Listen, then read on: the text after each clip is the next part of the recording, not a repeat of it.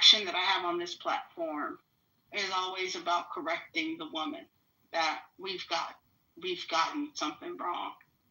And I dismiss it because I'm like, I really want to understand what our world is about. My beginning interest was in astronomy, and I wanted to go into astrophysics. I didn't pursue it because it's true. In the United States, in our country, that young people's minds are geared towards studies of history and sociology and all that stuff. When I went to college, I was a ward of the state. I had parents. And when I did go to college and I was focused in on science, I was derailed by liberals. Beautiful boy, they have a dream for me. I'm a Black woman who grew up in Texas, and when I was growing up, I was taught to step aside for white people because, baby girl, you don't know who those white people are. And beautiful boy, they have a dream for me. My great uncle was hung in Texas. And this is before Jasper of the most recent, and that was in the 90s, Jasper, Texas. But my mom was like, we're all children of God, but some children of God think that they're more than you are. And go about your life. Do not be about conflict. Just understand that there are some people who are here who think that they're better than you because of how they look, not because of their character, not because of their heart. And that's been a real struggle. That's been a real struggle.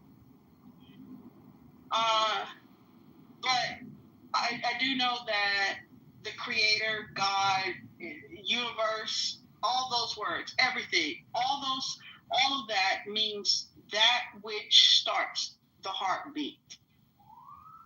That says it's okay for you to be here. What gives your heart, what allows your heart to beat and gives you life.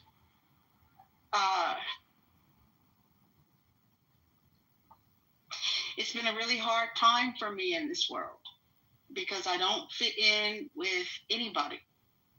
I've been told I'm not Black enough by my own siblings. I've also been told I'm not white enough. And that's not a surprising thing. I mean, the Italians, the Scottish have all been told that same thing. And I don't really care about it. I don't care. I'm just like, no, I'm here. I'm right here, right now. And the only way we are going to get to a point of clarification of design and structure is if we listen to all of us. We have to listen to all of us. I was really interested in physics and engineering. Where my brain went left, not liberal, not Democrat. I'm very much a conservative and a Republican, being a Texan. I'm not saying that as a definitive statement. I'm just saying as a clarity. I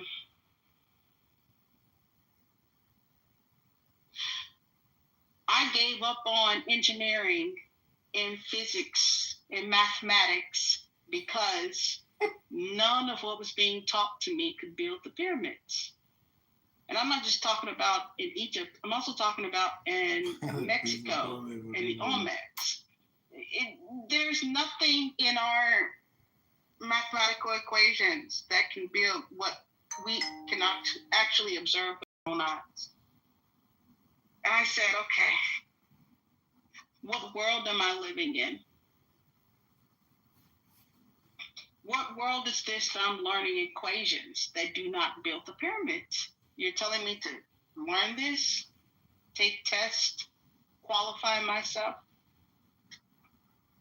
that's where my brain sits. So it sits in that reality of like, I want to be a part of the world that can build the pyramids, and I'm not there yet. We have some essence of that in Florida. Breakfast on the class today. Money for this week is dedicated by the Thomas Jefferson donors. Vivian and Ariel Nakasha family. For the Refuah Shalom, Chaim Father Frida, and the continued health of Chana Matzah Frida. Also dedicated by the members of the Ishmael Shalom and Fahel Ben Rachel. Allah Shalom on his first Azkara by his family. Core castles, there we go. And miss him dearly. For the Core castles were built. the loving everyone is not a brutal solid by the Della. Allah Shalom sponsored by our family.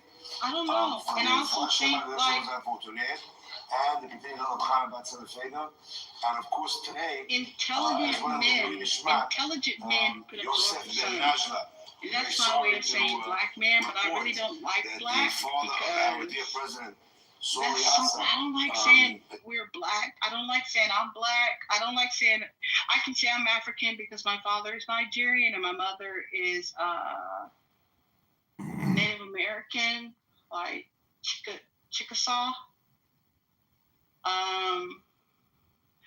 It's just a weird world where I don't like feeling this uncomfortable. And then I think that there's so many intelligent men on this planet who've been made to feel uncomfortable. So they can't even speak what they actually know.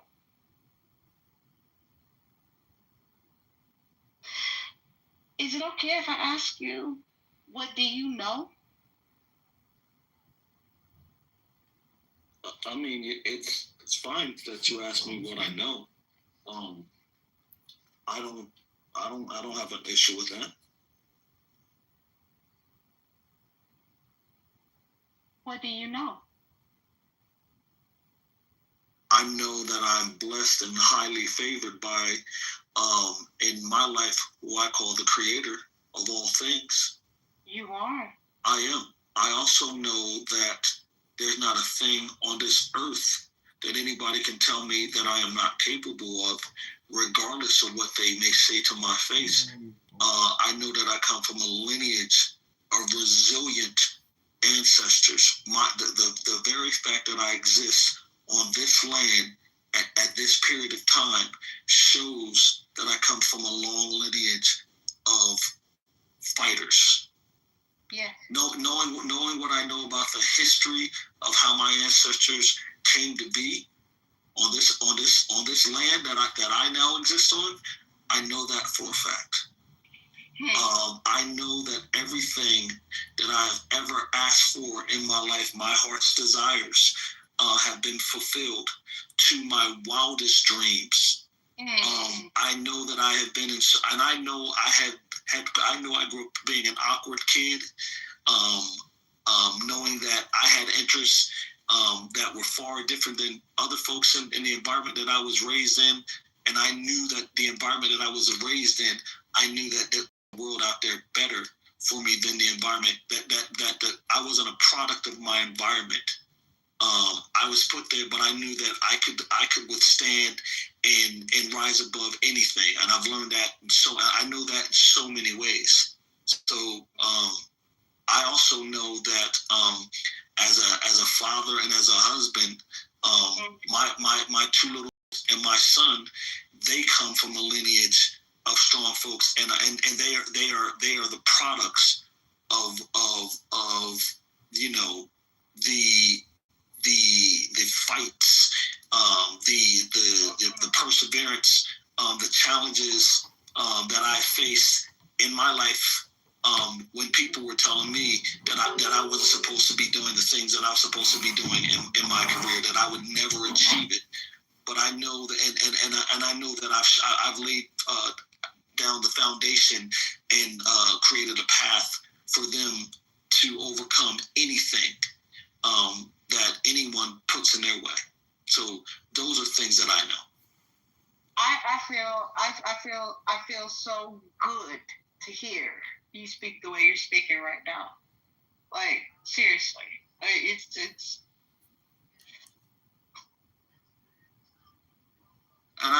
say that with all my heart. I know that people who encounter me know that I'm the same person that you're hearing right now. I'm the same person on this app that I am in real life. That I know.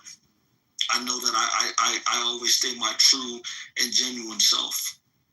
I know that with my flaws, they're still excellent. I know that there's still much for me to be doing on this earth, and I will continue to strive to do that. That's what those are the things that I know, and I know that even sometimes I struggle with myself and think that I may have imposter syndrome, but I know for a fact that every time that I doubt myself, I also surprise myself. Those are things that I know.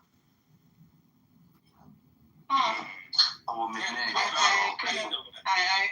couldn't have better answer.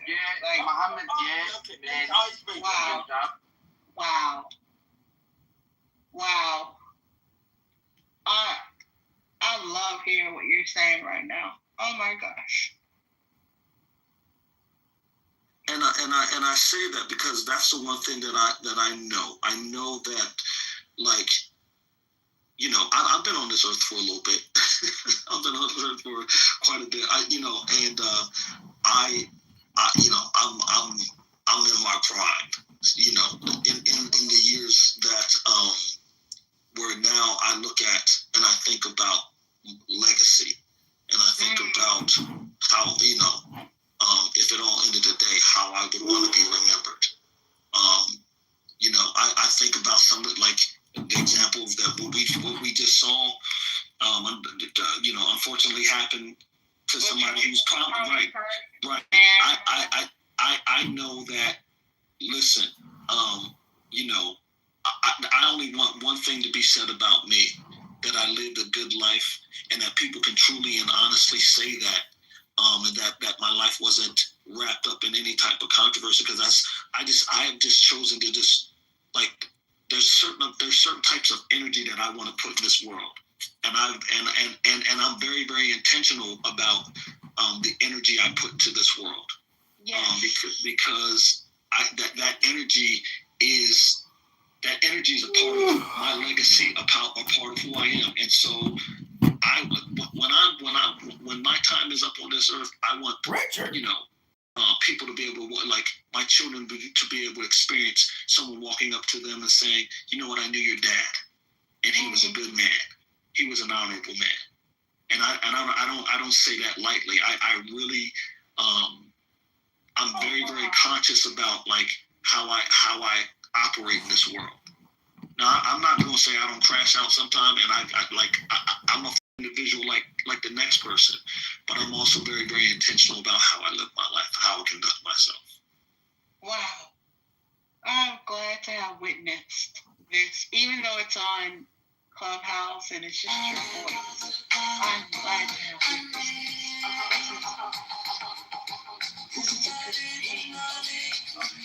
and maybe this happenstance was for for you to you know, and just the same, it could have been just for me as well. You know, maybe at this point in this place in time, you know, we both needed this. So I'm glad that I could accommodate in some way. You did. You accommodated quite well. You did it. Person who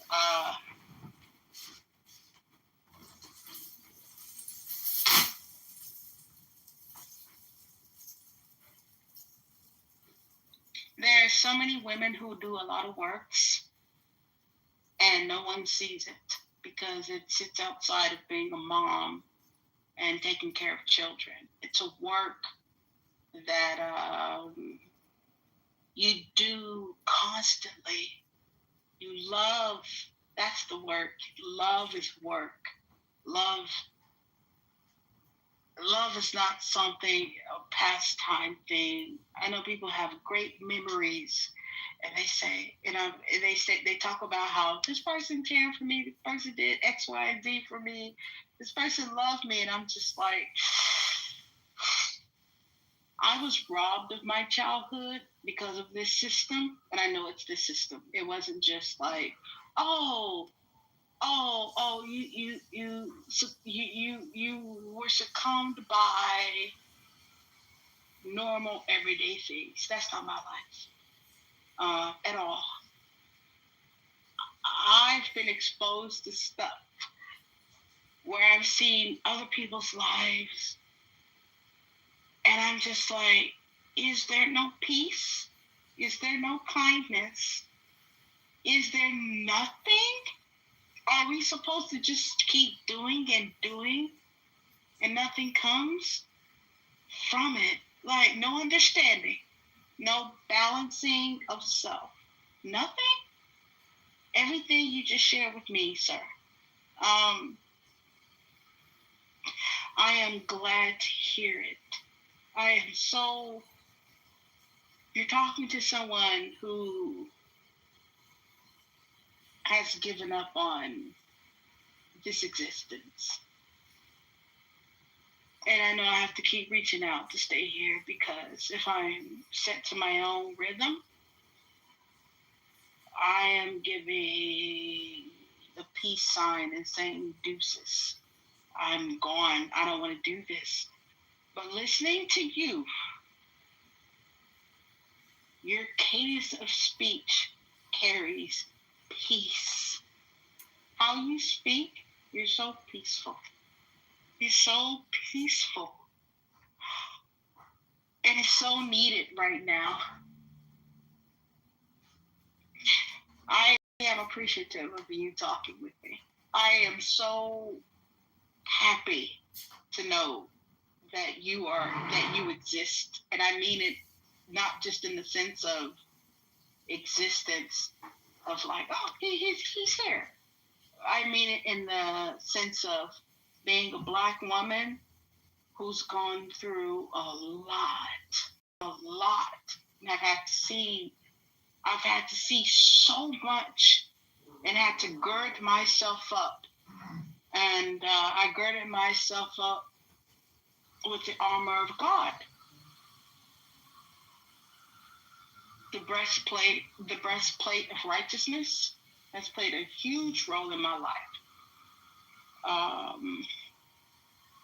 I know a lot of stuff, but I didn't have to go down the road that a lot of women who have my history, they go down. And that road is prostitution, selling their bodies. I've never gone down that road. And I've had several men in my reality, not men that I loved or cared for, anything, just men in my reality. I had a spiritualist out of New York, Jose Guiones from Puerto Rico. He told me that you should be on your back. That sounded so disgusting to me. It was, I'm just like, who, what? Knowing that you have a daughter,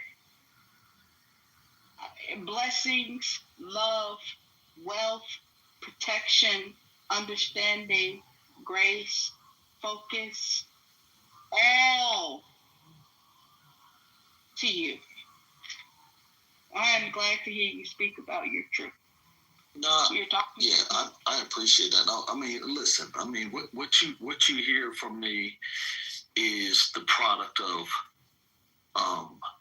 praying, long-suffering Black women that have been instrumental in my life.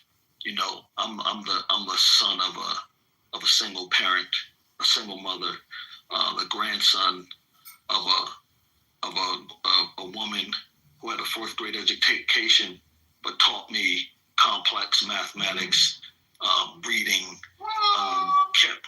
told me to, who pretty much is the sole reason why that set my career on this path. Bought me my first computer with every little bit of money she had, and told me that I could be any damn thing on this planet that I wanted to be. Yes. And so, you know, you're hearing the voice of somebody who has been lifted up by by strong Black women who've been extremely influential, and I do a lot of things in my life for those people who stood, and prayed for me, and pray, and I'm very, very fortunate that some of them have gotten to see that their prayers have been answered, and that the manifestation of God through my life.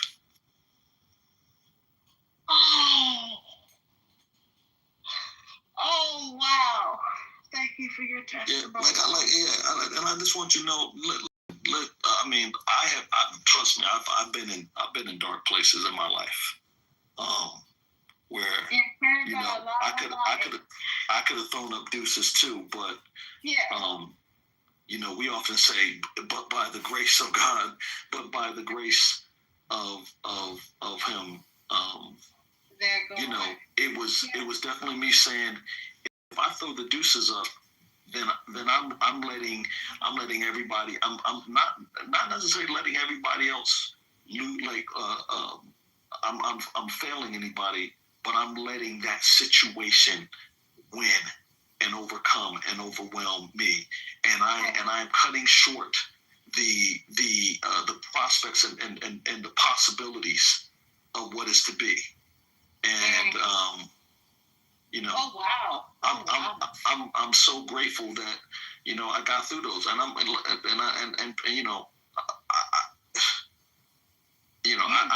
know how, and no one's ever gonna take that away from you. Yeah, and I've always just told myself I want to be an encouragement to other people, because you don't know, and sometimes you get on this app and you don't know, and so sometimes in these quiet moments that you hear someone. So I want to just encourage you keep fighting the fight.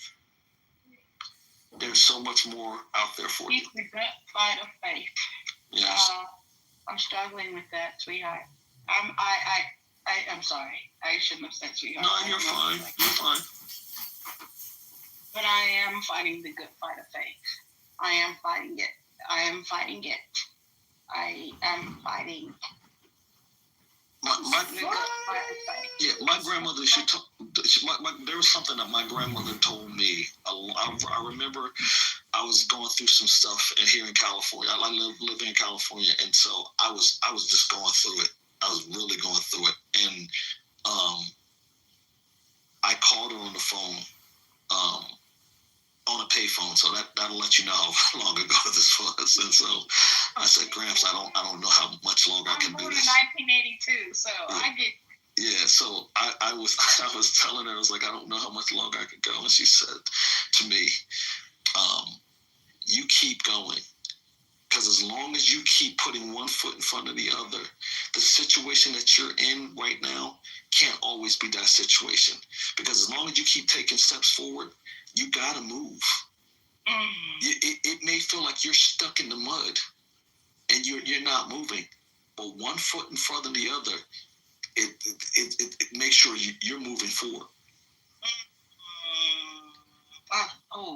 And I was just like, she's absolutely right. And I tell you right now, to this very day, when I am dealing with my own challenges and doubts, and I'm just like, I can't do it, I just shrug and say, you know what? I gotta put one foot in front of the other. Yes. You know what?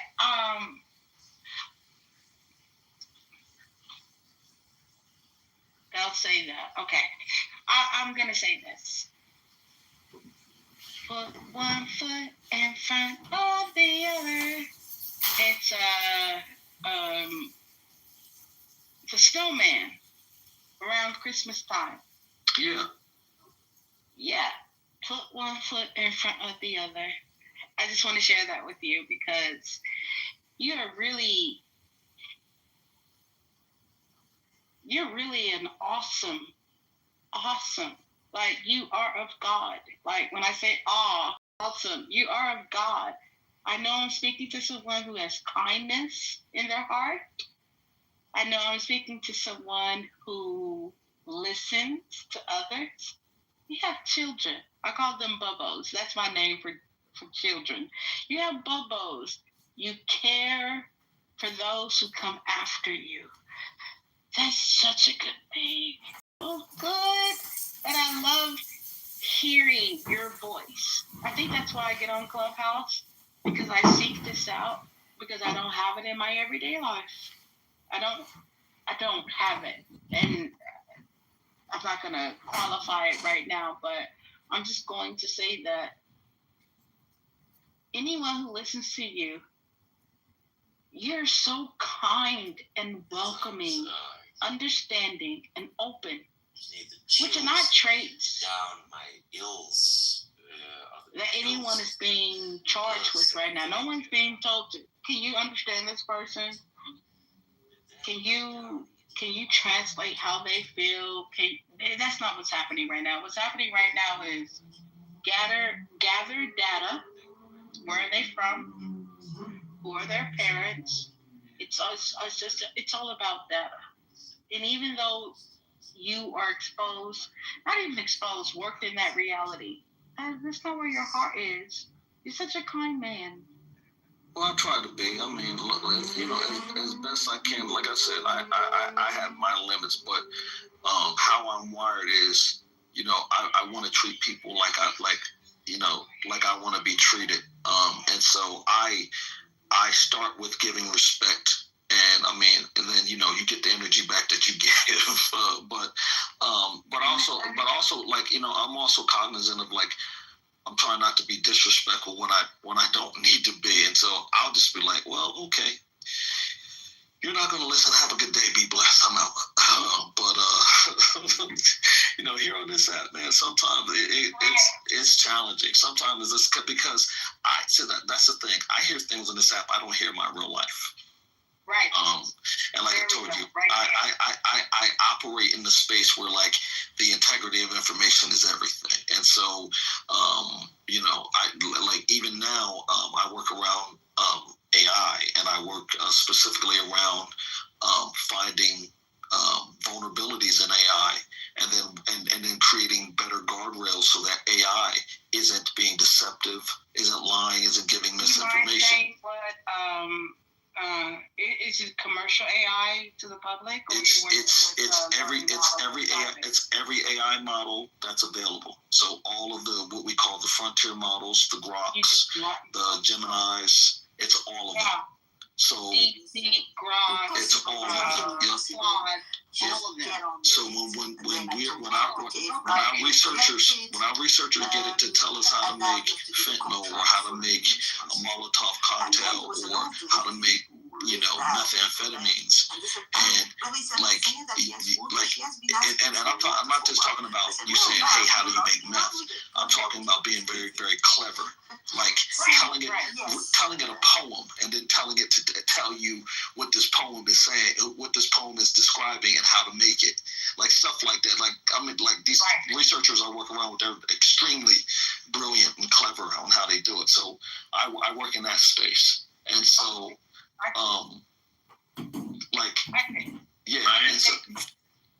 my favorite way of getting around limits like that is to say, I'm writing a novel and I need to know how to do this. Right. Yeah.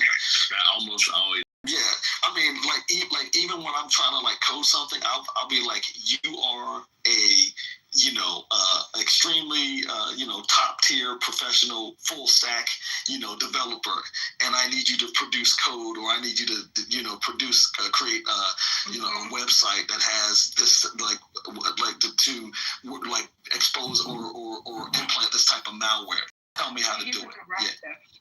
So like how you prompt is always key. Yeah. Right, it is.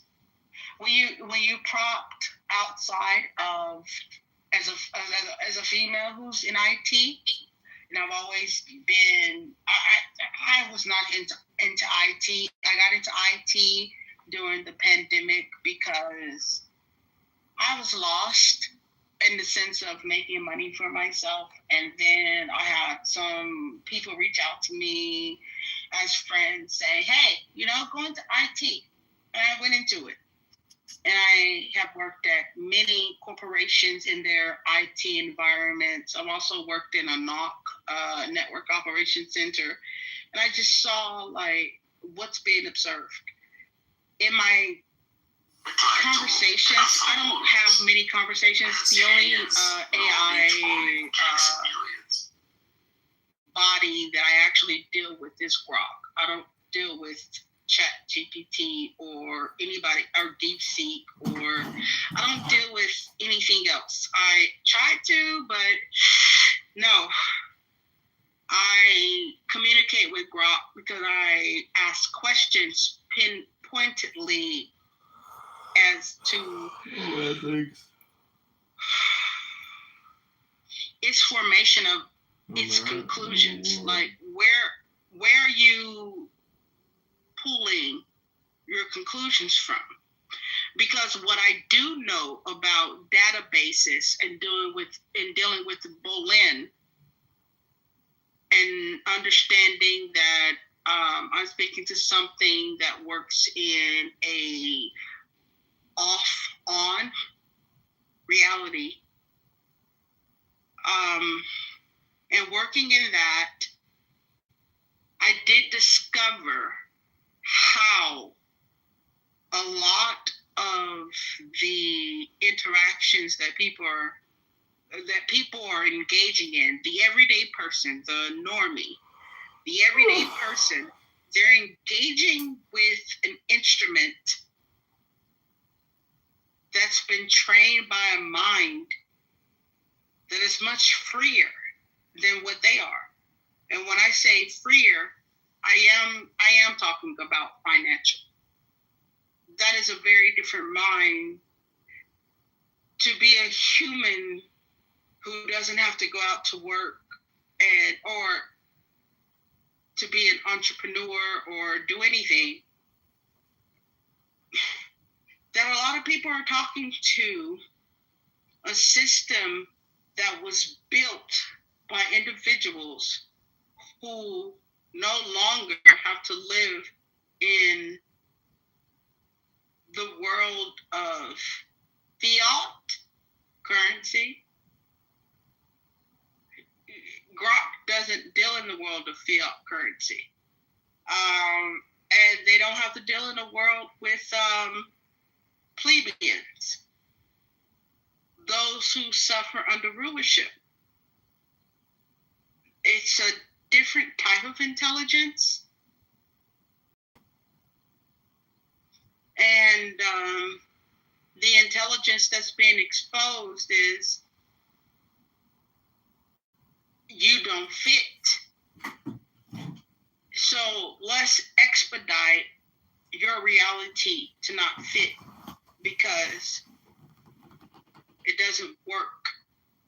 And the reason I say that is because we have too many reports of people in the United States of America and in Great Britain of males, young men, and that this is of young men who have said, okay, this information is telling me that I have no resolve in this existence, so I must go. And there's nothing else there to support that reality. I had this sentiment, that very same sentiment, over a decade ago. And the only thing that keeps me here and breathing with everyone is I had humans that interacted and said, I care. AI can never care until we get to AIG, until we get to the point where the systems that are being built, who are taking up water resources that are being built in Tennessee and Alabama and Arizona, and until those systems say, all right, everyone doesn't need to go, because there are a lot of people who are chiming in to AI and speaking about their pain, disruption of their dreams. And I just think that everything that's being fed into AI is that everything that's happening right now is deplorable. No one would ever want it. No functioning machine would ever want it. And there's a lot of pain. There's a lot of pain. So when I say to you, sir, that you share your life, giving in biblical text, a testimony, you're giving testimony to your life, it means a lot to a person like me, who's sitting in Ohio next to Wright Patterson's. It's amazing. The truth of the matter is that there are a lot of young men killing themselves right now because nothing makes sense. And there's a lot of women killing themselves right now because nothing makes sense. And I'm not even their age. I'm older. I'm in my 40s. And I'm fully aware of these young people. They really do feel hopeless. And I do wish for for something to be benevolent. But Charlie Kirk being killed is a really hard. It's hard. It's hard. It's painful. I cried. I am not done crying, and I didn't even follow him on social media.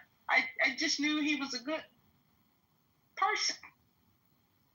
Not like Trump, not like these politicians, but he was just an individual. And it hurts. As a Black woman, I reached out to, I try. And I reached out to other Black women, and they're like, oh, Charlie Kirk ain't shit. Oh, Charlie Kirk this. I'm just like, I had someone tell me who was a sergeant in the Air Force, Charlie Kirk said that he don't like Black women. And I'm just like, I had never heard that. All I heard about Charlie Kirk was he's a man.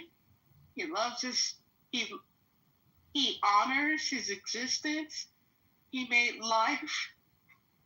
And he's gone. And I'm just gonna be honest. It's real hard right now for me because I'm hurting over his death, and I'm a Black woman. It doesn't fit with all the other Black people talking to me because they're just like, he did this, he did that. He should be. He should be dead. And I'm just like, what are you talking about? It hurts, and I have to.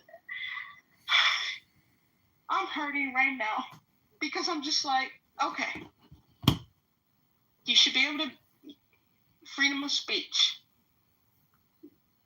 our Declaration of Independence, we the people, we're supposed to be able to speak. I'm hurt because I don't know what's going to happen, and I'm scared. And I'm scared as if I were like 20. And I'm not 20, but I'm scared. I'm going to ask you what's one going more to happen. time. Then I got to shoot you. You know, tell me what I want to know. Men who speak the truth. Where's my money? Especially to... Look at you. I'm Ray Barboni from Miami. Well, that's supposed to mean something I'm gonna be to me. real. The man you're standing on there happens to belong to me and my partner, bro. Well, this piece of shit owes me money. Hey, get in line. When I found out tough shit, bro. the percentage of Black men who are in prison, well, I mean, LA is an open city, and I don't think they have to get permission from nobody. A strike against their ability to participate in society because you must be what they call they're felons. One of those quick jaw artists, you know, because the way you got your guns. I have one sweet Black man. Well, what do you got there? Sweet kind, loving, understanding. So understanding that the only reason he went to jail is because he cared about his little brother. His little brother was doing some whacked out stuff, and he didn't do it. I'm gonna ask you one more time. When the cops came in, his little brother ran away, and they knew he was going to catch him, but he stayed there. And he took the charge. He spent 10 years in jail. But he had nothing to do with selling weed in Texas. Had nothing to do with it. He just took the charge because he's like, I can handle this better than my little brother. And I love that man. He told me, I don't want to stop you from your growth. I know that if you try to make a life with me, my felony charge will capture you from what you want to do in your life. Did you know you can literally piss out? There's a system going on that needs to be shut down and destroyed. Too many kind black men are locked up. There are some evil people who need to be locked up, but there are some men who no, and they're kind and they're loving, and that's what I heard in your voice at this time. I heard kind. He's still in the room. I appreciate that. There's so much to unpack, and it's getting late. Yeah, it's 3 a.m. here.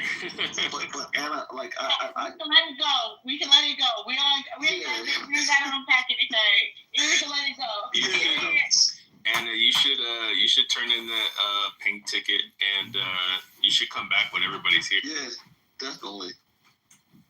Okay, tell me about what's the pink ticket. So if you click on politically correct at the top, you can join the house, and then you'll get notified when there's new rooms. Yeah. So your picture has a pink ticket next to it, and so if you click the politically correct name up at the top and join the house, you'll get notifications. I'm just gonna say a good thank you, and I mean it. Like I know this. I know black men have kindness, and what I've been experiencing on Clubhouse is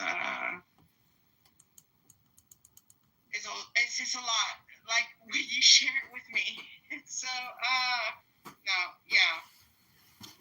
Listen, it can be a lot. Trust me. Michael can attest. If you've been in some of these rooms with me, like I told, as much as you hear me here, you'll hear a even more spirited version of me, and that's because I'm very passionate about how I feel about things. But I'm like also I like to try to my best to stay rooted in truth, and the integrity of the words that I'm saying. And so I'm the first person to say if I'm wrong, that I'm wrong, and will sit and listen to somebody, educate me and enlighten me on things. But on this app, everybody is an expert in everything. I've had people who try to challenge me even in my own career, and I've had a long, illustrious career in cybersecurity and IT things.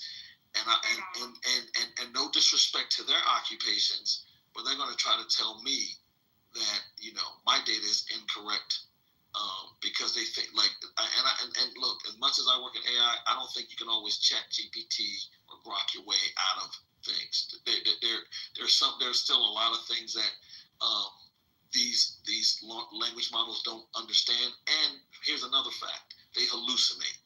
They try to be so helpful that they can hallucinate and give you the wrong information. So, but that's a whole nother topic. But I will say this: I do appreciate the conversation we had, and you should definitely come back and join us.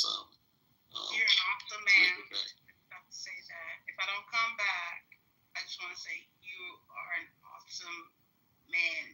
You are of creation, and I love the cadence of your voice. So much can be heard in the way that a man speaks. and you're an awesome man. You are an awesome man. Appreciate it. Yeah. Yeah, you're talking to someone who's given up on this reality, and I know there's more. I know there's more than just struggling, and I don't want to be a part of struggle anymore. I'm done. I'm so done. And it's late. You and another has articulated, and you're awesome. You're awesome. You really are awesome. I kind of want to say you're blessed, but that's not enough.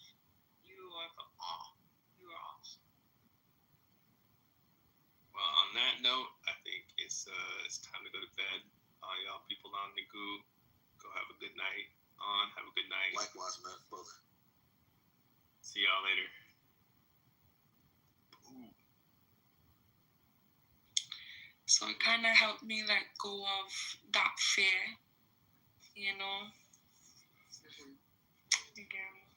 But I definitely could. I can't understand fully, but I could relate to what you're saying for sure.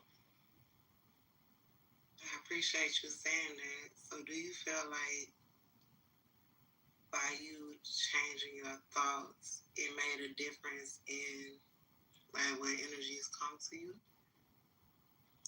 Oh yeah, definitely. Yeah, definitely. But I had to think about putting like values, like, you know, like a value system or like principles or affirmations to help create like almost a barrier or a limitation, and not a limitation that hold me back, but understanding that, you know, like if I seek these principles into my mind, then it would only navigate within these spaces, and certain things outside of that would fall through. So, you know, like if it is that one of the principles is that, you know, like loving and being one with all, you know, or let's say peace. That let's say peace is a part of my nature. You know, one of the principles is that then any thought that occurs that aggravates me or take me out of a peaceful state, it wouldn't last that long, because my mind would, you know, just focus within that area. It wouldn't necessarily go beyond that. So just like how you was explaining, you know, you were, I hope I saying this properly, I hope you, like when you're saying that, you know, sometimes there was like, you know, your service to God in according to the religion, it could have been a little rigid, like, you know, and then when you couldn't live up to these things, you know, you felt, you know, maybe guilty or fearful. Yeah. Those were the parameters that, you know, you place for your mind to navigate between.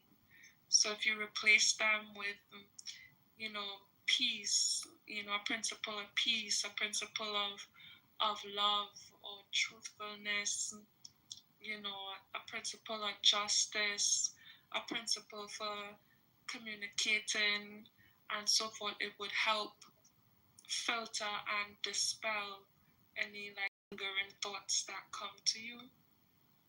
You know, another thing that helped too is breathing. Like a lot of negative thoughts occur because we're not breathing properly. So that also helps too.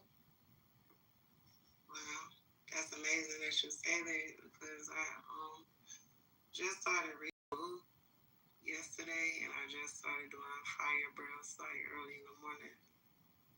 So I noticed that like a lot of tightness and like I felt in my body. And the book was like, do 50 to 100 breaths. I'm like, what? I got time for that. I gotta go to work, you know. But, I sat with it. I was like, okay, I'm going to at least do 50, deep breaths, right? So when I did it, it was amazing. Like, I started to yawn. It was kind of crazy. Like, I was like, man, I really don't be breathing. We try to take supplements and, eat fruit and things and take smoothies, but the free air, I just didn't realize, how I just didn't appreciate, the things that God already given me. So, yeah, I definitely feel you on that. I grew up in, I'm in Atlanta, right? So, I grew up in Decatur. So, just being a Black woman and, the experience that I had, it was, like you said, when you came here, it's very psychological. It's like I grew up in it. So, I struggle with a lot of guilt, shame. You know what I'm saying? Just not feeling enough. I still struggle with that. Not so much now because, coming from reading the word and, just doing studies about, where we come from and just ancient things. I understand now that okay, it ain't about trying to be perfect, but it's about trying to find me. So I really appreciate you saying that because it's really confirming a lot of things that I was thinking, but carrying so much pain and being in the city, it just be a lot. So when I try to sit down and quiet my mind, it's really a struggle. So I probably just gotta practice more. You know what I'm saying? Really get out my head. That's something I really struggle with. I'm a Virgo too, so I'm always thinking so much all the time. So in my mind, I'm thinking oh, it can't be that simple. But I be telling my kids, it's it's simple, but it ain't easy. I probably should take my own advice, but I'm really gonna work on that meditation, going back and healing them traumas and not keeping that nervous energy inside my body. So a lot of times, the past year and a half, I really been sitting there okay, I'm gonna have faith.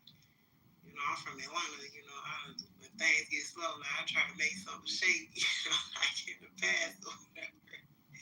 But this was the first time, probably in the last year or two, where I really just sat with it, sat with that feeling of lack and all right, God, I don't have to try to do things on my own. And I have seen things move.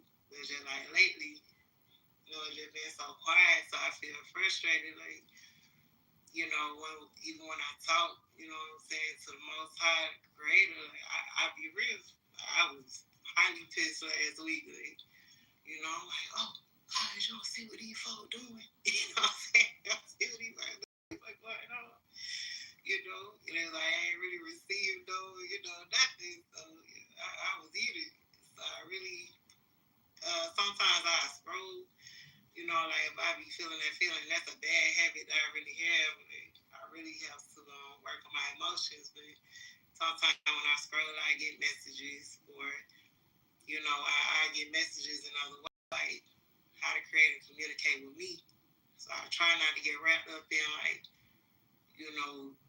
really watching social media and kind of looking at prophetic words and how this happening. But sometimes sitting with it is very hard because when I dwell on the past and I think about man, I made so many bad decisions and now my life like this, I struggle with that. So that really bring me back to the guilt, God, if I would have had follow your word, I could have avoided, a lot of pain and hurt in my life. So in the place I'm at right now, it's sometimes I can't even work. Sometimes I get so distracted and it be so heavy on me. I just really struggle with that asking until I be feeling angry, in my spirit. So I'm definitely gonna work on getting into meditation and things. And I definitely know that there's a God to ask. But I feel okay, well maybe I'm just in a testing period because I haven't been shown, even though my family very religious, I really haven't been shown this way. So I try to have that patience, with myself. So how you said, the more you, show yourself grace and, treat yourself better. That's kind of where I'm at right now. So I really had felt discouraged, and I'm glad I came on here to hear this. I really did need to hear that perspective. So do I ask? I feel like maybe I need to ask a little more. You kind of just sit with that faith, but it's definitely not easy. Definitely not easy. I hear that. Definitely been a journey.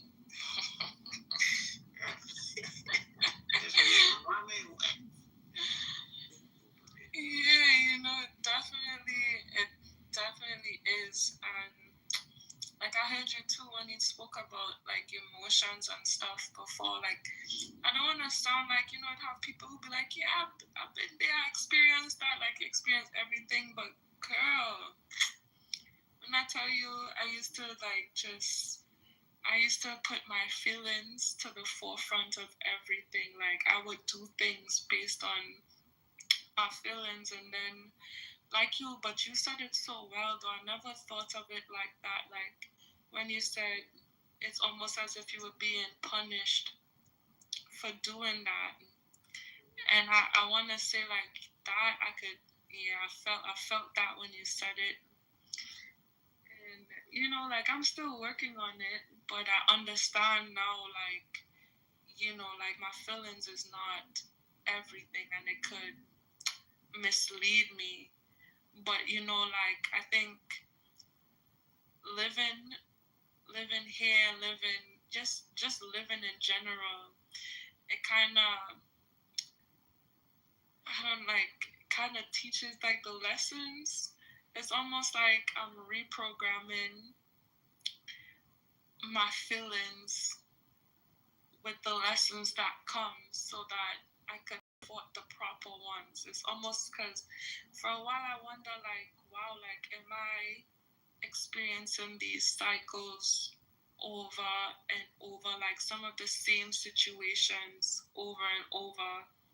And I was like, okay, so I guess I'm supposed to change. Something's supposed to change. But I would never try to pretend to know what it is like to grow up in America, and the weight that might hold, because I cannot imagine, but as I said, I could definitely empathize, and sometimes it'd be so much coming at you, like that moment to sit down really does so much. Like, and I love that you said like you do the 50 breaths every morning. I thought that was really inspiring, and I think like just counting my breaths too, like the first thing as I wake up would probably give me so much more appreciation, rather than just hopping up and getting up off of the bed and doing other things, but sitting down and counting my breath, or doing a certain amount of breath, and just really seeping myself into that. I'm wondering like what would that do. So I'm going to try that. So thank you for sharing some of your tools with me. I appreciate it. Oh yeah, for sure. Like, so Queen of Fua, have you heard of her? Yes, girl, that used to be my neighbor. What? Oh my goodness. Oh yeah. I found her book, Sacred Woman, and that's where I got it from. Wow. You see, I bought that book for me and my mama with intent for us to read it together. I still haven't read it. But thank you. I'm gonna do those breaths. And you're encouraging me to pick up the book and read it,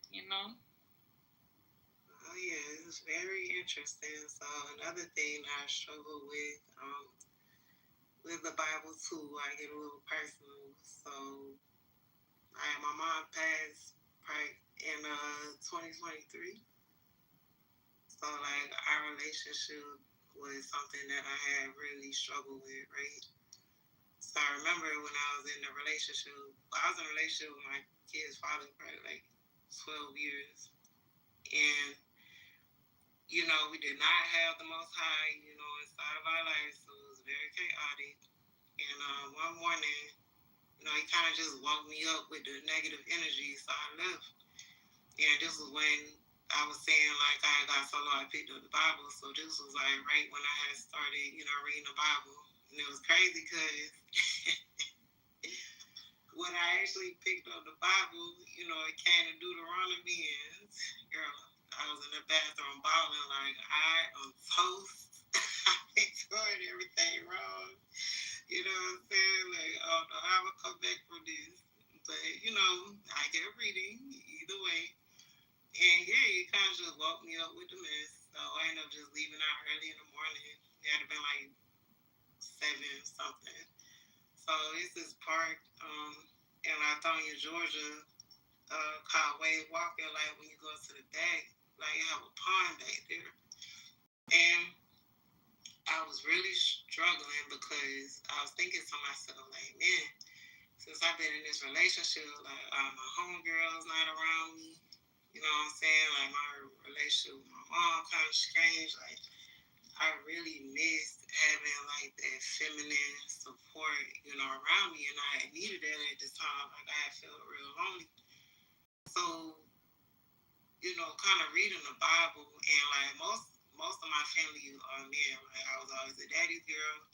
I got 2 brothers. Like most of my cousins is boys. Like I always had homeboys, and I really struggled with, you know, I love the Most High, but I was like, you know, as above is so below. Like, where is the feminine energy in all of this? You know, like, is it just, you know, is it so that I'm just this wretched woman? You know what I'm saying? It's not about. I don't know. That was something that I thought about. And then it was that morning when I left the house.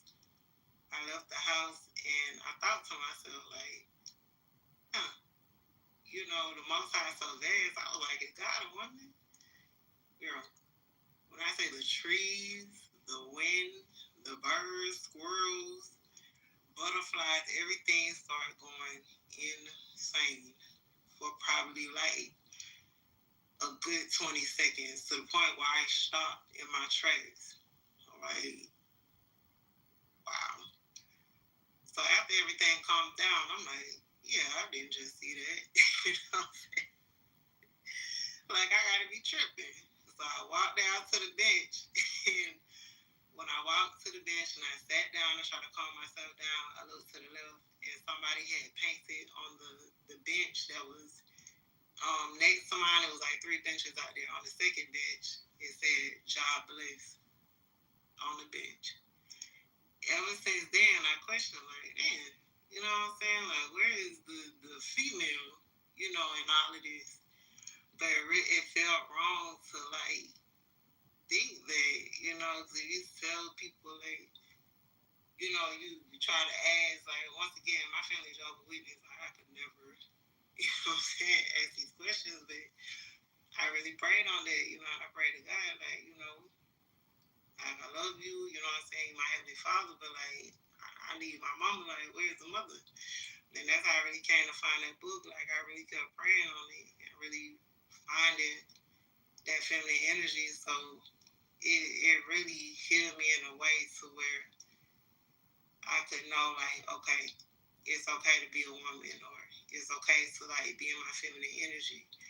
Because even, like, in my past, being around so many men, like, I was always moving in my masculine. Like, I was always a hustler, this and that. You know, that was one of the things that happened in my relationship. Like, I was so used to, like, being in that energy. I never thought about, like, okay, like, this not my natural way to be.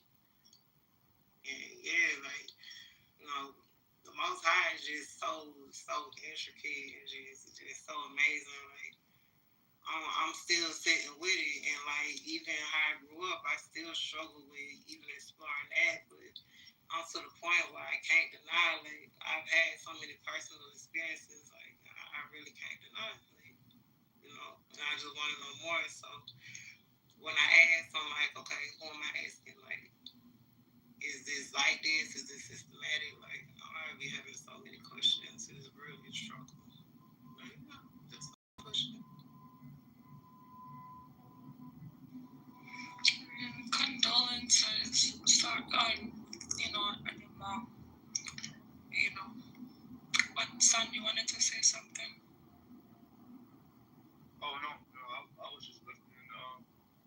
That's where I was at. So that's interesting that she said that. And then when nature responded to you, that should have told you that the answer was yes. But God is not necessarily a physical woman, but God is feminine. A lot of people read the Bible. I recommend you read. It's a book that used to be in the King James Version, but the more modern ones they took it out. It's a book called Wisdom of Solomon. You should read that. That answers everything as far as wisdom. And they describe her as she. Yeah. It says wisdom is perfection. It says anything outside of that is not of God. I said, wow. So I see why they removed it. Yeah. Yep. It feels very deceptive. But the patriarchy, I mean, this is how they came into power. They had to remove women. The power seat. That's why all that stuff was kind of forbidden. Because they know the true form of God is feminine as a mother. Like only a mother can get out of her, produce out of her. So, that's why even around the world, even in racist countries, they still have something called the Black Madonna. You know what that means? Black Madonna? I have heard that. I did see a picture of the Pope, and he had a picture of the Black Madonna. Yeah. Yes. Now it's yes, the all black, gold, mother and son, marrying son. But the Black Madonna, the Black Holy Mother. So it's interesting that even in Russia, which is, a lot of Russia is racist, they still refer to it as Black Madonna. Oh wow. Yeah. Very interesting that you said that. When I first started, when I really got into deep study with the Bible, I used to listen to Miles Monroe, and he really taught me like the legal, structure of the Bible, and talked about like Lucifer and like how, even though he's the devil, he follows like a legal system. So I'm like, let me study law. So I was studying up like on being private and things like that. So when I got a Black's Law Dictionary, I noticed that certain words in the Bible that I wanted to look in deeper on besides the concordance was also in the law dictionary. Like, this is very interesting because, just certain things that I was trying to break free from and, pray against. I wanted to teach myself legal prayers, right? So it was like, I started to study in that law dictionary, but I would always joke, like, with some of my colleagues and stuff, like, I feel like the devil is a woman because it just seemed like a little low down, dirty, you know what I'm saying? So I was watching on Netflix, like, you seen The Sandman? No, and I need to watch it. I really need to watch it because somebody told me that was another one that's really good. Oh yeah, it's real deep. And so the episode I saw today, not to spoil, but he, well, I don't want to spoil it, but the Morning Star was a feminine. Okay. It was, and I'll tell you something else that might be real controversial. Real controversial, but I'm here true. is that it's not the devil. Oh, really? Nope. Please elaborate. So they got the story. They said that Lucifer was the highest angel in heaven, not the devil.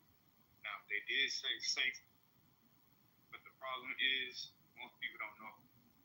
Satan does not mean the devil; it means the opponent of somebody else. So, there was a war in heaven. In Revelation, we talk about war in heaven, right?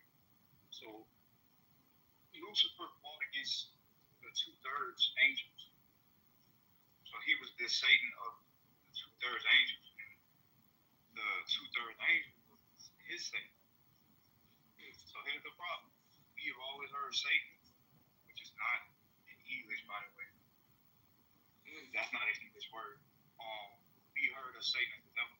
Do you know the word the devil is nowhere in the Old Testament? You can't find devil in the Old Testament. You only find devil in the New Testament. But yet, Lucifer was the highest angel, and it wasn't. So if you read, there's something called the Piece of Sophia, which means faith of wisdom. And it's in Latin, and then they have it's translated, but it's a poor translation. But it basically says that, yeah, that was the Most High, or up with the Most High. The highest angel sitting at the feet of the Most High, and said the 2/3 angels did not want to bow, like, and take their place. So they basically, it was jealousy. So they cast down the 1/3 angels because they didn't want to, be under them. And that's a whole big thing. But when I was looking at that, I was like, wait, this is totally different than what they teach. And then also I found what a fallen angel is not, it doesn't mean it's evil. It means it's fallen from its place, from its original place. And so they were saying the fallen angels is actually human beings. Oh, wow. So, yeah, so this is why we trying to get back to heaven. Like, even the Christians that they got all these different denominations of Christians that believe this, believe that, whatever.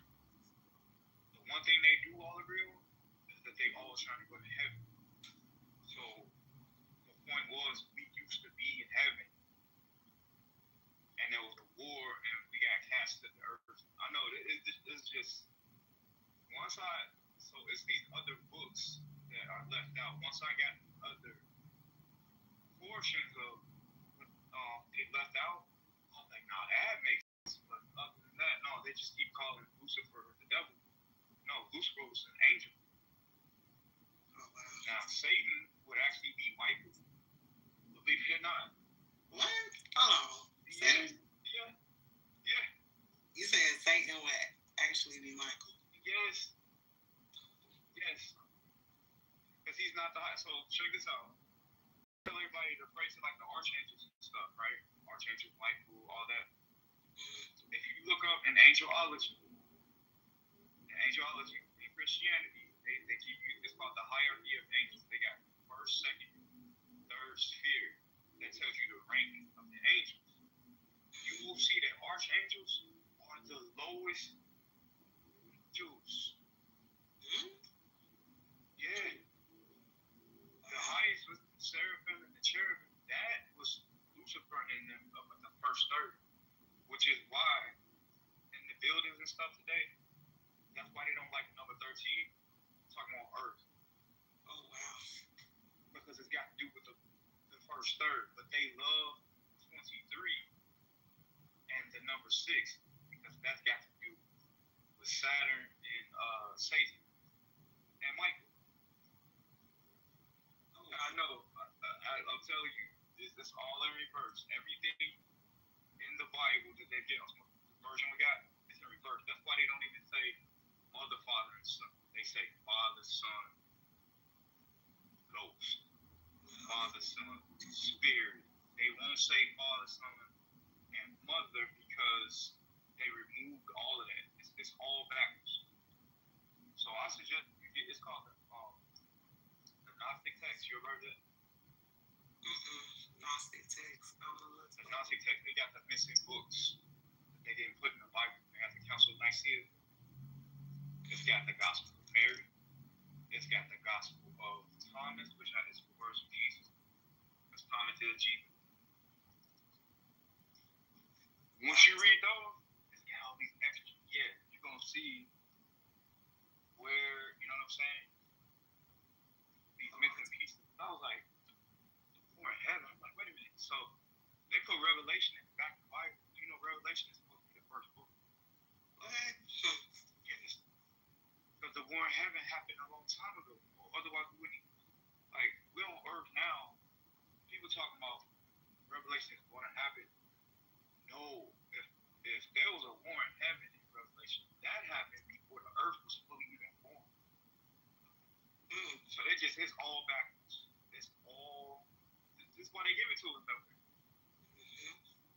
But yeah, but the information is out now. I was like, wow, yeah, Gospel of Thomas, the Gospel of Mary, the Gospel. There's one called the Apocalypse of John or the Revelation of John. That breaks a lot in there, and they were saying how the angels, the second and third angels, they jealous of us human beings because in heaven we was the highest. And they ain't want to bow to us. So they bound us in the earth. But they can only bound us for a certain time and then we will be released. So that's why I say when you hear that word Satan, we think it means devil because of the New Testament, but no, it meant who was opposing you. Because the word means adversary. So you can have a like, today they say you can have a yeah, it depends on who it is. If it's somebody that's against you, that's your op. But it's not the devil. But yeah. But they say the devil is Saturn. They call him Michael, the Archangel Michael. I know that really blew my mind when I did my own research and connected to other books. And I said, this is why they don't want us reading. Because you'll get the whole shebang, and then it also tells you that us on earth, we are God's highest angels. Wow. And that's what the jealousy was about. Yeah. Jealous of the soul that's in man, is the highest angels in heaven. They got a picture, it's an artwork drawing of the hierarchy of angels, and at the very top sphere, they're babies. So that goes over people's heads. Yeah, the seraphim and the cherubim, they're at the highest height, but they show them as babies. And so people don't realize they're talking about that's us. So the whole revelation thing and the thing of like saying what will complete this when we come out of earth is when we go back to heaven, we'll be back in our first position. Then things will be back right. We'll be back. Because they're saying that seat is still open until we return. So it's deep, but definitely not hard to believe. Right, it actually makes more sense when I saw that. Then it makes sense why the world is evil and corrupted and all of that, because it's ruled by the second, third angels. And the word Michael does not mean God; it means like God. But the word, they call it Elijah. It's not pronounced like it's pronounced Aliyah. Aliyah. That's how you pronounce the light. The J is pronounced yeah. Aliyah means the most high, not like the most high.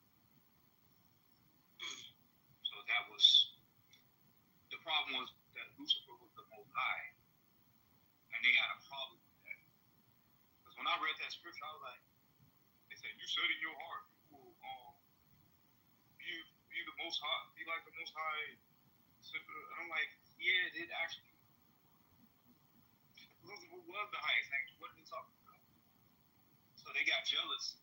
But if you read the piece of Sophia, the war with the angels, they was hating on Lucy, like you said, which is a feminine. She they wanted to be closer to God, like her, and so they it was more that they jumped her. That's what they were saying. It was a jump.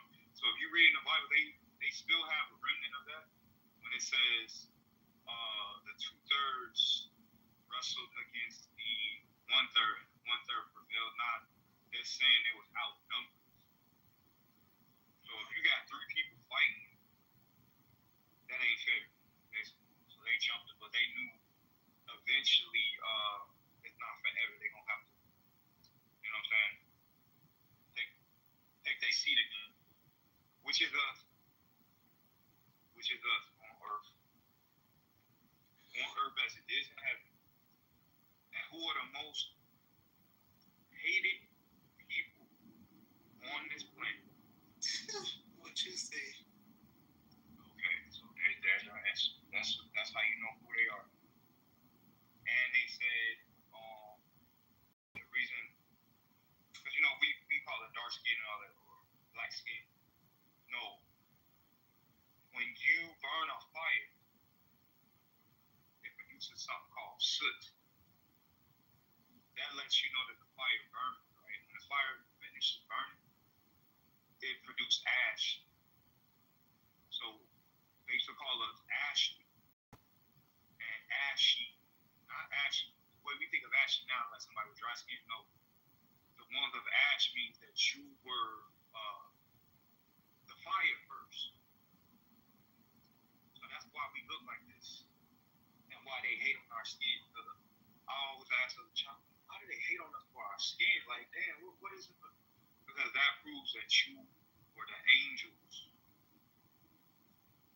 When you burn up fire, when it falls, when that fire burns and it turns into carbon, it is black.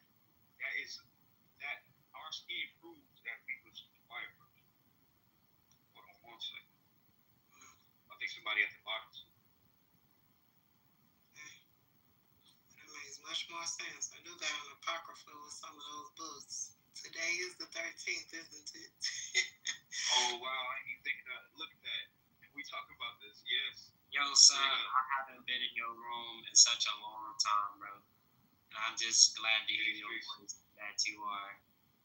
I don't think you remember me. I used to come in your rooms. I used to chop it up. And y'all was talking about the astrology and how I didn't believe in that. But okay. I'm glad that you. It was you. It was. I think it was 2. It was 2 years ago. Okay, bet. Yeah. See that you're doing your rooms. Yeah, that's amazing, man. It seemed like you got smarter too. Smart. No, I appreciate you. You're like you're growing, but like, man, I didn't. Like being.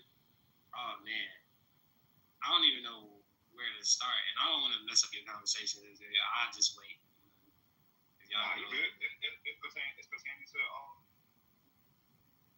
like the angels and all of that, or I think what you was touching on is context, right? I believe through the Bible and through Jesus, right? Jesus is the ultimate example for how to choose good and how to be close with God, even if you don't understand what the Creator wants, right? And I am the Antichrist, and this is what I'll say about that. I'm the Antichrist. You as a person, or you the Bible? I am the Antichrist, and this is why I'm the Antichrist. This is why I'm the Antichrist, because I choose goodness and I reject God, and I still choose to be authentic 100% of who I am, and I try to hold myself accountable, because I disagree with the fundamental nature of God. in the spectrum that he experiences what he experiences, sees all, and knows all. There's more atrocities that he had actually created the story for. So I don't like the author, and I don't agree with him. I reject him in all ways. And when I die, my energy, like my God flow, I will never sync back with him. My energy will never sync back with him because I know that it exists, but I reject it, and I still choose goodness. So when you're saying goodness is not God, you talking about the God of the earth? I'm talking about the God of the God of imagination itself. Oh, well then. What brought you to this conclusion? Because I'm saying the God of the earth is Saturn or Satan. So when they pray to every day. When I think about God, I think about creation in itself. What we are connected to, imagination. And so, if we are connected to the imagination source, none of this stuff matters. You're just energy, right? And your energy either goes back to God or becomes its own thing. But the perfect thing for people, this is the relationship you can choose, right? To be authentic and be real, right? It's how do you respond to a person that created you to? Because why do humans have this innate thing to want to worship? What is that innate drive? And is that drive programmed into us? Yes, it is. And so, yeah. So, go ahead. Were you trying to say something? No, I mean, because you're going in on another deal, but what people barely realize is God, they have these branches in the church and all that, the God that was in Genesis, who was dividing the earth. You see that he's not really creating. You will see it said he divided what? He divided the light. He divided that was Saturn. Now the God that's in heaven don't got nothing to do with that. The problem is they told you that was the God that's in heaven. God, so when you do the Father's prayer, you say, "Our Father who art in heaven," not our Father who art on earth or who made the earth. So the reason I know also the true Sabbath day is Saturday. That's Saturn day. That's the day you're supposed to go to church. And this is why the people who got all the power and stuff, the Roman Catholic, the Vatican, all these people, this is why they're able to do evil and all that under that God, and ain't nobody stopping them because that's the God doing it. So when you're saying God, I'm just saying there's a distinction. You are inherently evil just as you are inherently good. I don't think the question when you talk about what is justice, right?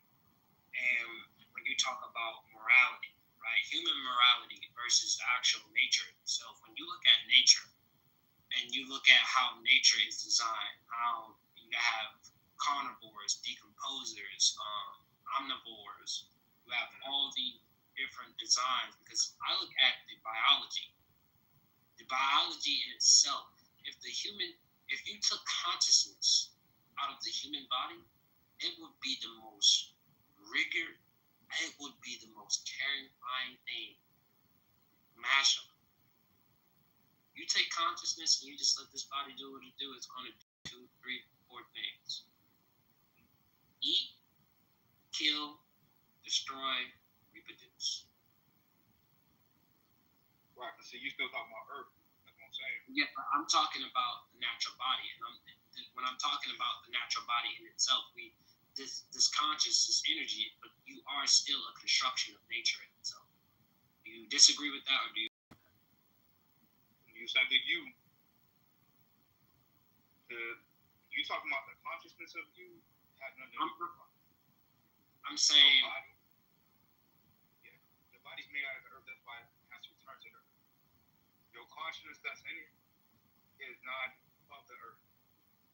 If it was of the earth, we'd be like animals and all these other beings that have a lower consciousness. They have a lower awareness. Okay. So when you talk about the human ability of awareness, right? Yeah. That is not. I'm listening. We're the only one that have this voice that can speak words, that can create words, languages. So, from what I understand, this awareness, this level of awareness, is not we're not as great in our awareness as we should be, and you can only reach a certain level of awareness through the only practice of alignment, and alignment is harmony, and that's harmony with your body, harmony with your mindset, harmony with learning, harmony with other people, knowing when to create, knowing when to destroy. These are the things that you have to be able to understand. If you don't understand these concepts, you're going to be out of harmony, out of alignment. And alignment lets you tune into higher energies, because there's low vibration. You said what? Let me ask you this. Are you aware there's other dimensions? Yes. 100%. Okay. Because without knowing that, there's people that think this is all there is. And I have experienced some of the higher ones. And to let you know, not only are they more real, what we call real than this, it's a totally different environment. Totally different. Dude, there are some infinities bigger than others. So there's some realities that are bigger than this reality multiple times over and over again. But I feel like, yeah, but I'm saying there's some that that this would not be a good model to even describe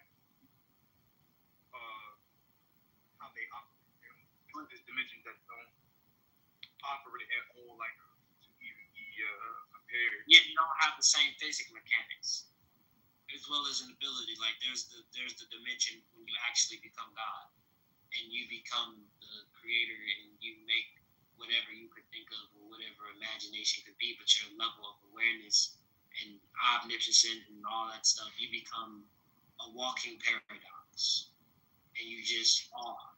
Like that's why nature is the rawest form of life, and nature is a very beautiful thing, but it's also very dangerous. It's like with truth. Yeah, it's dark as much as it's light. Yeah.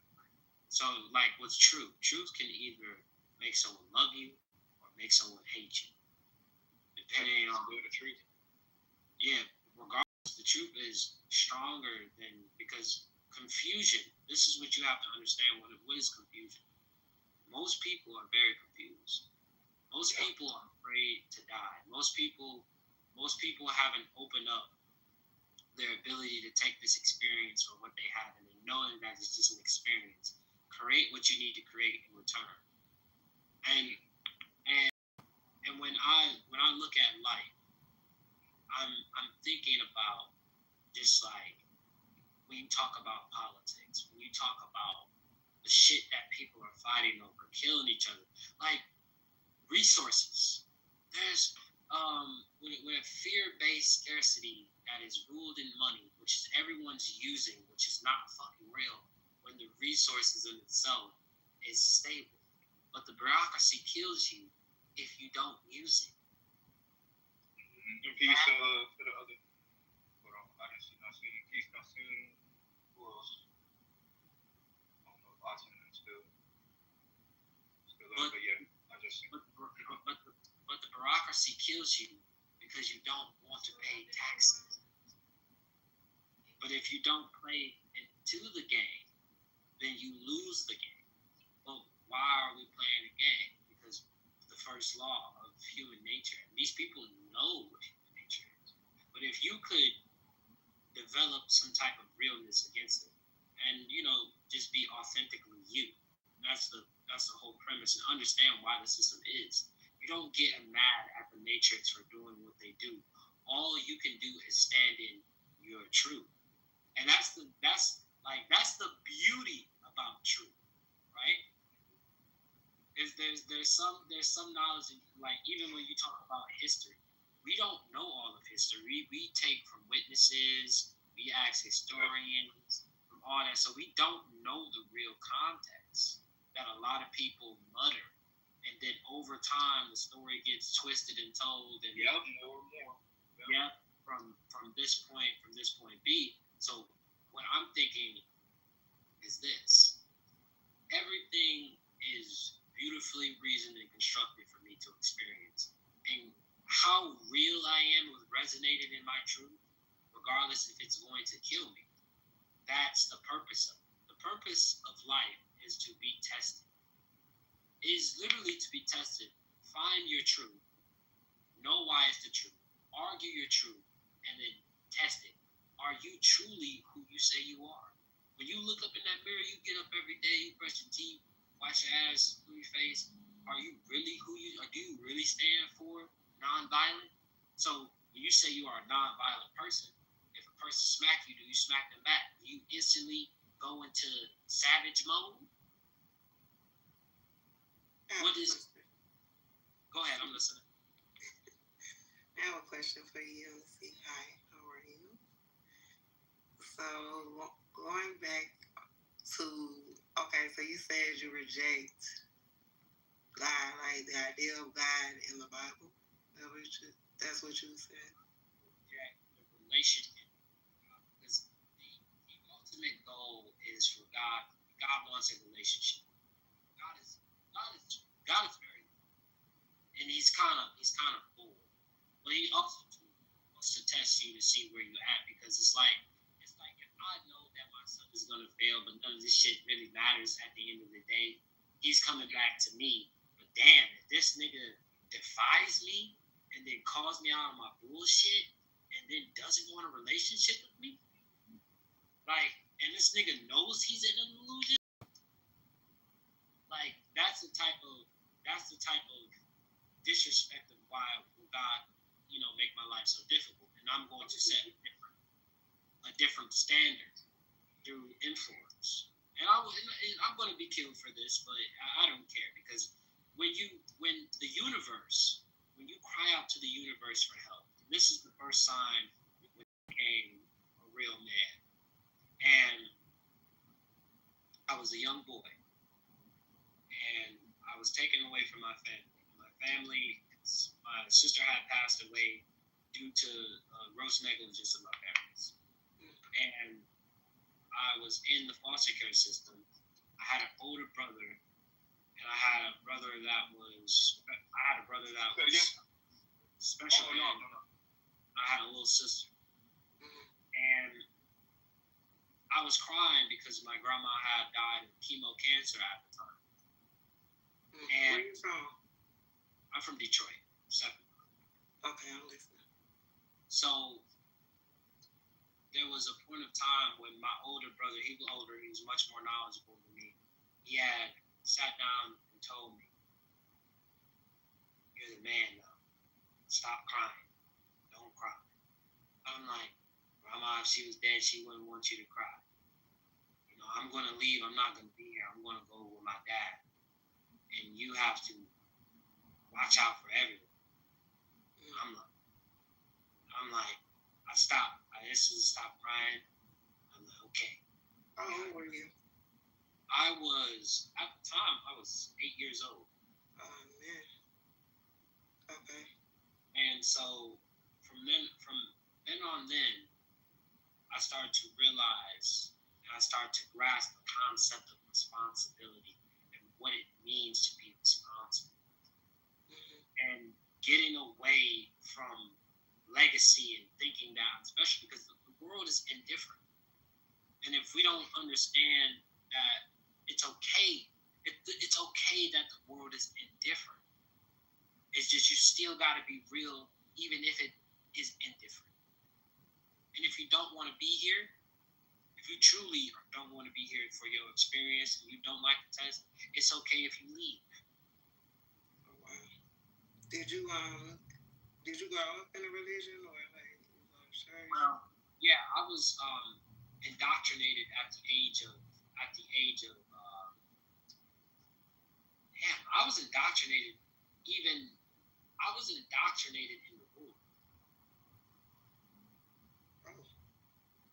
Okay, so you've been to church or like your family had a religion? Okay, so you say your family they didn't like. I tell you, I was indoctrinated in the womb. I mean, what you mean by that?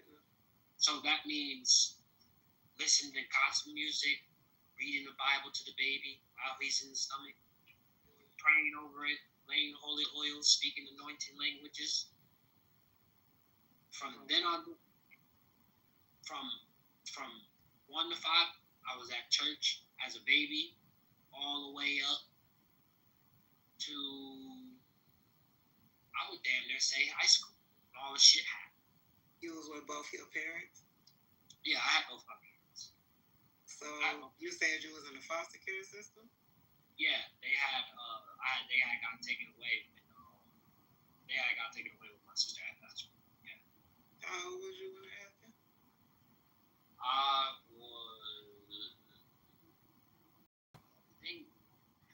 might got the timeline messed up, man.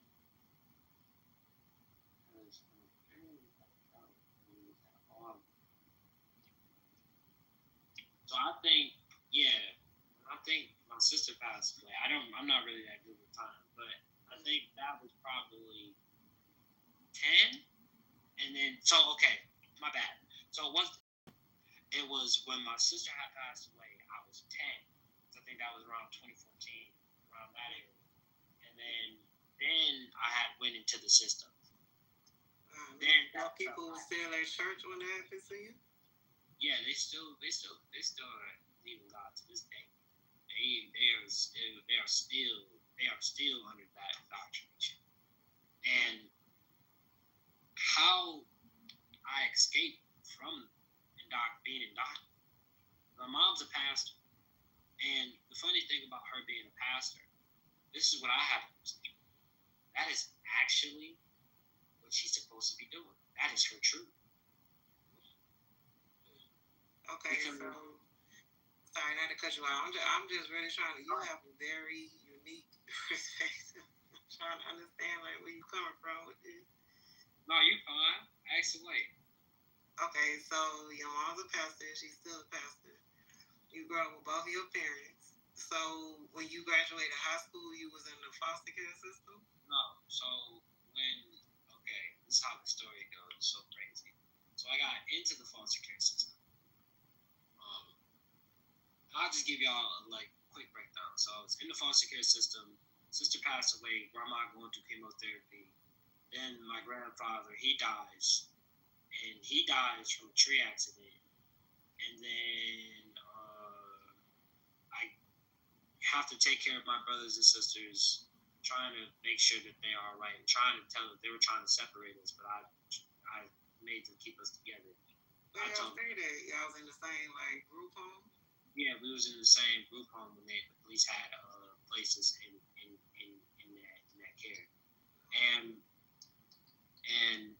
then when I moved from there, eventually my parents were in trial for that, and they had to end up going to jail. And so when that case, but they were on the run for the most part, they started to run away from the government. And at the time, my mom, she got pregnant again, but this is when we had moved. We had moved with my sister first. My sister came and got us, and my mom and my dad were trying to support through Summer and David while she was in college, and Summer could not take care of us. So we did that a year, and we eventually got out the system. Then we moved to my auntie. And then my auntie was abusive, and she was a narcissist, and she was crazy as fuck. And I had to find that out when I was living there. And she was all kinds of abusive, except sexual abuse. So, when your birthday? October October the 20th. October 20th. Okay, how old are you? I'm 23 years old. Oh, you still young. That just happened to you. So when honestly I feel old and I love it. So around that time I was still heavily in my faith, but I was going through psychosis. I was experiencing so much trauma that like God is what all I seem to care about. And I developed a savior complex. And you know, you have to suffer for the greater good for other people, which is the key thing, to not love yourself. Because naturally, when you are brought up in destruction and you realize you don't I never resonated with that energy ever since I was 5 years old. I've always been a restorer, and the foundation of a restorer is a unifier. And so from that energy, I built up from what I understood about God and what I understood about the context of God. And the context of God and what God wants you to go through and what He made, what He shaped. Ego is not the sense of I.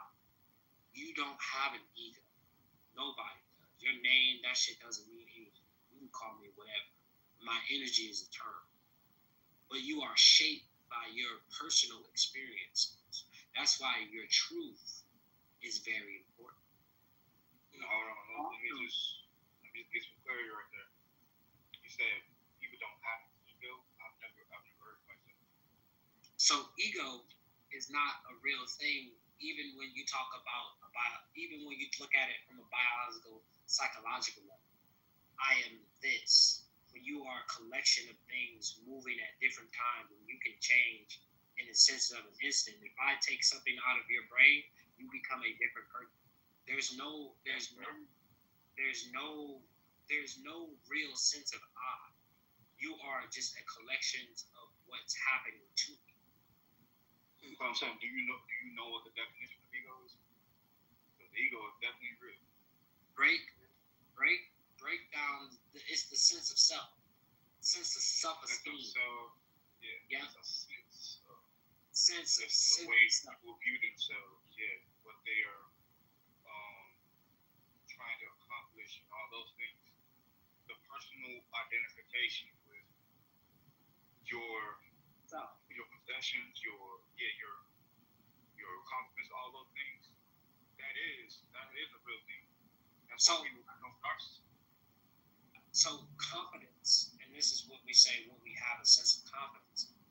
And if you have confidence that this is the true reality that you live in, you can literally create your own world. That's why your internal world is more important than your external world. Because you're so powerful that you can put yourself in a psychosis to make whatever world you really want.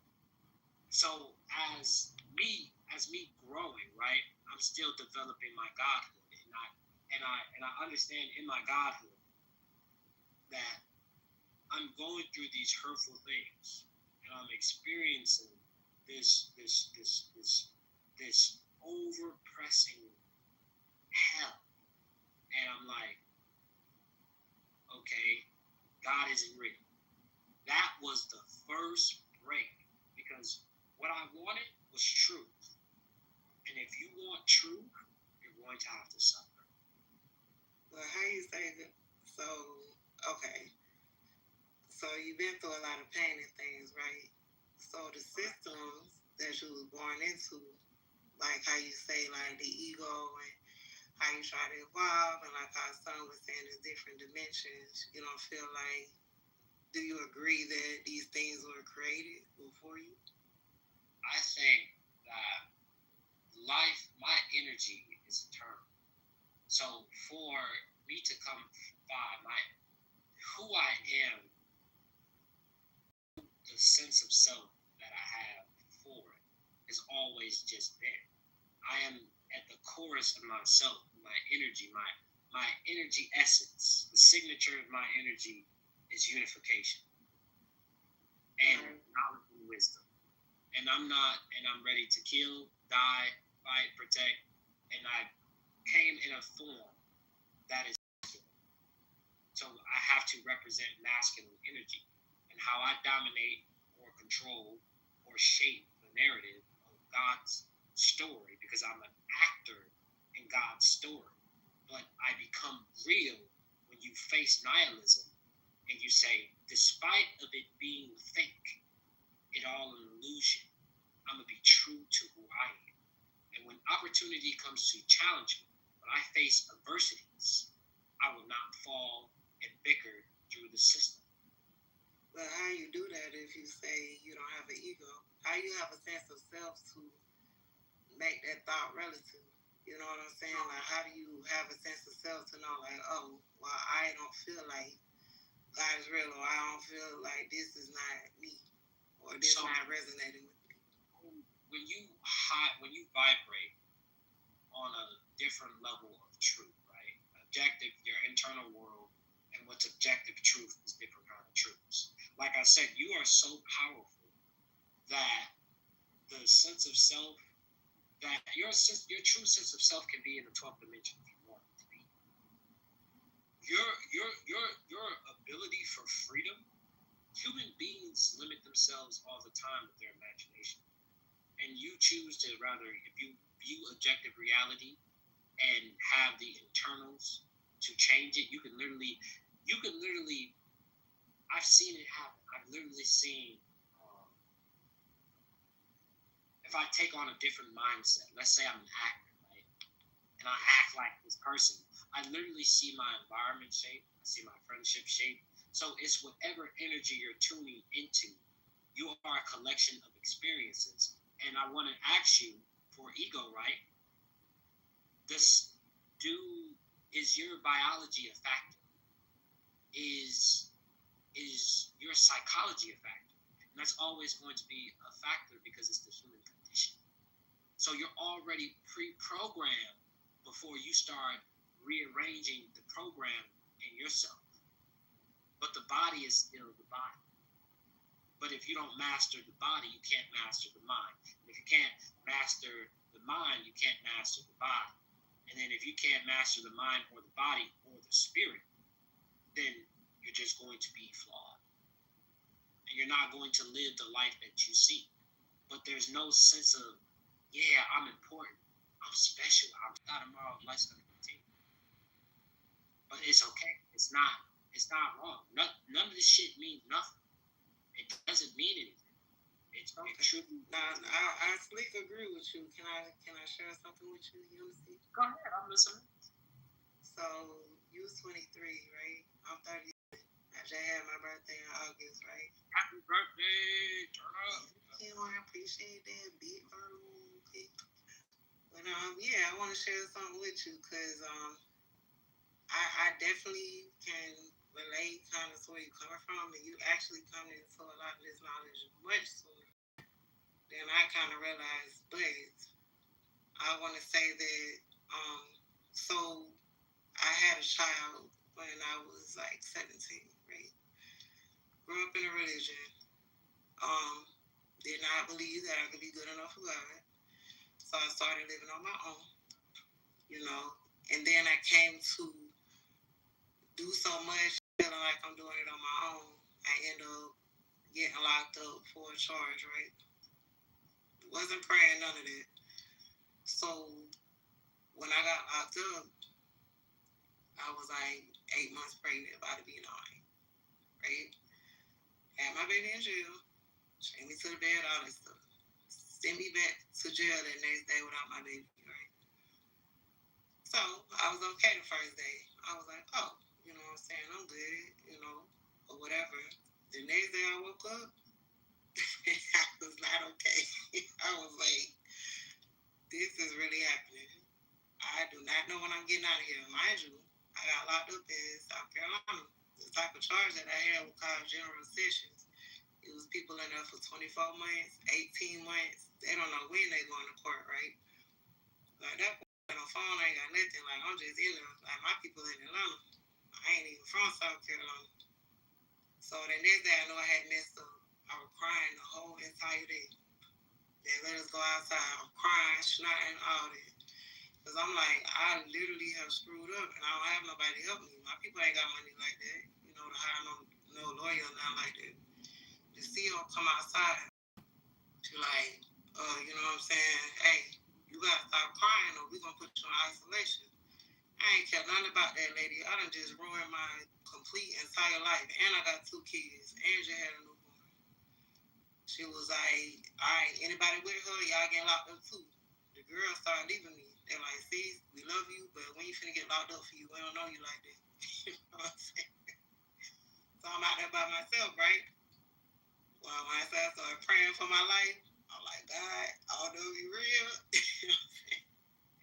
but listen, I need help right now. I was so sorry. I know I did wrong, woo, woo, woo. I finally calmed down. I've been crying uncontrollably for hours, right? Finally stopped crying. The CEO walks out 15 seconds later. That lady say, your lawyer on the phone. I got out there next day. And the judge that they gave me particularly hated mothers that did crimes. She locking folks up for 10 years, 15 years. Off the type of charge I had. I got out the next day. That when I knew God was real. I'm like, you know what? I have to really consider that it's something higher than me because, my human self, like, I really couldn't do nothing. Like, my physical power, like, I ain't have nothing. My people were like, look, you did this, you got sick with this. Like, we'll take care of the baby, but we can't help you. That's how I really met God. I grew up Jehovah's Witness, so, me feeling like I wasn't good enough for God, when I got to a point where I was so low, that's all I had. So I do understand that going through traumas and things like that, it'll make you feel like, look, I got to do what I got to do. But at the same time, I can't deny that, it is a higher power, you know what I'm saying? And then I'm telling you, this is the last thing I'm going to tell you. So it came to the point where I was studying, and like my kid's father, like he was kind of getting into like a whole bunch of deep studies. So, we started getting into like, oh, Jesus, the name and things like that. So I used to make jokes like, about the name of Jesus and stuff like that, with like certain people or whatever. So one day I was laying in my bed, I was at the house by myself. So I used to smoke or whatever.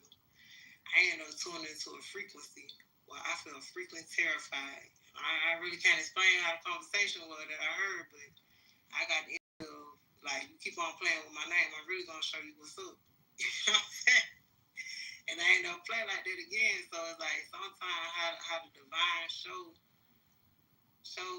is energy to me is not anything I learned in a book. It really came off of like my personal experience and things. I really still don't know. I still really struggle with like what is the way. So I'm just gonna encourage you to like just keep an open mind. Like even if you're hurting, you know what I'm saying, just stay open because you can't create a planet. You know what I'm saying? You can't create a universal star. You know what I'm saying? You can't create oxygen. So you gotta know that like it's a higher power than you. Like what it wanna, like, what it is, what's the name, like we ain't gonna know that because we're human. We can't expand our mind. We ain't gonna never really understand it. So yeah, just keep your mind open, young, and like, you know what I'm saying? I do feel where you're coming from though, but don't let that hurt, make you throw yourself away like that, because it is real. No, I honestly appreciate the story. I really, man, you told me some real shit. Like, damn, man, you got a very cool spirit. I really like it. I like to ask this way divine. This is completely original. You said you prayed, when you're incarcerated, and but basically your prayers are answered. You said a higher power.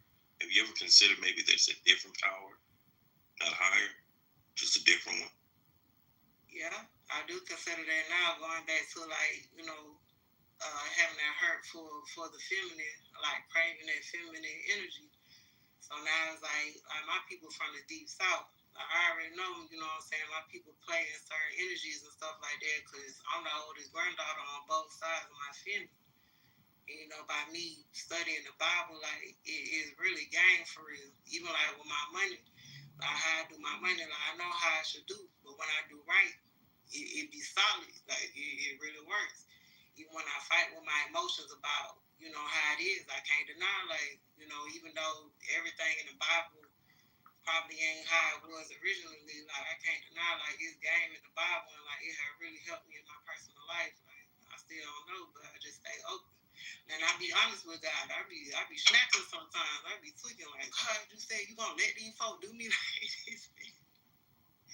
I be mad, but sometimes I get an answer, sometimes I don't. But I just have to understand like that I don't know.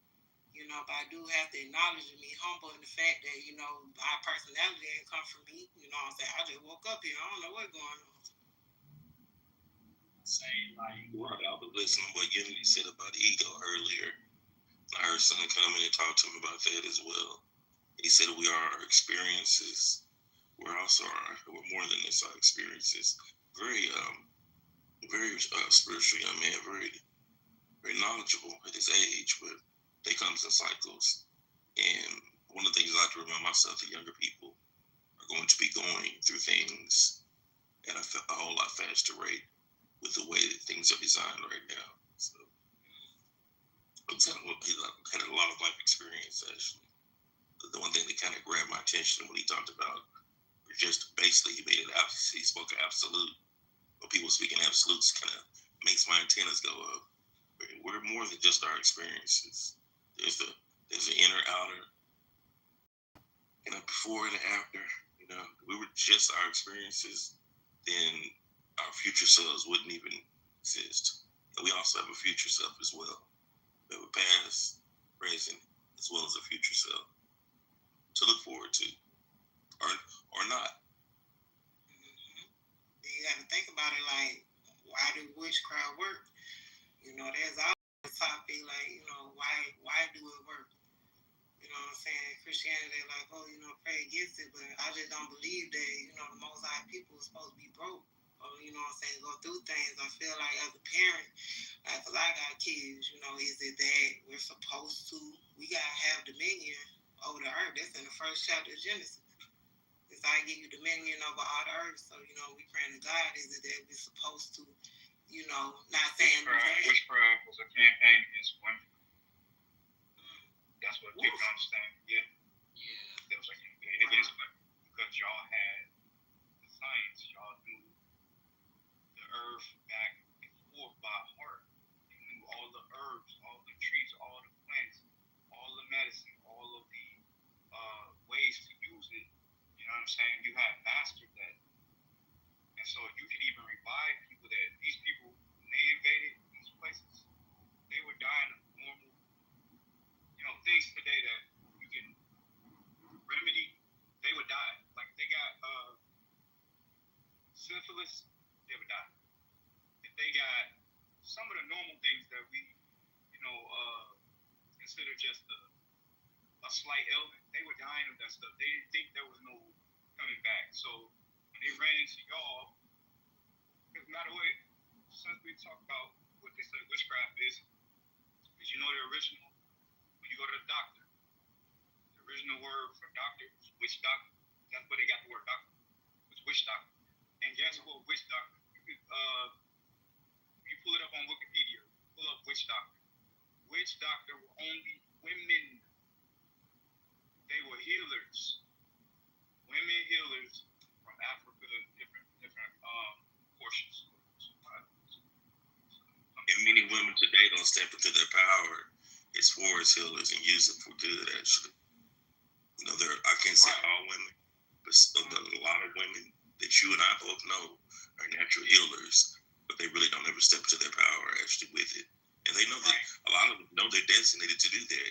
Come here and help with that, but still don't. So, and that's why I align with someone who have a hard time.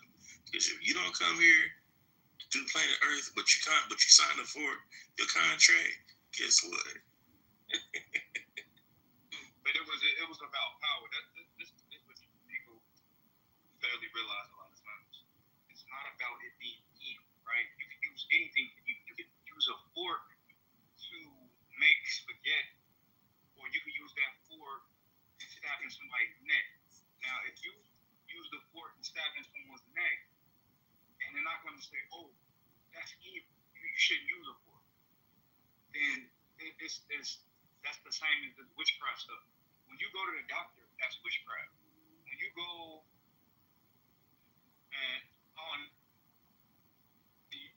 listen, this is all I'm saying. When I did the research, they were burning women, they were torturing women, they were fighting the hell out of women who had the power and the knowledge of the earth on how to fuck them up. Now keep in mind, they calling you evil for fucking them up, right?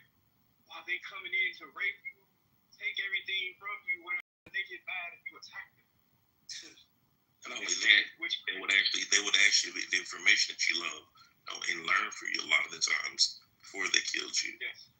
They would take the same information that you had and use it and still kill you. That's it. But when you do it, it's evil. When they do it, it's just what else say? It's science, it's medicine, it's research. So this is psychological warfare, like I said, on women. It was on women because the women were the killers. The women were the killers. So we still had that trauma from that period you could get killed or even they suspected you of knowing anything. But no, go ahead. Think about when we talk about women's suffrage, what really destroyed the nuclear family was the man. And most people would argue because what destroyed the nuclear family was us going into war. When the man left to go kill and destroy when you talk about the nuclear family in the West, what destroyed it? Nuclear in the West? Yes. So you're not talking about us? No, I'm talking about women's suffrage. Yeah, I'm saying it goes back to Eastern. It goes back to when you talking about the Salem child witch hunts. Yeah, and before that too. I understand, but even when you even get to modern times, when you talk about certain revolutions, but it was like when they started to preach about sexual freedom, they didn't teach sexual responsibility at the same hand. It just was like, yeah, you do with any, and that's not even just for men to be sowing their seeds with just any old field that doesn't produce. It's crazy. It's crazy to me to sow into a field that is not going to yield fruit. And if you're a gardener and that's your position, you don't know what your energy is or what your energy aligns with. And I've really seen that a lot of people are having problems with the masculine and feminine nature and knowing how to represent or knowing how to balance it. Because it's hard in balance. Yeah, but nature, I would say when people pray, they're gonna say, Father. How many people hear pray say, Mother God? People will turn around like, what did he say? Right, they be offended by it. That's why I really appreciate this room, because I really, to myself, have, as a woman, been struggling with that. Like, like, why? And I just been walking towards it, but I had to break that indoctrination to, like, you know what? I know what I'm going through in my life, and I don't feel like, I have to suffer. Like, I feel like I need to learn and just get more knowledge, i.e., why I need to gain more knowledge, because when I ask some questions, it's like, I did the things, I fasted, and I, did the Bible and things like that, and, and then I say this, a lot of people say God taught them. And, I would kind of struggle with that, because I'm like, I ain't never heard God say nothing to me, directly. But the only thing I've ever heard, I remember I was fasting and praying, did good, but one day, like, something really upset me. I ended up getting super wasted that day, drank, smoke, all that. So I sat back in, like, my little smoke room in the back of my house, and I was just quiet. And then I heard, but then I heard a voice. How your grandma get pissed off and she be mumbling up under her voice? Yeah. It shook me. I was like, oh. You know what I'm saying? I was like, the devil had to me. Yeah. Now you heard the spirit. You know what they call alcohol, right? Yeah. So So Divine, you said no, you mentioned that you mentioned about the feminine. You were speaking of God in a feminine term. Actually, I just had to say it. It was said a lot. It's been a lot said a lot in music. One of the last times I remember being said in music was Tupac said, "God coming, you just taking the time." We all heard it in the '90s and kind of let it kind of go by. He said what? He said, "God coming, she just taking the time." Oh yes, yeah. You're right. It's real taboo. God coming, she just taking her time. It's very taboo to speak about this, and it's really like, you might think about Jesus, and like the story of Jesus, I'm like, okay, yeah, the father gonna be mad, but how much more so a mother, like her only son? She's gonna say, would a mother, here's a question: would a mother let her husband kill her only son? Immediately, no, and I am a mother. Okay. So that's why when they talk about the father story, the Jesus story, it's always just he got a father. And I'm like, wait, where's the mother at? Right. Where's the mother at? He on vacation. He on vacation. Yeah, like he went to Peru for the weekend. Because that's, you see what I'm saying? But in any other conversation, this is what's called cognitive dissonance. This is what's called compartmentalization. In any other conversation dealing with a family, or when you mention the word father, it would feel incomplete without you saying, wait, what about the mother, right? If I ask you, oh yeah, so how's your you got children, you got a house, so how's your dad? Oh, he's good. Okay, yeah. Okay, your son? Okay, that's it. You'd be like, wait a minute, what about the mother though? What about your mother? We don't, so that's what I meant by the indoctrination is we've been taught that way as far as the Bible and all that. So long, we don't see that it don't sound. It's a form of coping with nihilism. You gotta when you don't know what to do, the human spirit goes into hope. That is, create an illusion or something that is higher than you that you really can't really test or see or really know. But spiritually, if you operate in different dimensions, because I honestly feel like to find your perfect truth is a frequency. You have to tune in. You have to do certain stuff to get to that. And self-love is the predominator of that. And your boundaries, and God is going to test your boundaries. And you have to watch your environment. Yeah. Your environment, because what is good of having a clean white shoe, getting your hair done, looking good, man. You look like $1 million in a clean white suit. You got a little gold on. You got the coconut butter on your skin and toes, and the whole house. You in an abandoned house that smell like shit. That's the representation of being pure in a fucking environment. So, and then you have to understand, as a man, we set the tone for environment, and we need our women to encourage the environment, because we need nourishment, and we need our women to understand, and we need to make sure that there is clear understanding, because what causes separation is confusion. People don't know the truth, but they're coping with hope. And you don't cope, you do. You take hope when you don't have no option. Yeah. I have to jump in on that. When you say what causes separation is confusion, what causes separation often is rebellion. People don't know the mission.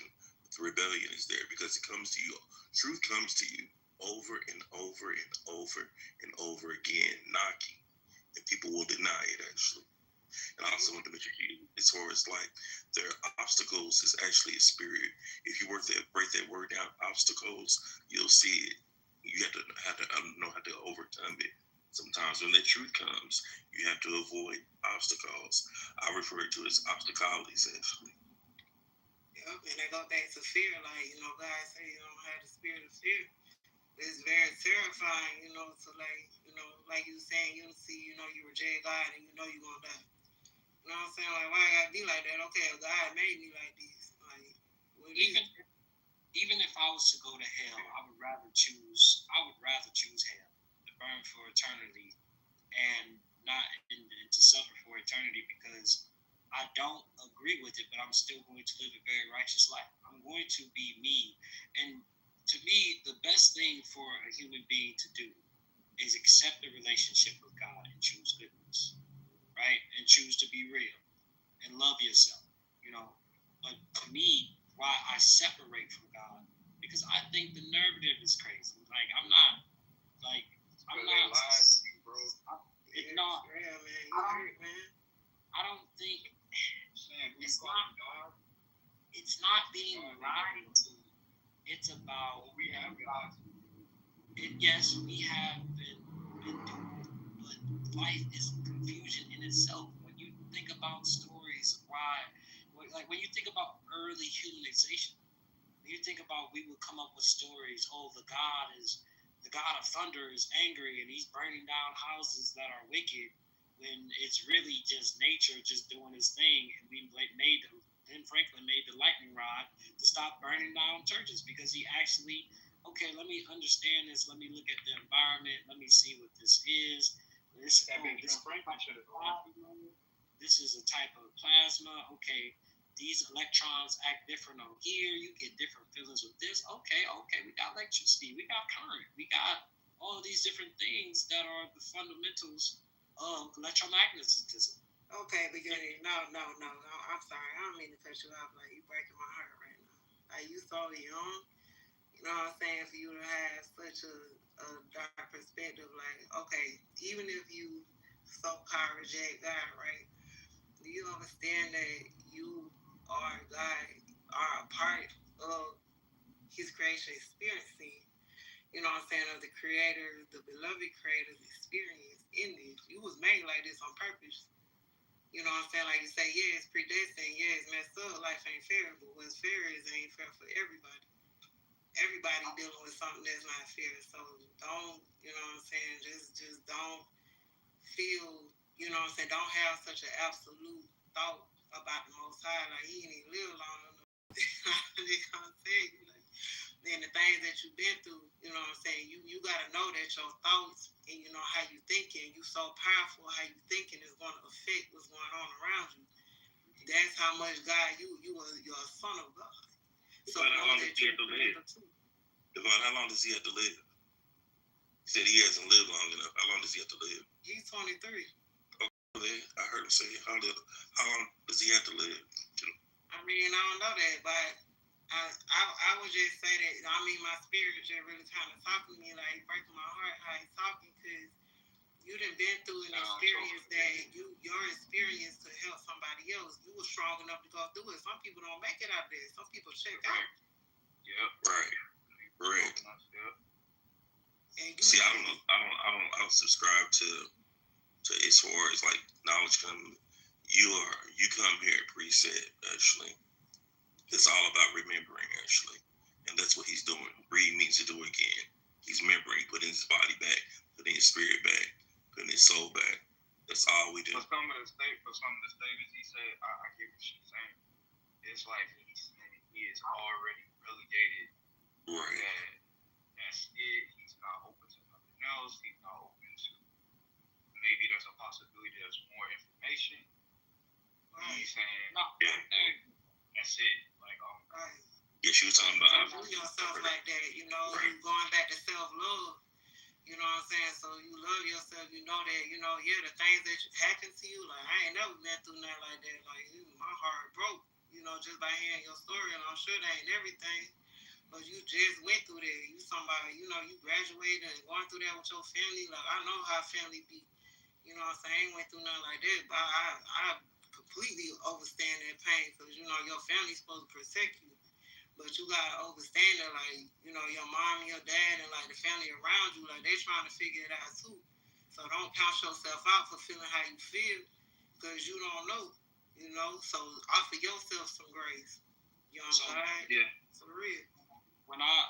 this is the sentiment that I came to. I used to pray a lot. Like, usually when you talk about deep psychosis, when you are in a deep state of psychosis, you are in a deep state of coping. What you mean by psychosis, though? Like, how you come to a psychosis? When God, like, you know how monks meditate all day, every day? It's consumed by their mindset. They practice, they praying, they using different language or secret tongues to get to a certain energy. When I tell you that is all I did, all I cared about, all I wanted to do, and all I knew, but there was still a search for the truth.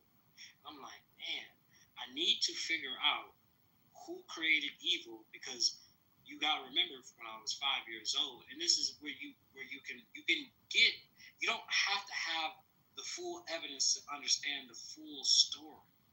You know what I'm saying? But if you can break it down, you're the only witness of your story. So when I learned, like, okay, my energy, because it's just deeply rooted in who I am. My energy is a unifier. I'm just a unifier. What does unification come? What do you have to do and know about unification? You have to know a lot. You have to be a man of peace, but also a man of violence. You have to be a man of curiosity and a man of thinking things to solve different problems that the world is facing. Why? Who told you that you came to that conclusion of your own life, right? So who told me that? It's the experiences of life. Because I am shaped not by my sense of self. I'm a collection of experiences and stories. See, but now you're contradicting yourself, right? Because you're saying on one hand that you're a collection of all your stories, but then you're saying it's not you. So you don't have the ego to overstand yourself, like it don't matter. So this is basically what I'm saying about the sense of self. The sense of self is not there to boost off confidence or act like I know it all, or I'm greater than, or I have no sense of self. You can't destroy the ego. The sense of self is just an innate stage of this three-dimensional body. It's always going to be as long as you have the body, because you're programmed to be sense of self. Even if you get into a car accident, how do they train SEALs to forget about death, forget about dying, and go and kill people and do it at such a profession, at such a tactical level? They're trained to be that way. Some people are trained so much because the training indoctrinated them somehow they cannot ever be in society. They cannot ever be in society. It's the training, and you have to understand your mind is a program. Whatever you're feeding it, whatever you're feeding your body, whatever frequency you're tuning in, whatever you're watching on TV, that is influenced by you. And you have to actually take the time and sit back and think about the things that you're actually reading, consuming, and doing. But I would tell you that here are the core values of what you need to do to face indifference, to face reality, to face when you cry out, there's no voice coming to save you. To understand that is, you can have your relationship with God and choose goodness because you have the internal compass, but you need to respect your boundaries. You have to have self-love in order to reach a higher frequency that you're supposed to experience with your life. And then when I'm experienced with my life, I'm dead and gone. My job is to be the unifier that I know that I am. And it's not flexing in saying that. It's just I realize it through the experience that I faced.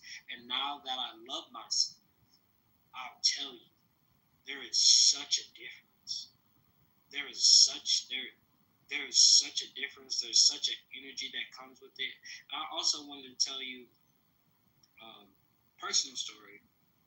I used to be a I used to struggle very much with loneliness, and I used to say, women are going to be my only advice because I never think that I could defeat my lust. Every time I would try to quit porn, every time I would try to get control of my sexual urges, but I didn't know the root of it. I didn't understand the root of lust. And when you look at things from the root of it, when you get at the core of things, your thoughts, your words, your actions become seamless. Have you ever heard of the state of flow? Yeah. So it's when it's like when you're present but you're not really present, and that's like I'm in a deep flow state. And like even when he brought up the definition of ego, I was gonna be like, dang, what is actually the definition of ego? And then it just came up because what I like doing is talking and debating and looking at people why they have the idea that they have. I don't come in a situation thinking I know everything, but from what I say, that's why I said your truth. Right, but the things that you, sorry not to cut you off, so all these things that you know about yourself, right, and the things that you fight with, like you say, lust and things like that, you think you're the first one? I conquered that. Yeah, but I'm saying, like, do you feel like you're the first one? I'm not special at all. I'm not saying that you're special or anything like You that. are special. I mean, Why'd you look out that? And this is why I disagree, because when I die, like when I die, and the things that I do, hold on, I'm not saying like most people say they're special because they have a sense of purpose, right? And to me, it's not about the sense of purpose. It's not about legacy. I think legacy is stupid. Okay, but you did say you was a unifier, right? Like a unifier of what exactly? But I'm the unifier. I'm just the frequency of unification. The word just a lot. You gotta be careful with the word just. So when you talk about what is a unifier, I bring things together. I reveal truth, and it's just like what a lot of the times, and it may not be your truth that's meant for you at this time at this dimension, but I do reveal a lot of truth, and I say the core things that I will say is love yourself and understand what self-love is, understand what ego is, and then you will find more of your truth. Because you can hold on. Yeah, you can. Go ahead. I'm gonna let you rock out this. I hadn't heard you in a while, but no, I'm just clarifying. When I say special, I'm not talking about based on something that you did in the world. What I'm saying is we're all special because there will never be a person that will be uniquely you again, right? You're talking about when you die or whatever. There will never be another person with your exact construction, the way that what happened to you, the way that you form, your experiences that make your personality, that make your uniqueness. That's what I mean by we're all special. Because if it wasn't that, we would all be like robots. We would all have the same personality. We would all have the same idiosyncrasies. We'd all have the same capabilities, and we don't. We all have unique things in us that make us different. So that's what I mean by special. Not, you got a lot of money or whatever, or you got a bunch of accomplishments. That's the bullshit that don't matter. But I'm just saying, it's good to know that what you went through actually shaped you to be different. That you may not see the end result. So, like I was saying, a caterpillar, right? It feels like it's dying when it's in the cocoon. That's death. That's what it feels like, right? But it doesn't know that at the end, it's going to be a transform. It's going to be a whole different thing that can fly now. when before that it was on the ground, right? It was just a slug. So I'm saying what sometimes feels like death is just preparing you for the transformation of your next form that you will become in the future that you don't see yet. So I'm saying don't be so negative on yourself because, like I said, you don't even know the next year how you'll feel. You know what I'm saying? That's the interesting thing about life. You also mentioned the word death. Also, sorry, just like you said. Yeah. You mentioned the word death. Actually, we're all part of a peaceful puzzle.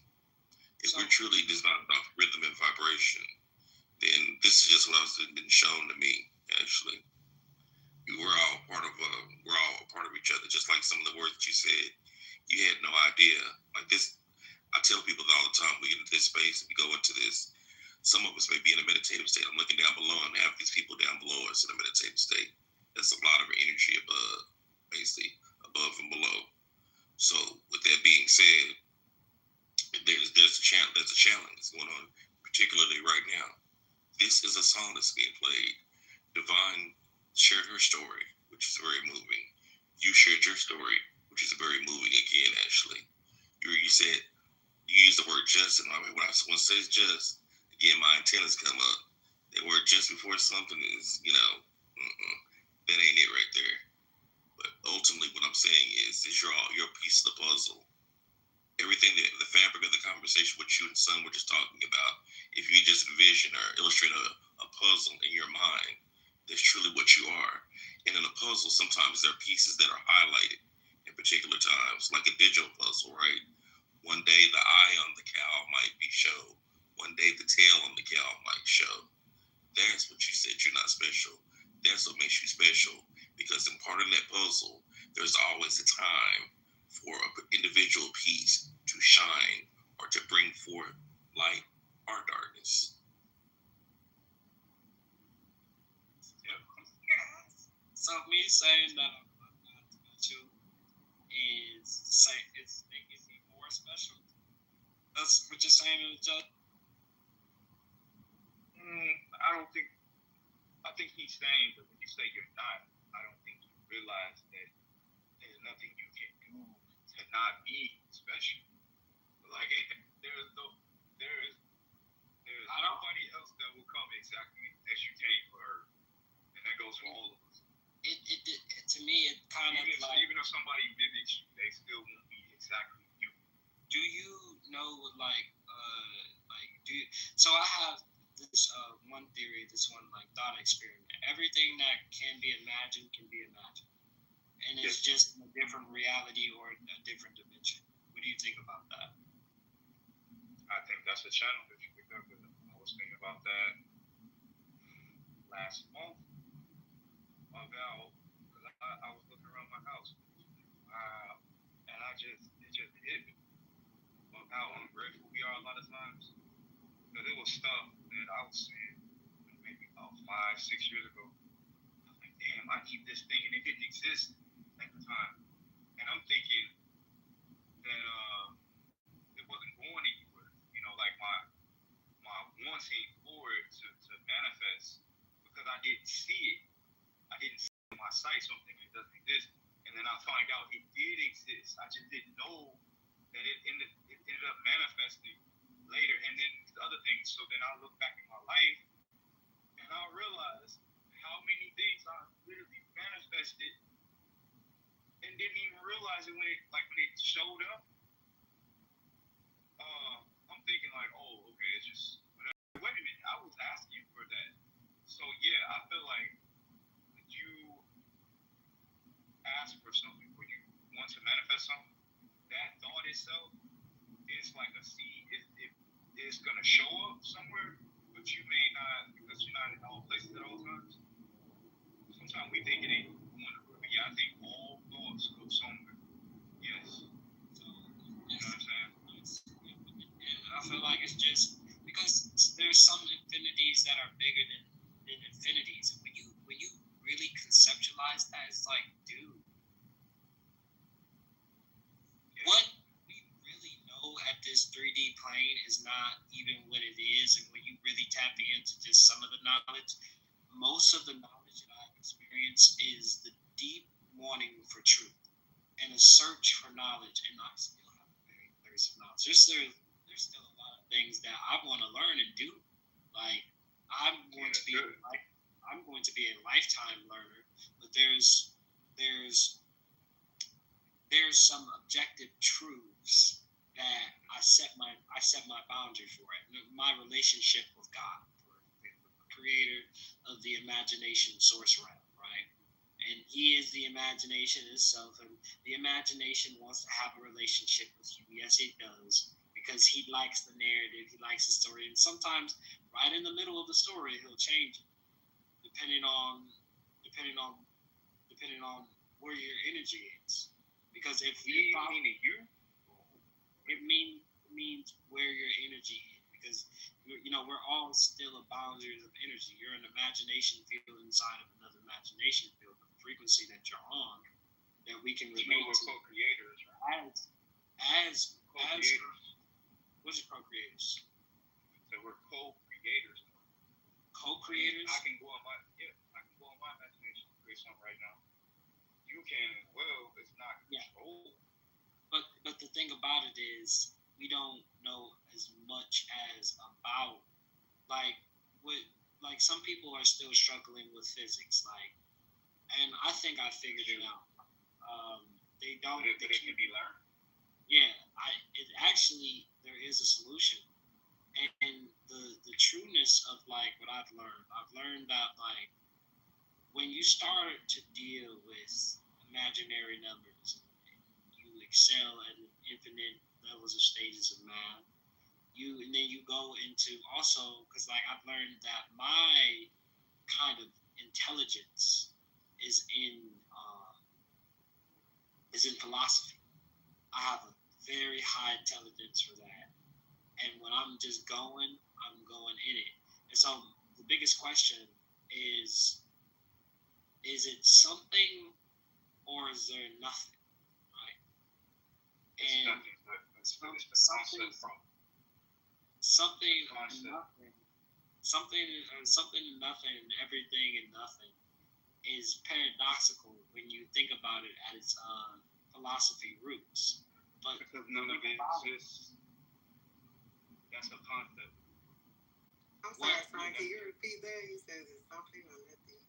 Something and nothing is a paradox, because if something is truly something, then it's something. But can something be nothing? And can nothing be something? That's what I'm saying. Nothing is not a real word. That's what I was trying to get to. We've been taught the word nothing, but there is nothing actually you can show me that is nothing. Right, but the thing about it, you call nothing, it's going to be something. I'm about to blow your mind. I'm about to blow your mind. Son, are you ready for this knowledge? Yo, check this shit out. So, what I figured out, breaking the laws of, damn near fucking up the laws of physics. There is actual nothing. We just can't experience that nothing because we're the experience of everything. When you become a balancer in the neutral dimension, you balance in between everything and nothing, everything and nothing, and you choose at the end of when you die, or because it's truly no death.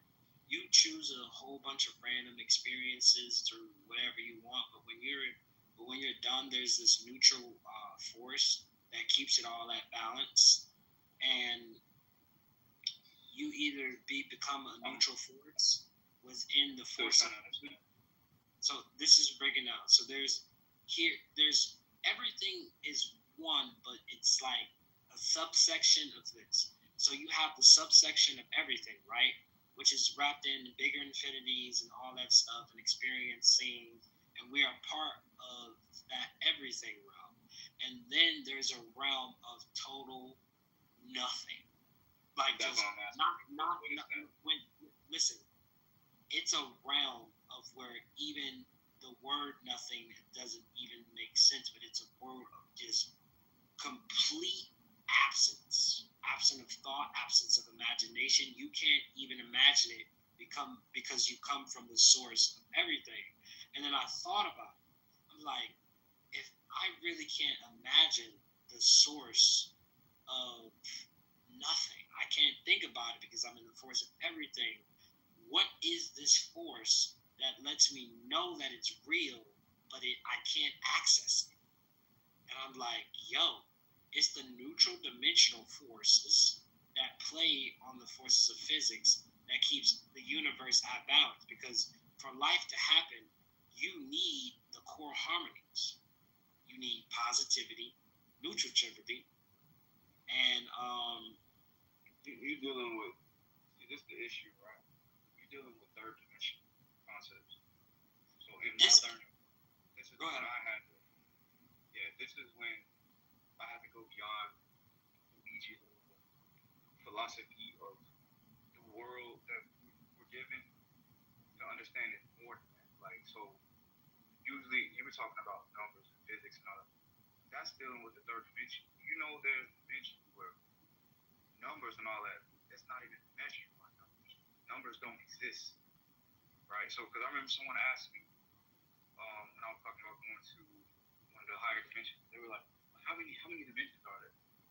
And so what I was shown was the problem is how we conceptualize things, right? We want to see things as quantifiable, and that's not how other things are situated. So I'll give you an example.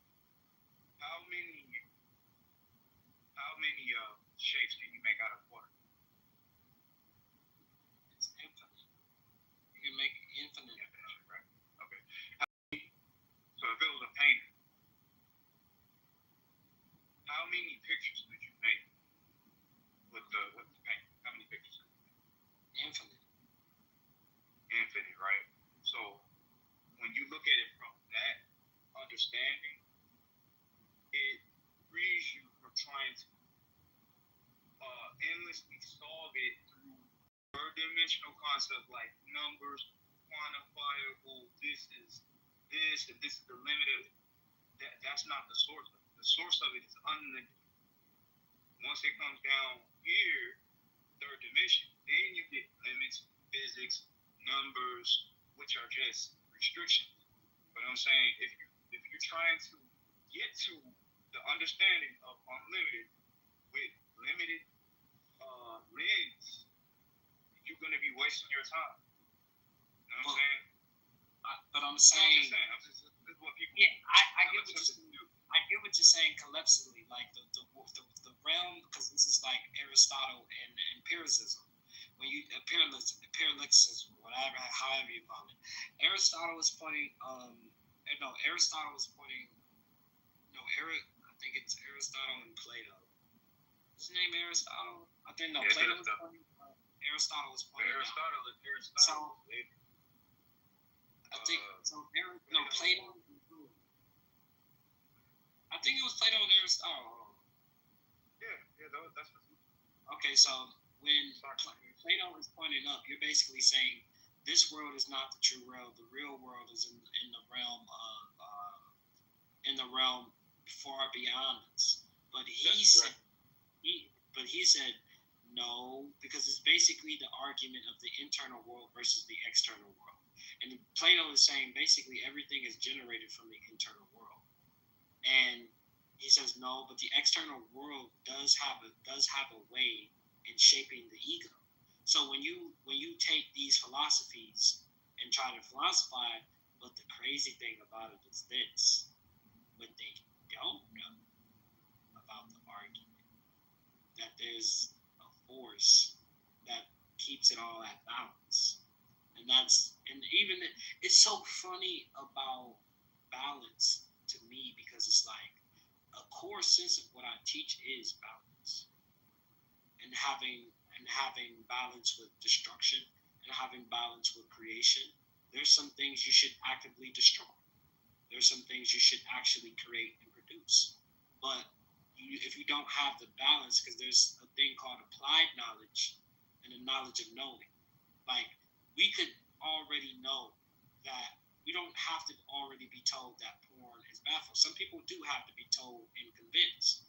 that it's bad for them. Some people naturally know that it's bad for them without actually knowing the reason, because their heart, which is the emotion, energy and motion, is guiding them, and they're not listening to their heart. That's why they say listen to your heart, listen to your heart, but navigate with your mind. And not of the times, if you see the path in one way, you can see the path in all ways. And so it's like, you are freer than you could ever be free if you truly believe and you wield that power of what they talk about God and don't really let it get to you. Just because you have a God power doesn't mean you flaunt and you don't have any humility to you. And just because you have humility doesn't mean you're any virtuous. It's optional. It's just about how real are you, how honest you can be, and that's where the humanity comes in at. Like, it's just like, you know what, instead of, because you can be like, you know what, man, I'm just jealous of you because you're doing so well. You know what, man? As first somebody openly saying that versus them just being like, oh, fuck that nigga, I'm about to up on him. I'm about to rob him for his shoes. And we as a society and we as human beings know that these people are losing their mind because they're fighting. Because what you think about a psychopath, what does he fight for? He fights for control because he wants to be God, and he doesn't even realize that God is not even in control. Of this dimension, this dimension is exactly how it's rooted. But that's what I was getting at when you said earlier about the imagination is God. Do you understand? Most people don't understand the imagination. Your imagination is unlimited. Your imagination is unlimited. So now, show me your imagination. Can you do it? Can you tangibly see your imagination? I'm saying, is the imagination tangible? Our thoughts tangible. And then I can display it, but it's not tangible unless I use the internal world to explain it to you. Because we can talk like language, right?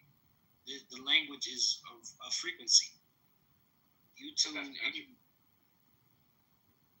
Hold on, my brother called me.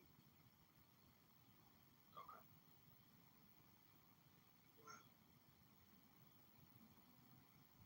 Yeah, because I was going to get to the point with him. Because he made a good point, but I'm just showing him how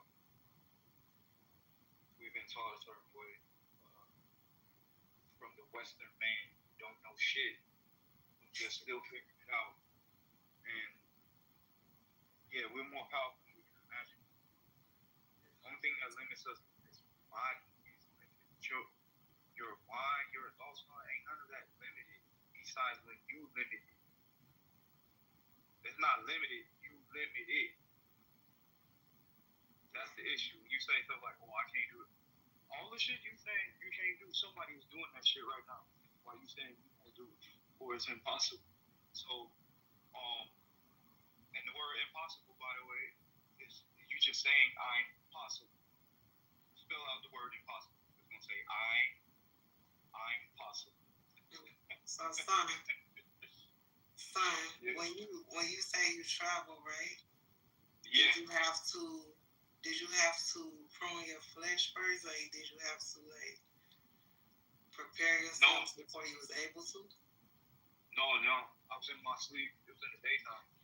Oh, girl. When I woke up, I knew it was not Earth because, like I said, first of all, the environment was so clean. I was like, nah, this is clean.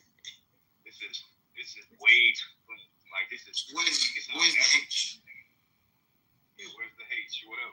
Peace. Sorry. Yeah, I was like, hold on. But when I looked, by the way, because I couldn't see the front of me, like I couldn't see how I looked from the front, but I looked down and my arm, my chest, my leg, everything was made out of crystal, like crystalline. Oh man. Yeah, like layers. Like imagine somebody, you know how an onion is like layered on top of each other? Yeah. Imagine crystals, but they're not crystals crystals, like we seen, it's like imagine layers of crystals, but they're like, you know how muscle tendons look, where it's like the layers of, right? Mm-hmm. It was like that. My whole body was like crystalline, and I was like, man. And then I thought I was breathing air, but like I said, it was cleaner than it was cleanest air. I was like, this can't be air. The shit was too clean. Like it was cleaner than anything on earth. I'm telling you, it was the cleanest thing. And I'm like, is this air that I'm breathing? But the air also had a tone to it, a frequency. So it was like music, but it was air. And then it was like, you could kind of like taste it a little bit. Like it had like, anyway. Oh gosh. It's hard to even describe, but put it like this: where I was at, shit was so neat. It was the neatest neat. So like, you know how we draw a straight line here or whatever, shit like that. This made everything. When I came back down, because when I woke up, I felt like somebody just dropped me off in the wood. That's how I felt coming back to Earth. I felt like dirty. Yeah, when I came back, I felt all dirt. And then when I was looking around, everything looked sloppy here. All the shapes looked sloppy. My TV, everything, all the straight lines, they still look, until, you know, I basically adjusted again. And I was like, damn. So I knew where I was at. Yeah, that was awesome. And it wasn't even the highest. So I was like, damn, if that's not even the highest. But I was grateful for the experience because it showed me that shit, there actually is other dimensions and spaces. It's just that you've never experienced it, you would think, oh, it's in their mind. No, this shit is real, very real. You were in the Crystal City, actually. Do you remember the scene in Black Panther when they landed at the first scene? Black Panther 1? Yeah, in the first scene, they're on a spaceship, right? And they land in Oakland, you know. Oh, I'm saying, yeah. That was showing you the lower level of the you talking about. You feel like it was ghetto. That was it. That was that lower level. They showing you. No, I said when I woke back up. Yeah, when you went back up, that's what I'm talking about. Yeah, that was a rendition of that as well. Okay. There was a rendition of the ship coming here and being in this dimension. No, I'm sure that is in comparison on the lower level. Yeah. You know, I've had this experience with the crystal experience, being in the Crystal City with the crystal subways, etc. Yeah, you told me that. Yeah, like a train. Yeah, it's real. Yeah, it's real. Yeah. I ain't see that on the train, and this is the thing. I wasn't there long enough to like explore everything, but I know that how you eat there, you don't eat like there was no dirt. You know, we got dirt everywhere on Earth. It wasn't one microscopic speck up there. It was no dirt. It was clean as fuck. And how you eat, you don't eat food or flesh. It was light. So there was these like lights, and they were at a certain distance, almost like the distance of like a shower head. Remember this. How we move about the Earth right now is not how we've always moved about the Earth right now. Our movements are even different, actually. Every day we move, every day we pick up stuff, and we're running or whatever. And it's always been like that in the Earth. That's not so, actually. At one time, our movement was way more calculated than what it is right now. We're kind of like really busted down from what we once were in the Earth. That's what I'm saying. I don't say on the Earth. I say in the Earth, actually. Why do you think we always trying to get back to that, right? Right. Expensive things you can pay for, jewelry or like crystal diamonds, all this type of stuff. Why are we trying to put that back on? That's when I had a revelation. I was like, oh, we trying to put it back on because that's what we used to like. We used to have that on our body, not putting it on. It used to be on us. But see, check this out. I'm glad you brought that up because there's a video going around of a guy from South America. He's a so-called black man with all this jewelry on, around his neck, on his arms, bands or whatever. Now, in society, if you walked around like that with a lot of jewelry on, I think you're trying to get your ass robbed. And somebody also would say that you're trying to be, trying to be the man, being flashy. But what people don't understand is jewelry, gold actually helps you resonate. Actually, if you put, I subscribe to every man should have a nice gold chain. There you go, all in woman. You should have a nice gold chain to put around your neck and go out in the sun and sunbathe. Actually, it's gonna help you. I want to add too. Yeah. Do y'all feel that beautification, and especially jewelry and the hard metals, and do you think that contributes to man's pride, and more so his material senses? Do you think that it even stifles the growth of spirituality?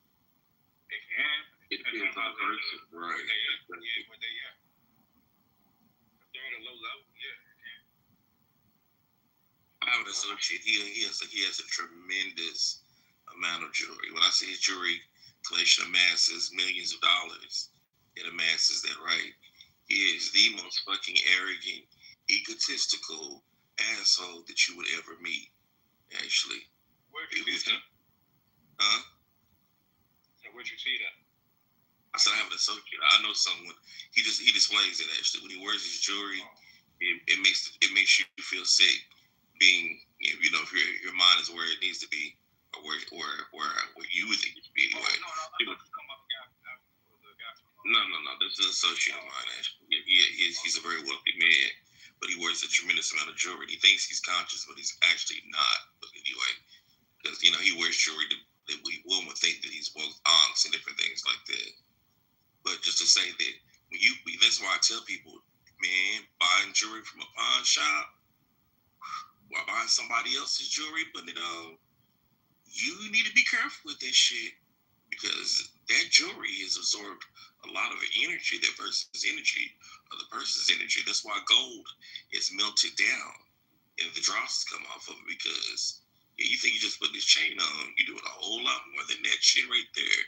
So be very careful when you buy jewelry or you wear someone else's jewelry or clothing.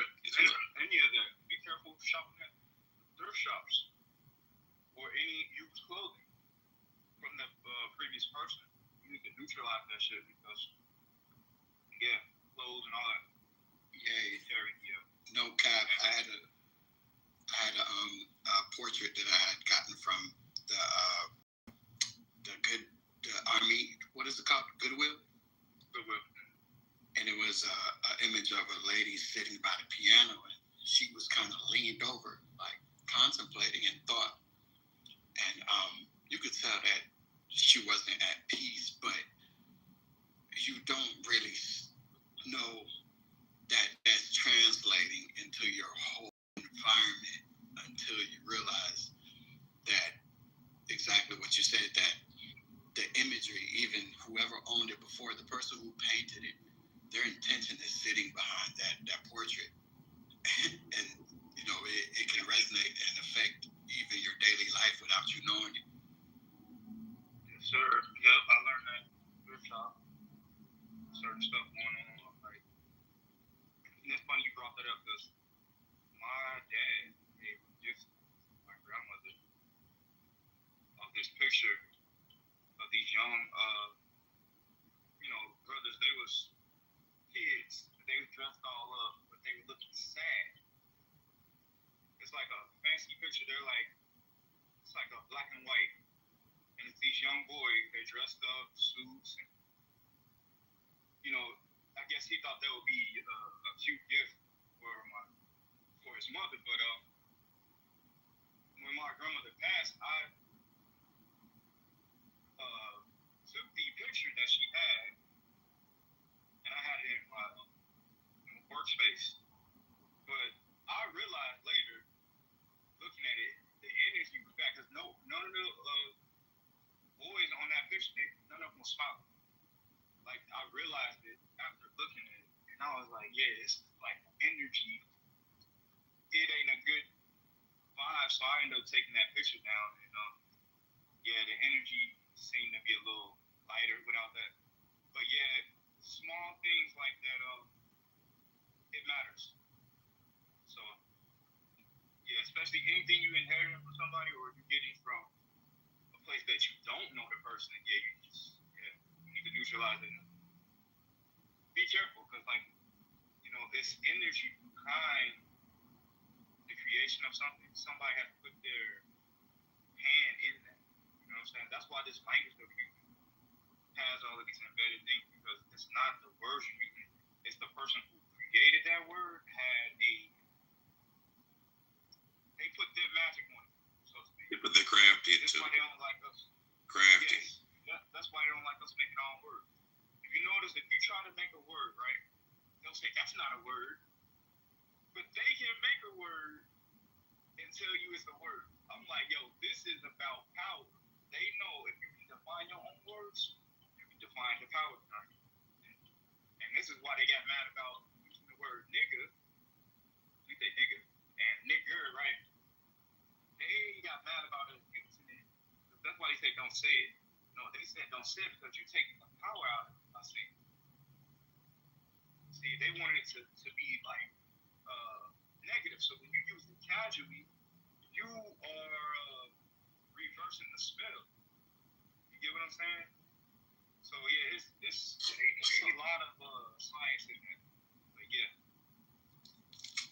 with inherited stuff. That's a fact. That's why we do like different accents when we talk English. Our spirit understands it. Yeah, we don't really, and it's not our mother tongue either. I know. Like my mom, she's been in Australia for like 20 years. She cannot speak English because she always accent because her spirit is strong. Who wants to speak this English for the proper sense of I play with this shit all the time. I'm nasty. I like to cuss. I like fuck shit. Goddamn. It ain't shit. Well, fucking only damn is a curse word. Yeah, this is what I know. Yeah, so I told y'all what the first word are. Didn't I say I was first? Anything can become a curse word with the right intent. No, but fuck is fornication. Yeah, fuck is curse word. This a curse word. Damn, like words that you say against yourself. That's the cuss word, right? Somebody saying fuck and bitch and all that ain't got nothing on the person saying, oh, I'm stupid. Yeah, I'm dumb. I can't do this. Okay, that's a cuss word. I don't know, son. I think you're simplifying it because if I tell a kid, I don't think you're capable of doing that. That sounds nice as hell, don't it? But no, I said when you say it. No, listen. Yeah, but capable right now doesn't mean. I heard what you said. The first word is when you say it. No, when you say it about yourself. To yourself. I get it. I heard what you said. But I'm conveying that you're simplifying it. That's what I'm saying. To where if I did say, get mama, I'm from Haiti, right? And a lot of niggas know what that means, right? It said, and I had to correct my mom sometimes because. Bro, as soon as you said get mama, I had to come up. So I said, New Lavi. It's on me. Get by, put tu na puesto, ma petiaba. Family, Calama, I had to come up here. Oh my God. Good morning, guys. Good morning. So my mom. Good morning in this. We rising though. We rising and shining. Let's go. That's it. Grand Rising. So my mother. Grand Rising. When we're in conversation, she whenever she as a matter of fact, she used it so casually she doesn't even understand how impactful it is to even have heard it. And she say like tête chargée. And tête chargée is the Haitian word to mean like charged up head or problems. Oh, that's a problem. Or problems altogether, right? How she tried to describe it when I say, hey mommy, don't say tête chargée, say something else. Say petekle, or which means enlightened mind. I told her, hey, say that instead, because I don't want to hear that when we're talking. Because most of the times you'll find out that Haitian women worry so much, but they're sometimes, because of the Haitian culture too, certain words like that, they say so much. And then she say, well, it means that it's the problem that I don't want to deal with. And I tell her, like, yeah, I get it, but I don't want to have that. I don't want to have that type of discourse with you that every time we're trying to figure something out, you're saying tete charge, because she doesn't understand that she's actually reinforcing the problem rather than being someone who has a solution. I heard what you said, Brody, and I respect it, but I think it was just a little oversimplified, because even if you're talking about yourself or just putting something into the air, and you know how that shit go, right? Just putting it in the air sometimes has an effect on other people without you even knowing it. But I mean, of course, maybe I didn't elaborate all the way what I had made about it previously, but I was saying, first meaning, no one can make you use your own tongue against yourself. If you say, I'm saying we say this stuff, guys. I've heard people say stupid shit like, oh, that, or that kills me when they, I'm like, no, that's don't work. Like, that's the worst thing that you can say. Or somebody will say, if such and such happened one more time, I swear, I'm saying that's worse than bitch and fuck and all the rest of that. That was just the point I'm making. And people take that lighter than if you say fuck. They'll say that all day. They say some shit like, oh, my children. I'm like, no, why would you why would you put your kids in harm's way about something that you might be wrong about? They be like, yo, that's for my kids. That's for my Oh my. Make a song about it. Can I add something, guys? Yeah, sure. So, here. It sound like you're breaking up. It sound like you broke up. He's underwater. We'll be quick. Okay, yeah, you broke up. Is it better? Yeah, you're better now. Sorry about that. Okay, so what about in the cases where like your knowledge is given, right? Because like right now we're talking like in a way where it's like very much free thought, people who are fully aware, but what if like, okay, so what if like your knowledge isn't from you? And I don't want to go too deep because it's super early, but like let's take like the slave Bible, right? Like you have a group of people who were given a specific book and that was meant to be read in the way that they were told it was supposed to be read. And even till this day, we still have people who believe that they're not meant to be wealthy, they're meant to be obedient, they're not meant to talk back to their, you know what I mean? They're not meant to protect themselves, right? As an overall. So it's like, what if the information you're given is also skewed, so therefore you don't even know that the words that you're using, like, one example, I'm gonna just give one more example, and I hope this one makes more sense, which is like the terms that we use in our modern language, like in regards to like a home, we still call the main bedroom a master bedroom. We still pay our mortgages, you know what I mean? Which all, to be honest, when you break down the words, a mortgage is a debt that has to be paid until death, and then a master bedroom, you know what I mean? Y'all know what the hell that means. So like, what about subconsciously? Huh? What did you say? With a master slip. The bed with a master slip. You have to right. Another, yeah.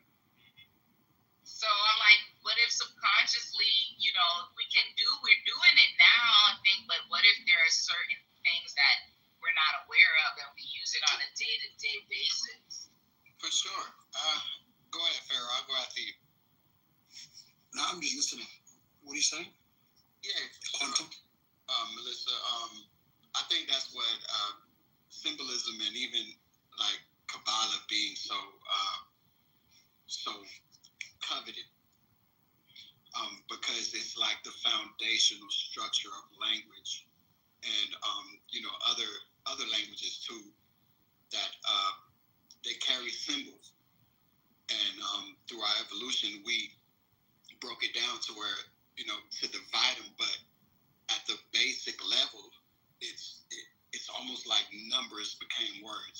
feel me?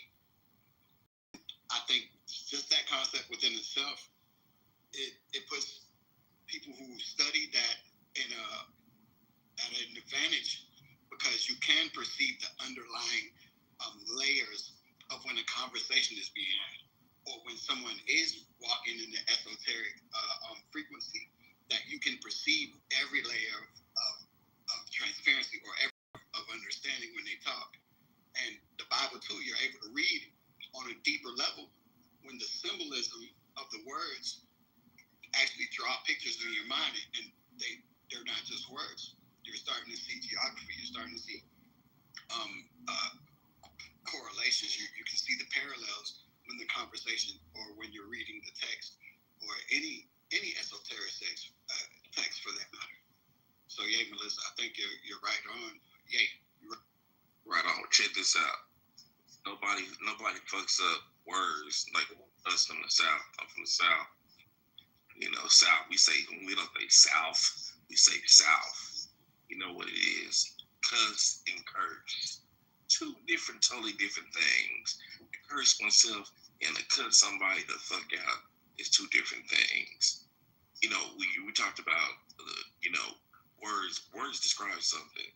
They describe a place, a time, a description of something. It's something the sun has brought up in this space many times actually, and I applaud him for that. It's kind of off topic, but on topic.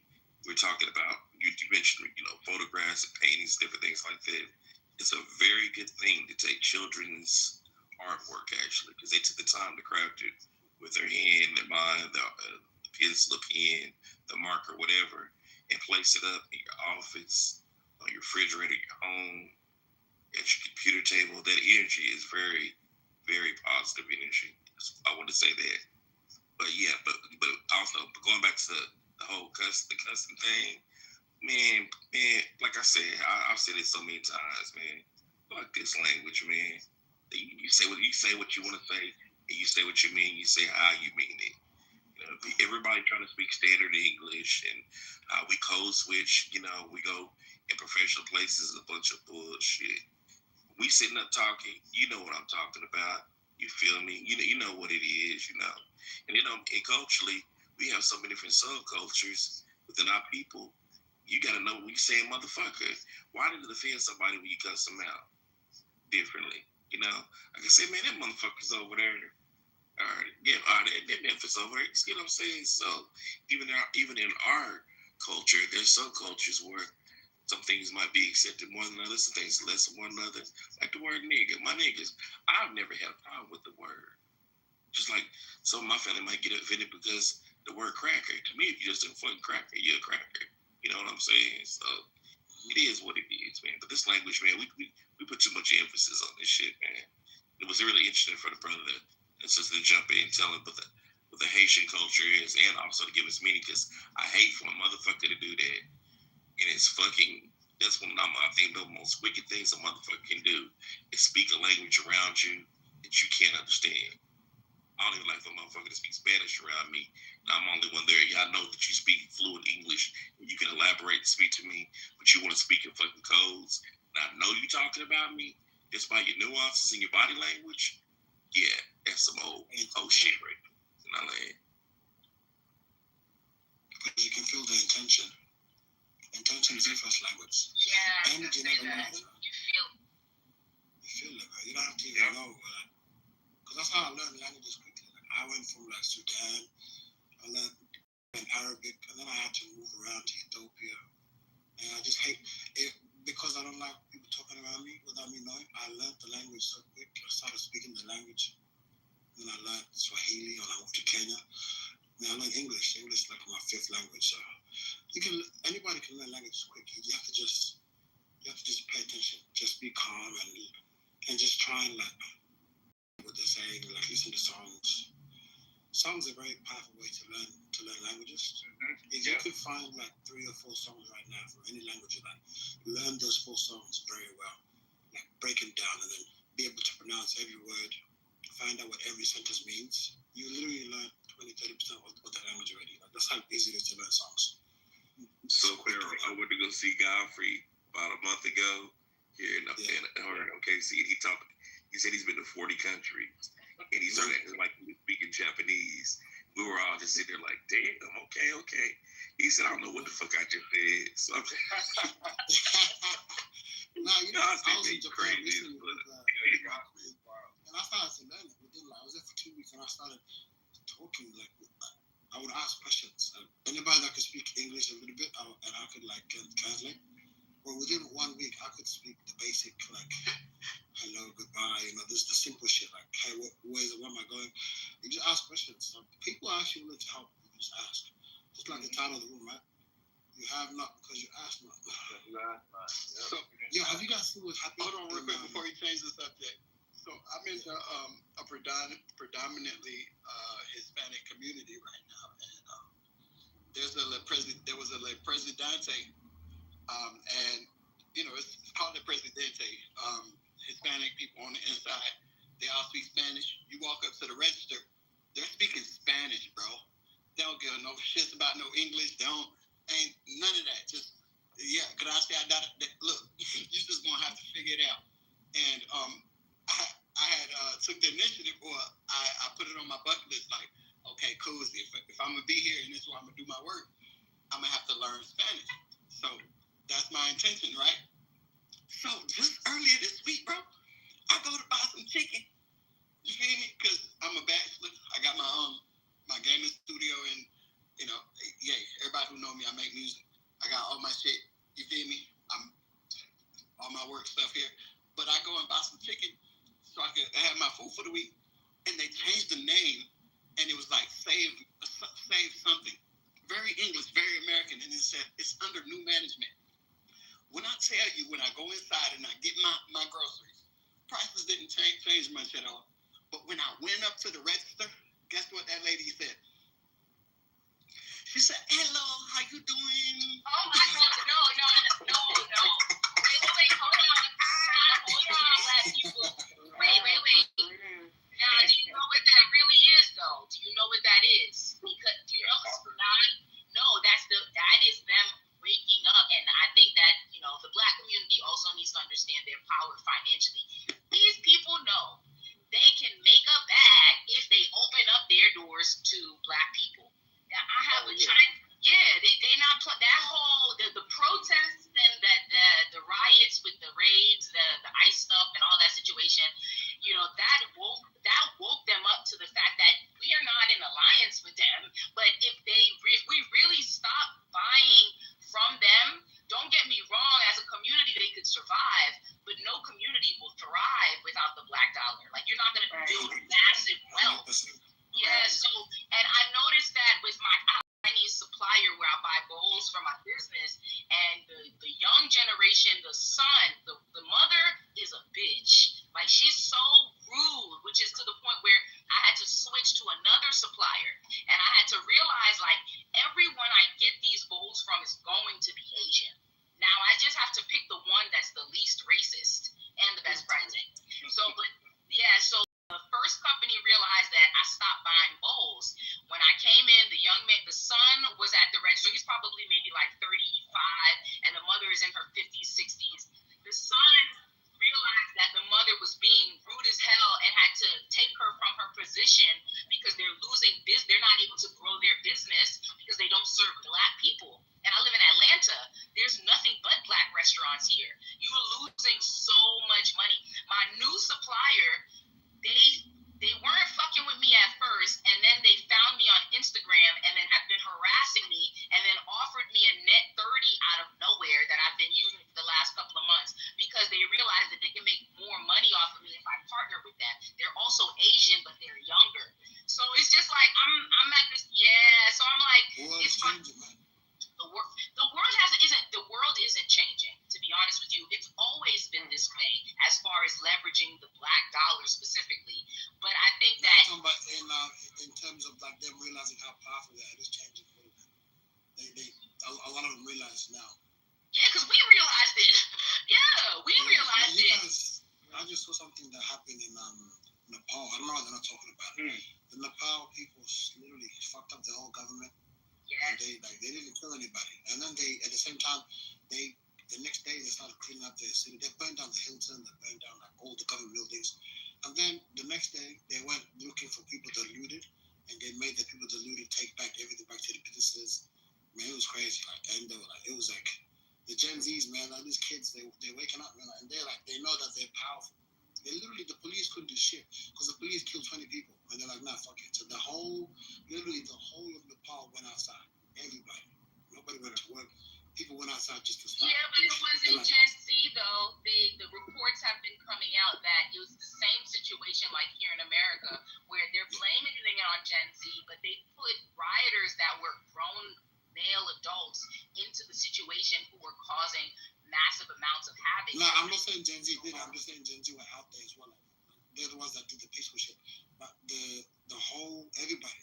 It doesn't matter what generation, Gen Z, Gen Y, the whole of Nepal got out, and it just shows the power of the people, like how powerful people can be. There's not enough soldiers, man, like to stop them. Right. Because what they're gonna do? Are they gonna kill everybody? If they kill everybody, they got no city, they got no economy, so they gotta be careful. Yeah, I just want to chime in on this because it's something I really struggle with. I kind of touched on it earlier. So I'm in Atlanta too. Melissa, kind of piggybacking off of what you were saying, and I grew up in Decatur. Like, it was pretty much mostly black. So my kid's father, he's Geechee, so we moved to Hilton Head. And it was more so like, a mix of people, like Spanish, white people, you know what I'm saying? Like, I really wasn't used to being around, so I never experienced, like, being around other cultures, and I realized I was extremely rude. Not that it was intentional, but it was very, it was different to see the outer world, like outside of being in the hood, right? So I saw a video on YouTube today with this Spanish lady, and she was talking about like how her mom would tell her, like, ever since she was a little kid, like a young toddler, like young child, that her mom would tell her to like stay away from black people, like they do violence, you know what I'm saying, don't associate with them, they're bad influence and things like that. And personally, me, like, I'm banned from at least about 2 gas stations up here because I done been in situations where I was literally like in danger. Like, I was going through something coming from the club, with my kid's father, and like, he was intoxicated, so I had $10 to my name. I go to the gas station, like all the businesses around here, like none of them are black owned. We might got like maybe 1 or 2 soul food restaurants in the area.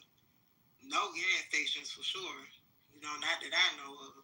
But I end up going to this gas station. I'm like, look, I didn't say anything about when to go get gas. My car declined. I'm not even sure why. I'm like, okay, I know I got $10 on here. Try to buy the gas once. Didn't work. Try to buy it twice. He started getting irritated with me. I'm like, look, I'm on E. I got to get some gas and I got to get up out of here because this man followed me. Trying to get gas the third time, it declined. He like, get out of here, you blow. You know what I'm saying? You broke, you don't have no money. So I started blowing like, look, you know what I'm saying? I got to get gas, I got to get up out of here. I see Buddy pull up. I'm like, oh my God, like this is not happening to me right now. He tell me, get out of here, you don't have no money. Like, I started tearing the gas station up. Like, I'm pissed. Like, man, I'm really in danger. Like, not even, y'all have y'all businesses in this area and it don't be no respect. Like, I walk in a Chinese place, to get Chinese food, or like, they don't even speak. And it just really be baffling me. But when I saw that video today, I was like, oh wow, that makes sense, because even though it be, people from other countries in our neighborhoods that's making money, like, we don't get no respect. Like, they won't even let you use the bathroom. Like, it'd be crazy. Yeah, that's a fact. They curse us out in our own neighborhoods, overcharge, and they're selling things that they can't sell in their own countries in ours. No cap. And they got a whole religious base that says you shouldn't be doing that. Oh, nah, but we can do it to the niggas, though. Right. Yeah, they selling gyros. We got gyros. Man, yo, be quiet about the gyros, bro. I love Salem. I'm from Tampa, bro. Don't talk about the gyros, bro. Yeah, but I'm talking about they that's the only reason why I love the Arabs. They don't eat it, though. That's what I'm saying. The secret is in the religion. The secret is in the interpretation of their religion.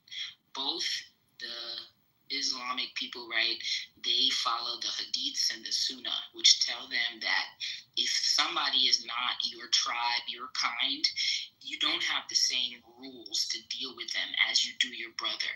And it's the same in this, it's the same with Judaism and the Zohar. We have 10 commandments in Christianity, right? They have 613 in Judaism, which really, if you go... Melissa? They call you Gola. The 42 laws of Ma'at. I mean, yes, we also have those things as well. We also have, there's outside of that, but I'm saying, like, Christianity is chopped down a little bit to give you a more docile version of the truth. If you go into Judaism and start researching a little bit more outside of just the Bible, you'll realize that there's a greater span of things that we are allowed to do to protect ourselves as a people that we don't think we do. You know what's crazy? Like, there's some people called the Sikh. Like, I don't know. So far, they haven't done anything that. Like, they're so nice. You know the Sikh religion, the Sikh people. Yes. Indians, but they're not Indian. So nice. They're so nice. Everybody. I don't know why. Like, it's crazy. Like, every time I go to a Sikh restaurant or a Sikh people, I went to the place to get my car fixed this while, and after they want to charge me $6,000. I went to a normal Indian shop.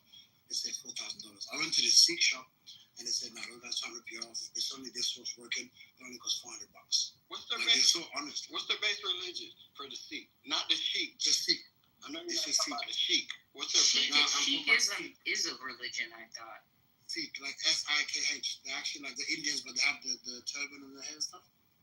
Okay, so they study the Vedas and the Bhagavad Gita. I don't know what they are, but man, like every time I met somebody, like you can literally go into any of their houses and they have to feed you based on their culture. They'll feed you and look after you. If that's the case, then they do.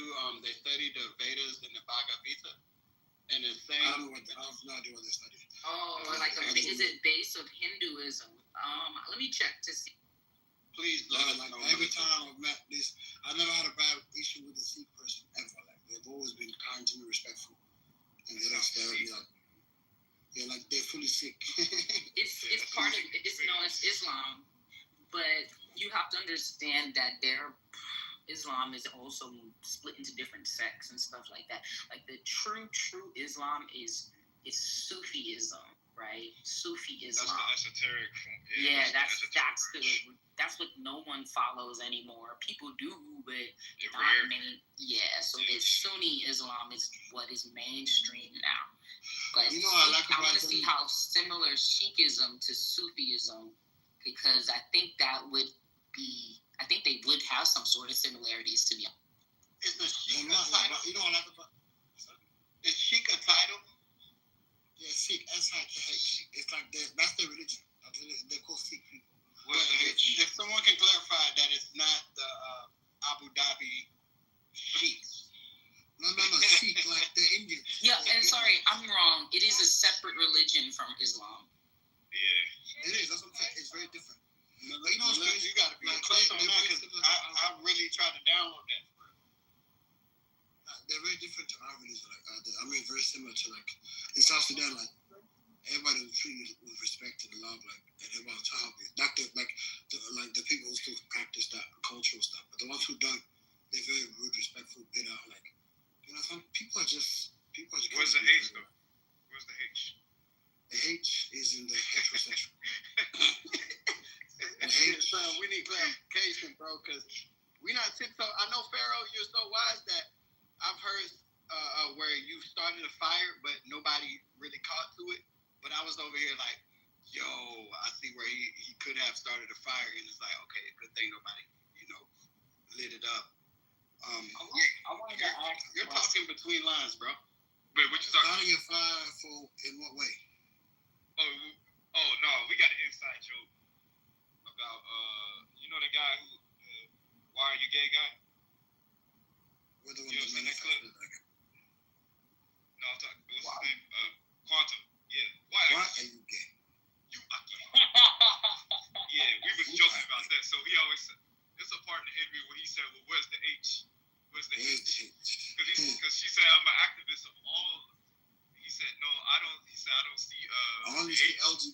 H for heterosexual. Yeah, he's like, where's yo? So we joke with each other and say, where's the H shit? So I don't know what he might not have knew. I don't know what he was reading into that, but no, that's what we were saying. Okay, cool. Because he said something earlier, and as you say that, it's like, yo, is the B silent? Right. I was raised Christian, and particularly like very deep Christian. I realized hatred has a way of blocking education on a lot of things when it even comes to the sexual aspect, because most doctrines try to control a narrative that has influence on how people behave and act. And so when I thought about it at the core of it, like, what do we get when we have men masquerading as females?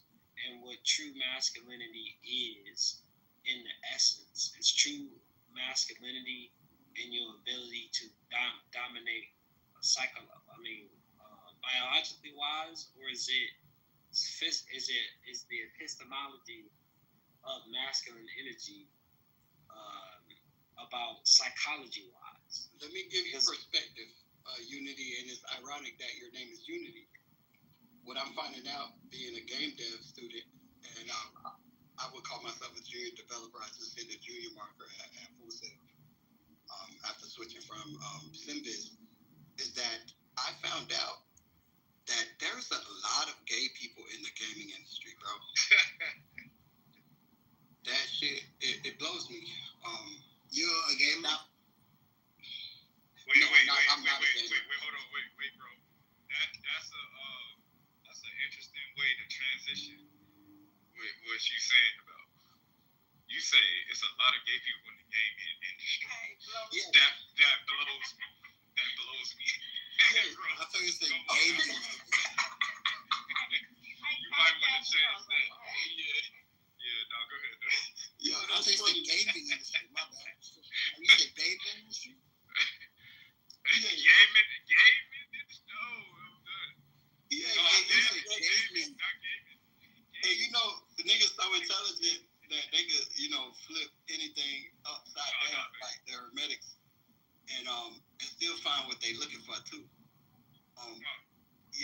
But that's one thing I found out. And Unity, I think it's like if we were to say, okay, if Lucifer fell down from heaven, that's because I'm from a Christian background, this is the lens that I can read from, and that he wants to disrupt man's ability to rule and be dominant as a natural masculine man. Why? Because being fruitful and multiplying is not in the will of the who was the prince of this earth.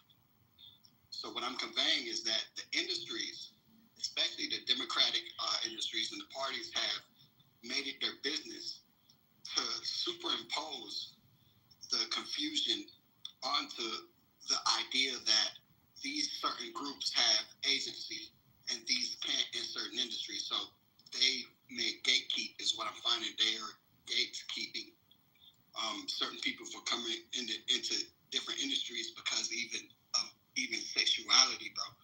I just experienced this last month in my group. Thank God the group that I have this month, they're straight. Everybody ain't, you feel me? Everybody in our group understand, we all men, we here to help support each other to do great shit. But the last group that I had, it was like, okay, you may have mentioned that you had a boyfriend before, right? But you're not gay. So therefore, you're not one of us. And let that insider ring. Because you're going to find what you're looking for. I'm saved. I ain't gay no more. Y'all seen that clip? I'm saved. Man, the devil is not. Sorry. I think to me it's like,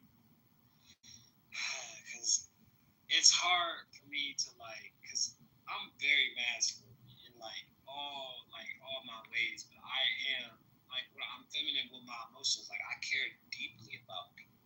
I cried for Charlie Kirk being shot, even though he's a white nationalist, because like, there is no good coming from that Charlie Kirk situation. Right, correct. I only can see because at least he was trying to make an effort, and even if it was malicious intent, which I really don't know if it was, because we have to stop demonizing people regardless from discourse and arguments and whatnot. Let me show you why this is the way, why I think this way could be better. Let me articulate myself. Let's have an actual conversation instead of, nah, fuck you, you wrong, or you right. And then we let these people gather and try to turn it into a totalitarian government, which as a people, we fundamentally agreed on freedom. You have the right to pursue life, happiness, life, and prosperity. This is why America is supposed to be the land of the free and the home of the brave. On the other hand, they will sell you something, just like anything, because in the global economy, America is the land of exploitation, because it's the land of the businessman. Everything, even down to when you argue you're sovereign citizen, you didn't sign up for any of these social contracts that they put you under. I'm going to disagree. Hold on. If you're not aware of the social contracts and the rules that you have to play, you don't know how to play the game. Correct? It's game theory. In this society, it's a winner, and there's clearly a loser.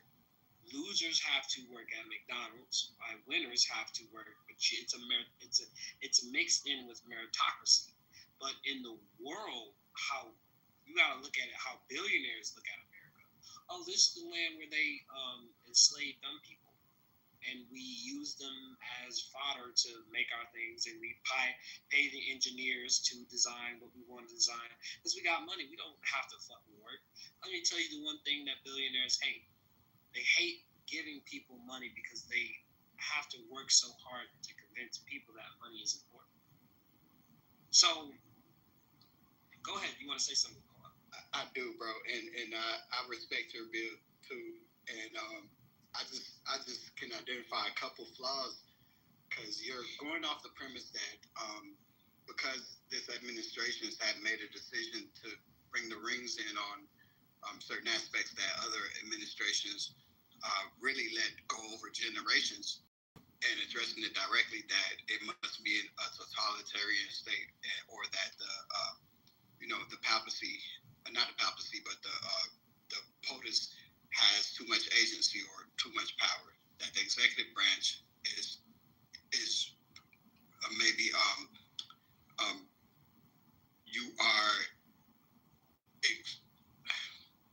you're doing something that's out of the range. You're doing something that's out of the range of your office. The reason that I'm disagreeing is because there's a Bible story about a king called Cyrus. And the King Cyrus was not known unto God. He was not one of the saved. But God spoke to the King of Cyrus and said, hey, I know you don't know me. And I know that I'm not the one that you grew up knowing. But because you have treated my people well enough versus the ones who want to enslave them, I'm going to give you power over all these nations to cast down the enemies of my people. Now, this is a narrative where God calls someone who we wouldn't say that is someone of God, but uses his office in order to clean the ranks, to clean out the swamp, to clean out the trenches, to clean out the land. And I hate it as a Haitian man. I hated that Charlie was killed while knowing me being a Haitian man. He said so many fucked up shit about Haitians, and I can't have any remorse. Yep. You hear what I'm saying?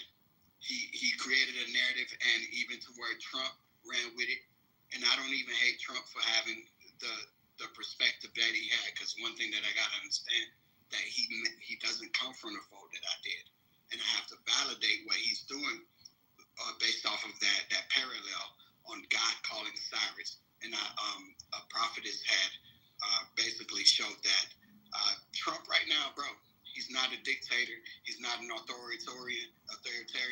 He's like Cyrus, where God is using someone who is unlikely in order to clean up house.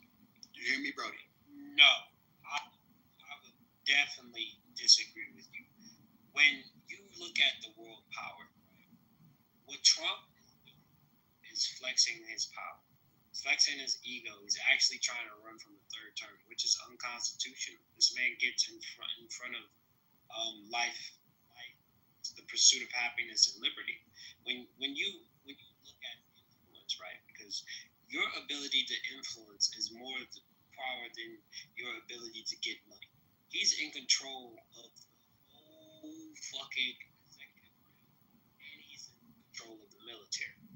And he won the way to political to influence, because that's the real currency. The real currency is influence. People that have influence get more money than people that work 9 to 5s. People don't understand the context and what people are doing. Now, if you're saying that God is a person that brings uncomfortable truth that you have to sit on and eat and lie on, and you may not even get the knowledge of what God is trying to say, but I don't think God is separate from the truth. Terracing everybody, right? Let's put it in relationship wise. If I got this business, right, and I say I've been dealing with the same price, but I say, look, I want to create some new boundaries because like we've been putting in a lot of work for what we've done, but you've been punching them in the face for years and globally terrorizing everybody because you're using fearmonger tactics. Then you use your mentality to whoever group. You use your militia groups to fund whatever extremist groups and extort people. And so the same thing with Nigeria and what happened to them, why Nigeria is so weak even though they're rich in resources. Poverty is not based upon poverty is based upon organization. You can tell how well organized a country is by their poverty level. India has rich resources. Poor. You know why they're poor? Because they use slaves. It's the places where you get the cheapest labor, but everything is manufactured there. But the high class elites rule it, and they will do anything. They will kill, steal, destroy, because at the end of the day, people are not people to them. When you talk about saviors, villains, heroes, when you think about it, you have to have the perspective when you think about good or bad. Where is the gray area? Where is the human aspect in these things? And when you look at that, you can get more truth and more honesty in what they're doing. And it's all out of ego. It's never about, you know what, we need to do things for the planet because we've been stressing the planet out and raising hell and causing global warming, which is at the end of the day is going to fuck us up, because if we fuck up nature, our planet Earth going to be here. How hostile do we have to make it for us? And who is making it more hostile? Who profits off being divided? Who profits off not having a nuclear family? There it is. They say that they want a nuclear family at the same time, but they will take a black man and put a black man in jail even if he's innocent. So they're not for the nuclear family. Thank you, bro. And thank you for also allowing me to interrupt you, because that was the other point of contention with what you were saying, is when you said, hey, the elite knows that the United States is divided amongst these guidelines, and they don't give a fuck about no niggas, so we just gonna come in and shit, we gonna use them too. I would say that about other nations. I think the Chinese and the Arabs have showed a very clear exhibition of how they're just going along the lines of what we're acquainted to as Black Americans, quote unquote. But to think that the elite themselves observation and they're acting on an observation rather than the ones who actually formulated the condition. That's where I have my disagreement, because who creates society? We know the Masons have a strong hand.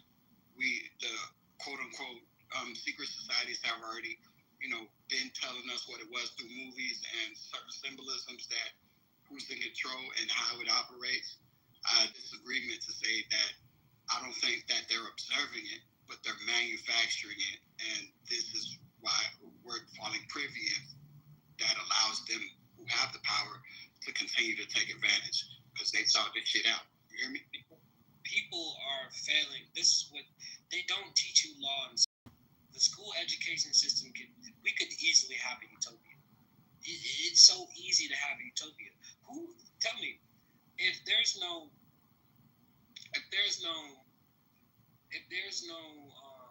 when you go to rich neighborhoods like such as Bloomfield, how many times you hear the police?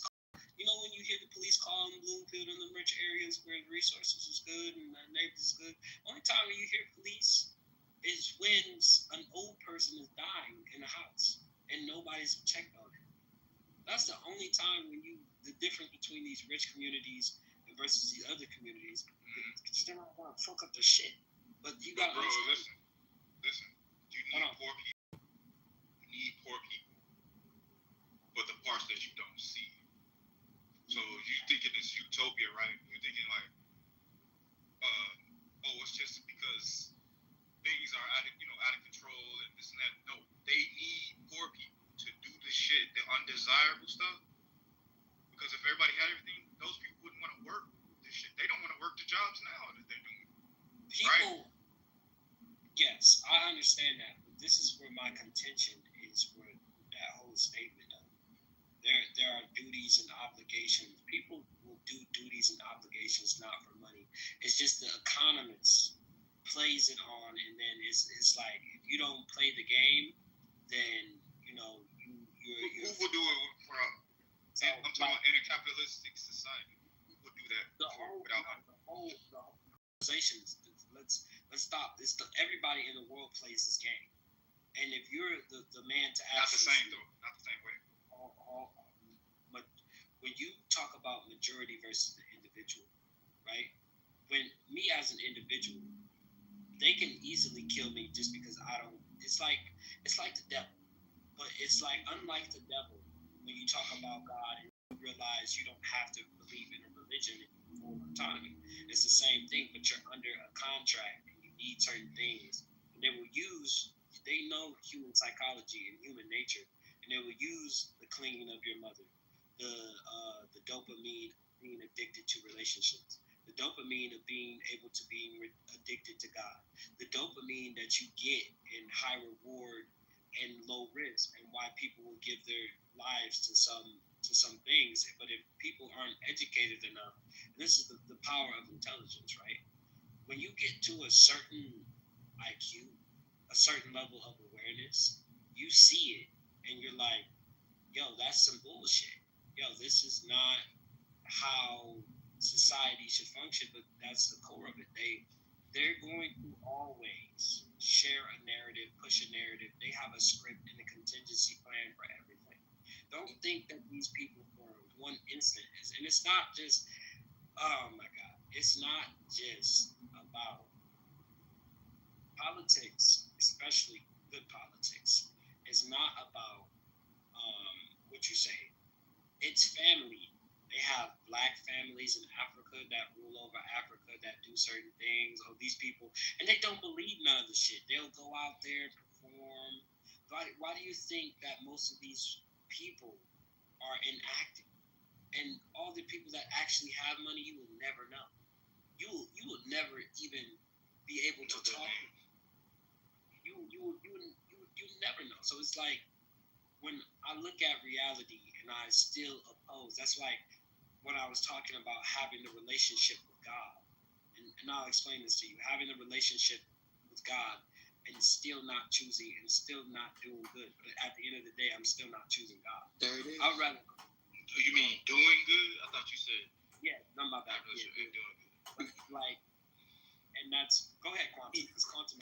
Thank you, bro. Unity, you know you can go for that. I'm the same way, and you know, leaders also are learning to make for others because we'll also find out we can build on each other's thoughts. You know, just allowing each other room to build with one another is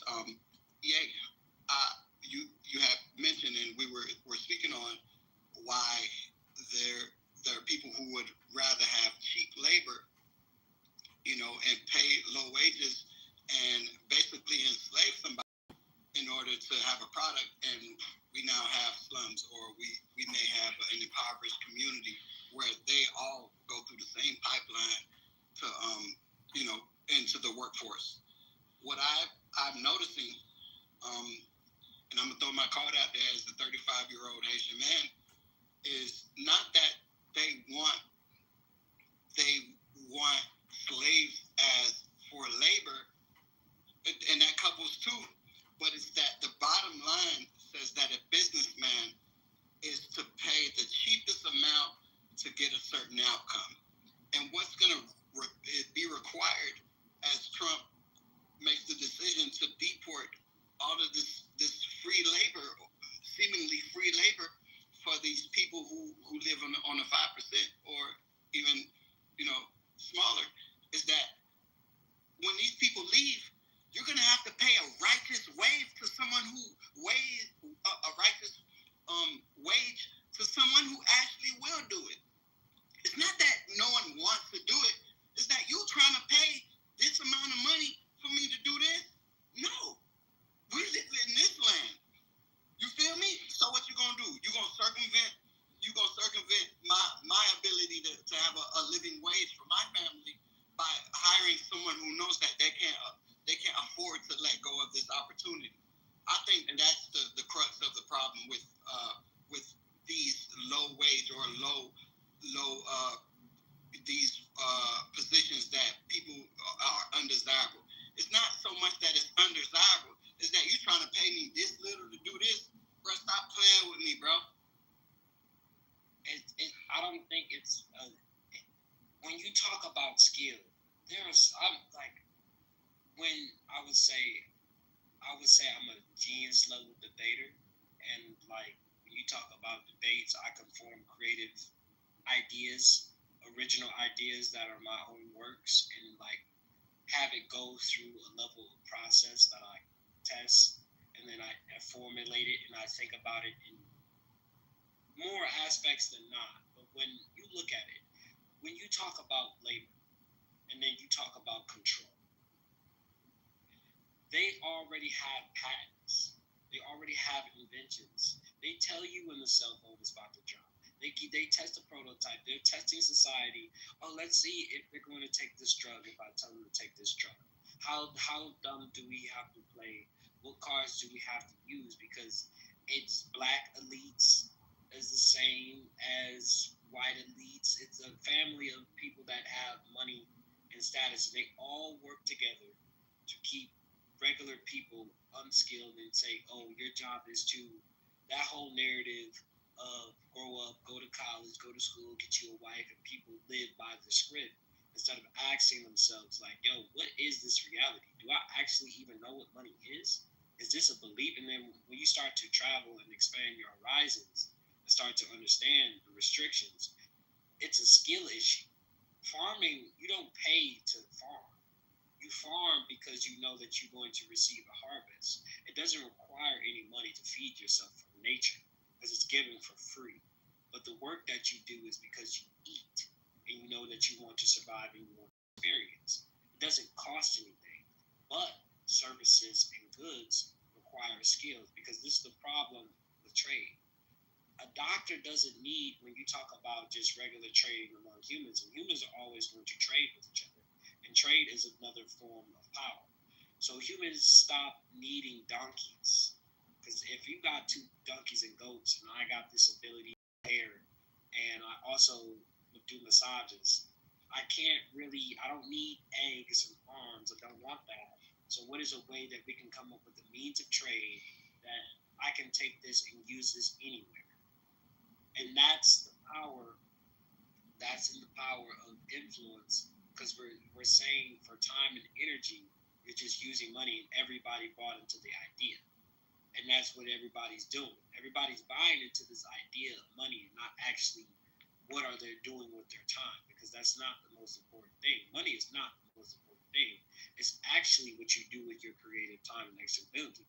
They already have free power, free energy systems, clean water systems. They can make it all. They can make the energy unlimited, but they just choose not to. They don't care, because what they'll rather do is not work, let their children control, fuck up, kill, be psychopaths. Because you gotta understand the psychopath. What is psychopath? There's 3 levels of psychology in the human civilization. It's the psychopath, and then it's the sheep, the nurturer, and then it's the shepherd. And the shepherd sees the bullshit. But the thing about a shepherd, he tends to the sheep. He's like God. He's got to make the sheep shepherd, and it's a game between. Shepherd is a predator too. Well, hold on. Yes, he is. Hold on. We're gonna cook about that. I'm gonna land right here. And it's the game between the shepherd and the wolf that must be played. Thank you. Okay, you the ever game did. there's. No, I I was just gonna had a say. question. I didn't mean to cut you off before you finish. Yeah, go ahead. Well, yes, I had a question for Unity. So have you read The Art of War before? No, I've not. You should read it.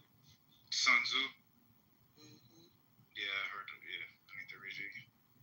But no, I was gonna make a comment about the shepherd. The shepherd is not the protector of the sheep. The shepherd is the professional predator. Keeper. The wolf is the unprofessional predator. So what I mean is, it's like a person that's selling drugs on the street, right?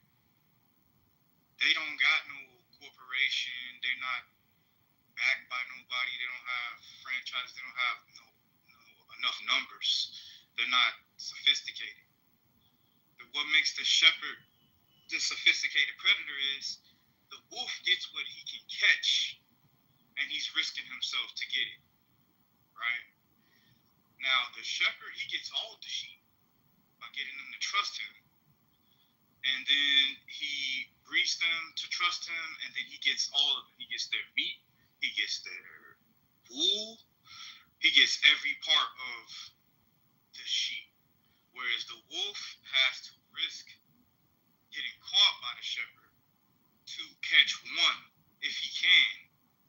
So what I'm saying is, this idea that the shepherd is keeping the sheep because they're cute or whatever, no, that shepherd is going to kill those sheep eventually and sell what he can, and he's going to get maximum out of it, versus the wolf is going to get what he can. You see what I'm saying? The wolf is going to get what he wants. Hey, though, son. The wolf, he gets what he wants most of the time. And unless he gets caught. It's kind of like, unless he gets caught, that's the game. If he gets caught, he's dead. But the wolf don't. Sometimes not. Sometimes the shepherd is scared. Sometimes the wolf is scared. The shepherd is scared of the wolf. Or don't have the dogs or whatever he needs. Actually, depending on what type of shepherd it is, and that don't just because he's a particular type of shepherd don't mean he ain't got the best sheep either. A strong shepherd can have some weak ass sheep, and vice versa. Yeah, well, I ain't getting into that part. I'm saying people think. I'm saying when they use that analogy. Oh yeah, I get you, dog. People think a shepherd is just keeping the sheep just to good guy. or something. No, that's his profit.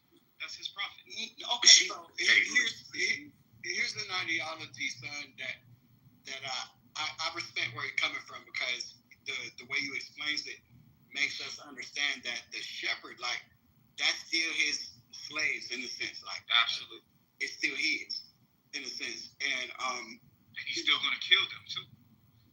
If you want to go down that route, that's on you to paint that shepherd in that way. But one thing. No, I'm just saying. I get what you're saying, bro. Don't think I don't know what you're saying. Like that's why I have a reputation. A reputation is the word I created. I have my reputation because we're describing a shepherd, and we even allowed you, son, to redefine what a shepherd is versus what the actual definition of a shepherd truly is. So the nuance that you have built, like it draws the narrative to support what you're trying to convey. At the same time, if we're gonna have a premise that says, okay, if we look at sheep like souls, right? If we go on that premise, if you build something totally different, then I can understand where we diverge. But if we're building on the idea and the premise that the shepherd is the one overseeing the garden, then we got to talk about the owner of the house, the owner of the garden, and then we can go into different stories about the owner who left the garden and left the shepherd to watch over the garden, and then to come back and hold an account to see if all of them are still there. You get what I'm saying? No, that wasn't the conversation. But I wasn't using and all of that, by the way. Yes, sir. You're describing an analogy that was used in the Bible. That's an analogy of a shepherd and the sheep. I'm talking about in reality a shepherd. The shepherd versus does not feed on his sheep. Okay, you show me that. You show me a shepherd that don't sell his sheep's wool, that don't sell eventually their meat when they get a certain age. All right, you show me that. Yeah, no. You're speaking materialistic, and I get what you say. I get what you clearly understand what you're saying. We wasn't talking. On the biblical level. Yeah, I wasn't talking esoteric on that particular point. I was you can skew it by withholding the true nature of a shepherd. You see how it could be skewed for someone to say, okay, the shepherd is actually a predator to his own sheep. Yes, he is. Come on now. Yeah, you're on the farm right now. You're on the farm right now. He's distinguished to get you. That's what I'm saying, because he doesn't look like one. Because he gets the sheep. Yvonne wanted to say something. She had a question. Yvonne? I don't know. I just want to say, like, that's exactly my point. Going back to the art of war, one of the points in the book is saying, like, the best war to fight is when your enemy don't know. So by you saying, like, oh, okay, well, this is my shepherd, he will never hurt me. He in the best position to get you, because you ain't gonna fight. The shepherd not gonna be like, hey, you know what I'm saying, I'm about to shave y'all and cut y'all up, you know what I'm saying, make a little lamb chop, whatever, a little gyro. He say that, they're gonna be like, oh, you know, they're gonna start preparing. But if he don't know, he ain't gotta fight for a long time, because they're gonna be docile, they're gonna wait on him. So that's right. Be good too. Then we gonna taste real and good. Trust you, right? Because there ain't gonna be no fear in the meat that hardens, toughens the meat. But the point I'm saying is, when he kills those sheep, he's not gonna kill those sheep in front of the other sheep. He's gonna kill them in a separate area, so that the other sheep are not aware. They're not even gonna know what happened. I know about farming, so maybe you don't know that the shepherd kills his sheep. Maybe you don't know that, but I do. I get the physical aspect, bro. Don't get it confused that I don't understand where you're coming from. But right, you said I redefine what a shepherd is. No, that's what a shepherd does. And he doesn't do it for his health. He does it to profit off the sheep. That's what people don't realize. He's not raising those sheep just because they're cute and he want to keep them. It's not a pet thing. So I think my issue is that we're being circumscribed to the physical aspect of the shepherd and his sheep, when we're clearly no. The conversation.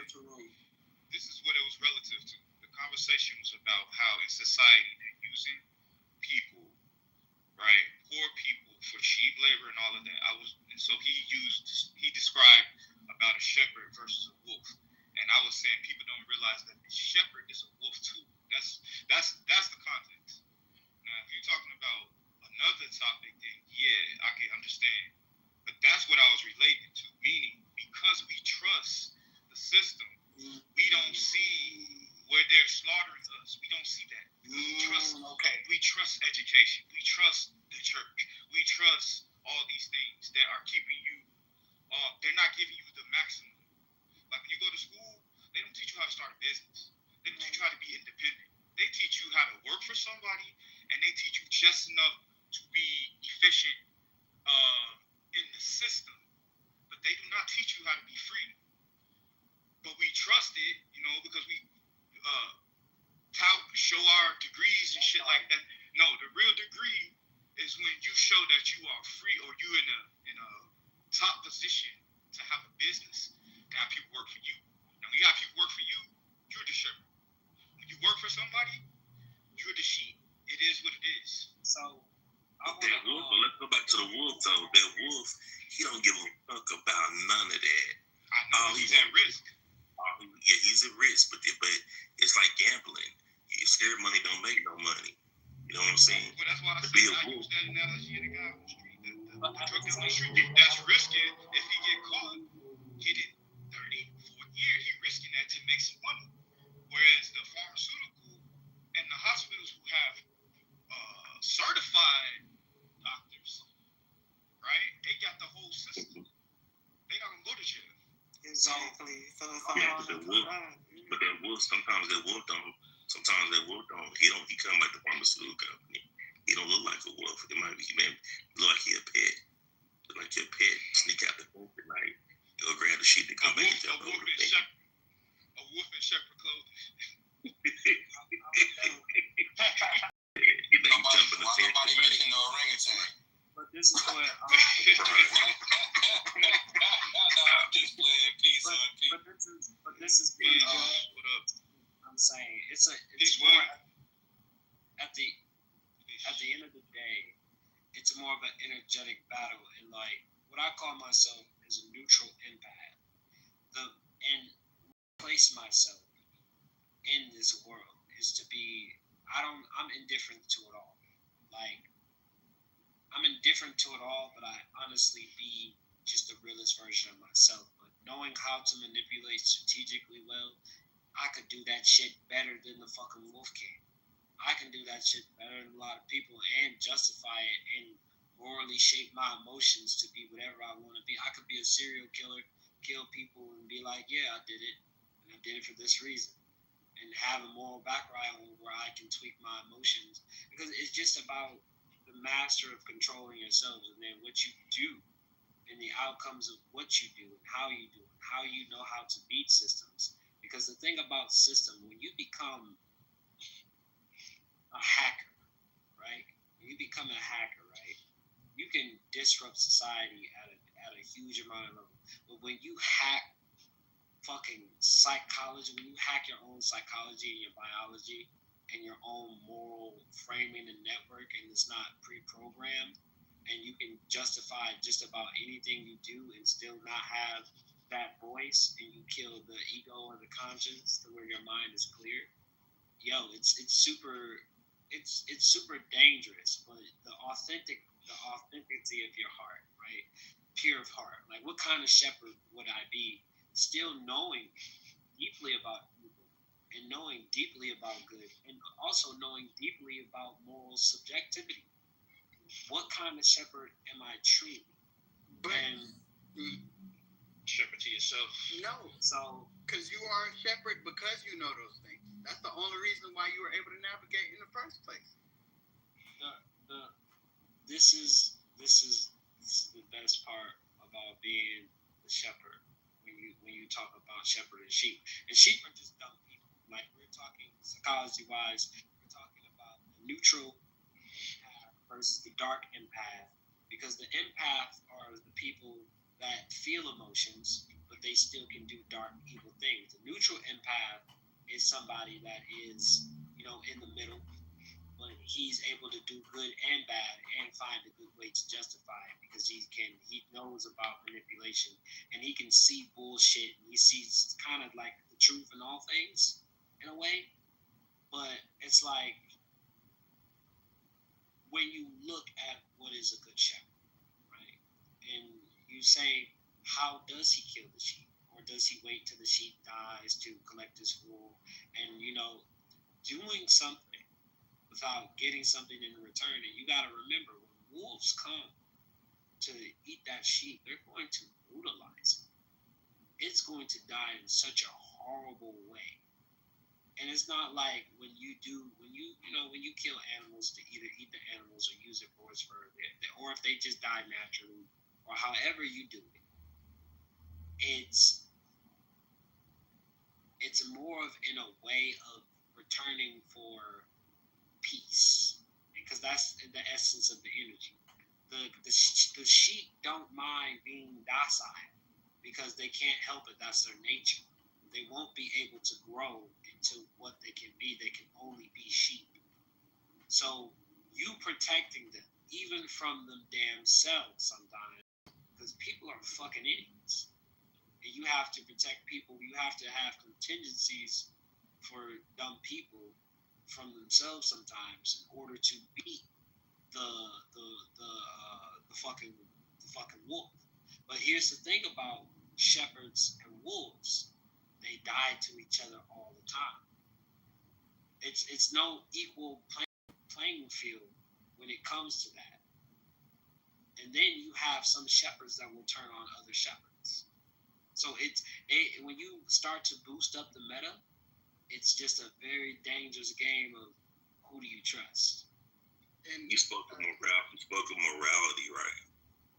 Like you with the last thing you just said, basically, so you talking about moral compass. Actually, you know that when you're a shepherd and a sheep, no matter what you are, you're gonna have a different moral compass. Actually, and you said all the sheep can do is be a sheep. Some sheep become rams. So then get them, piss them off enough, you'll start growing some horns and get active. That part. And I think that's where the process of how we're building the premise and our understanding it, I can respect where Sun is coming from, and even to Unity. I can respect where y'all are coming from, but there's this overarching idea of where Daniel has these prophecies, and then you even hear 22 talk about certain rams, and it's almost like if we choose not to take the whole scope of the symbolism of how we're talking, we may not be able to illuminate something that actually could be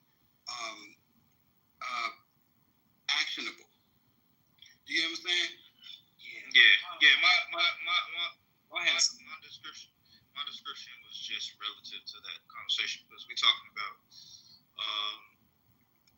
metaphorically the situation in America and in basically the economy and just in capitalism. Yeah, see, some societies and systems are not capitalist, but we are. So I'm saying, in that situation, knowing that there's only two positions in capitalism, you are either the capitalizer or the one being capitalized on. And a lot of people can't accept that for whatever different reasons, because they don't want to accept, that may be too harsh of a reality.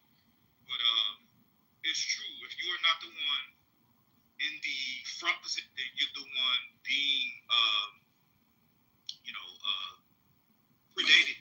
It's only predator and prey. Now, a predator in our society is a business owner. Why? Because they're producing, they're selling, and they're gaining an advantage. So this is why we work a job. They're taking advantage of you. They're taking advantage of you. So you have to look up the word. You have to look up the. Hold on. You have to look at the word employee, right? Employee is a word that people take for granted. It sounds innocuous, right? It sounds, it does not have a negative connotation seemingly to it, right, that we can usually think of. But if you know about what the word ploy, look up the word ploy. This is what they're talking about. And it's actually in there because we got a speaker. He's not in here now. But it's a guy who comes in here named Daniel. And he speaks French. He knows about and what it means. So when you're going to a job, trading your time for money, this is you're at a disadvantage. They're getting more value out of your time versus the money they pay you. Because you can get money back, right? Money is a created instrument. It's fake, right? You can get money. You can print money. Time is an intangible, non-restorable asset.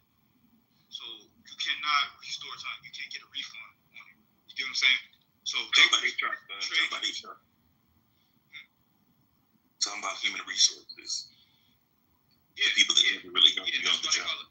That's why they call it human resources department. Because they're saying they're using you as a human resource. You exchanging something of higher value for something of lower value. That's a ploy. Look at the definition of ploy. You see what I'm saying? Well, it's depending. You gotta remember. Depending on what? It's dependent because right now, this is the aspect when the masculine and feminine nature come in. As a man, right, I know it is my job to be constructive and build in ways that will do. And there's proper procedures and there's proper tools when you're dealing with the job. When you have a very skilled employee, and let's say you work for a guy and you're an independent contractor, more like a freelancer. You work for money, but you make sure that it aligns with your views, your values, whatever you're doing. That's not a business. It's not. Well, I'm not saying that people that work skilled jobs, right? Because it's also no. I said being freelancer or self-employed. That's not a job. I mean, that's not a business. Well, that's a job. That's a job you create for yourself. If like to me, I've always kind of been a freelancer, but I don't really like as a man in society. I'm just talking from the point. Business is when you got people under you. That's a business. You got to have multiple people. But also, you can talk about influence, right? Why does this person with a particular type of skill has influence? Because if I want to pay the best, because the root of it is skill, right? The more skillful you are, the more money, opportunity. Okay, let me ask you this, because this is the point I was getting to. I don't want the point to get lost. The point I'm saying is, name me an employer that makes less than his employees. You will never see that. You get what I'm saying? The employer has to make more to pay you what you're making. He has to have those funds available to be able to pay you and pay other people. He's making the value he's getting, he's making way more to pay multiple people. So what I'm saying, I'm just saying, even in the NBA, on the skill level, because if you're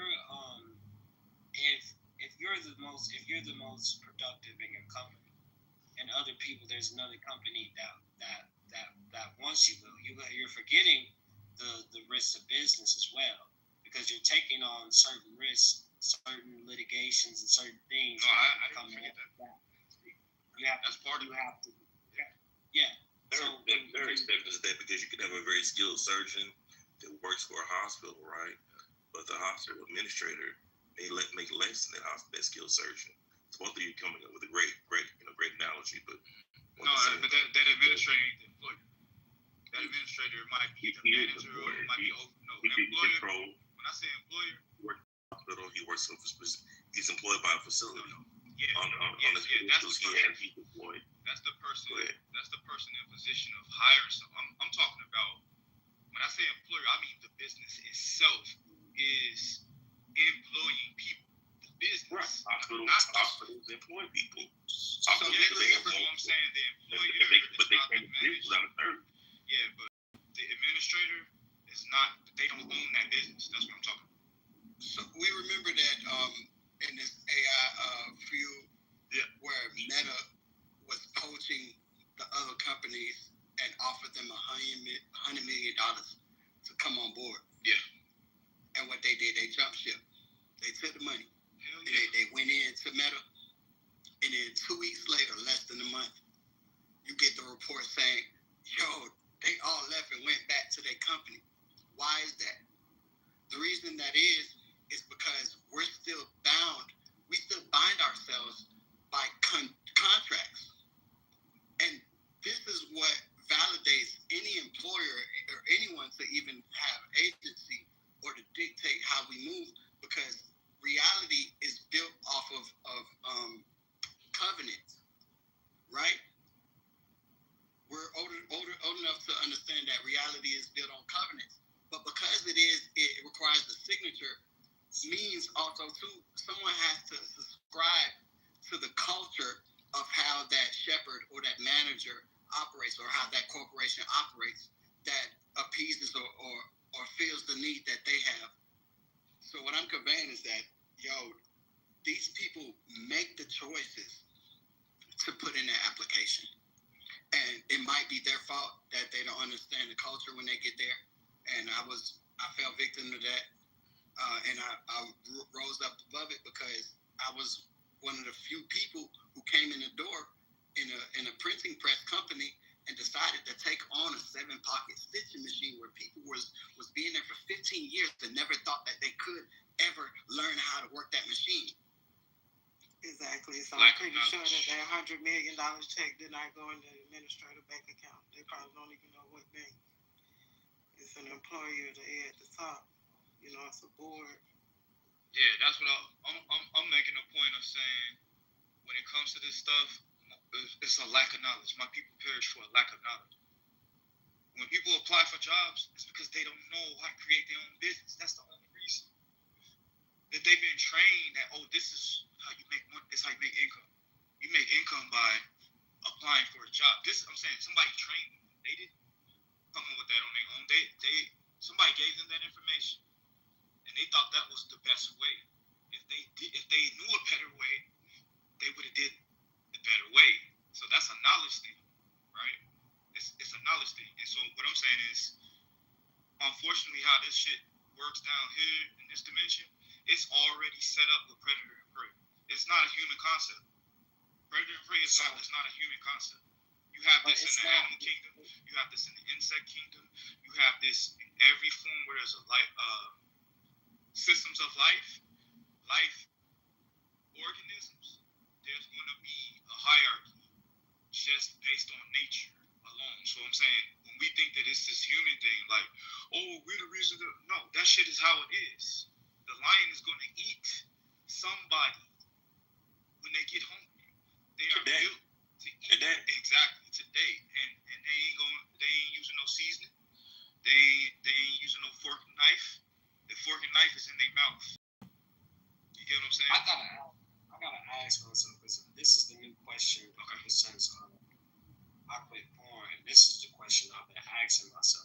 Biology-wise, I'm an omnivore, and I know that I can eat fruits and off the trees, and I know I can just stick to fruits and nuts and all the rest of that stuff. I know that I can eat chicken and animals, but how do I justify the killing? Because I don't like destroying life, period. Anything that's sentient, regardless on the level of vibration, I would say that I'm more of a benevolent being. Benevolent, yeah. Yes. I would say that I'm more of a benevolent being. And when I look at it, just because I didn't kill the cow doesn't mean that I'm not contributing to more cows being killed. But then I understand. It's gonna get killed anyway. I understand too at the nature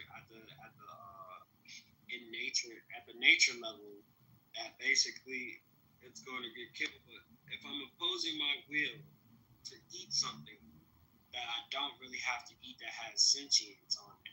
Okay. But also too, I'm supposed to be a stabilizer in nature. I'm supposed to be able to stabilize nature and say, you know what, it's based off information and research and data, there's too many elk. And if there's too many elk, this is going to throw off the homostasis of nature. And I know I need to destroy and kill those animals, but I feel bad. I would still feel bad about doing it. And I think that's like... But then that's moral thing. I thought you said it was moralism. It's not... Hold on. This is the thing that I said. This is where I feel conflicted. Okay. And why I think about, is it morally just to kill animals and to regulate it to regulate and consume the product? Because I'm not actually killing the animal myself. And I think that's the biggest problem. I think I'm cheating my way into getting access to food that I didn't earn for and didn't go out and hunt. And then also too, therefore, since I didn't actually work for it, I'm not appreciating I'm not really appreciating it, and I don't have to really nature. Bro, I'm getting ready to go eat breakfast. It's gonna involve some beef. I work for this money, and I'm gonna go spend it. And it's all about energy. When you start going there, it's all about energy, man. That's all we've been talking about all morning long. It's about energy, how to harness it, how to hold it, and when to let it go. That's what this experience is about that we're dealing with here. You come here, energy. You gotta. Matter of fact, you come here, energy, right? You take on a physical, right? Then you leave here, you take on a spiritual, a different type of physical. You get back to where you want to get back from. So it's all about energy, how you use it.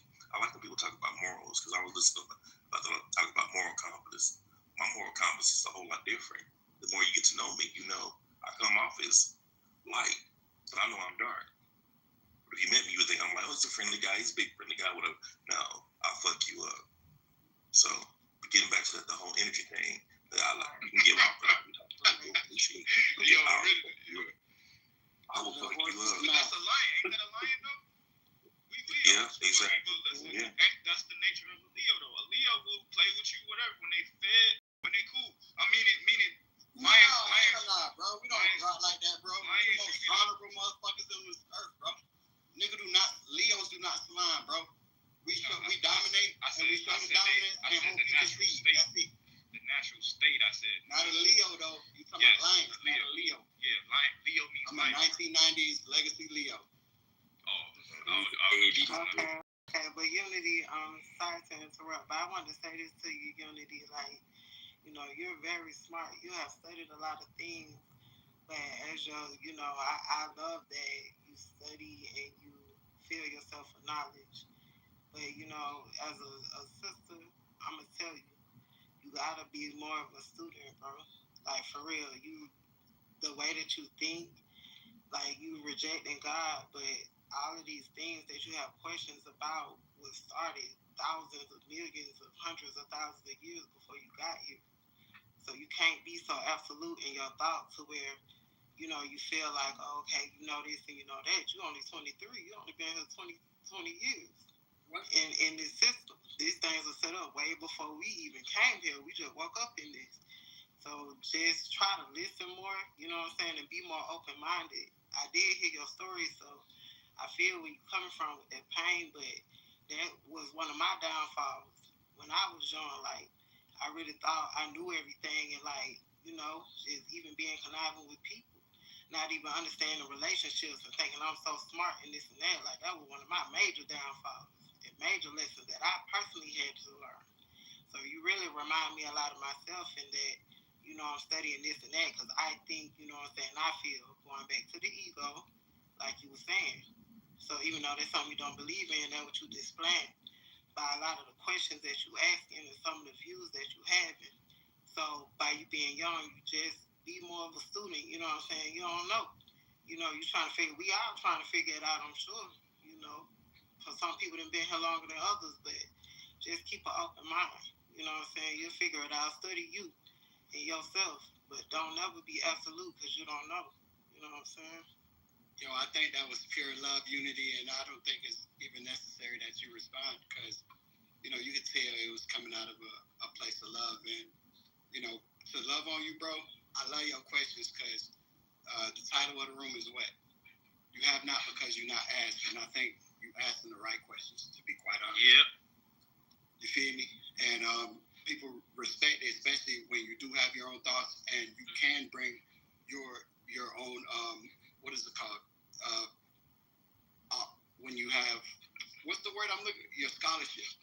When you bring your scholarship to the table, other people can take you seriously and also lean in to when hey, I have all these thoughts, but I am still open, like T. Divine said, I'm still open to learn. And that's what I was trying to convey too when I say, hey, bro, you're a leader. Also, too, make room for the other leaders because you're going to find out you're going to build with each other.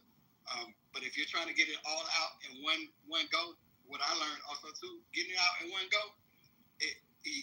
people who got questions, people who are going to build with you, people who had different angles that you probably can't see, it's kind of hard to, like, chime in when, you are getting you do have time, bro. You have time. You don't have to rush it. Yeah. Especially being in pocket. I would say it's And peace to the gang in the group. Not to interrupt that, but peace to the gang in the group in the ghoul and everybody I didn't get to see because I'm not always looking at my phone. But we got a full house.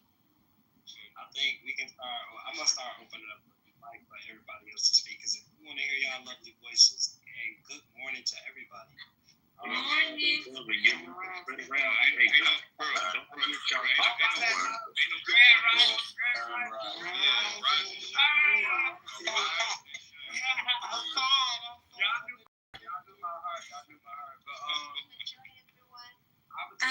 Excuse me, can you tell me what the topic is about, or what are you talking about? Yeah, Unity is about to tell you right now.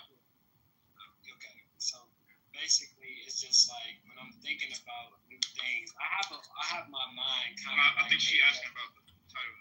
Yeah. Oh, basically. Yeah. I was still explaining something before we went into Grand Rising, but she can have the floor after. No, I think she was just asking. I thought you wanted to. Okay, so Y'all relax, man. I'll say it real quick because I'm the one that wrote the title. So it's you have not because you ask not, right? No. And then we did a little poll, and it looks like it's almost even. It's almost even. It's like 50 to 51% of people who think they need to ask more questions and people who think that they are asking enough. But yeah, we were just going over that because a lot of people say they want stuff, but they don't want to ask enough about it. You know what I'm saying? Oh, okay. So yeah, but that was the title. Oh man, I got to get my cash out, since we got this love, unity, and understanding, and all the more accomplishment, it can be morally fair. Everybody gets. So you that shepherd, huh, son? Do you mean the category? So get ready to pick that wool off your back. Let me get that cash. Oh man, I realize. Original Sorry for interrupting, but do you mean that are you mean the category of people who are shy and for asking things? Yeah, and also the category of people who they don't ask enough questions about things, and that's the reason why they don't have what they're looking for because they're scared to ask. Oh, yeah. To ask, yeah. They're afraid to be told. They don't ask enough. Yeah, they don't ask deep enough. And they're also afraid to be told no. But the reason why have you ever had a question, Mimi, that you wanted to ask someone, but you were afraid to ask? That's how they make you feel. Yeah, people had that.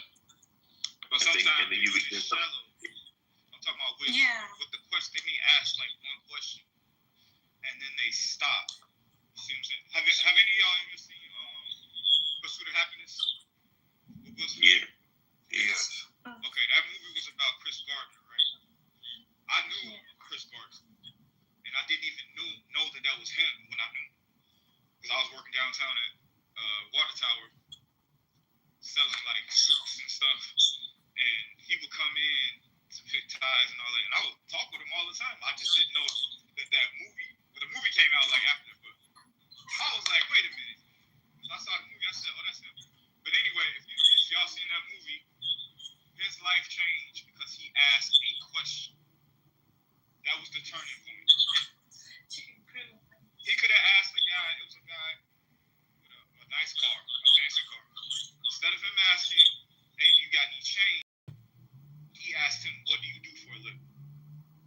The same with Wolf on Wall Street, When he seen that man, he asked him, can I work for you? Yeah. These questions, right? When you ask these questions, it sends you on a quest. And I think sometimes that's why people don't ask, because they start to see that this is going to require them to do things, accountability, Sure. And so it's like, I ask, and it's going to ask for something, and it's going to require me to give something to receive. So it's a transaction, and I think it's like a doorway that you can look into when you ask, okay? And then as soon as you ask, it asks you something right back, right? What are you prepared to trade? Like that's why I like that the anime Full Metal Alchemist, where it talks about the exchange that happens all the time, the universal exchange between time and energy, and the transactions that are continuously happening. And so when we ask these things, even these shows about different dimensions, it always highlights that there's never a grass is greener, because anything that we think we would like to receive on a parallel universe, something that we already have, will be taken. And so it's just like this butterfly effect of like, that's why I believe it's so important for us to keep our hands open and to surrender, because everything is to be experienced, but not to be possessed, right? And you see it all the time. People will become possessed by what they possess, right? It started off with they own it, and then it becomes something that owns them, and it becomes their master due to the way their relationship with it becomes one of identification. And so it's I think it's really dangerous to ask, almost like to say, "But be careful what you wish for," because it's like you ask, not knowing what you're going to have to give to receive. It's just like you see it in the Bible with all the sacrifices. Sometimes God, they were sacrificing the best of their crop, not the worst, right? You can't just give up something you don't really care about, something folly. No. You must exchange something of importance if you want something of importance. It's just crazy about that shit, bro. You just opened my eyes to something, bro. Dog, and this is why I fucking became, oh my God. But it's still fucking amazing, but bro, that shit is deep. Because look, when I was younger, I always asked to know the truth. My biggest hatred was confusion. And I hate that the kids are growing up are confused. People don't have an understanding. So that's why I cling to knowledge. But knowledge, what I gave up was, and what is the giving up of truth, it's giving up the relationship with God. And that's when you understand the deepest truth, you no longer have access to a relationship with God, because you become your own God. And that's the problem. And it makes perfect sense. If you're a real seeker of truth, like a real seeker of truth, like even not just truth just to get money, or just, I'm talking about universal laws, like understanding physics and what it is. And then I discovered this, I came up with this theory called neutral forces. There's neutral forces that are always not keeping the world in balance, but as the world is above. There's no internal world without the external world, but in the middle there's a center. And through that, it's infinite on infinite stacks with infinities, and through the imagination realm, that's where we're connected. And it's crazy because I came up with this theory, right? You either choose depending on when you come to really actually seek the truth. And that's when they talk about this thing called life paths. But it really depends on the frequency that you're tuning into, because frequency level is just awareness. And after you get to a certain level, the universal transaction that you trade is God. You become. I'm not trying to cut you, but I ain't know if C's was cooking. But you still, I don't know if you still get to a point. Yeah, no, you good. I don't know if he finished his thought though. You good? You there, C's? Yeah, I'm here, brother. I'm all about the flow, bro. So. I was just making sure. I saw T come off from my too. So. T, okay.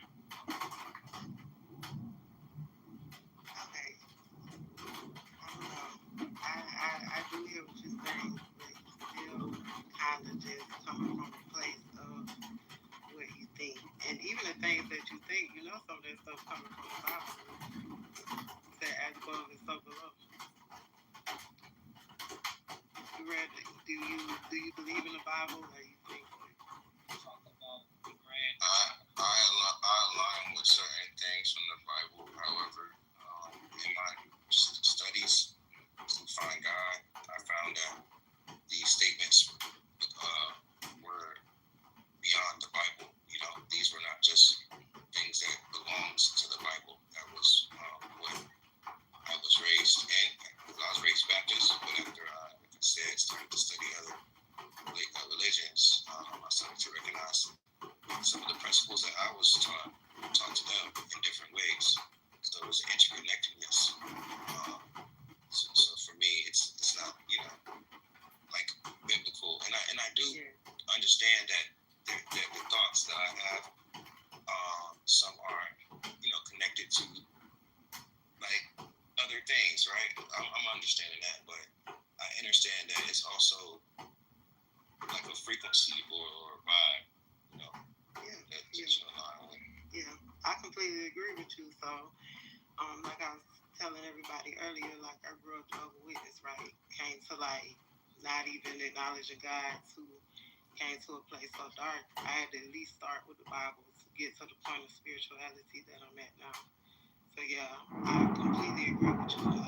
It's like now I'm coming to a point where, okay, it's not literal, but it's definitely code, and I can't deny certain principles in the Bible help me to come to the conclusions that I'm at now when I was completely lost and had no idea.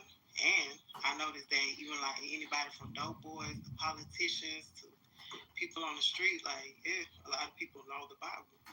At least start with that, you know, they get into higher knowledge. Like, to me, in my personal opinion, I feel like that's at least the first step, because we don't know, you know, what's going on. I think the Bible. Okay, so I'll give you my takes on when you talk about God and what I disagree with God. Right? To reject the relationship with God is to reject a certain aspect of myself, because I am God and God is you, God is me as well. And to me, to reject a certain part of your inherent nature, because I'm creating as I see. Magician. I'm creating as I see. Abracadabra.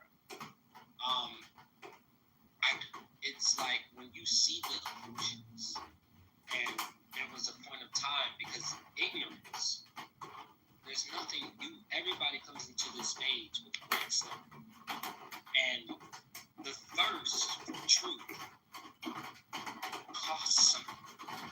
And what does it cost you? Because you don't know the truth, because you become ignorant. You become what is programmed. And then you begin to fight the program, the institution and the indoctrination of one, the indoctrination of God, the indoctrination of what people are telling you to understand your true nature. That's why I said the first principle is finding out your truths. What do you disagree with? Why do you disagree with something? And having an open mind to be changing it, and having a very passionate debate about rather if this is or if it's not. Therefore, it doesn't fit you. And something could be your truth. Like, if you believe that Christianity is for you and that's God has predestined that for you and you're supposed to minister and use that Bible, that will always be your truth. Now, see, you can graduate, right? You can graduate, like I said, where you're able to see the interconnectedness between this truth and someone else's truth, and that's staying reminded, which y'all spoke about earlier, right? And I read a book called The Four Agreements, and that speaks about agreeing to certain things too, like being faithful with your word, and always do your best, and not taking anything personal.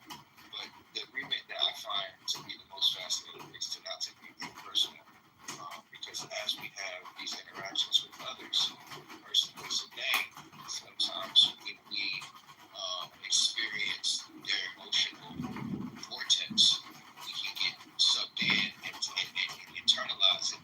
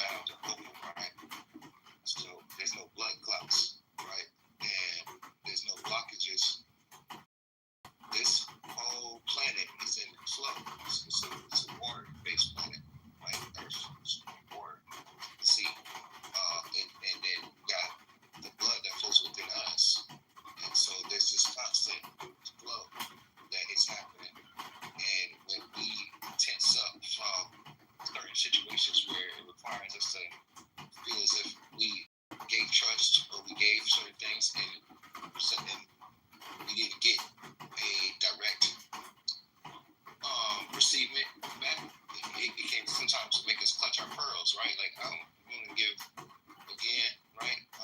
Because last time I gave, it wasn't reciprocated or it wasn't appreciated. However, it's just like the word says not to throw your pearls to swine, not to not throw your pearls, right? So it's like to continuously cast your gift and love out there and energy out there, because that's ultimately what you're supposed to do. And it's not supposed to be like a pay back, but more so pay forward, right? Trusting that the energy that we put out there ultimately will be given back to us, not maybe from the person we gave it directly to, right? But from a stranger, from a new situation, a new thing, you know what I mean? But just understanding in that present moment that we can just keep choosing love and keep asking, right? Keep asking. Yeah, right. But it's like, we think about it, it's like all these things that we in this room contemplating, right? Things that we trying to figure out is human flesh and blood. I don't have to remember to like pump blood to my brain, to beat my heart. That's because the body does it. Yeah, but I'm saying somebody, it's a design, even you come here and you trying to figure out love and food and the trees growing and the birds, Those are all great. You're trying to figure it out. And that's how you know that's not you. Right, it's bigger than this. Yeah, well, I'm saying the true you is your consciousness and your soul that is inside of this body, right? And how I can prove that is your soul is made out of light. Any light fixture, any light source, what will you feel if you are exposed to like light? What does light produce? Like if it's sunlight, heat, right? So when a person dies, their body goes cold. Not a full body, so it couldn't be the physical body producing that heat because the physical body is still there when a person passes. So what is that heat? Why does the body go cold? It's something you can't see. That's the soul that produces heat because it's light. That's you. That's in this thing. But yeah, we don't even control this. This is a reason. Everything in your body knows. Yeah, it's a rental. It's a vehicle. They used to call it a ship, a vessel, a vehicle. So, like you said, we don't beat our heart. We don't make our lungs work. Your digestive system, all these things that's going on. You use this body, but you are not the body. And I think we get lost in the Western man's philosophy when he teaches that you are the body and that's it. God, that's it. That's bullshit because he doesn't have ancient knowledge of the Eastern world because he came in to get and gain and take, right? That's what he put first.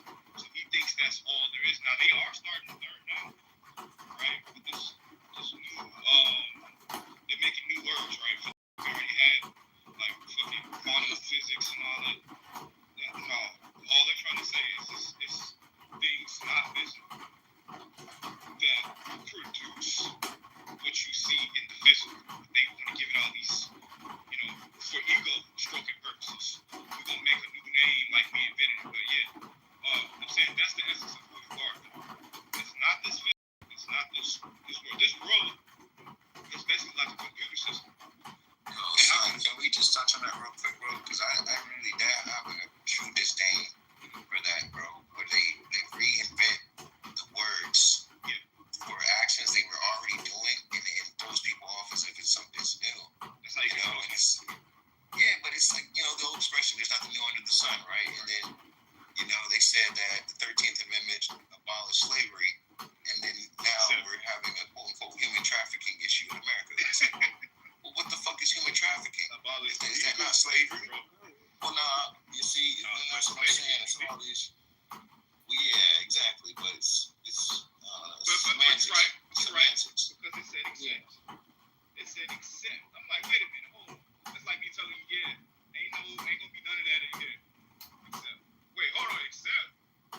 Then you say so they saying that the new slavery. This is if you could really read for yourself and comprehend what they really said without saying it plain was they're saying the new slavery is going to be prison. That's so many words. It's like legalese the way they wrote it. But they're in layman's terms, in plain language, they're saying the new slavery, the new legal slavery is going to be prison, because they're saying we're not gonna imprison you, we're not gonna make you a slave out in the open for nothing like we used to. But if you commit a crime, if we say you committed a crime, we can make you a slave, and that's exactly what they're doing. And then the judicial system is so rigged with the needing a lawyer that has certain connections to the judge, because some of these charges that they throw at people are completely ridiculous. But if you get a public attorney, you know, they don't have. I mean, a public defender, they don't have the time to truly sort through cases. So many people are wrapped up in the prison system simply because they didn't have the right amount of money to get proper representation when they went to court. And it's just like that's the part that really, for me, it's saddening, because it's like not because they're criminals, not because they're a bad person, not because they deserve being there, but because they didn't have enough money. They know how to play the game. It's a game.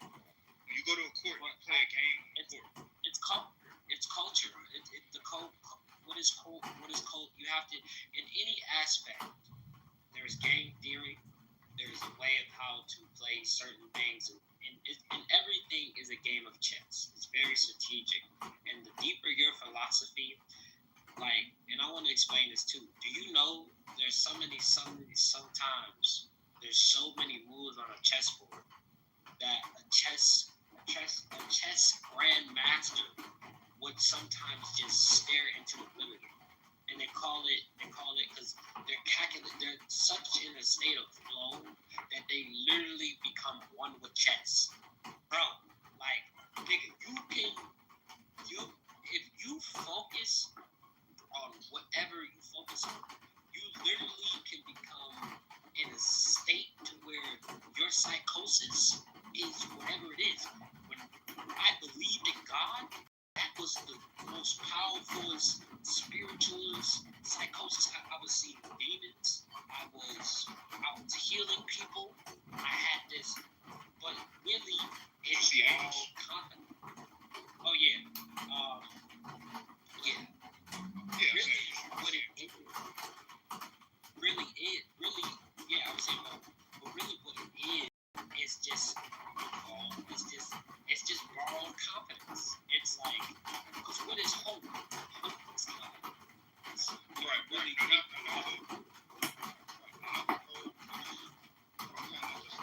what you're saying about court and all that. And yeah, I agree. I'm adamant. I agree with what you're saying about game, chess, and all that, right? And I'm talking about constructing chess, right? Because we talk about the court system. Instead of worrying about how you play it, it's like, in fact, why is it set up? The fuck set up a court where you got to go in there? Because it's basically if y'all ever watch Jeopardy, that's what court is. Court is Jeopardy. Look at the definition of Jeopardy. Because we say that for a game show. Do y'all know what Jeopardy means? Jeopardy is when you go. Jeopardy means a situation. Let me pull up the definition of Jeopardy. Because that's what they're doing when you stand at a podium, just like the game show. Right? Jeopardy means. Okay. Games with Move down. Jeopardy. Calm. Just be calm. Explain yourself. Just calm down. I didn't know I was hyped up. Alright, Jeopardy. This is a noun. Danger of loss, harm, or failure. And then they even got a law definition. Check this out. Danger arising from being on trial for a criminal offense. So they literally call it Jeopardy in the courtroom. So what I'm saying is, now how do you, if y'all know about Jeopardy game, how you play is based on how you say the shit.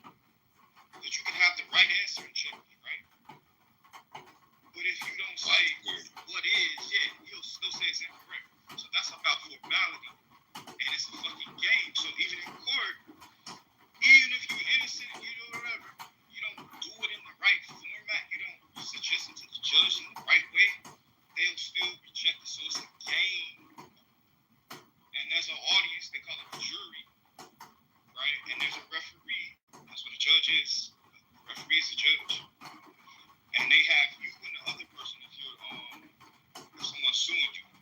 So that's the player defender. And you gotta hurry up and say the right words before the other person say the right words. And then that's why they say you win or lose your case.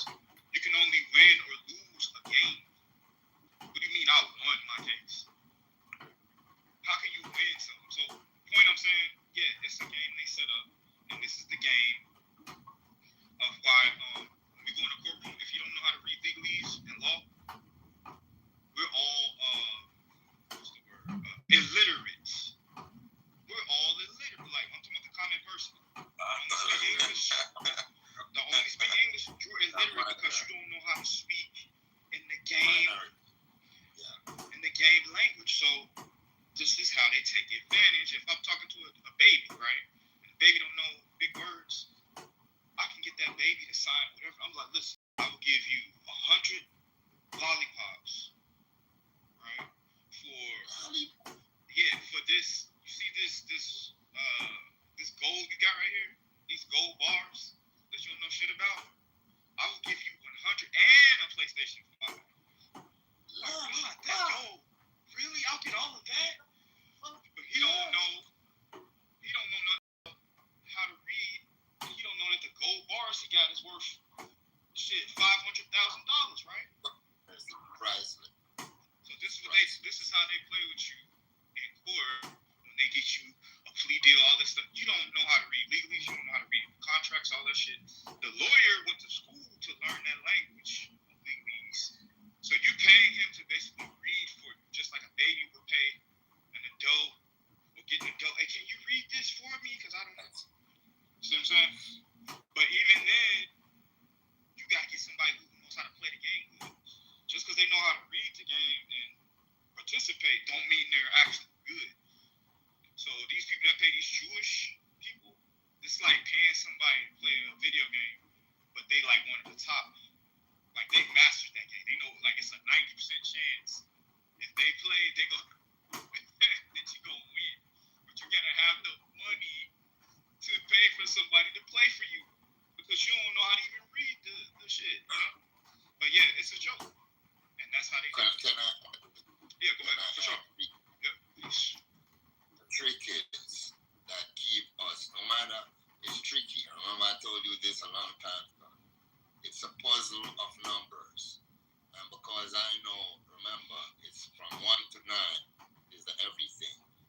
And if you add even the alphabet and add a lot of things, it goes back to that. And sometimes I probably know 5 out of the 9. So I know the majority. And being, don't matter about the age, because if you know it from you're young, you're at a position like you're grown. Because it comes back to what you do know, and it do give you that strength. Because I could be 1,000 years old if I don't know what I'm supposed to know. The 2-year-old is more valid than me. The only time it comes around to me is when questions that the 2-year-old didn't experience yet, that will give me back a little strength. But it comes back to knowing.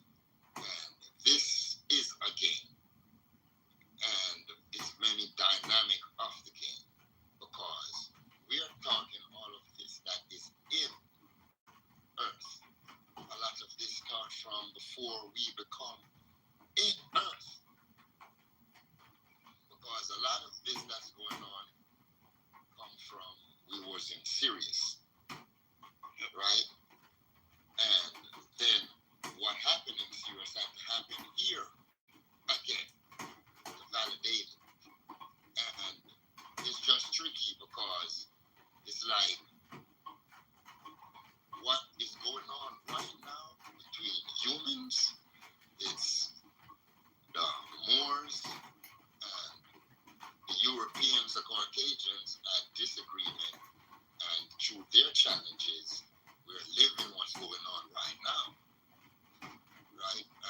before that, it was structured another way.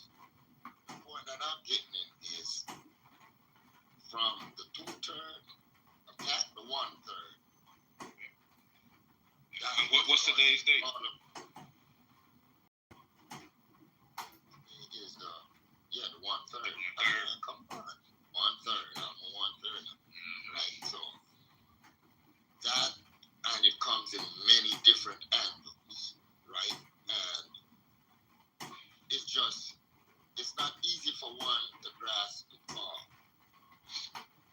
It's not. And even sometimes when you do know, this experience will distract you, right? You will have all the answers, because before you even learn, all the answers is within this book, not the mind, I should say, part of the body, right? Because the mind goes back to the universe, unlimited.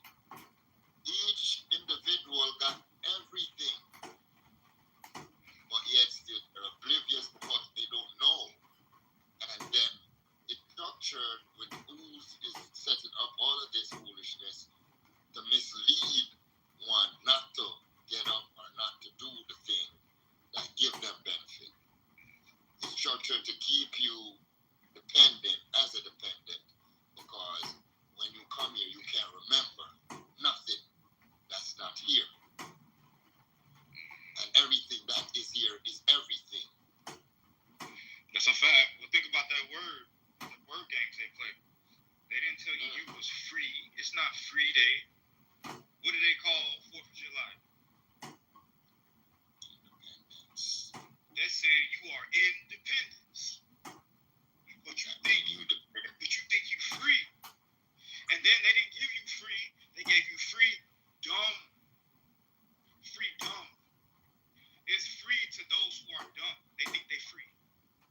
The ones that know you ain't free. You independence. Independence Day. So that's the point I'm saying. All of these, this is how they know if you know or not. So I was in a room on TikTok yesterday. the question was, is ignorance bliss? And I was like, ignorance is only bliss when you don't know that you're in ignorance. You think it's bliss, but once you see your ignorance, then you realize, no, it was not bliss. Bliss is when you are free.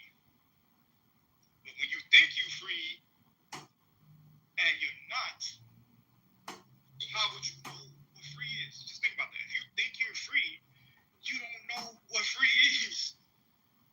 So yeah, ignorance is not bliss. Ignorance is piss. You just can't smell it because it's been on you so long. Like, it's people that can smell like piss so long, they don't smell the piss. And then somebody come down, ooh, yeah, oh, ooh, man, you smell like piss. They like, what piss? What piss? Smell like around. Like, God damn, you smell like piss. That's ignorance. Ignorance is piss, not bliss. But you can't smell like it. Now, knowledge is when you find out that you smell like this. That was good, son. I want to point that out. That was real good. I like that. Appreciate you. But yeah, ignorance is piss, and then knowledge is when you find out that you smell like piss and you ain't know it. That's the difference. You're like, oh damn, wow, I smell like that. Hell yeah, we was trying to tell you, right? You wouldn't listen. You know, this is the funny thing about the human experience. Do you know you can get used to anything, no matter how crazy it is? Meaning, you could be around something that smells really fucked up. Do you know if you stay around it long enough, you won't smell it as strong? But a person with a fresh nose that come in, they be like, fuck. Oh my God, what the hell is this? And you're like, what is it? You don't smell that. You don't smell that. So that's what ignorance, you could be blind to your own ignorance, and that's called freedom. Freedom. Why ain't it called Liberty Day? Because we don't have liberty. We think we have liberty, but we have privilege. Do you know there's people that think privilege is the same as the word liberty? No, it's not. privilege is when somebody gives you, it's like a courtesy. Hold on, let me read the word privilege. Because people are like, oh, privilege. They said, break down the epistemology of privilege in esoteric form and give me an analogy, please and thank you. no, the reason I'm making this point, I remember I had got a ticket, and I was just reading some of what it said, and it said something about if you get so many of this, blah, blah, blah, they can suspend your driving privileges. And it just something about that word. I said, wait a minute, I read it again. I said, driving privileges. That's like they said, look, you don't have the right to drive. We letting you drive. Here it is, privilege.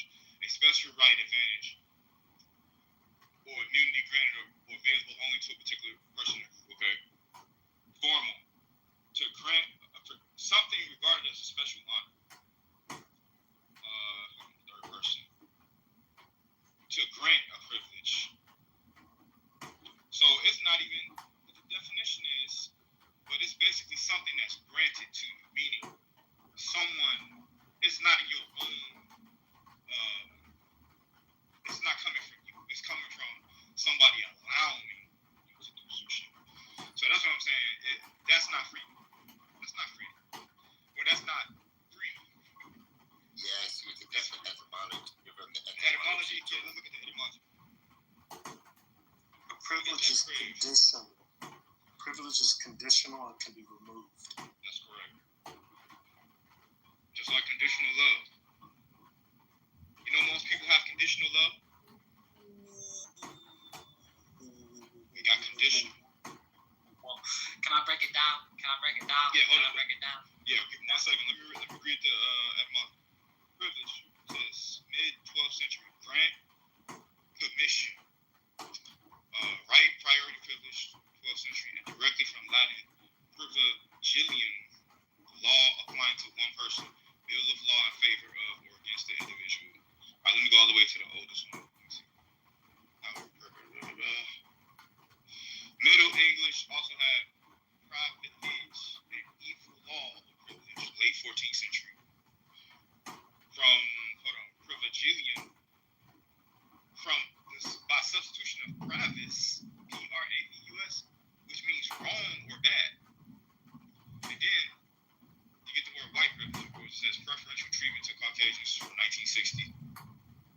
But anyway, it says privilegium, endow someone with a special right, grace, power, etc.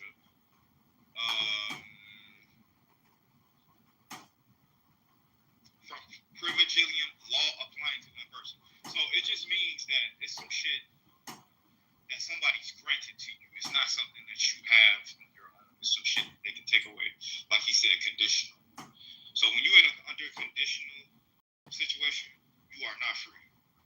Because if you do whatever, they can take that shit away. So how is that free? You know what I'm saying? You wanted to elaborate. Most people break a covenant if you do not protect them. How could you expect unconditional love if you don't unconditional love? How can you want something more than you want it from others? You don't want it more than you want it for yourself, because the energy of God, because I exchange my currency with God for my actions. That's my currency. I don't need anybody's approval or an amen corner or a witness to take a stand for me, because God is ultimately analyzing, is this nigga real? Let me put this situation and see how far this nigga will get scared. Let me see it. It's basically this is a training world, because God is me. And it's basically me facing my own delusions, and will I jump in or will I actually seek truth and discipline myself? So a lot of times when I'm looking at it, it's like when you do unconditionally love God, when you try to love God, ultimately you're trying to love yourself. Because what does God requires. Holiness. What is holiness? Separates. Intimacy with God will cause you to look foreign to some people. And it's not loud. Love is not loud. It's actually very quiet. And it grows, but when it shows, it's there. It's never a guess. You ain't never gotta guess this person. Oh man, this person love me. It don't come to mind. Because then again, you become a child. Like, you know what I'm saying? So like unconditional love is totally different. And when you start to love somebody unconditionally, that means you want what's best for them, even if it ain't you. It requires love without possession. Yep. So you know how rare that is for people, because most people who say they got unconditional love, it's still conditional. Yeah, I'd say it doesn't exist. Nah, it exists, but it's very rare. It's very rare, but it does exist. I'm just saying most people's even idea of love, they don't realize it's all unconditional. Oh, if you do this, you do that for me. If you put out, if you sign a contract to stay with me called marriage, you sign a fucking agreement to stay with me that if you want to leave, you gotta stay. Like, it's like, wait a minute, why? Imagine that, right? Imagine you hanging out with somebody. Let's just say y'all like to hang out. And you say, all right, look, I like to hang out with you so much, I need you to sign this contract, man. This contract? For what? Nah, this contract says you gotta hang out with me, even if you tired of hanging out, just so I can have a guarantee that you'll still hang out with me. All right, so even you'll sign this contract. That's what marriage is. What the fuck you gotta sign a contract? I'm saying, like, nobody thinks about it, but that's basically what you're saying. You're like, look, you agree that even if you want to leave, you're gonna stay. That's like, it doesn't make sense, but it's conditional. That's ownership. It's like I want to own you. Yes. I want to own part of you. Yeah, I want to guarantee that you will not leave. And then they divorce anyway. So what's the point? What's the point? Like, y'all can have marriage as a formality. Y'all can make a marriage to yourselves without having to go. Like, ain't that what it's between? It's between two people, right? So why don't y'all make contracts to each other? But I'm just saying that's playing into the game, because you gotta go pay somebody that y'all made an agreement to each other. And then have cake and all this other shit. So people come eat up your food. They don't give a damn. They gonna come eat your cake. Yeah, ritual. They eat your cake and clap for you and all the shit that you done paid $35,000 to wear a white dress with you, not a virgin. Dude, that shit is hilarious. And because they don't understand. I'm just saying, that's what marriage, the white dress represents virginity. People don't even know, but that's a whole other topic. But I'm just saying, to do all that shit just to get divorced 2 years later. So, you know, I would have kept my virginity. I wish I would have kept my virginity. I wasted it on the love. Right? Nah, and I want the curiosity might have killed you. No, listen. When I was young, I truly, there was this one girl I fell in love with, and I only wanted to marry her. I swear to God. And I still think about it to this day, because, I love her, but I hope she's doing well if anything's going on. But I only wanted to marry her, and, like, the woman, like, I'm like, sex is for everything. That's the only woman that I really want to be with. And I'm like, I ain't really looking at nobody else, because I was in love, nigga. I'm talking about love. It was like, yeah, but I didn't know, and I think I could have kept it, but I don't think it was meant for me at the end of the day, because it's the way I feel about it, and at the time I wasn't mature enough to understand a lot of the shit that was going on. My naivety became great destruction. To stand out? Stand back up. Yeah. Actually, You said you fell in love, so I'll just make sure you still back up. Okay. Yeah. That's what's up. Because why everybody got to fall? Y'all just saying. These phrases we using. Why you got to fall? Well, it's kind of like slipping, I think. Not me. I'm talking about just the phrases that they have. You fell for the illusion of love. You ain't fall for love because love is one of the highest things. You can't fall. You got to ascend to it. So you fell for the illusion of love. Or love. Deep care, an intent. What's the definition of it? Because I feel like I want to talk about this. I think when you talk about love, you said what? It's several. That's the problem. When people say love, there's several definitions of it. So yeah, they say yeah, but even I'm just saying, even without going on what their system say, I'm saying it's different types. Like the love you have for your children, family, it's not the same love as for your girlfriend, your wife, or the same love you have for something that you do. Love that's called arrows, agape. You know what I'm saying? That's what I'm saying. Even without their titles, I'm saying most of this shit is conditional. So most people don't understand love without I gotta get something.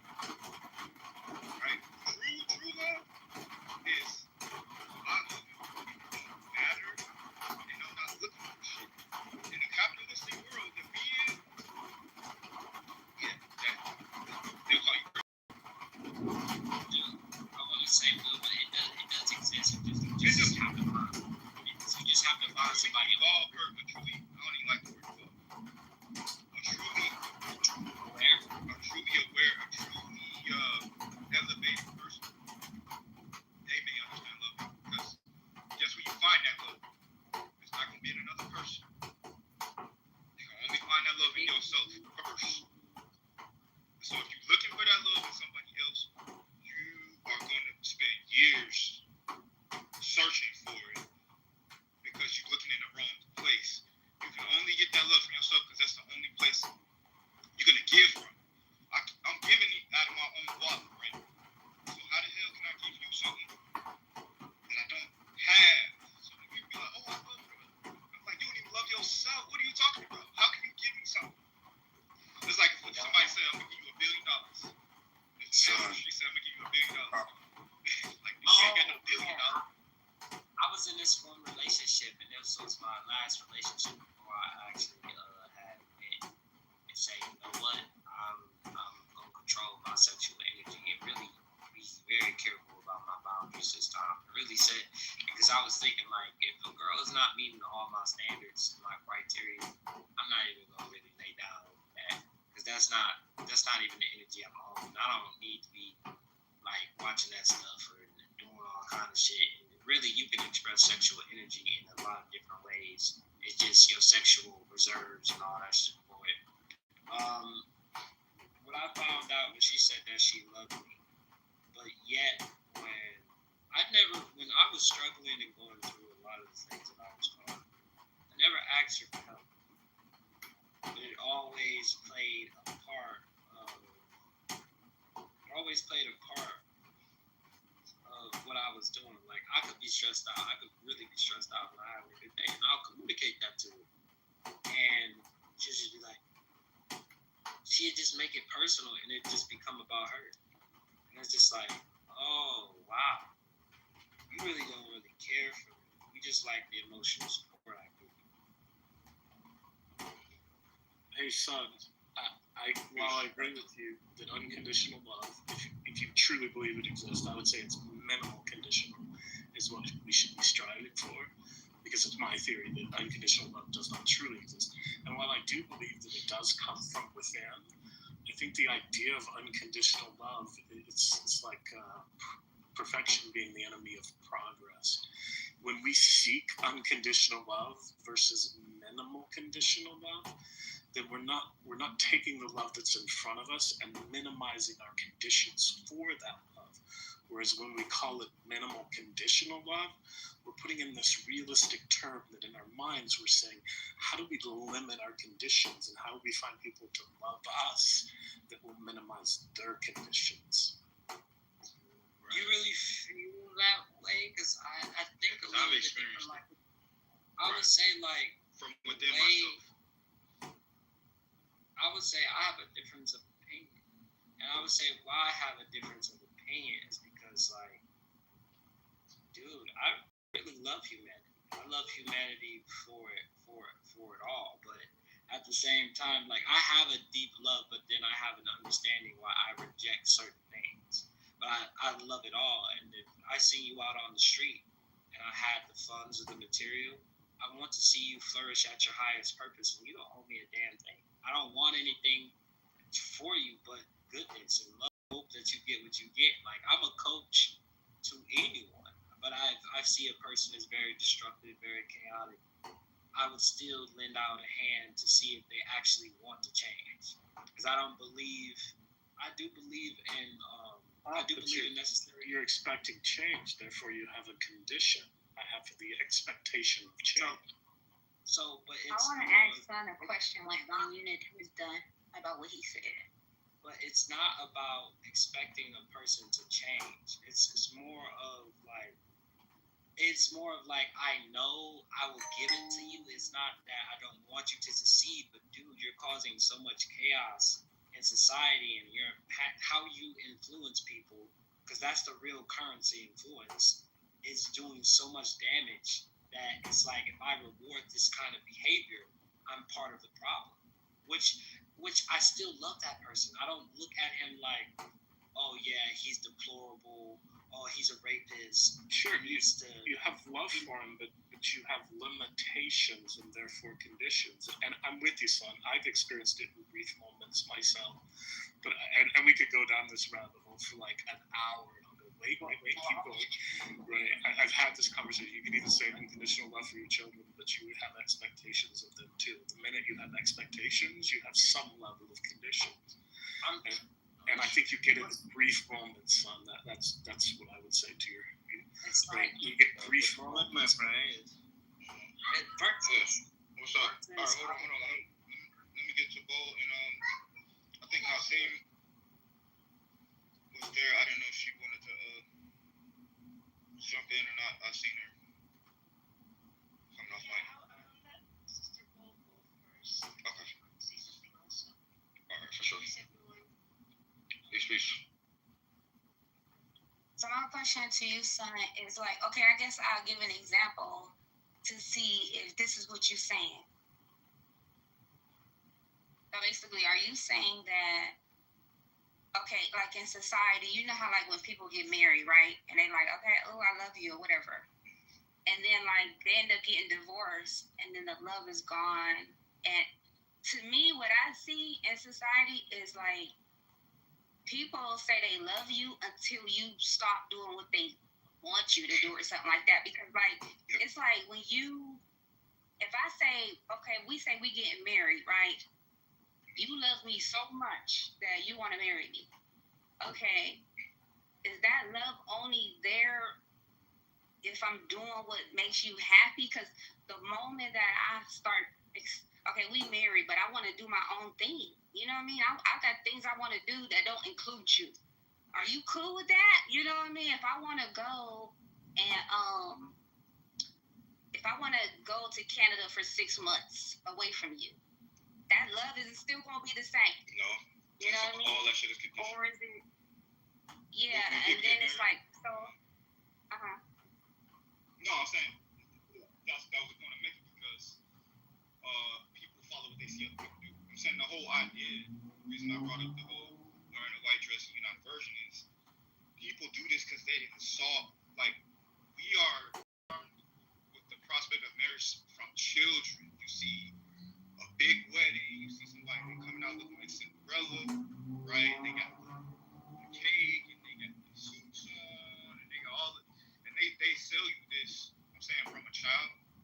So your idea of love is that, oh, I gotta do this to prove I love somebody. I gotta go sign a contract. I have to buy 2 expensive rings that ain't doing shit but making the jewelers rich.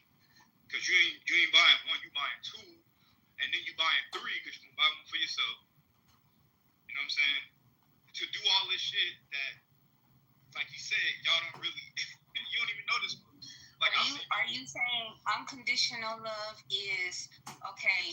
You love me so much that even if I don't want to live with you, even if I want to have another boyfriend, even if I want to even if I want to pursue different things, the love is still the same. It's not going to change because you got other desires, because you got that, because you bald-headed, you lost your hair.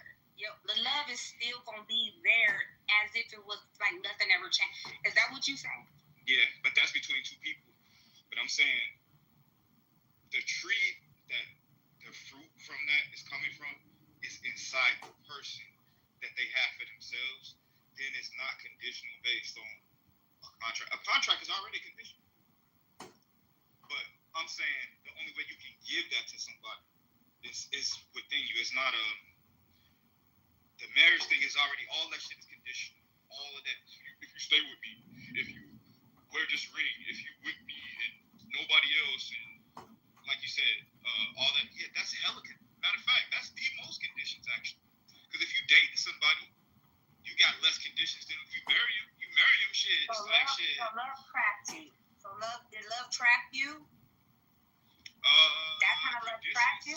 Conditions can trap you, yeah. Of that love, or that type of love. Think about it like this: the unconditional love you feel inside of you. It's not that you feel it for someone else. It's the love you feel for them inside of you. That's correct. You spot on, 1,000%. I keep saying that. Is that the people, when you look at somebody, and I'm about to let Nassim get it. When you look at somebody, because we fairly realize it, because I'm saying you are in your own body, right? But when you look at somebody and they stimulate all this stuff inside you, you are the only person feeling that, right? But you think it's coming from that person. You're like, oh my God, this person did whatever. No, that person triggered that to happen inside of you, but they're not feeling the exact shit that you're feeling. You're the only one feeling it, but because it's in your bloodstream, and it's, you're like, oh wow, it's coming from them. But now go ahead, Nassim. I was just gonna say for Will, I feel like a lot of Nassim, right after. Oh no, she's there. Actually, there's so much I want to say on this topic, but I'm also working right now. But I just wanted to add really briefly. We speak of unconditional love, and I've been trying to practice unconditional love for the longest time, and I realize we don't have the correct understanding of what we're talking about when we say we're unconditionally loving. It can get us into some really dangerous situations, because if you don't unconditionally people and their behavior and the relationship that you have with them, they can really mess you up. Some people, don't have your best interests at heart. Some people are not gonna be as good to you as you are to them. So what do? Like if let's say you do sincerely believe that you love somebody unconditionally, or in a relationship that's toxic, right? Let's say this person's abusive. Like, what are you gonna just stay in the relationship just to say I'm unconditional loving? No, that is. No, that's what I'm saying. Yeah, that's not.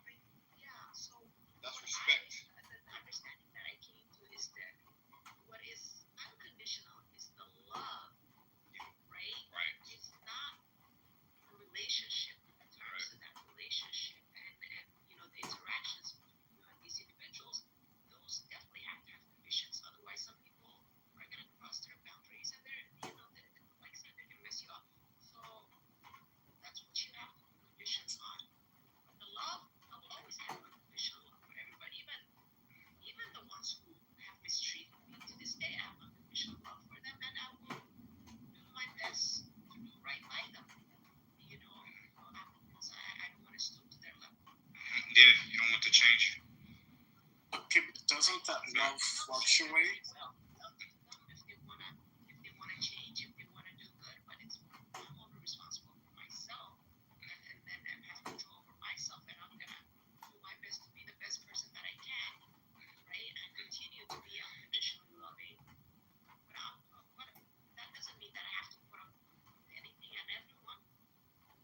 No, you're right.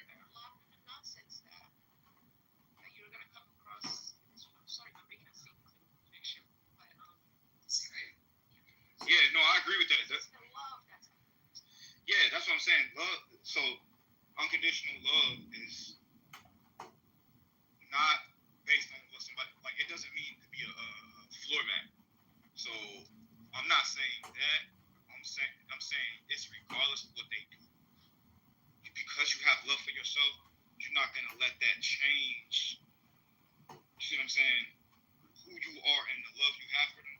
But as far as people doing shit, no, absolutely, you gotta have conditions for your own. It's called self-respect. Self-respect is when you don't let boundaries. Yeah, that's a respecting, but that doesn't change the love. People think love is allowing somebody. No, hell no. I'm not saying that at all, but I'm saying it's not gonna change. Like I'm not gonna allow that to change the love that's flowing from me for them, and I'll still love them even a person that's against me, right? But it doesn't mean I'm gonna let them take advantage of me. Hell no, that's totally different. But yeah, I'm just saying love for yourself is the love that you give others. If it ain't, you're being a fraud to yourself. Okay, you see what I'm saying? You're being a fraud. But doesn't that love fluctuate? Doesn't it go up and down based on conditions? No, the respect fluctuates. Meaning, if a person shows me that love for yourself fluctuate, I guess that goes back to yourself. Do the love that you have for yourself fluctuate? Because no. In essence, what is conditional love you have for another fluctuates? Okay, but what is like when we talk about relationships? What is the point of the relationship? Like, are we supposed to be engaging in relationships because, oh, you gave me some butterflies, you know what I mean, and I like you? Or is it more so you teaching me something about me and I'm teaching you something? It's basically I'm allowing myself to access deeper parts of myself by connecting with you because it's me. If you think about it, these relationships, they're teaching us about us. Either they're teaching us to put up more boundaries for ourselves, or it's teaching us to relax and allow somebody to receive and allow somebody to love you. It's ultimately teaching you about you. So what is the purpose? It is love. So I got these boundaries up. I love you unconditionally, but I got boundaries up to protect you and me. And that might mean I can't be around you right now, but it's because I love you, you know? Right, that makes sense. I would definitely say how I feel about tolerance. That's where the problem is, I feel like, on the liberal left side of things. They want everybody to be tolerant, and that's not how the world objectively works. People are going to critique you. People are going to say anything to you about objective reality, and they're going to have their opinions. And to me, tolerance and boundaries is so you know where you don't go off the deep end, because we all know we can get crazy, we can get destructive. And when you're in basically a loving energy, have a loving energy, some people are vampires. Some people are vampires. Some people will use you for certain things that they want and that they seek out. And that's not true love, because it's out of just using you. That's why it was this one episode on Adventure Time, and it talked about the dynamics of like love. Love has a deep understanding. Love is so close to truth that is damn near inseparable. No, it is. So it's like it's damn near inseparable. But there's some differences. We could argue that, but I just want to say like your boundaries, that's why the importance of the truth is subjective to your collection of experience, because the collection of experience that you experience shape your ego. Biology is the number one. Self-preservation eat, fucking sleep, most lowest shit. And then you have the rest of the things, psychology, then you have your awareness, right? And all these things play a part. You know what I'm saying? For like people, like when you talk about hyper-aggressive females, what is the difference between hyper-aggressive females that take on more masculine traits than it is from a normal female that basically is not as strong or not as demanding or like have more. It's just polarity. But hold on, Bob, still got this quote. Responding to bold. As far as with love, that's the thing. You said why do we get with other people? The thing is, once you really reach unconditional love, you're at a point, and most people don't get to this point. You're at a point where you are fine without another person. And there's so many people that never get to that point. Because they're like, oh, I need this man. So when you get with another person, build or make love. Now, people, when you hear the word make love, we've heard that, growing up and as kids and shit, like, when somebody's having sex, right? But having sex is not making love. Making love is when you get with someone to produce the love frequency. Right? We do that in this room all the time. But if I was to say that in the phrase of, who's making love in the room, they'd be like, yo, I was doing what? See, they think it's sex. Sex is physical. That's not love either. Now, you can produce love with that, but I'm saying you can make or create the frequency of love with another high vibrational person by you guys building on each other's frequency. That's what I'm saying. That exchange can only happen if you can reach it yourself. Because if you can't reach it yourself, then that other person is either going to be building you, or you're not going to be able to give them anything from on the build. You get what I'm saying? So time with self, that's what people do everything but that. And if they do have time with self, they don't use it right because they're spending all the time down and looking for somebody instead of saying, wait, you know what, let me learn myself. Let me have some introspective time. Find out what it is that I want, what it is that just my life. Like, some people, they don't go through a life review for real until they get ready to die. Like when they're in the hospital or if they get an injury or something and they're immobile. And they'll realize, damn, my whole life, I never even fucking thought about really what is, what it is. I just been chasing. My dad, he's on his 4th marriage.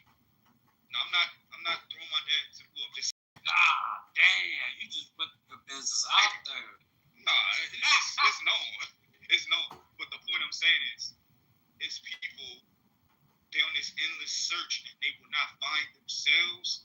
When you find yourself, everybody else is complementary. When you don't find yourself, that's right. Other people are necessary. I have those songs and shit. That's the most toxic shit ever. That's worse than calling somebody I can't breathe without you. I can't breathe without you, baby. Those songs are toxic as fuck. Well, that's worse than somebody saying you a Project Hope, right?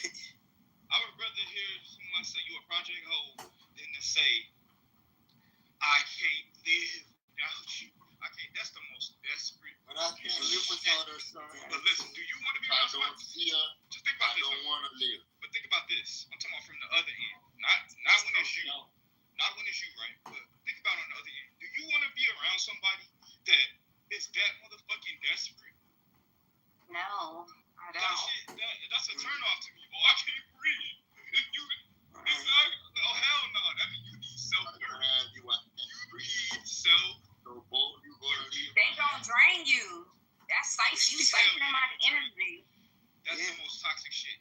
They say, I haven't wanted to.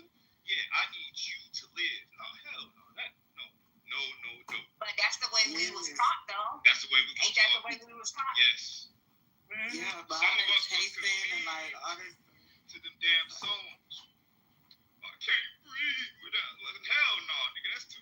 Yo, back up. right. So it's like all that come down to like pain, feeling that pain, running from that pain, like running from the pain. And you gotta set up boundaries. Why? Because you don't want to be in pain.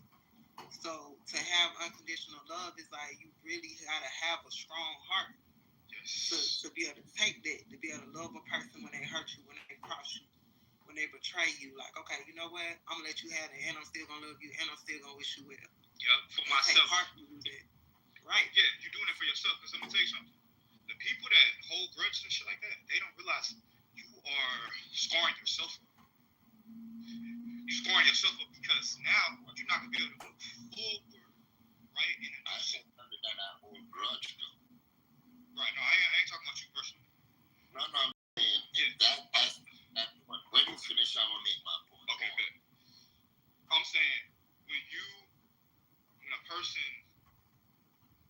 holds, and it's hard. I understand we're human, right? But we're in the human experience. When you hold those things, what it does is it prevents you from the new experience that's gonna happen, or you're moving forward. You're gonna be carrying all this shit, blocking yourself. It's like me trying to go through the door, and I got all these bags and shit, right? So now when I try to fit through the door, it's blocked. Like I'm blocking myself. And there's people who carry this shit their whole life, and it's just sad because you need to heal. You need to have time alone with yourself. That seems to be the people do anything but that, right? It's easier that way. So what? No, I'm saying it's easier that way. You know, the hard on to it. Healing is not easy, and it's extremely painful, especially by yourself. But it's gonna be even more painful if you don't heal because, and we're not taught this. That's what I'm saying, because they make money off this shit. They make money off therapy. Who was the therapist is the rapist, spelled therapist, and then you get the psycho therapist, who's the psycho rapist, and they make hella money off of people who don't want to sit with themselves. So you know what they do? All the therapists is doing is allowing you to talk to yourself. Did y'all know that? You paying a motherfucker to let you talk to yourself because you don't want to sit and talk to yourself. Because all they're gonna do is say, "Oh, okay. So how do you feel about that? Oh yeah. Oh, okay. And what else do you feel?" And you'll talk yourself through the whole fucking session, and then pay a person. Yeah, and you be like, "Oh, they did good." You be like, "My therapist did good." I'm like, "What the therapist say?" I mean, he just, he said that, yeah. He ain't say shit. He just said, No, all they do is ask you questions. They're going to ask you questions. They're going to let you listen to your own response. I've been in therapy for like 6 years. Yeah, they just going to question you. That's you it. You got to answer your own self. Yeah, but go ahead. I'll talk about that. Not bad. You was just in the moment. I'm saying, no, this is it. People tell me a lot of times that I have grudge and I have carried baggage. Very important to you. Right? You did me a wrong, I'm going to fuck you up. On the boundaries, I don't need you around me. I don't even need you to say hi to me. You could, but I don't have to respond. And a lot of times, because I don't want to respond, now people label me, and their energy put that strain on me because they think what they're saying I'm feeling. Because I don't deal with you, that's not preventing me from going forward to where I want to go. It's just the way I view it is because I'm going somewhere and I'm not inviting you along. Now you're becoming like, I would put it, I would put myself on you to hold you back. I become the burden from using the universe with my words to taint you, to say that you're this and you're that. And that energy do mess with you because you don't view yourself away. You're not doing certain things, but if people is labeling you and letting everyone around you view you that way, so that's why I differ. I find it. It's people label people a lot of times saying that they're going into things when they're not. Because a lot of times people do talk where they are, if they're at peace with it. You know, on the other side of that, estrangement isn't natural. Peace, y'all. Say la. Peace. Peace, peace. Peace, everyone. Hey, what's up, son? Daniel, peace, peace. Jody, what's up, Jody? I think Jody joined us. You wanna say something? He was asking Jody. what is love. Daniel. Hey, Daniel. Hi, Paul. How are you? Where's Jody?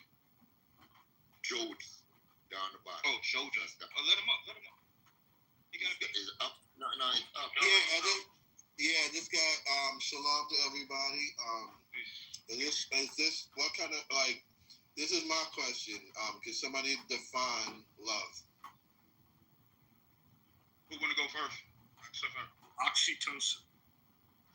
I'm gonna say that love is given, seeking nothing in return. Say it again. Giving nothing in return. Yeah, love is given, seeking nothing in return. I think, like for me, I think everybody had their own, everybody got to come into their own awareness of what love means to them. But I know for me, once I understood that life is a human experience, meaning we come here to experience pain, joy, laughter. This is what the human experience is about, by the way. We come here to experience love, joy, laughter, pain, sorrow, betrayal. This is what the human experience is about. So once you realize that this is what the human experience is about and who you are, you came down here. You are love. You is love. Is in you. You are the frequency of love. You. So that's why my son said, you can get to the point where you don't need somebody else to be with you to feel that love, because you came back here to remember that you are loved, and that you have to get tested through betrayals and cycles of abuse, and then you even actually have moments where you experience joy, and you actually, this is what the human experience is about, that we signed up for, so that we can remember that we is love. Yo, I can't even top that one. I was just gonna say, if love was in one word, if I had to use one word, I would say selflessness. But yo, no, that's it right there. Everything she said. No, go ahead. No, my bad. I was just saying, and your heart still gotta be light as a feather after all that. Yes. That was amazing definition. Like what Sheila said, you're not expecting nothing back in return. Right. You have to give it, and even though you was earned, it was there to give, and I still hold to my decision. It's given. So that's against the world. Like they said, don't be conformed to the world. The world is, I'm only gonna give if I get something, right? But then once I said, like, because love is unlimited, I'm talking about within yourself, you learn how to. This is what they meant in the Bible with that saying that it's more blessed to give than receive. That goes over people's heads. They be trying to use that shit for y'all to pay off. No, it's more fortunate, because I don't like the word blessed, but it's more fortunate to give than receive, because guess the only way you can give. What's the only way you can give? Do y'all know? For me to be able to give, what is the condition for me to be able to give? Receive. You gotta have. No, you gotta have. You got it. You have to have. So if I'm giving, it means already I have. So it's more fortunate to give than receive, because giving means you have. Now, you can give what you don't have. That's it. That's a fact, and people forget that. So I'm like, if I'm in a position to give anything, I'm in a position that I have something to give. So that's always more what I don't have. I could give what I don't have. I want to see that one. I just come with grudge and envy and plot up the people to steal what's yours, and then I say I give it.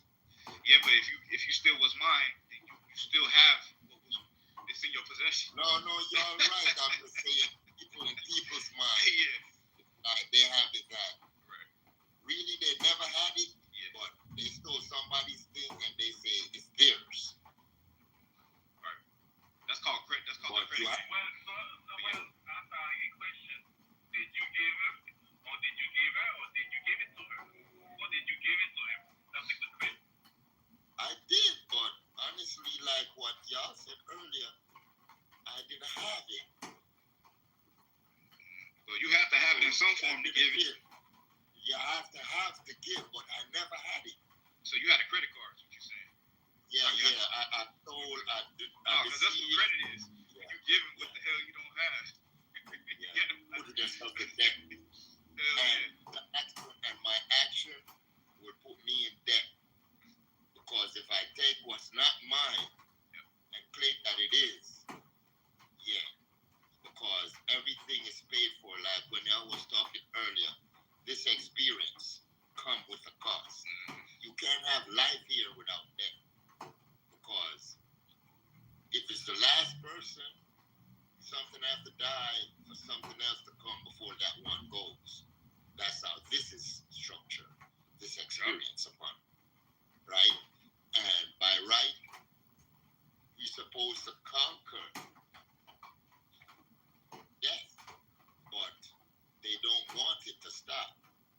So death has to happen, and people holding on to life. Right. Well, I told y'all what death is. What we call in life is actually the process of death. So I know we think we all come here to live, but we actually all come here to die, because that's the final act, I'm saying, or the final result of taking a body. And the final result of something is, you know what I'm saying, the math of what it was is the final result. So what I'm saying is, when you receive a body that's dead, that's what people understand. Yeah. So they be like, oh, I come here, this ain't life.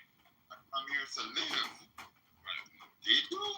Nah. Of course I This ain't life though. But that's the whole experience. That's why it's I broke down that word experience, right? Most people know. What have you seen different? What I've felt, what I've seen, I'm talking about my experience. Right? Well, we all say X, right? Everybody says exist, experience, and you don't hear the word anymore.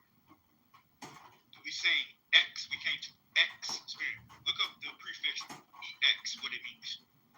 It means outside of, right? So I'm saying outside of perfection, outside of eternity, outside of life, of real life, or true life that doesn't end, you're outside of that. That's what this is, the X period. So you come here to experience, to be outside of continuity, of eternity, and other things. That's what it is. They said we came here to die. That's in the stela on, it's a 6,000-year-old stela called the Descent of Anana.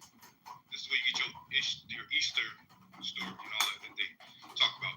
But they talk about the Queen of Heaven coming down to earth to experience what humanity, which means to feel what it's like to die, what it's like to be vulnerable in a human, to experience the lower realm. And when she comes, she has to take off 7 layers of angelic armor. Those 7 layers is what we have now as the remnants, what we call our chakras, that you have to put back on before you go back to heaven. But that's a great story. If y'all look at it, it's called the Descent of Anana. It's deep. Because it talks about how when she comes to earth, it's a newfound experience to experience. Like she's like, oh, my back. Oh, my leg, my whatever. Like she has, like, what is this? What is this pain? What is this? I never, like, I'm not used to this. What is this vulnerability shit? Like, what is lack? You know what I'm saying? So that's pretty much what we come here. But yeah, that's a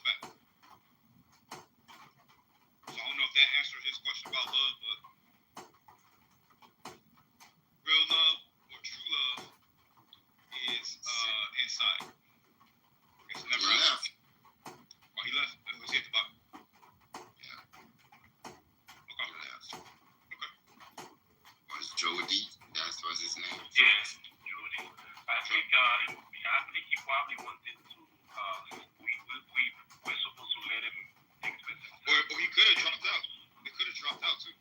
Yeah, because that's what I was saying. The room kicked me out. Yeah, it did that earlier. I was there talking, saying something when you like, why y'all ain't responding? Y'all hear me? no, I was there looking, and then I saw myself got kicked out, and I tried to come back in, and it was just processing. No, it's not my wife kicked me out. So some storage for WhatsApp. So I had to delete a lot of things. Shit, I don't even know if I did really want them because I had some things. Yo, it's just crazy. Where I put them to save them. Booty. Over years. I thought Booty wanna say something. Booty, come up. Yeah, come on. And anybody else in the group, if y'all wanna come up and speak your piece, just raise your hand. We'll bring you up. Yeah, she's here. She's what? Not Simon. No, I think I know. Was this Booty? Yeah, I remember. She's here. Yeah. What's up, Booty? Peace and love, y'all. Can y'all hear me? I'm over here walking in my walk-in for the day. But you know what's crazy is before I left my house, I told a family member, I said, they was like, you want to borrow my AirPods? I said, yeah. I said, but I just need the one so that my awareness could stay sharp, right?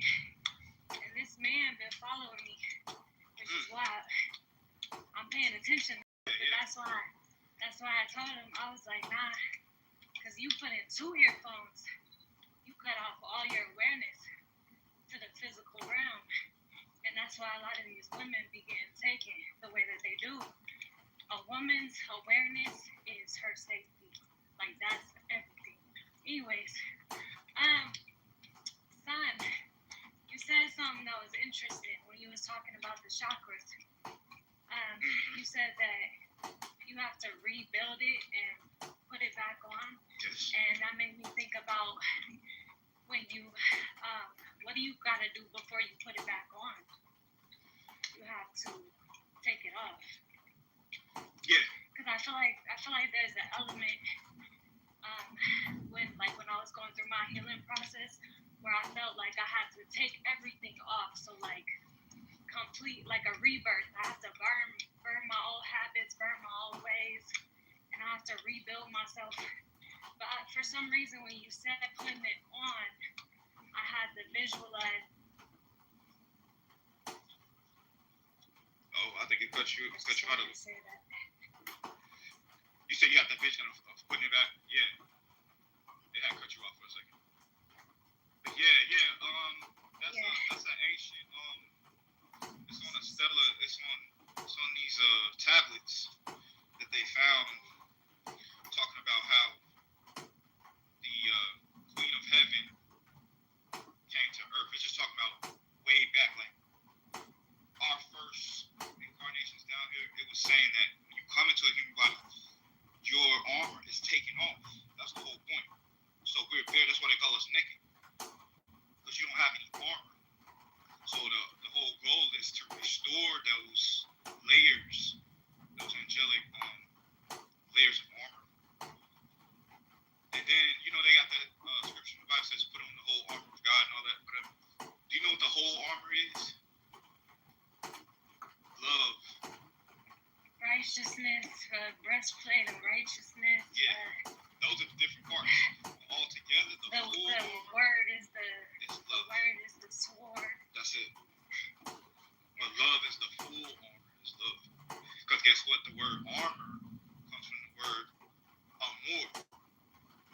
And what is amor or amor? You know what amor means? Love. In Spanish? Love. Yes, which was Latin before the English. So the word amor is love. That's putting on the armor. Love is the full armor. Because nothing can conquer love, real love. So yeah, if you put that on, shit, everything else is gonna be blocked. See, but yeah, that story hit me when I was reading because I was like, this shit was from something 6,000 years old, and it makes so much sense because that is our experience coming here. We come here in this baby body because we all come here in the baby body, right? I haven't met a person yet that was I know somebody that came big. You know somebody came in an adult body though? Yeah. A fully developed body. Who you know? You know what's crazy is that the whole time y'all been talking, y'all been going in and out. Did you hear me this time? Your frequency is staying in. The internet, something messing on your head. I think she's walking. It's probably her area. Yeah. Yeah. Frequency. Yeah, can y'all hear me? Yeah, I hear you. Yeah, we've been here. Yeah, it's just the area I'm in. It always cuts in and out. But 1,000%, son, to what you had said. 1,000%. I watched this Avatar episode. It's the anime, the Avatar anime. I rewatched that show like 5 times now. And every time I rewatch it, I get something new. And so that show is very divine. But there was this episode where he was sitting there and he was meditating with his mentor. And the mentor was like, okay, they went into meditative state. And in the meditative state, it shows that he's taken off. Because the chakras are just spirals of energy within our body. So how do people expect to clear their energy passageways if they don't declutter it first, right? So I see a lot of like trying to heal from something, but you don't even deal with it on a day-to-day. You can't even talk about it in regular conversation. Why? Because it's a blockage.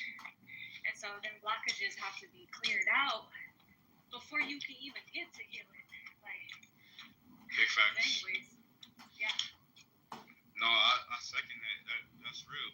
And the 42, because people was calling them negative confessions and they're calling them laws, but this really the 42 declarations of innocence, right?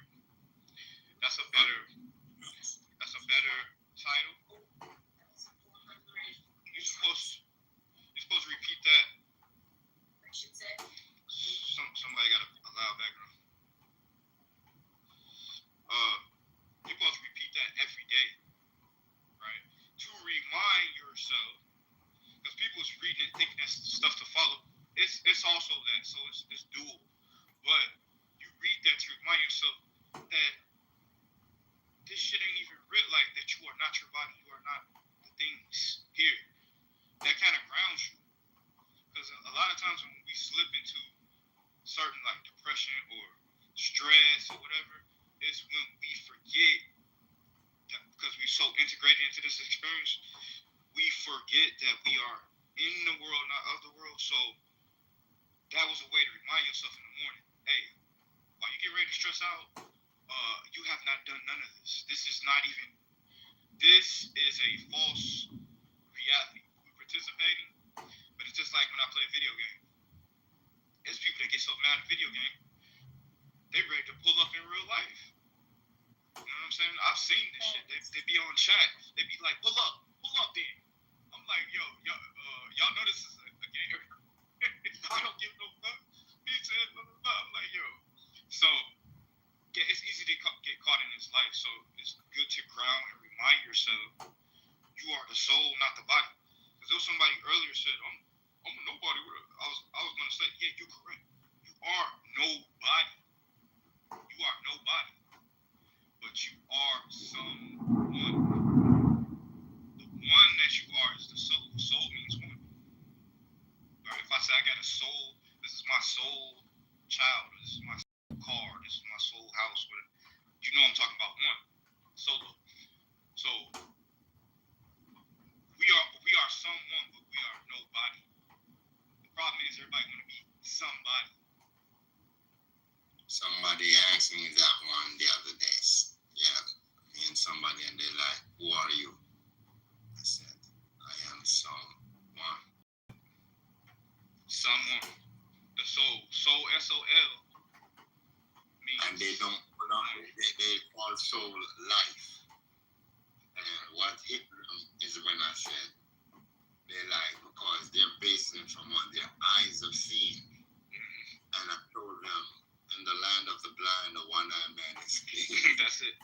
For real. But he didn't understand, and I'm saying that fruit is not representing your two eyes. It's representing the unseen eye, the third eye. So, despite your two eyes is seeing things, you're blind if that eye is not open. After that soaked on him, he responded, be like, we're gonna do this again. We have something to do. But before, he wanted to go on and on and on. But I think that one got his attention because he's talking of his experience, what he has seen, and so forth. So to tell him that, despite your eyes is open, you're blind, that's like, but it's a fact. Like that title, Eyes Wide Shut. Yeah. Your eyes that's are wide, but you sleep, right? That's the pineal gland. They call it, matter of fact, people talk about the unicorn, and then they draw this horse. Yeah, I'm talking about most people, they look at the drawing, it's a horse with a comb coming out of his forehead, right? It's this horse, this rainbow horse with a comb coming out. No, unicorn, the bird comes from the word unicorn, Horn. The unicorn is your pineal gland. You are the unicorn. You're the unicorn. But that's the only way you're gonna be able to see, like truly see, is with your one eye, the one eye. Because inside you got one eye, outside you got two fake eyes, right? They look like eyes, but they can only see the matrix. So when you see with the unicorn or the one eye, then you see the truth. Because the truth is what? Single. Truth don't have no S. That's why I don't like people trying to reinvent my truth or their truths. With it, there ain't no truth. Truth is one. And if the truth is more than one, it ain't the truth. It can't be more than one truth. There's more than one perspective. There's more than one opinion. There's more than one experience. But the truth, no. That's how I know about the truth. Because it was universal everywhere. And I was like, damn, this shit is from thousands of years. It's the same shit. This is how I know it's the truth. The truth is, we failed. And we're going to get up. That's the truth. All the rest of the shit, details. Or, let's just say, side dishes. The rest of that shit is side dishes. The main course is that we failed and we're going to get up. That's it. That's in every story you put. Give me a story, I'll show you. I actually dare you to give me a story. Give me any story from any time period. Especially the main ones that I remember. And I will show you it's talking about us and our experience coming here, falling, and our eventual rise back home. When you go back home, it'll be like he was asleep. Just like Wizard of Oz. She did all that shit. Now if you watch Wizard of Oz movie, she's doing all this shit. She's trying to find her shoes, all this stuff, right? She fight flying monkeys and all that.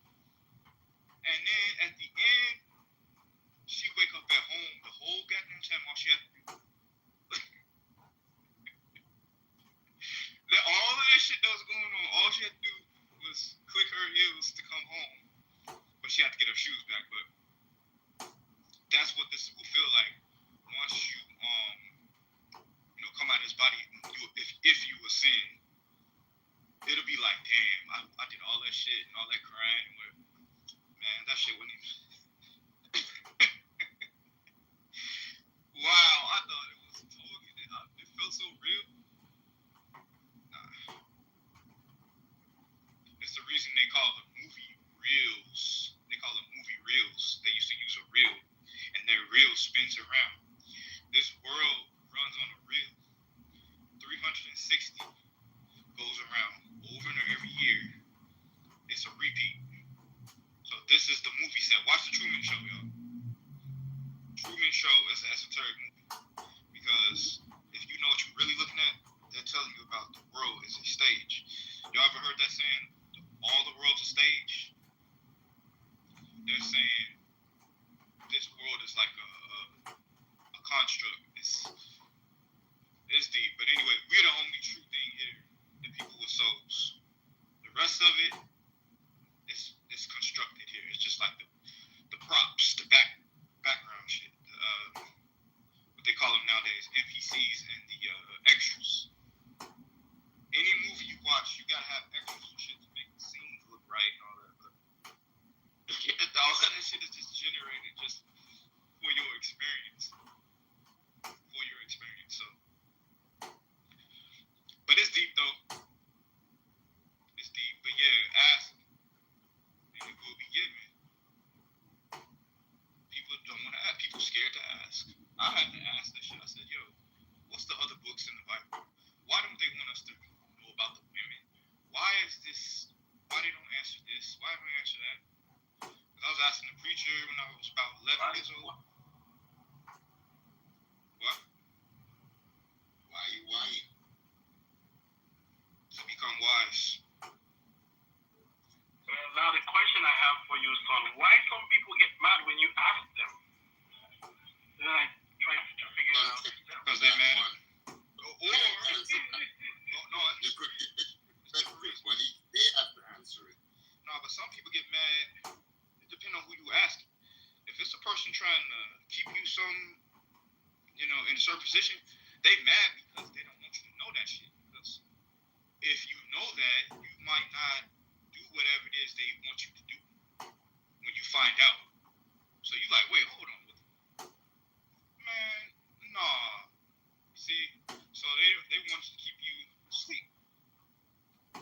It's like the Garden of Eden and all that story. People don't realize that story is talking about your body. Paradise is the human body.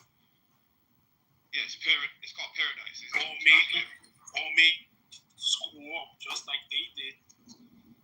Imagine you asking how to make money. She's like, you ever figure it out yourself. So they send you out to do some stupid stuff. But that's ignorance too. Probably something stupid. But a lot of times when people don't have the right information, they can have the best intentions, but they don't have the best information. They mean the best, but the shit they giving you is not the best for what you. Would you go to a dentist to fix your car?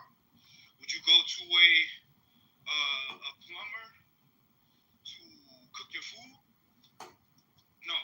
Now they may have the best intentions, but that just ain't they specialty. Sometimes our parents and stuff, they don't know the type of shit that the information we need, they don't know about. That's true. Peace, wife, how are you, right? Rock came up. Oh, Rock. Yeah, peace. Hey. Peace and love. Yeah. So, I'm just saying, I got a couple things about asking. So, if you want to be as a king, you need to be as king. Asking. If you're not asking, you are not behaving as king. To be king, you need to be asking. The other one I say is the more wise that you ask is the more wise that you become.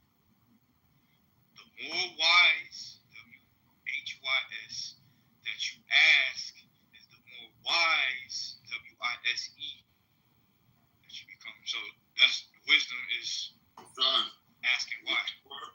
I was asking you a question. Where were you? Because it was silent for like. Oh, well, then it must have cut out. No, I was good. It must have cut out. Because I was like, anybody hearing me? I said, Daniel? Oh, it's just quiet. We didn't hear you. So it cut you out. What'd you say though? I know you was talking and then I heard silence and I'm like. Yeah, I'm saying that was your phone. Your phone dropped out because we didn't hear you say nothing. We're gonna take your signal, Ata. We haven't heard you. Yeah, we didn't hear you say nothing. So I'm saying, what did you say? What did you say? I'm saying. No, you was talking, and then I just heard silence. I'm in the same space, but it was just silence. So I was calling out. So I'm telling you, if you heard silence, I was talking that whole time. That means that was your phone. I know I'm not saying nothing otherwise. I'm just saying that. Okay, so I was asking you, what question did you ask? Because we didn't hear you.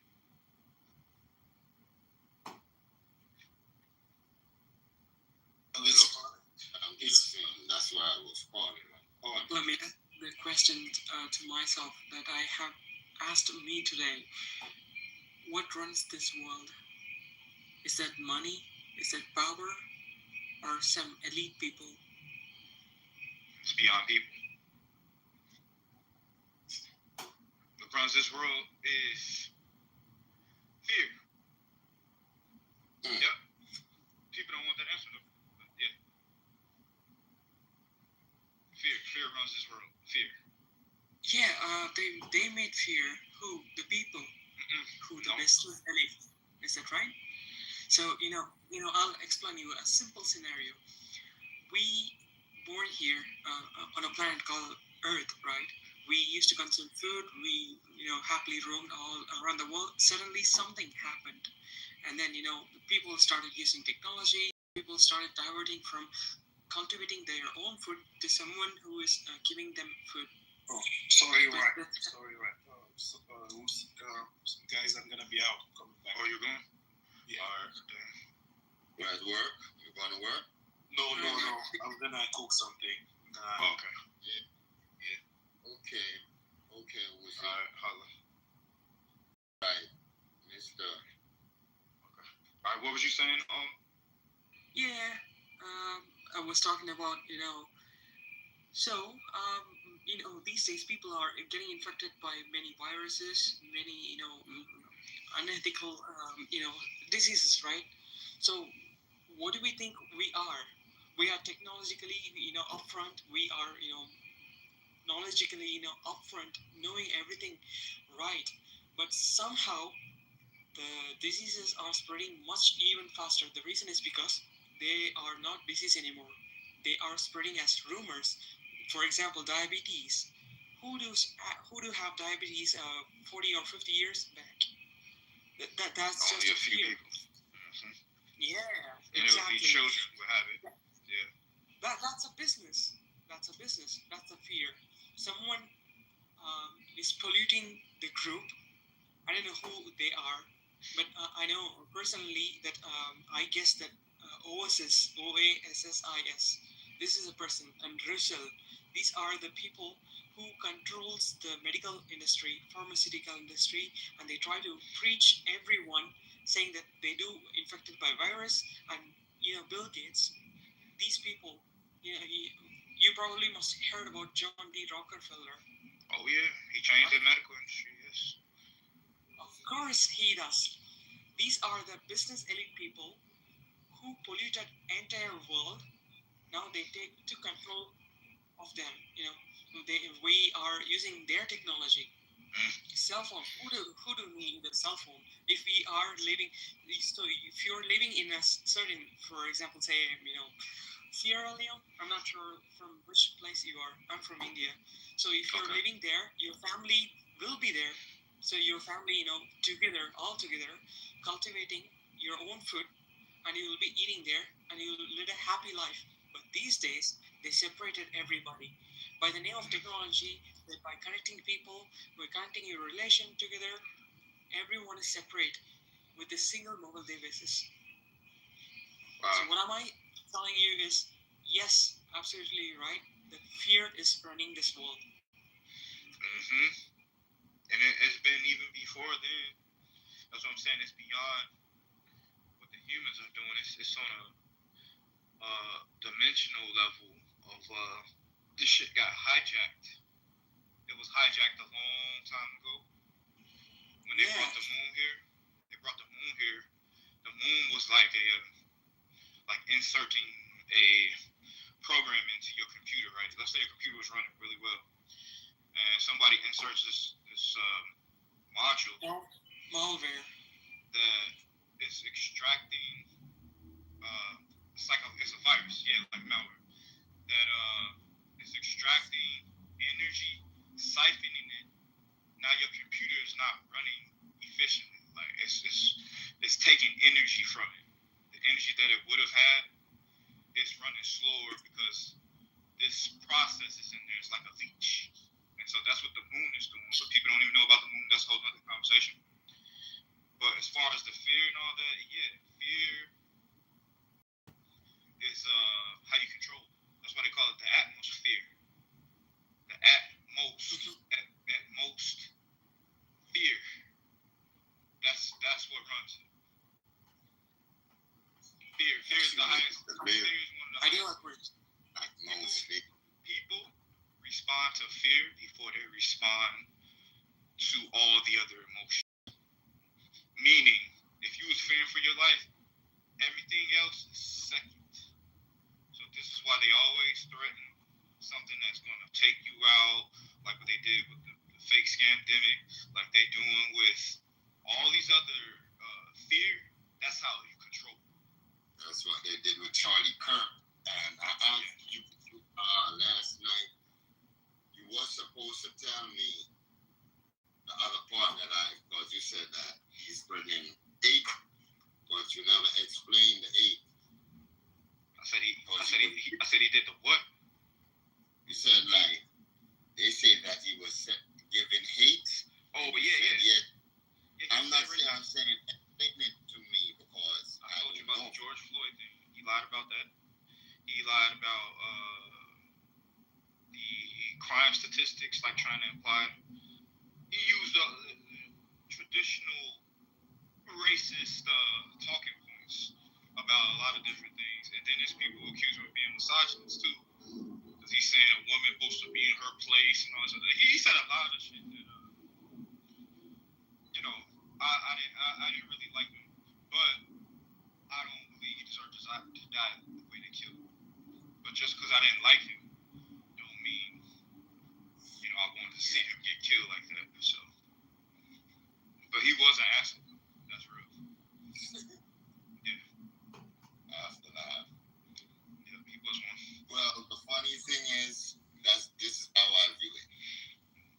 Comparing to him, what he's selling, the old time way that had us in bondage, and this new wave that the left wing group in America want people to view things, I'd rather his way.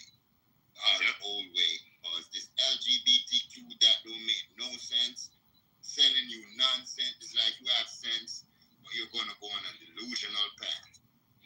The oppose is like, I'm gonna cut my ears off, I'm gonna cut my nose off. Shit, I don't even like my lips, I'm gonna cut them off. Saying I'm gonna spot my face. Yo, this body's not mine. And I can't redesign my soul because my soul is pure. So I just have to go through this course. That's it. So until I free myself from this bondage, I can't get these nails out. I'm stuck on these nails. So, yeah. Yeah, no, that's real. That's why I say these bodies are leased. How do I know they're leased? Because you're waiting on a release. So the only way you could be released is if you are leased. But the only way you could be unleashed. Talking about that nut? Nah, I'm talking about that. Getting up out of here. Ascending. That one. Oh, that release. Yeah. But they call it death. They call it death, but see God without dying. Yeah, they say no man can see God and live, right? But then they say, they said Moses saw God, and they said, saw God. Who else did they see saw God? So this is how you know. Jacob wrestled with God, but Moses saw him. It's like Jacob said he saw some face of God and lived. He said, I'm going to call the place Pioneer because I saw the face of God and I lived. But my life was not. He said, but the translation says my life was preserved, though, meaning like I didn't die and I saw the face of God.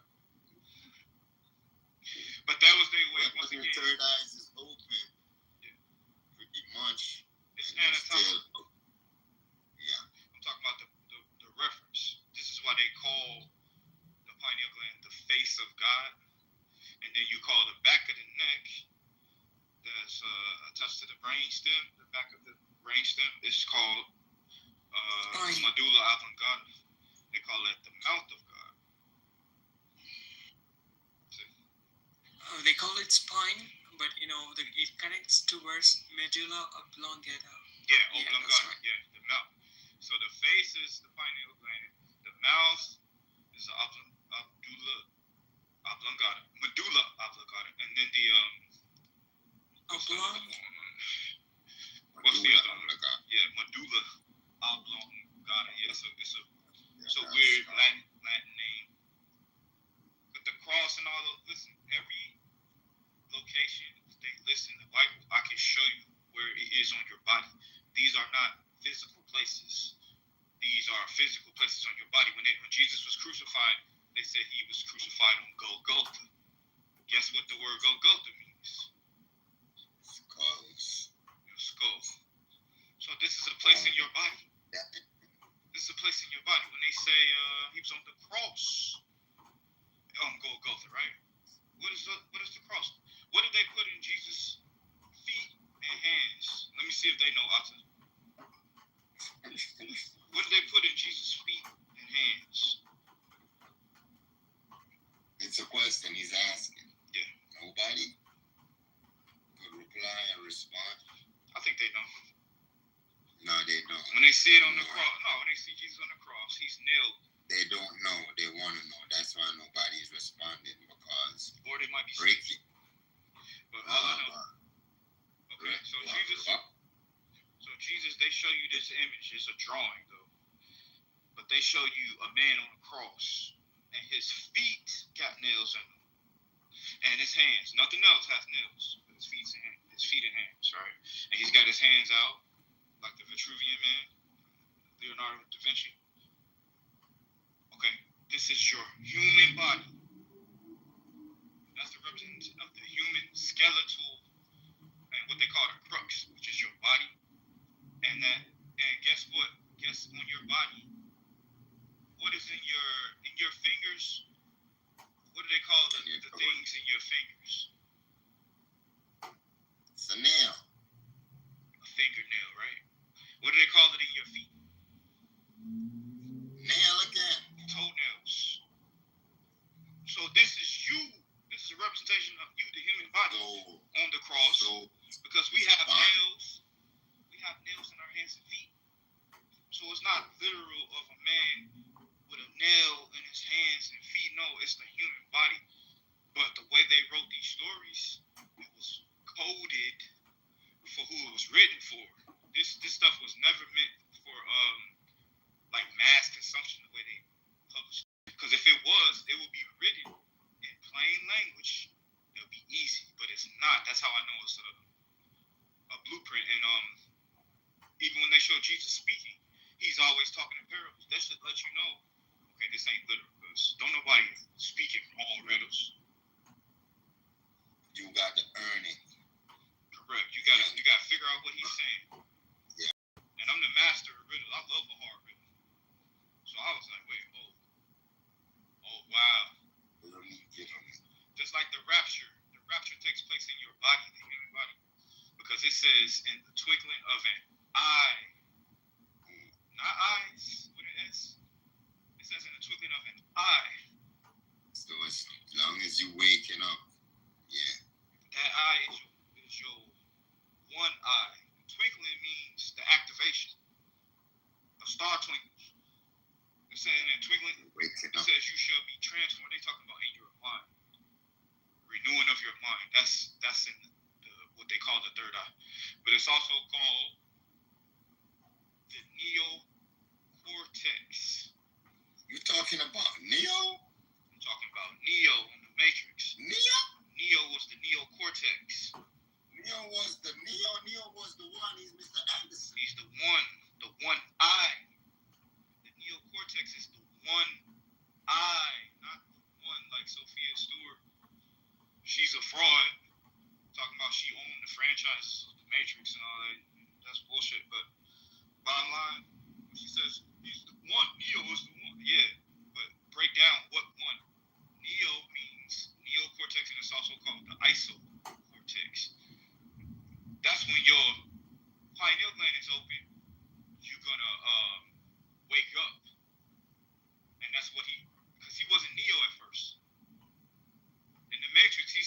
Thomas Anderson, a computer programmer.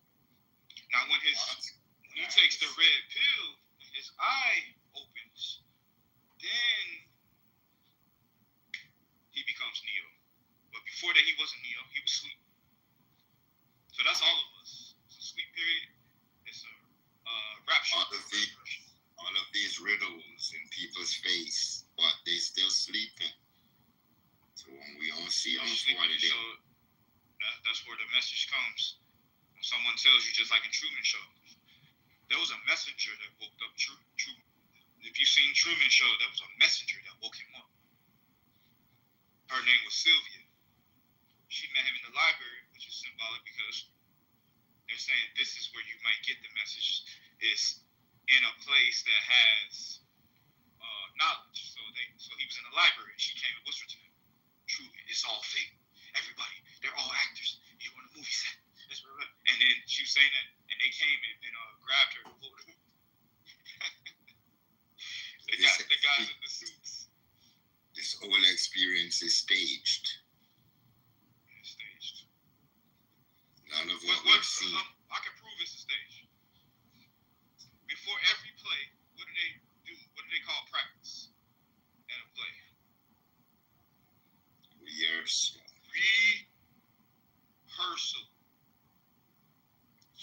Rehearse. What do they call it that carries a dead body? Hearse. So this is a rehearsal. Before the play. You have to play. Before the play, you have to rehearse. This is a rehearse. We're here to have fun.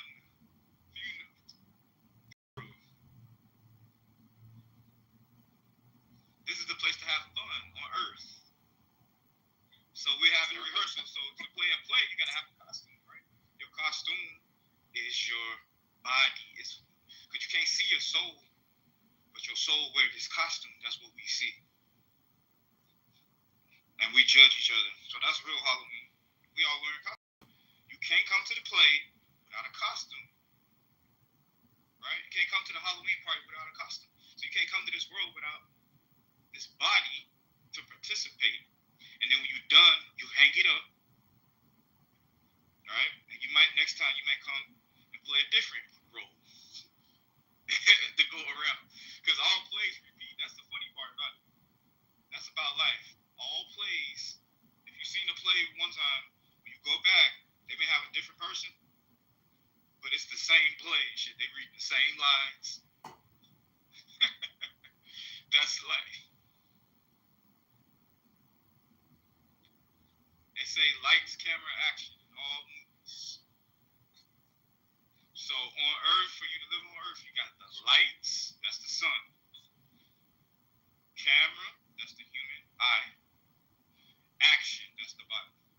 You need those three things. Oh, you got a loud background.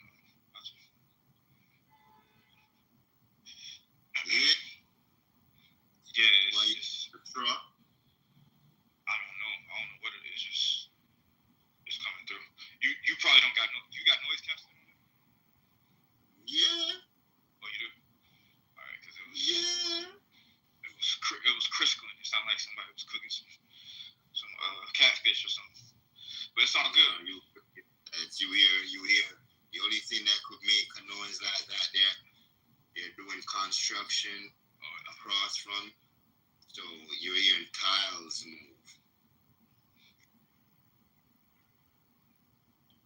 Tiles. Rip. But yeah, hold on, let me check the chat. What else?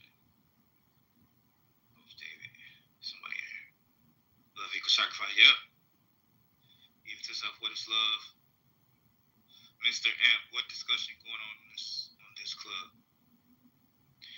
Hello there, guys. I'm so happy being here. Let's see y'all. Greetings from Guatemala. This helps me a lot to build up my soul. That's good. The etymology of Jeopardy is divided game. It's true because we don't know the true origins of a lot of words. And from the UK, the same thing. Yep. So we here to play a game called Life, and it's a game.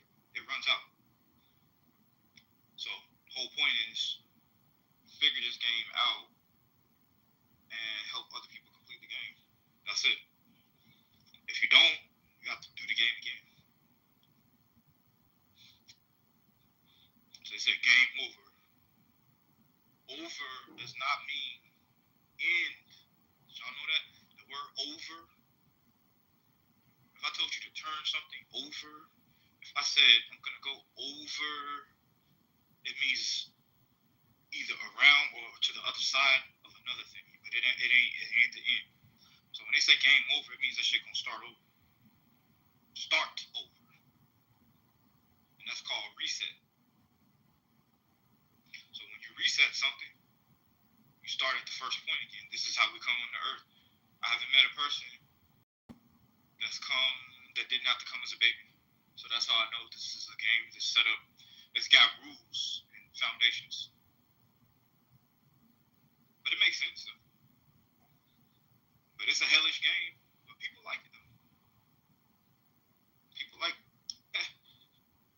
What proves people like it? The stuff that people watch. Think about the stuff people watch.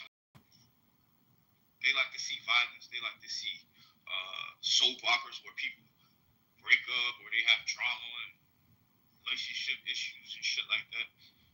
People watch these things, so this means there's something to it that they find that they like. So I'm saying on Earth is where these things take place, with heartbreak and all that other shit. So it's a unique experience. It's definitely unique. But yeah, it's the goal is not to get hung up. And just remember, it's temporal. Just remember that. That's all. We have forgotten that following the principles of the newest student, which is the Western man. He's the newest student. And he's telling you that you're just your body and your money. You know that's bullshit. You should know it's bullshit. If you are your body and money would have came first. But it didn't. So it's just something to think about. But yeah, love and all that is it's only gonna come from inside. And if you don't find it there, good luck. If you find love in another person before you find it in yourself, if they leave you, you don't have no love. Think about that. If you find love in yourself, if a person leaves you, you still have the love that you found within. So that's why a lot of people have these issues. You know? But yeah, that's the most clingiest shit I ever heard in my life. It's a person that can't breathe without, like, come on, man. That sounds smothering.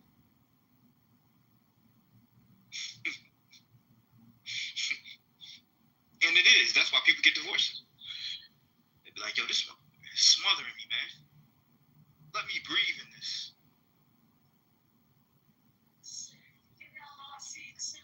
What you said? I said people be smothering each other. You don't like to be smothered? Not 24/7, hell no. You don't like to be loved? Not that love, no. I'm good. What kind of love do you like? I like free love. Free love? Yeah. What kind of love is a free love? A love that don't have no cost. But the love that was she given, it don't cost. Yes, it do. It costs my nerves. It costs my space. But you like to be in her space just the same. Yeah, but not no clean. When you're hot. But it has to be some. When you're hot, you love to be in her space. Yeah, but that's different than clingy. Clingy is when somebody wake up, they just right there. It's all on you. Like get the hell, like, come on, man.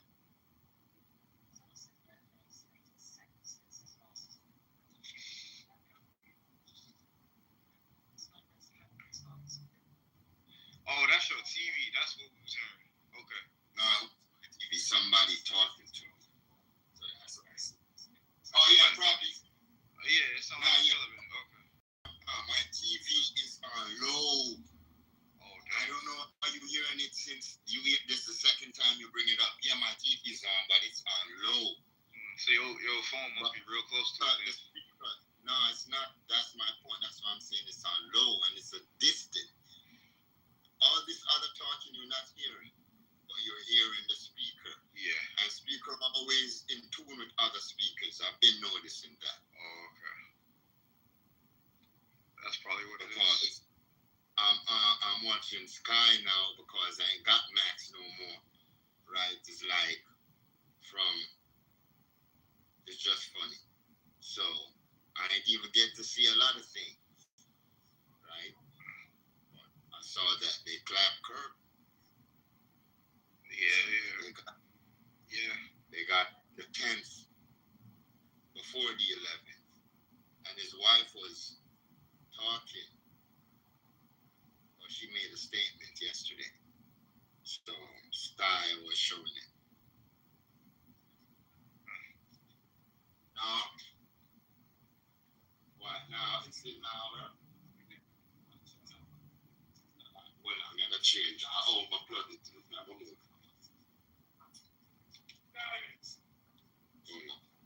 All of that stuff.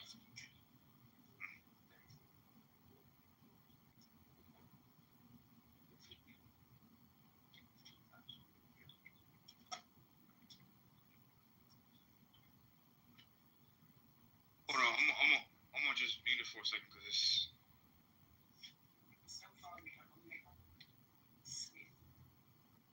Alright. But yeah, anybody else want to come up? Feel free, or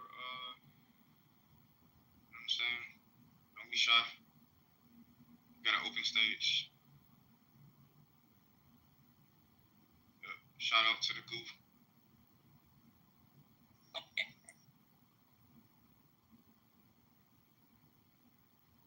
What you saying, son? No, I was talking to the goo. I said, if anyone wants to come up, they can feel free. That's all.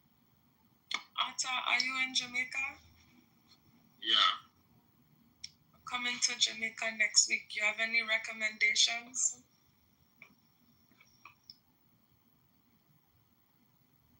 Nothing off the top of my head.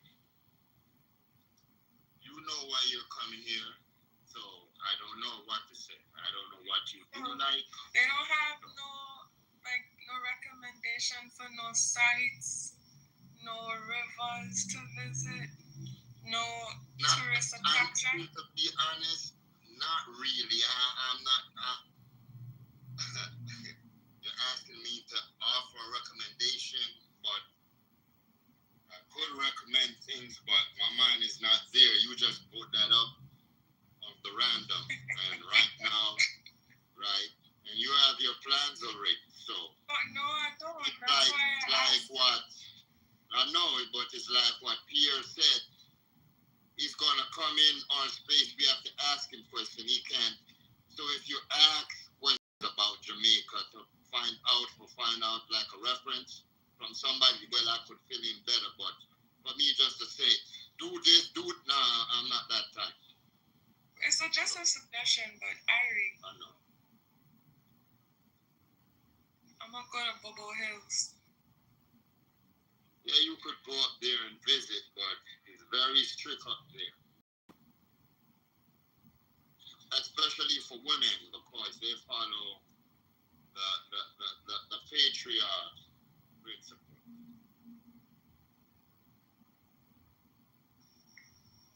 Alright, okay. I'm gonna look for somebody, man. Somebody gonna take. No, it's good, but I'm just saying. Yeah. Sorry, son, for changing. I just asked, sorry. It was a spontaneous question.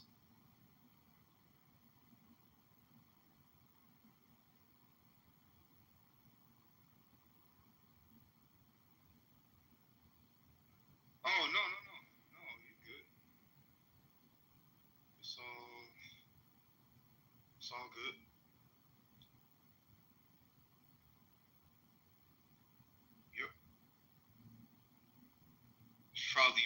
go to Jamaica when it's in the cooler months anyway.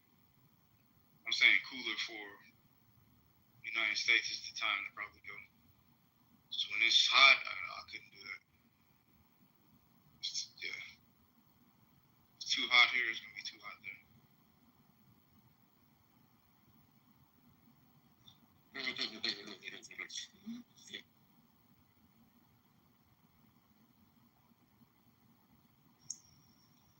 But y'all been talking some heavy stuff right through, not heavy, but y'all been having conversations all morning. It was hot in here. Facts, yeah. We got some people come up too. So yeah, it was cooking.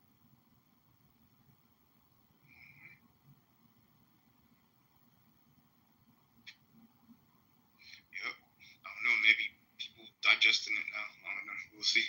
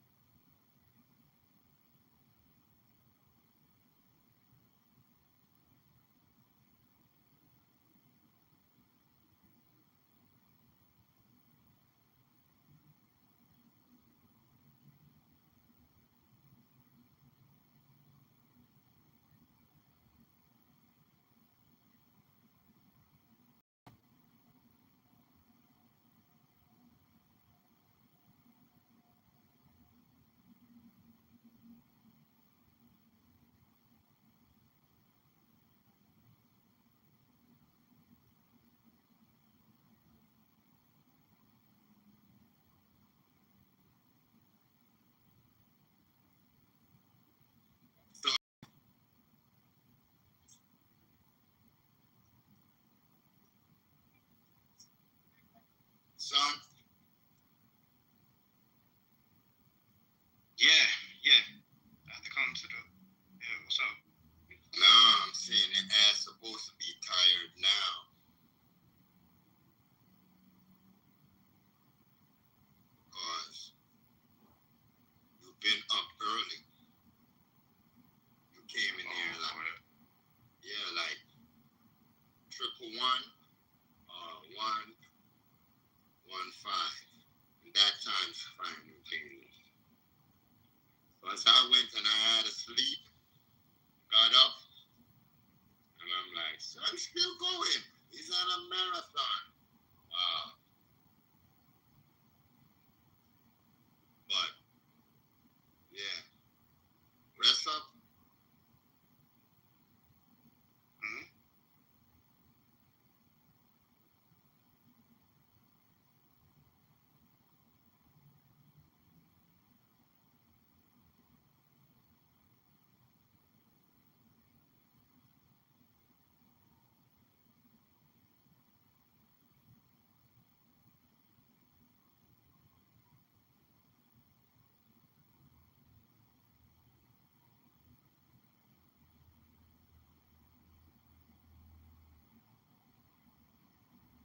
More people is thinking I need to gain more knowledge. So more people is craving for knowledge. It's good, the percentage. I don't know everything, but I do ask every day, and it's the best way to receive knowledge.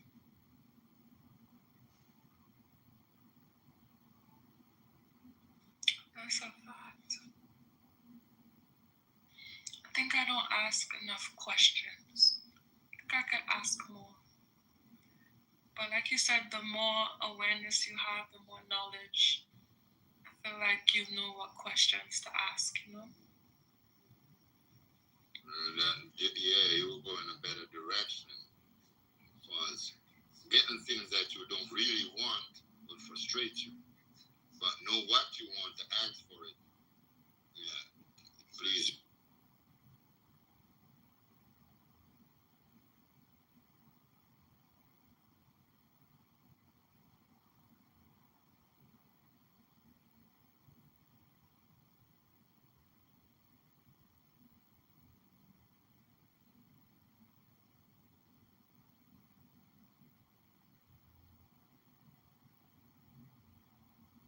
Teacher, preacher.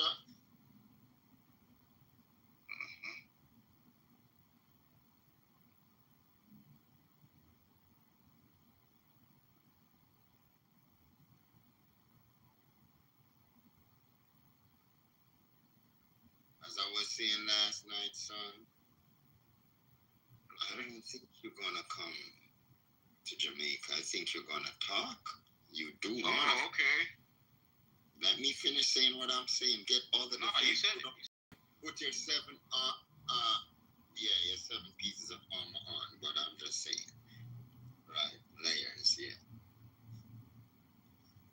Why I say what I said,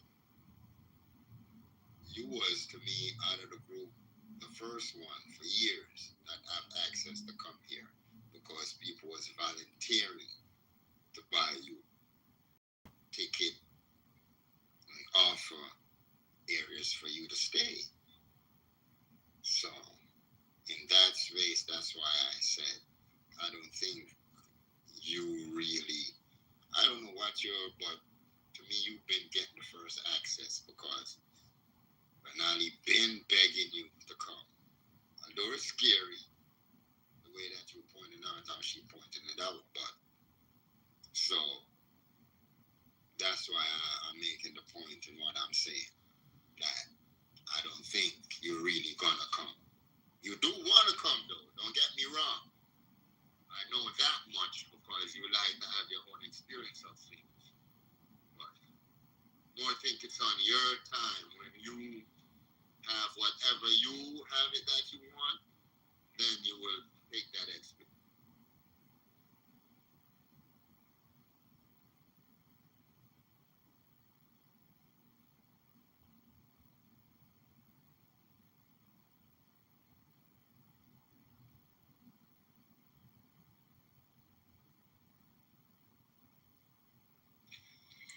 And son, Pepe.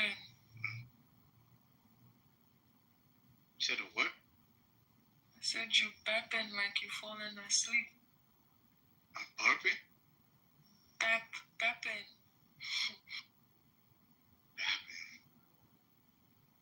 Oh, hold on, wait, let me see something. It could be this canceling. Wait.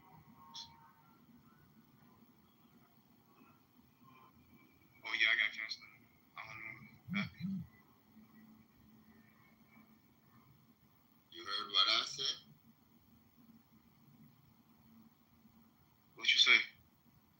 What I was saying about you. You just said you supposed to be sleeping. No. Sila said that. I heard you say too. You're supposed to be tired right now. That mean you was dozing. She was right because I explained a lot of things and you never heard. So you're in the process. No, I'm talking about pertaining to what you said.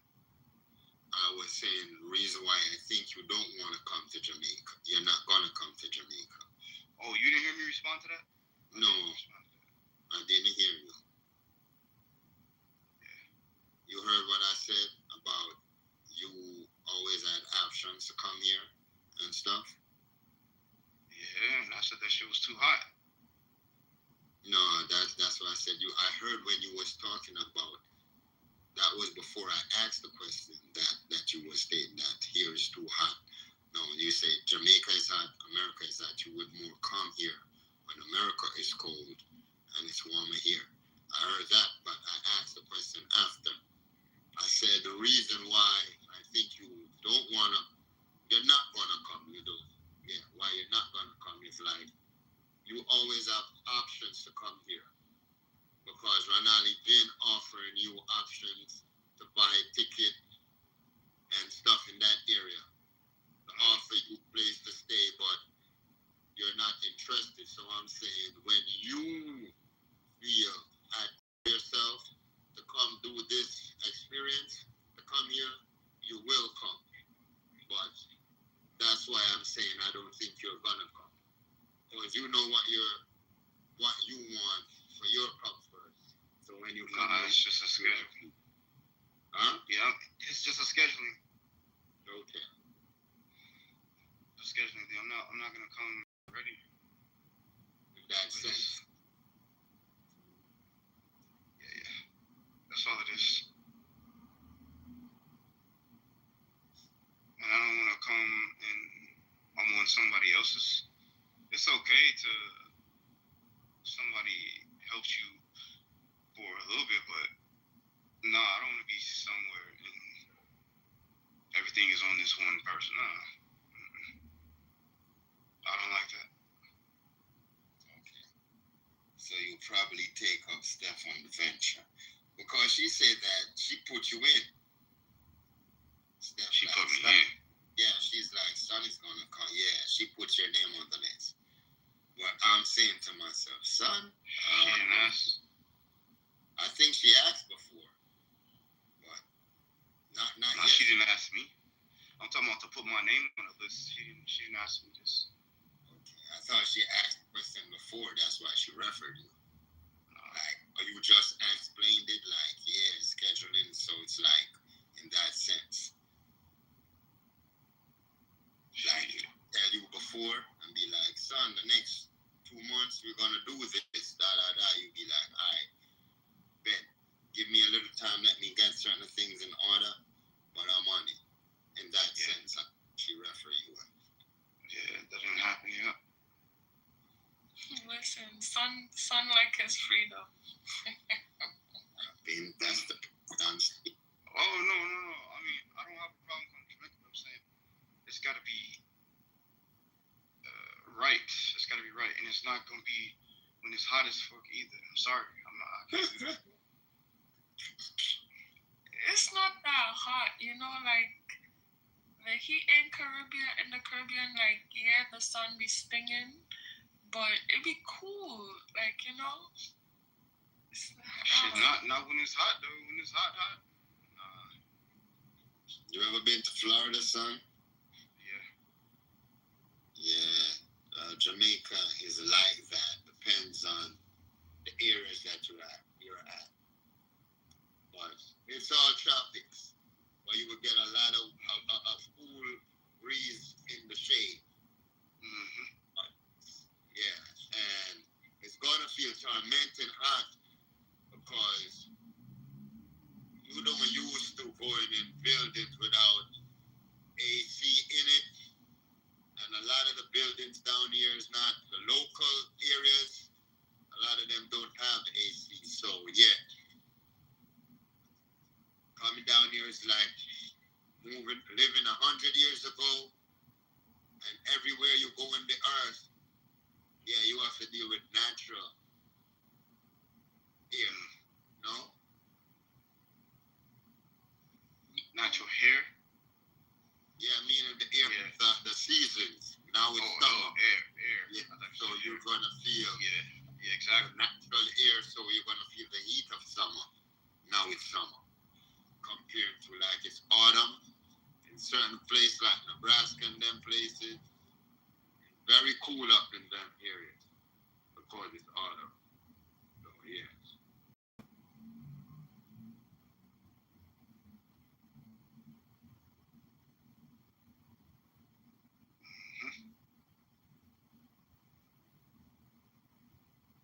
Man, it ain't that hot. Son need to stop crying. man up. Take some sun. Maybe now it's not. I'm talking about in like June and early July, whatever, when it's hot. Oh, it gets hot. Trust and believe. But now it's September, so it's a different. But I don't know if Steph's thinking about. Yeah, y'all got to talk because I don't know if she's planning to do it in the summer. It would make better sense if y'all come in a cooler time, even for a week. But to leave the heat, to come in heat, just for the, I don't really see the sense. You know what? The heat in America is like it's humid. You know, like no air no moving. Sometimes no air no moving, and then the heat from the concrete or the buildings. It's a different type of heat. You know, like it's different. And you have like the trees. You have cooler areas. When is rainy season? When is rainy season in Jamaica? Ata, you know? From May to the last day of November.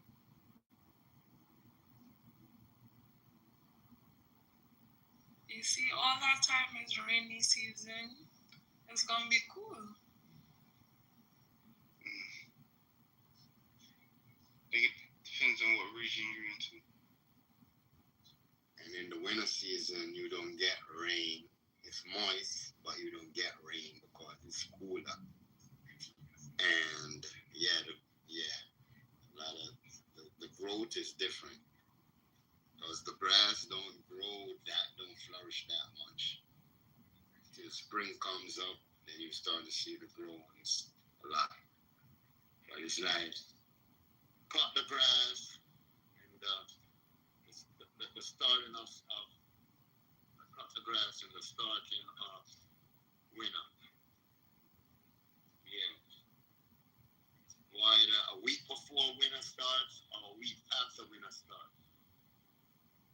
And pretty much I had to cut the grass again in March, pretty much a week before spring or a week after spring. So pretty much all of that season, the grass didn't really grow, but like 2 inches. It didn't grow the 7 inches, so you had to cut it. And that's it.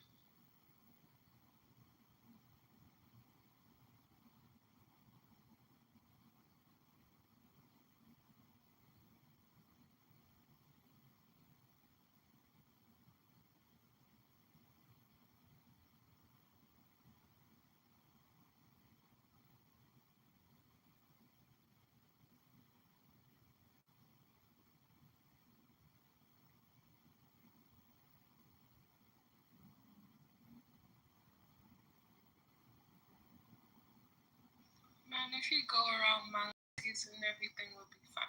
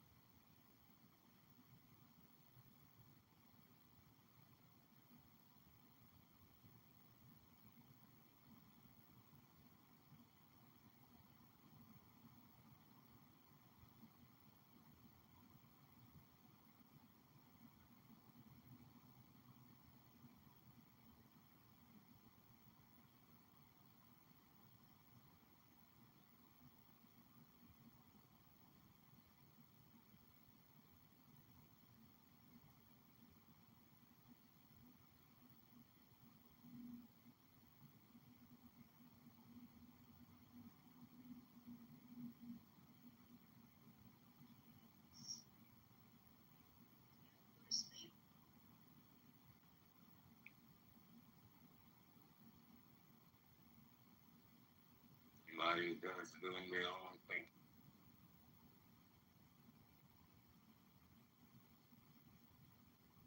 Yeah, the room was pretty lively today. I just came back and it's like quiet all of a sudden. Yeah, son sleeping.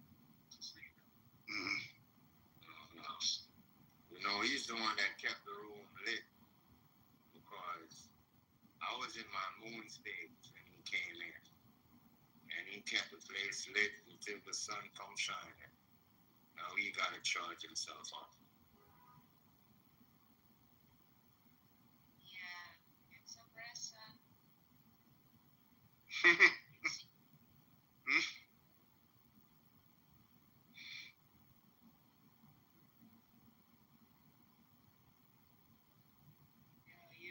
You made me laugh at one point. I don't think that lady caught it, but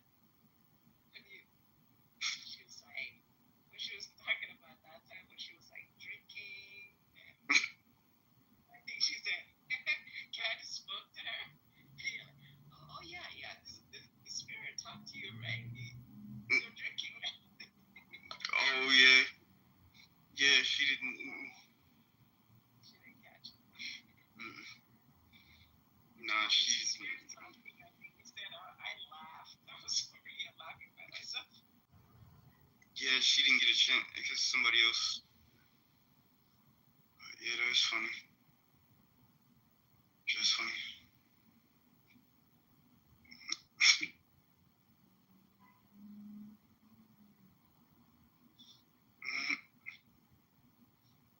I know a lot of people they don't catch your play on words sometimes.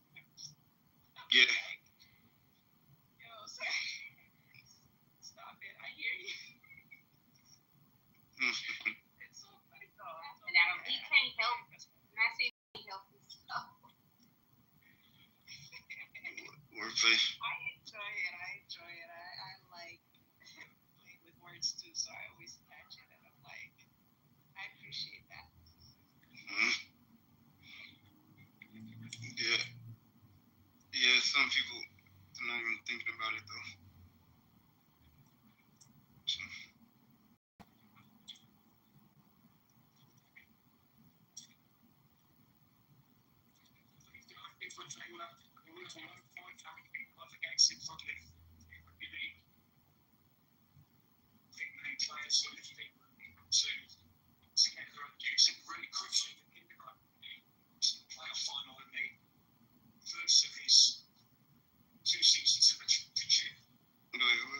Who's this? Hold on.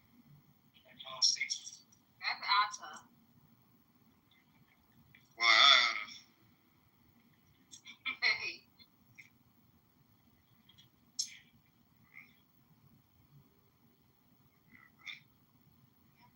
A lot of people came through in the room tonight. Yeah, I noticed that. Yeah, well, what do you think? It's something. It's something I don't get. Like, it's something changed. I don't know. But it was packed all night. It was like that yesterday too. Yesterday, I noticed it yesterday. Some before you came in here, people was just coming in here just to be quiet. Cause I had came here and it was quiet in here, and I'm like, hey, what's going on? And Shonda was like, we just meditating, and they was just at the bottom meditating with us. Nobody said nothing for hours.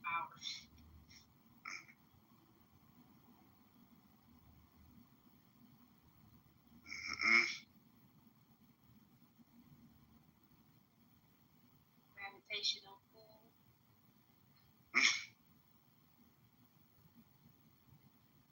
Something.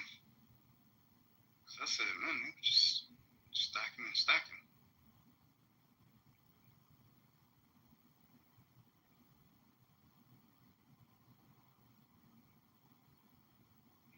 Hey, so that was funny earlier when you said the paper you got for your driver's license. That shit was crazy because the way I understood what you said was, I don't really need permission to move, right? Oh yeah, privileges. Yeah. They said you're driving. Inherent right. That's just my inherent right to move. But I think. Wait, I think it cut you off.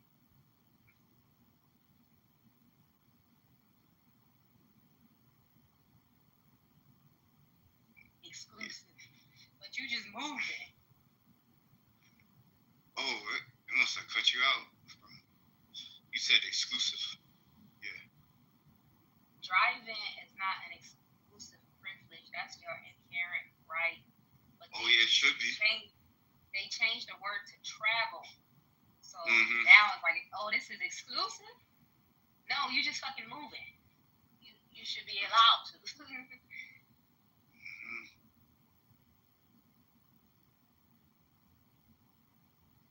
I don't like when they make an exception for somebody that they don't make for nobody else.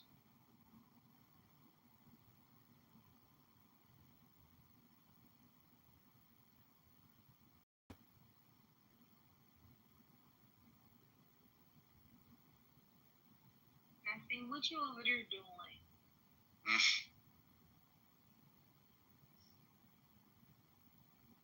What's that, sister? What you doing over there?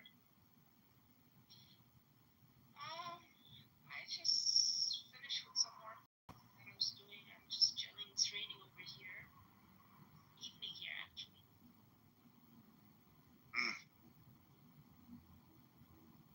Yes, it's raining here. I'm actually in Chicago. It's raining. I do it. Oh yeah. It was just. You ain't know nothing. I do it. No, so I knew it, that it was raining. I knew it. Yep. I mean, yeah.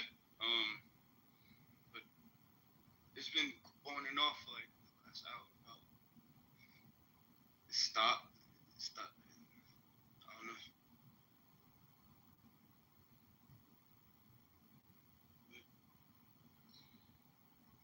Yeah.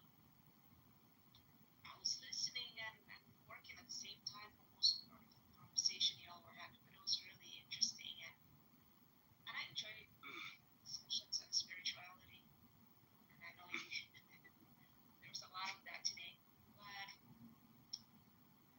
you remember there was a time when y'all were talking about clothes and just things in general, items that belong to other people or maybe that were given to you by someone that they may be carrying a type of energy that you may not want.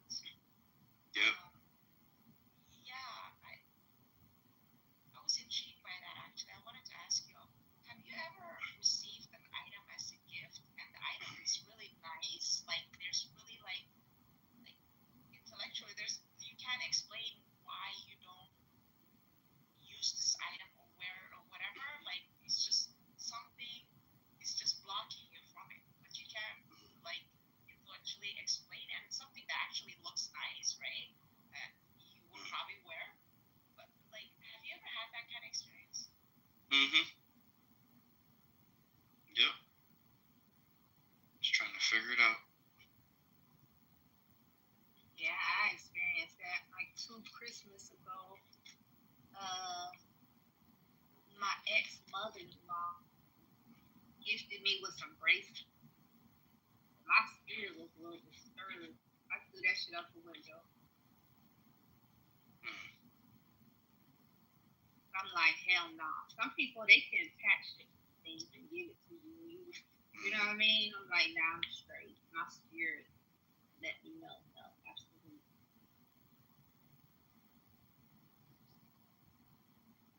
Yeah, you just have to be sensitive to new stuff, like stuff. Yeah. 'Cause it ain't gonna take long.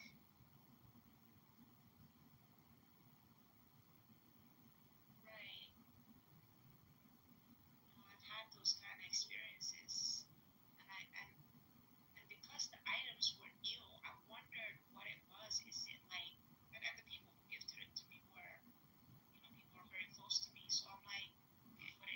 is it carrying some sort of an energy that came from somewhere else or something? I don't know. Or is it even the person that's supposed to be that gifted this to me? Maybe I don't know the intention behind it most of the time. It's weird.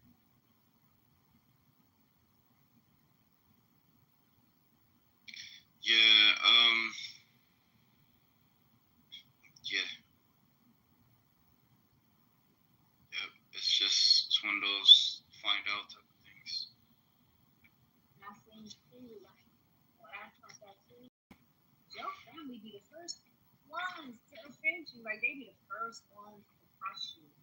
Like, and sometimes we be thinking, like, oh, we give people the benefit of the doubt to their family members, but those be the ones. Like, even like when I used to read the Bible, like people, I don't be understanding like where people get the idea. Oh, that's my brother. I can't believe he do this. That's everywhere in the Bible. Like, it's always sibling rivalry, parents rivalry, whatever. Like those gonna be your first haters. Those gonna be your first people who hurt you.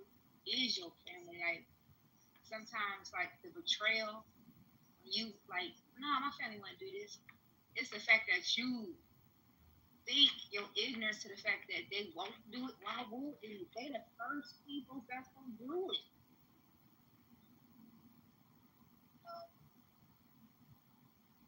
Those relationships, the family relationships, test you the most.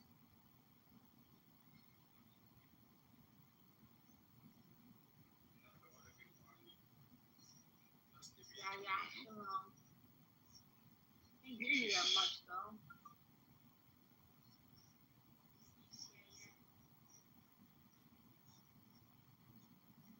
You got something you want to say?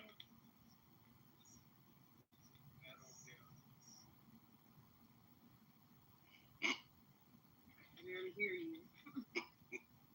You said hello, girl. Shalom.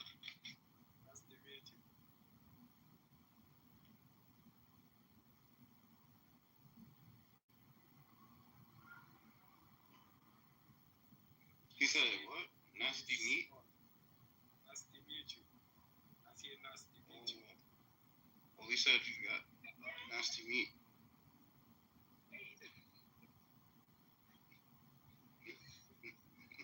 I speak small English. Oh, small. Okay, I got you. No, you're good. You're good. I know a lot of people that they speak small. I speak large. I speak French. Oh, you're French? I'm French. Okay, what is the word for?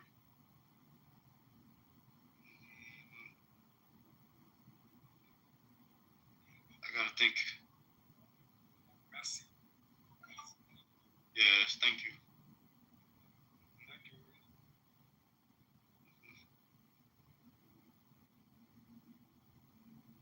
Yeah, they're like mercy. Mercy.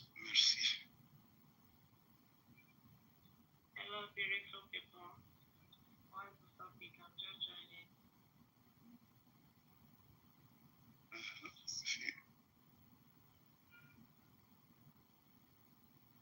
So when you ready to doze off, just go ahead. I knew it. We kind of just been talking about a lot of stuff, but the question is, you have not because you asked. What a statement! You have not because you asked not. Did you do the vote? Yep. Uriel? Did you vote? Yes. I need to get more knowledge. Excellent. Do you feel like you asked enough questions? Go.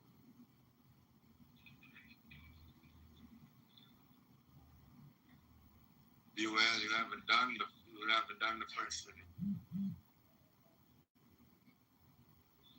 I don't really ask much question about myself. That's why I click. I need more knowledge.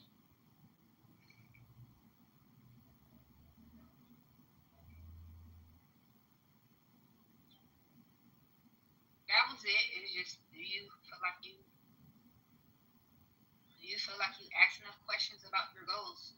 It's either yes or no. If you do, good. But if you don't, asking you both, well, what's up? You haven't answered a question though. She didn't take the poll. Yeah, she didn't do the poll. I just did it. Oh, you Mr. just. Lava. Okay, you just. Poll did the poll. Yeah, she just boldly did the poll, you know? No, I said Bulls did the poll. Oh, okay. Yeah. Did the poll. She's asking others if they took the poll. No, she asked what the question was about, so I just answered. She asked. She's like, what's it about? What's the question about? Ata, you happy I answered the question? Yes, I'm happy you replied for me.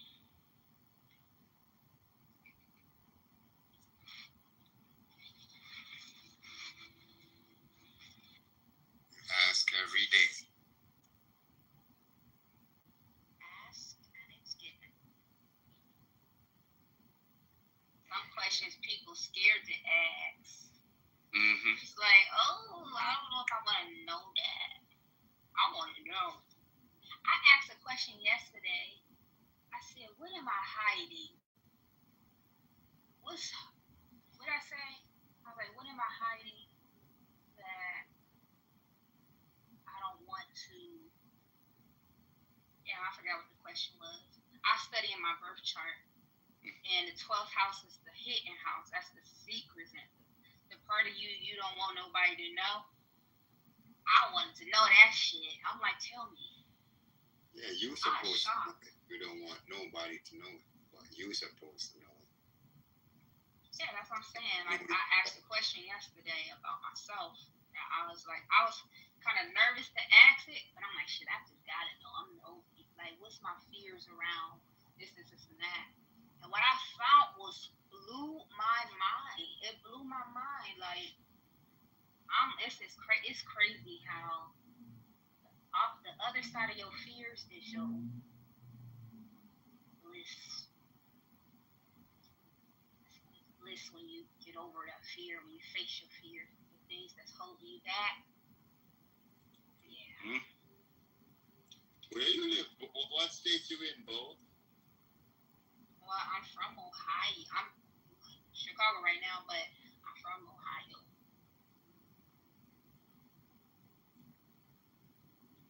I'm only gonna be here for like another hour, maybe or less. What, Chicago? Yeah, I travel for work. You're gonna be in Chicago for another hour? So what state you reside in now? Well, I'm from Ohio. And you keep pointing that one out. I'm traveling right now. I'm not home. I've been traveling all year. Okay, so the longest you spend to an area that you're passing through is how long? The what? The longest that you stay in these areas that you're passing through is how long? Like Michigan, like a month, 3 months, 2 weeks, a day. It's been like 8 months. It's been 8 months that I've been kind of like stationed in Michigan, but I be gone all the time though, like traveling back and forth. So right now you're stationed in Michigan, but you go everywhere else. Yeah, Midwest. But you keep pointing out you're from. Yeah. I don't know if you were asking what's my native tongue. I was confused, but yeah, that's what I represent, Ohio. Okay. LeBron fan. Yeah, my mother was his elementary teacher. Oh.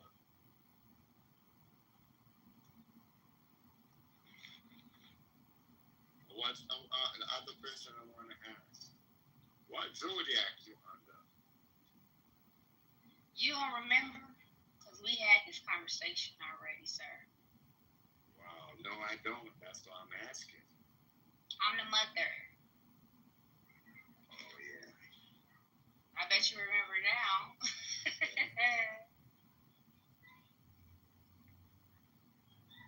Mother and the judge, they keep pushing the envelope.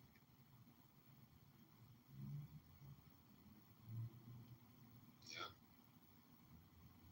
You need to be friends with me because we both water signs, and now you No, can't I drown need me. to be friends with you because I need to be friends with you. Son told me. So, yeah. I'm exalted through mother, so. Yeah.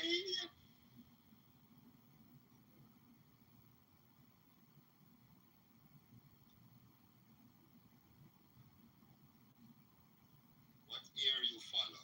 What ear symbol you follow? Ear, not air.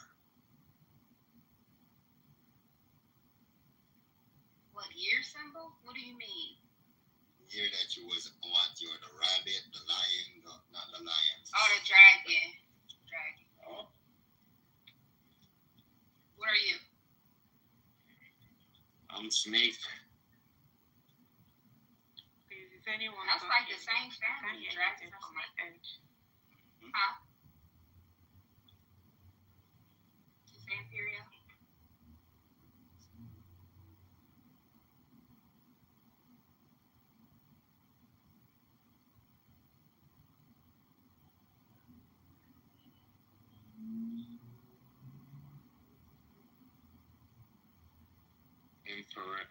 Imperial, you saying something?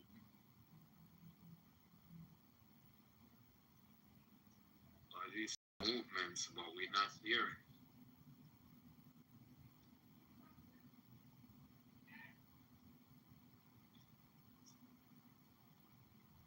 So what was you saying, Bo? The dragon and snake is similar. Same family.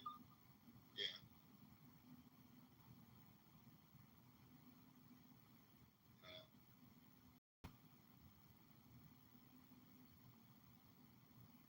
Yep.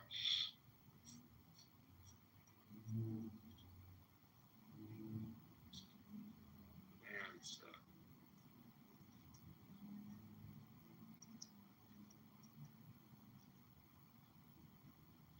But I know this. I know somebody, mothers, especially the female mothers, very aggressive. Passively aggressive. You think I'm aggressive? Your tone. Oh my God, for real? Yeah, you talk direct, and a lot of times direct seems aggressive. It's just direct though. Aggressive is aggressive. I'm guilty of that because a lot of people are scared when I show where I stand, and I have the nerve to fix it out. So people be scared of it. They're like, you always, they call it, you always batting. I'm like, me batting? Yeah, you always. I'm like, what? Did I force you to do it? No, because I could talk my stance, my position clearly while you were still procrastinating, ifing and butting. I just be like, yeah, this is it. Yeah. So, you know.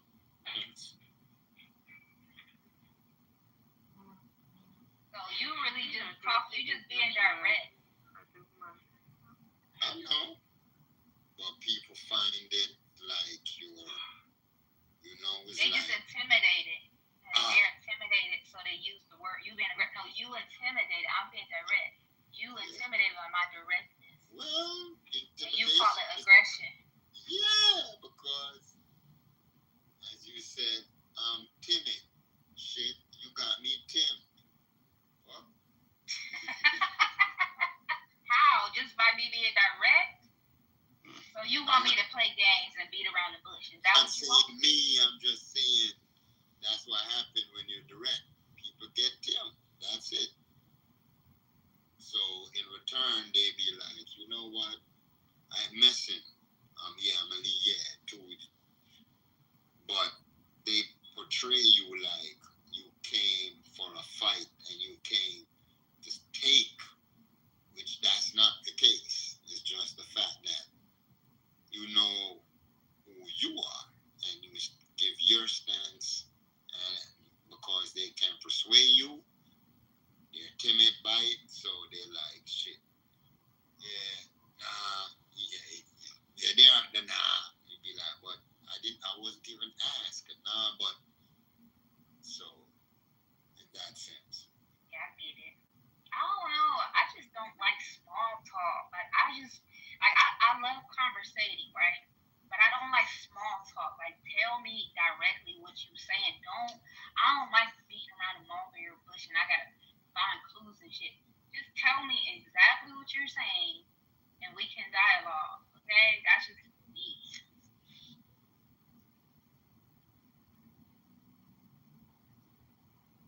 Do the notice.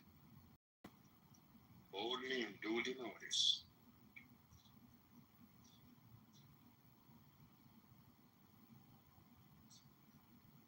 Man, Ohio is cold.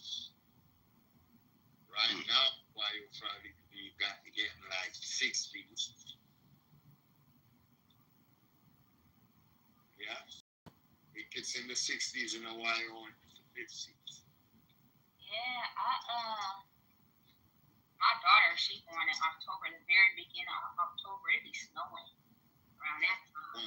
So that's what I'm saying. Right now, Hawaii will probably be in the 60s. The day would be like 80. Like the sun is out, it will go to 80 and stuff. But as it starts to get the sun getting covered or going down, I'll be in the 60s, 50s.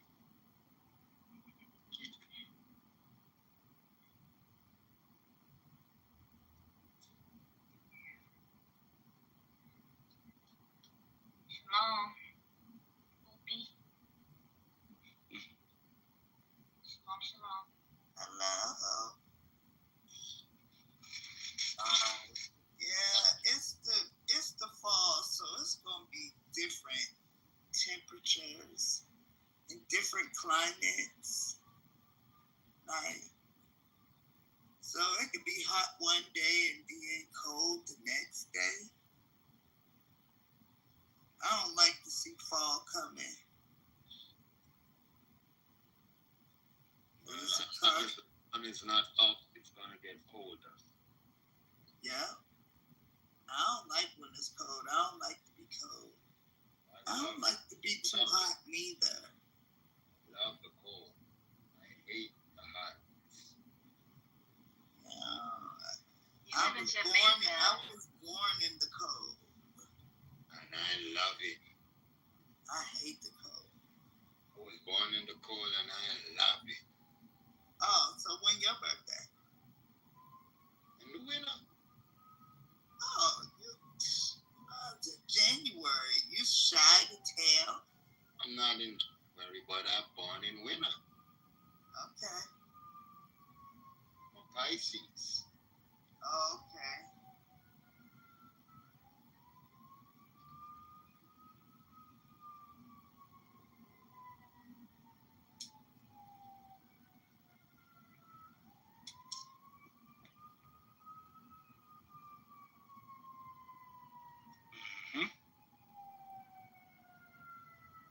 Did you say so? I said, mm-hmm. Oh. Yeah. The friend. Oh. She left. Yeah. Okay.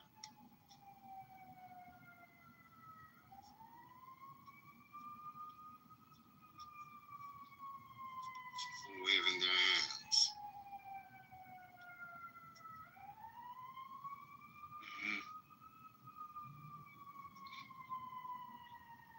I see nobody.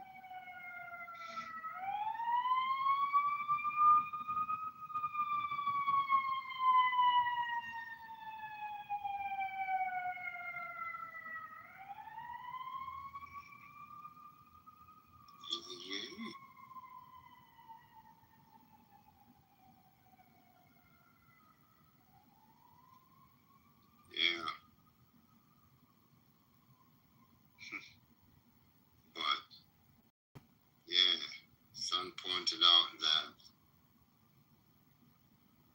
I'm exalted through the mother side of the zodiac.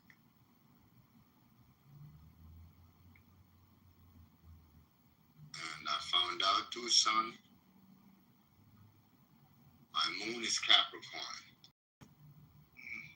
I get a lot of strength from Capricorn. Capricorn is favorable to me. Many ways. And I'm like, oh, yep.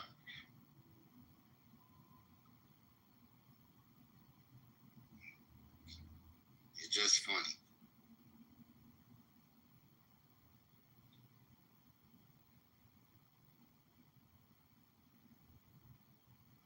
And you were saying about smelling, pissing on yourself, you're not smelling. That's Capricorn.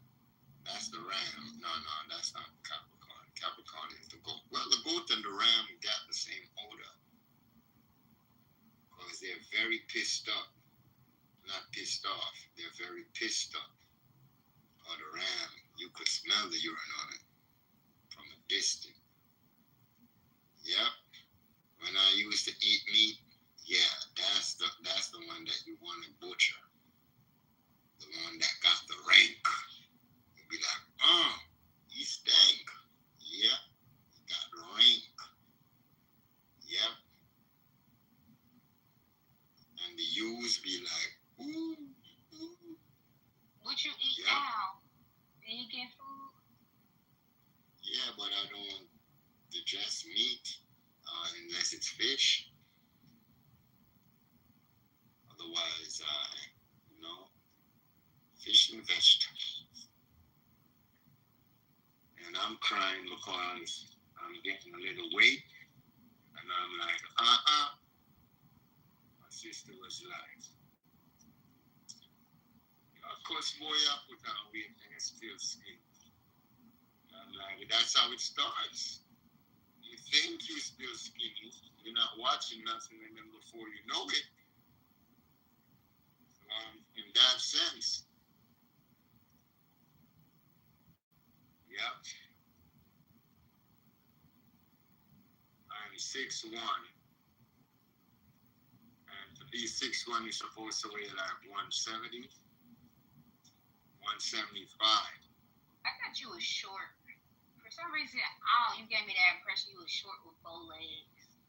No, But no, I was wrong, I guess. And I stated it like, women let me feel like I've got light skin, bow leg, colored eyes. I ain't got them features, but yeah, when they throw guilt at me, it's like they're telling me. That's what it's like, what women say without saying. If you're dark, you black, you lie, right? Or you're light skinned, they don't talk in the negative about you. But if you're dark skinned, they're like, yeah, they're attracted to it, but they still talk about it with terrible vocal. They don't talk with admiration and adorance. Like, oh, he's black, oh, it's so, You don't hear that. They're like, yeah, he's wicked, he's, or they're attracted to dark. Crazy. But I'm 6'1". Yep. I ain't got no bow on my legs. I got rickets. I like bow-legged people, especially old bow-legged people. I'll be seeing in the grocery store old and an older man, they be short with bow legs. I'd be like, that'd be so cute. I got the Charleston Aston. They remind me of babies. You know how like babies come out like that? It's through of an infant. Infant and an infant and a pit bull. Yeah.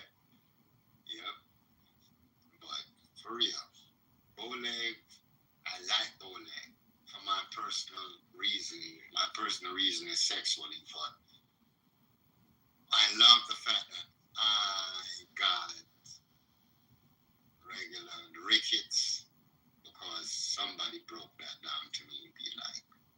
I'm like, damn, I don't have 4 legs. She got it and she's like, you know that on the medical term in the hospital, they say that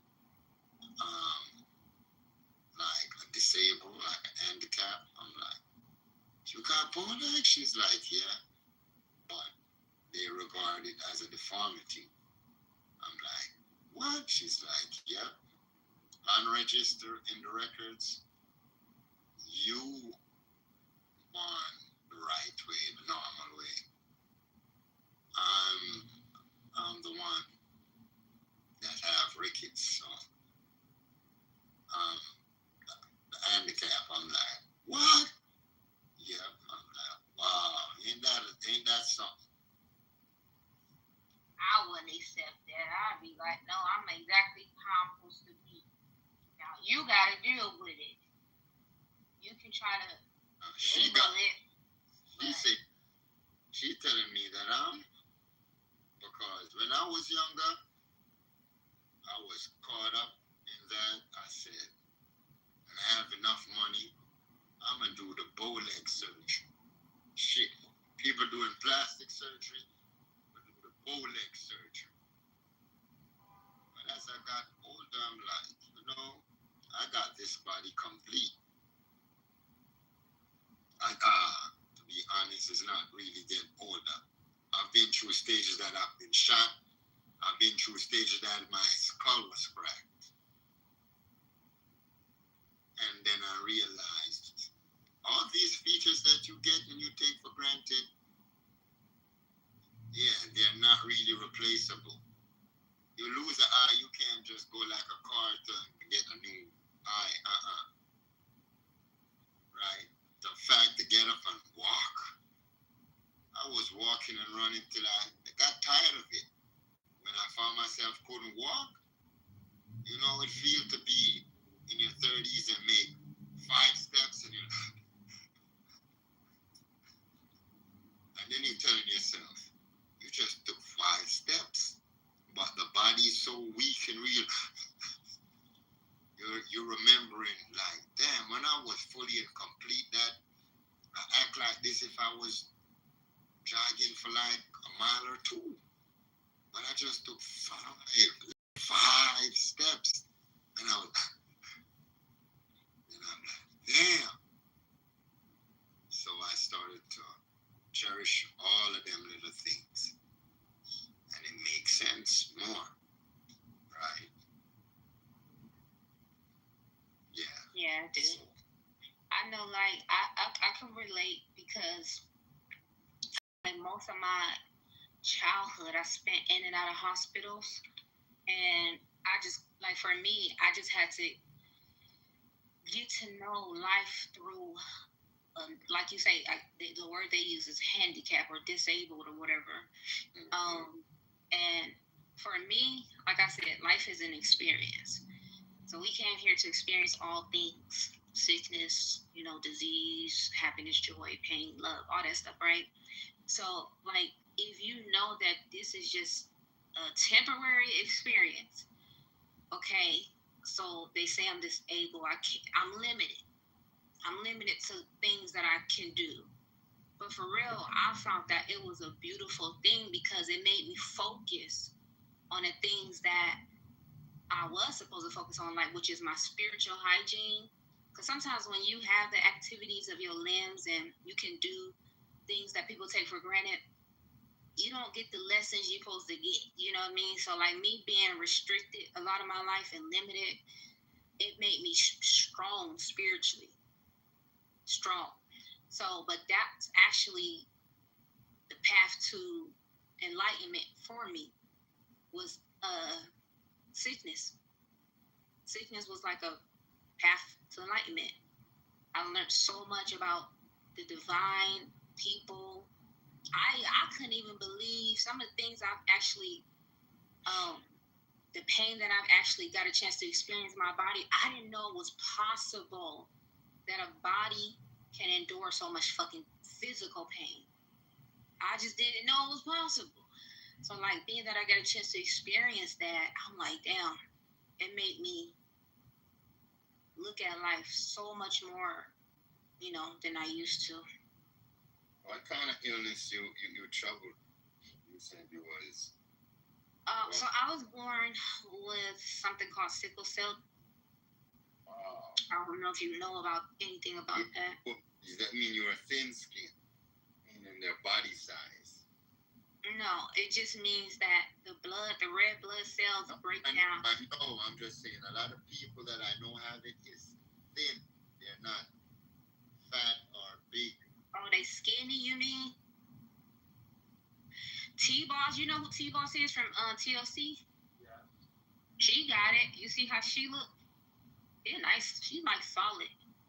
Yeah, she's nice. But I used to talk to a girl, and I know a few girls here, and I had friends, a lot of them that got that same sickle cell, it's a blood thing, but they're thin. Their bodies, like probably when they get older, but like in their teenage years coming up, over 10, the age of 10 coming up, they got that skin. Naturally. Oh, okay. I don't know. I just know that it's... You were chubby growing? I've been, I was a little solid. I was solid. While you was younger? Yeah. I don't really meet a lot of people with that sickness that got that size while they were young. Almost everybody that I know, it's like they got that. It's like you're ill because, as you said, the red blood cells thing, it's like the body is not fully developed in a sense. I had a friend. Okay. He had it and he couldn't run. That when he walked, he stepped so light. When the breeze blew, you have to hold him. I think it's a little different because like everybody don't experience it the same way. So like for me, I have a brother who's 1 year older than me. He was born with it, and then I came right after that, and then I was born with it. And it comes from both of my parents having a trait, but my brother, he was real sick as a kid. I wasn't sick like that. Mine didn't start messing with me until I got older. His was messing with him when he was a child. So sometimes like when you have it, it can activate different. Huh? You have it, but it never really bothered you while it was growing. Well, it did, but it did bother me growing up. But what I'm saying is, it didn't bother me the way it bothered my brother. So what I'm saying is, different people with sickle cell can experience it differently. It's not like some people, it can have like crisis when they're younger, but it can like pick up. It'd be like maybe 3 crises a year when you're a kid. But then you get older, it could be like 10 of them a year. So that's what I'm saying.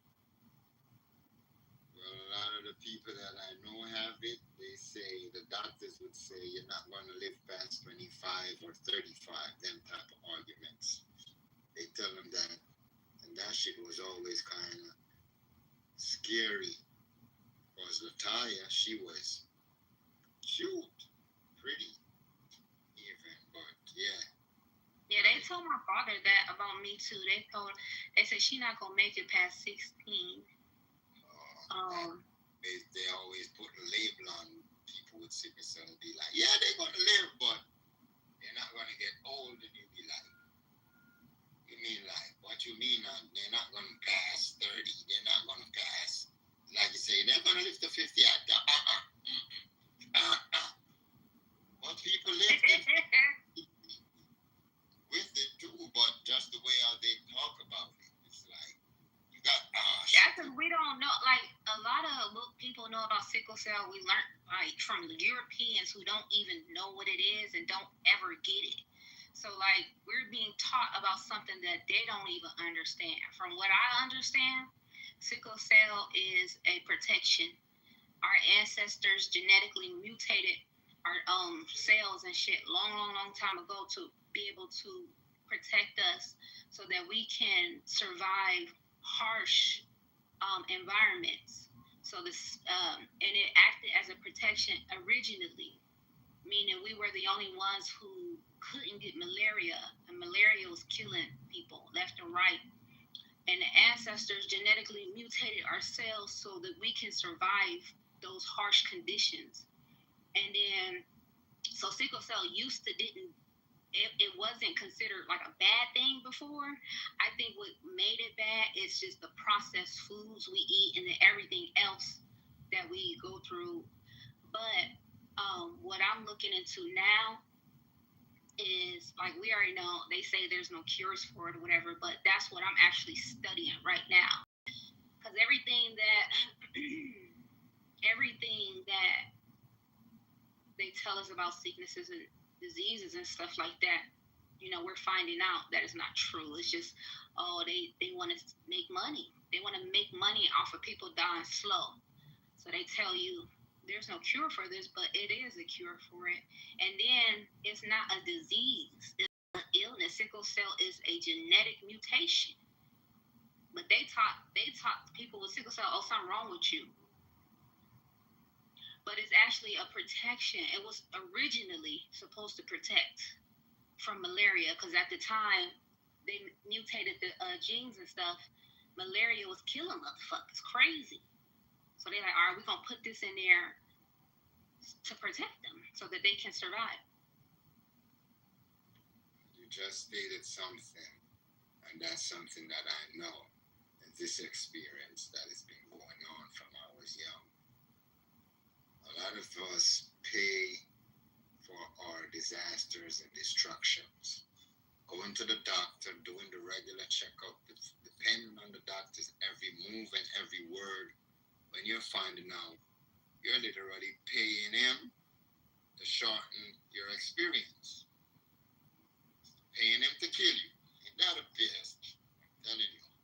Like, I'm a slug and I'm like, I want some salt. But I know that salt's not good for me because, for an aspect of a human, I'm a human and I'm going to buy lava. What am I going to do with lava? I can't touch lava. Lava is going to done me, finish, end me out. But that's what I'm buying. Buying lava. So, yeah. So they're selling salts to slugs. We the slugs. If they're selling the salt.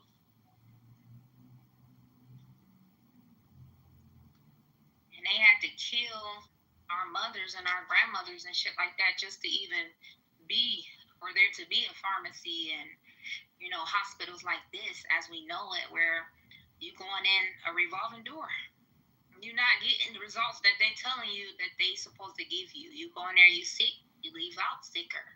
So it's like they killed the grandmothers and the aunties and shit who had the cures and who can heal you so that they can set up this big ass organization.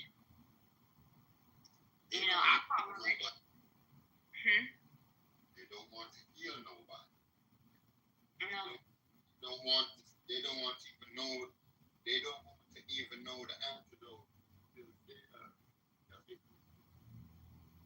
They just They're the angel of death. Yeah.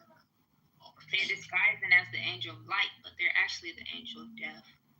But the funny thing is, we all brag about our archangel.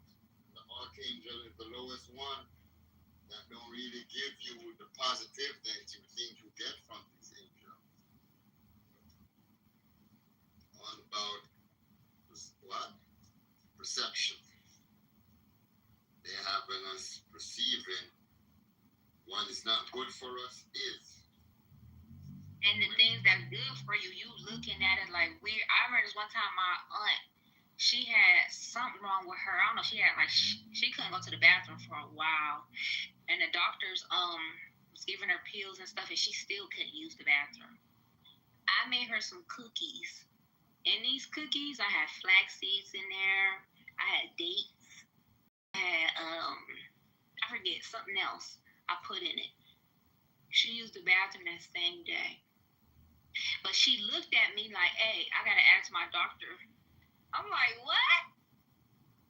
You gotta ask your doctor to eat some nature cookies, with natural ingredients, but it's like, it's witchcraft. That's what the fuck it is. It's witchcraft. Oh, but this experience have all of these things.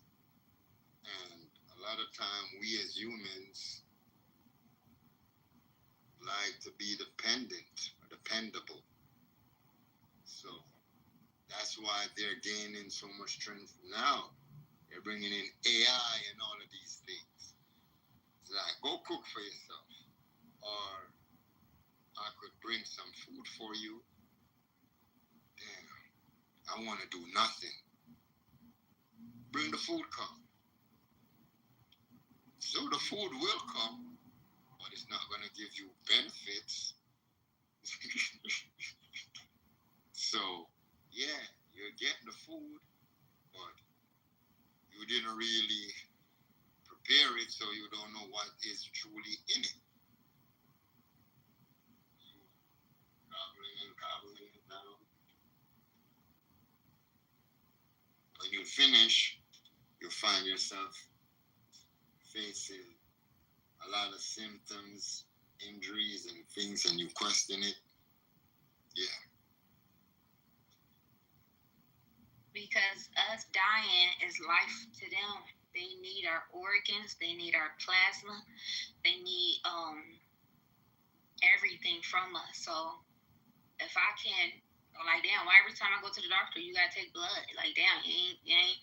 So it's like, you don't realize, like, they siphoning your energy, they harvesting you, you know what I mean? They cutting on you. Like, even like, I know my grandmother, they said she had cancer. And she was cool. She was cool until she went to the hospital. When she went to the hospital, they said she had cancer. And she died right a little bit after that because they start cutting on her. I believe if she did not go there and get cut, she would have lived longer. I think, like, once they start cutting on you and shit, that's when you start dying. And then the fear that they put in you, like, oh, you only have this amount of time to live. Like, I know, like, the illusion of fear, I know that to be true because, like I said, being in and out of these hospitals my whole entire life, that's the main thing they get you with. When they want you to take something, fear, you might die. When I was pregnant with my daughter, that's what they told me. You need to take these pills, or your daughter, you and your daughter can be at risk. And I sat up there and I told her, I said, ma'am, I don't feel like I need them though. It's like she like making me ignore my own body. I'm like, I don't feel like I need them. And she was like, this is dangerous. I'm gonna have to release you from my practice because you're not compliant. I'm like, all right, let me do one more thing. I said, test me again and tell me if I need it. She texted me again. She was like, oh, you don't need it. I didn't feel like I needed it, but if I would have allowed that fear of, oh, you and your baby, and I'm pregnant already and shit, and she's like, you and your baby, any woman gonna get scared and do what they say. But I'm like, nah, man, I just don't feel right about it. I don't feel like I need that. So, yeah, they use fear.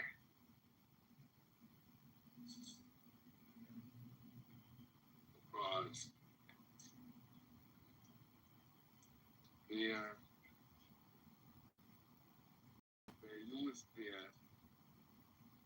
but it don't seem like fear because it's just tricky. When you go to the doctor, right, and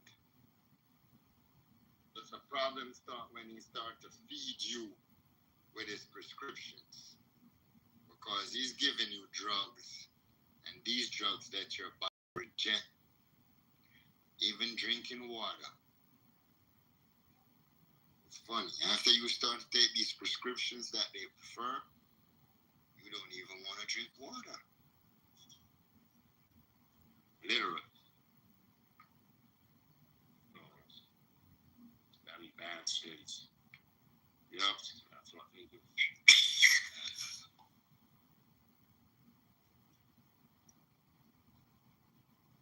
You keep on depending on them, turning to them for what you seek, what that word, validation.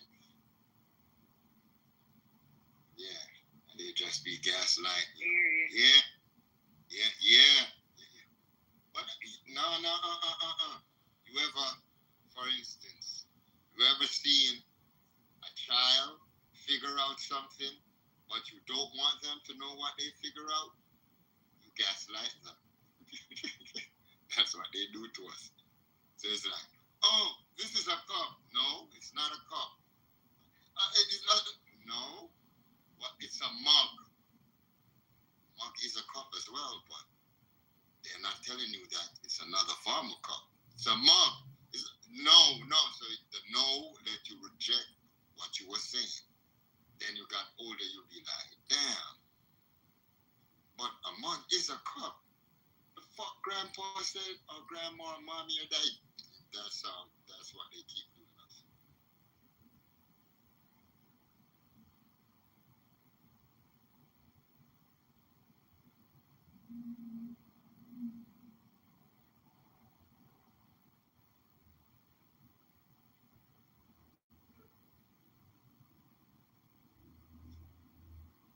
All we need is to get back to the heart of nature. Use roots, spices. I mean, it's okay to go to the doctor if you find somebody you can trust, but sometimes our bodies do need some of the medicines they have is okay, and then you might not need to take it for extended amounts of time. But go to the hospital and see what's wrong with you, and then talk to your intuition and ask, okay, is there some natural things that I can do instead of, some of these harsh drugs or whatever? But I know for me with the sickle cell, because sickle cell is basically like a lack of oxygen in the blood cells. So it makes the cells, the lifespan of the cells die faster than a regular person. So you short? Huh? Are you short? Am I short? Yeah. To some people, I might be. I'm 5'5". That's short. For me. Yeah, I was gonna say some people think I am. I think I'm average, but they say average is 5'6", 5'5". Mm-hmm. Yeah. But yeah, like once I start like learning about, because usually like the cure is gonna be in the disease. So like if they say, okay, you have a lack of oxygen going through your blood cells. Okay, so now I gotta find foods that have oxygen in it that can support the lifespan of my cells. So now I'm gonna eat more fruits. I'm gonna eat more berries. I love the berry kingdom. I'm obsessed with the berries. And then I love like spices like cayenne pepper, turmeric. Like I can't say what works for nobody else. For me, turmeric, cayenne pepper, ginger, rosemary, parsley, cilantro, shit like that helps support my oxygen intake. So, and then I also found out I need juice, like, cause they used to tell me drink a gallon of water a day or some shit, so your blood cells won't clot and keep. That shit made me thirsty. It wasn't until I started juicing shit like watermelon, eating more watermelon, cucumbers and shit. That's the liquid that my body responds to. It's 3-0. They ain't telling us about 2, but it's 3. Mm-hmm. That's what you get from the fruits, juice. And I don't drink much water no more. I drink coconut water and juices, mainly in teas. Water don't really make you, don't fulfill. You just get you more thirsty. That's what I really find out. You heard what I said. That's BS. What you mean water don't quench? What the hell? I'm telling you what. like what she said, the juice, the fruit.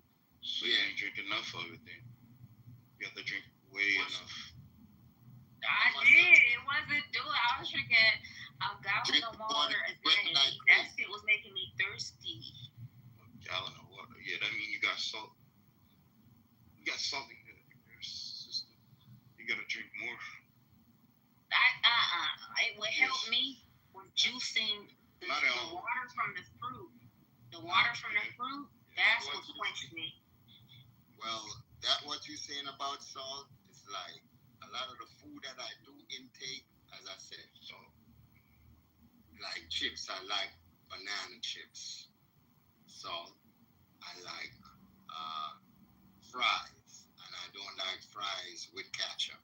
So if it's not ranch, it's salt, right? I will eat pretzels, throw off a lot of the extra salt in it, but yeah, I find myself, I will play with salt. And my sister be like, hypertension is in the family. And I'm like, yo, I can't taste if I ain't got no salt. I can't. So. What about that mineral salt, that Celtic sea salt? You hear about that? That's supposed to be pretty good. Salt, but as I said, I found myself ketchup, it give me acid reflux. And then it's triggering off inflammation inside of me. So I don't really mess with too much tomatoes. You like oregano oil? Or oregano? Regular what? Oregano oil? I like coconut oil. Okay, that helps with inflammation. Oregano oil. And then I was introduced to black seed oil. That's good for me. I got these capsules that got black seed oil and oregano oil mixed. And they say you're supposed to take it like 2 weeks on and 2 weeks off. So that's what I'm doing now. That's good. Hey, Shantae. Tay Tay.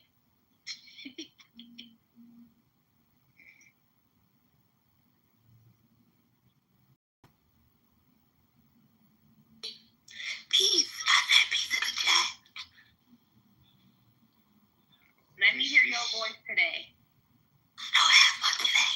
Damn, it's gone. Yeah. Eesh. Don't let me find out you beat somebody out. I probably did. Don't let her talk. Let her listen.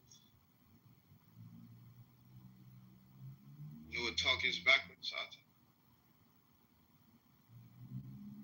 Say that again? You know what talk is backwards?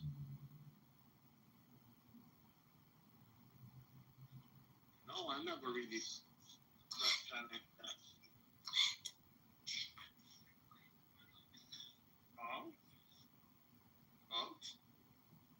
What is it? Keep trying. Keep trying.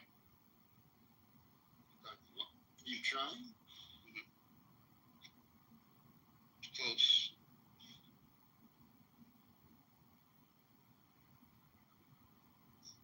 That's it.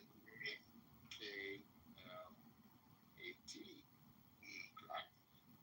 Clock. Bumba. I'm done. Say it again. Say it again. Say bumbo so I could put the line, yo. Say it. Bumba. Yep. Let's talk about it.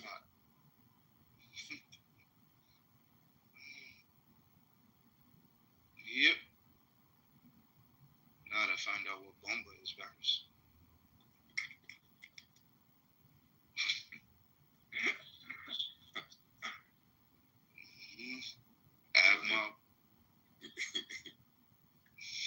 You know, the Jamaicans was inspired by Sekhmet, the lion.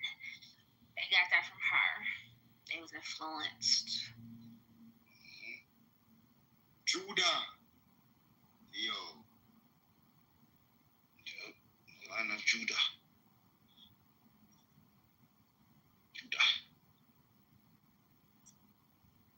Yep. The lion in the tribe of Judah is a female. all were female. That's what I found out. Yeah. They reversed all that shit. The sky was the mother, and the earth was the father. I found out. I said, wow, they reversed all this shit. Because the father was dry. The rain comes from, they got a drawing of it in Timmy. The rain is moisture. That comes from the sky. That's a female.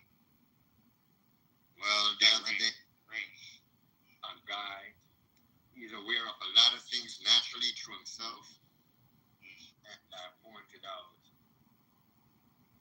that God is more feminine. Mm-hmm. The traits, yes. He's like, because it's what was taught to him. Right. The principle of the Bible, a lot of what it said is logic. But the concept that, the concept that we got is not that. But, yeah. So everything is because that part he pretty much reject because he's a male. Mm-hmm. And to tell him that, God is, it's like, God is mad. God is male, and that's what we were taught. So it's just funny. God is male, though. It's male with a fee in front. Yeah, because you can't say male without it. Male comes from female. Yeah. Right? But they don't talk that much. They're like, no. Female is different. It's male. And it's just funny. They keep dissecting things and they don't want to make you realize that you have to come from the old. Like earlier, I wanted to point out the point that you showed, like division, multiplication, and what's the other one? Yeah, division, multiplication, and subtraction. Who does this? Who does these things? A man or a woman? Who does multiplication? I'm talking about with her body. Woman. Okay. Who does division? I think the woman too. Yep. Who does subtraction? The woman as well. So that's, yeah. We can't even do none of those things. The man can only do addition. But we have to have a woman to do addition. That's the little trick that got me. Is like, that's the only true math. Yeah, it is. And Kemet, the Isis with the hieroglyph got the throne, right? She is the throne. She's the seat of power. Without Isis, there's no rulership. Pharaohs got their authority from Isis. She was the ultimate authority. She the one gave niggas rank and shit like that. Like I said yesterday, your first crown we wear come from our mother. When we coming out the coochie, she crowning us. And when she's sitting us on her lap, she's sitting us on the throne. And can't nobody become a king or a ruler without her. That's correct. And the Pharaoh was not the leader. The Pharaoh was the leader of the military. He was not there. Yeah, he was protecting the asset, the asset.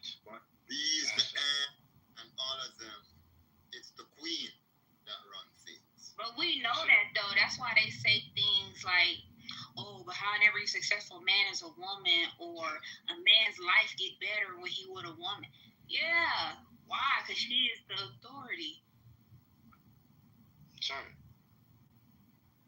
The asset. They say your house is an asset, right? You know, the woman is the asset, the asset. She is the house. Because the house that we live in is a room for 9 months. That's a room. That's your room. What's up?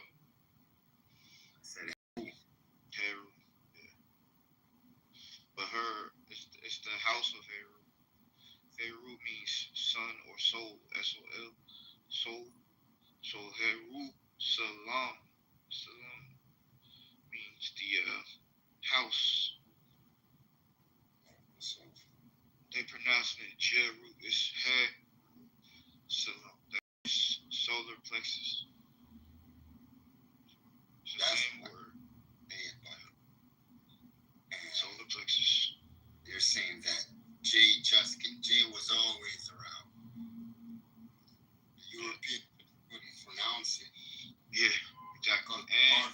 But it was always around.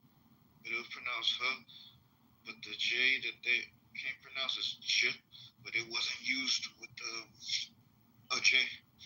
But they couldn't say J. They couldn't say J. No. It's funny. You know how many years it took them to can't say that letter? Yeah, a lot. A lot. Somebody in the chat said y'all be saying weird stuff. Well, guess what? It sound weird when you heard the truth.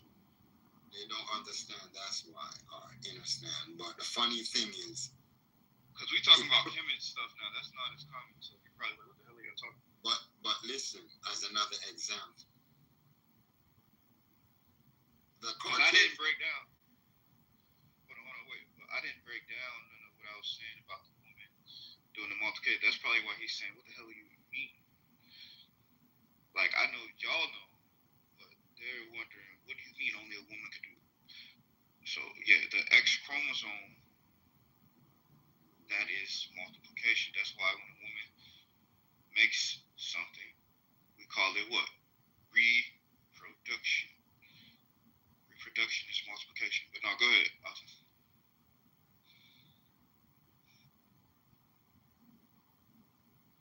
We don't have X's as a man. So we don't have a copy machine.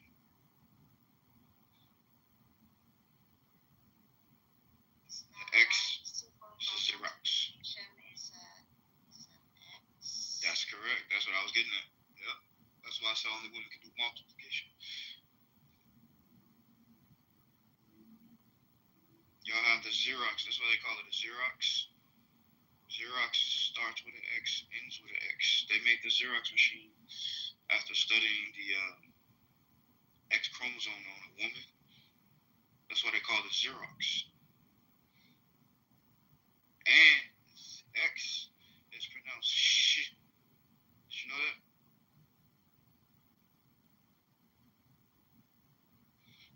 X in other languages is pronounced shit. Shit. So Xerox really is she-rush. She rose, really. She rose. Even masculine, the word masculine, the first two letters is what? M-A. Mama. Yeah. And calling means to stalk. Did y'all know that? No. Yeah. Colleen means the stalk coming off of something, the stalk. So yeah, it even starts with Ma. Yep.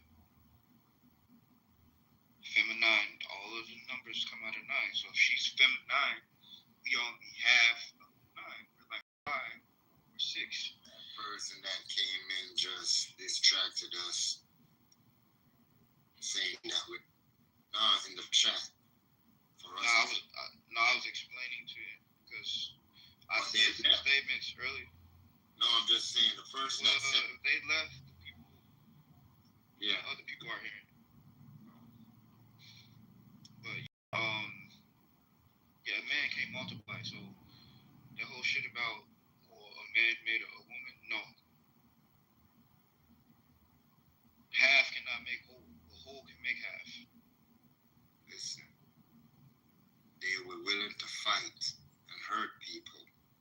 That don't make it right. But yeah, they will hurt people because it's just crazy, y'all. Yeah, they're trained granted do you does not mean think- truth. Now, this is, I guess, it's the same topic, but a little bit different. Do you think, hopefully this don't trigger nobody, but do you think, like, this could possibly be also a reason why, like, a lot of guys may struggle with their sexuality? Because originally they were female, and then they end up mutating into a male. So, like, sometimes, okay, if you start off as a female, you still female. It's just that you might not have all of the, you know, You don't might not have, you don't have, yeah. So, like, it's like it makes you more vulnerable as a man emotionally. And then, do you think that's why they wrestle? Because it's like they're trying to get back to who they were in the origin, like their origins. The origin of men is female. So, do you think that they're trying to get back to their origins, like when they doing that? What you mean, being happy? That's why I said I hold this old trigger. What was you laughing at? I'm just saying, like, what if that's what it is? What if they just trying to get back to their origins? It's good to laugh. I want to look cute, but I'm just saying. The word that I'm looking for. The core of a man. I always say the core of man is the womb man, and you're right. The origin of man comes from womb man, and a lot of men when they hear it, they get offensive. It's like what they would say to me. What they would turn to me and say. Let me ask you this. Let me say what I was going to say before you ask. You about to? When you say that, when you say it out loud, a lot of men will come back to you and be like, "Are you a bitch? Are you a faggot? Are you what?" Because you stated that. Just be waking up straight first. Joe ass. Who's that? I remember them. They just be coming in here. And then I don't even know what he was saying. So He's interrupting, but that's another thing. A lot of people is joined to the room. They keep coming in here, son. Like, keep coming in here trying to. No, what I'm saying is, this is how I know they playing. Because they come in and they want to come straight to the top. They don't even read the room. That's how I know. They been coming in all morning. You probably even seeing them. But they come in, the first second they hear, they want to come to the top. You did not read the room. Even the one that pissed Steph yesterday off, pissed her off, because she wanted to ask last night, saying that she just had a child, but when Steph is explaining, she's like, and she wanted to make her point. Steph put her down. That young girl? Yeah, and then she just a little bit actually. Steph was like, she dropped her mic like she was on stage and left. I'm waiting to see her later because today's farmers day, so she's at the farmers market, but it's funny.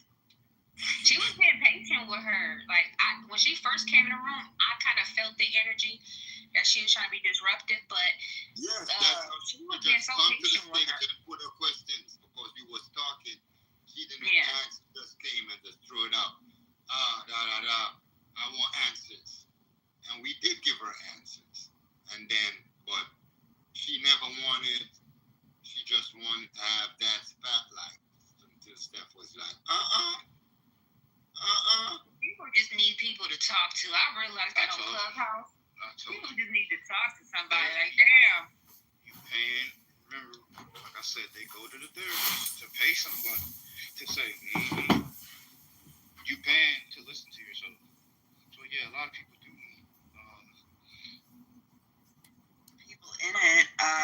As you probably know, my phone is just like losing its mind today from the very beginning. So been irritated with that. But no, it's been very interesting, and kind of what Les was saying made me think of that aphorism in journalism: if it bleeds, it leads. I kind of think in the modern era, it's more like if it makes people go yikes, you'll get the likes. I think that is certainly true. That's a great insight, Wow. Thanks a lot. Lynn, great to see you on the stage. How are you going? Are you doing? You want a fresh five? You want to talk about anything? Well, I mean, good morning, everybody. Hope everyone is well today. And yeah, Les, I have to say that I'm in absolute and complete agreement with you. We all need to tone it down. We all need to wear.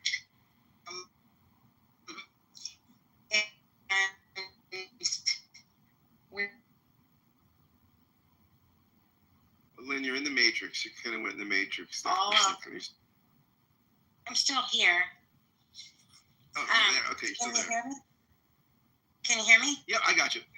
Okay. Yep.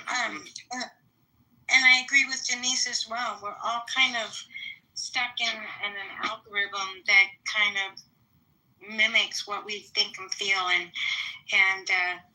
you know, I have no leanings either way, but I did ask in my profile on my Facebook for people to show certain things, proofs, or, you know, just not a meme or whatever, but actually a content on Kirk that proved the allegations. And I'm seeing allegations everywhere with him. It's just absolutely unreal. And I'm not a follower of his, but nobody could provide the actual videos they told me to find myself, and which I found really interesting. But then when I did, I found that some of the things that they had alleged were actually not completely 100%. We can still agree with the content of what he said, but their excerpts of what he said was not entirely true. So I really do think that Les is correct, that we need to tone it. We need to quit giving it power, and just be kind, be human. We don't have to have empathy, but sympathy would be a great thing in this time. And that's what I hope for. So that's all I have to say for now. Thank you so much, Lynn, for your contribution. And I want to recognize we are in the presence of greatness. Young Elvis is here. Christian, my main man, would you like a fresh five? I would, and I would like to talk about Charlie Kirk, and I'll try to keep it in the 5-minute range because I have a lot of feelings on it. And Scott, you're the best. Thank you so much. I've had a discussion for the past few days about Charlie Kirk, and one thing I first off, rest in peace, and send condolences to his family and hope that they're doing okay in such a terrible time. I think that we are seeing a very, very horrific thing in this situation. And the one thing that I'm seeing that is horrible is that we have people celebrating his death.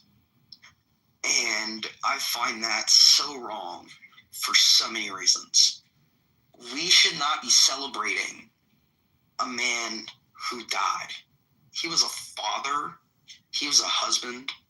He was, I mean, and this is more on my side of the table, but he was a debater.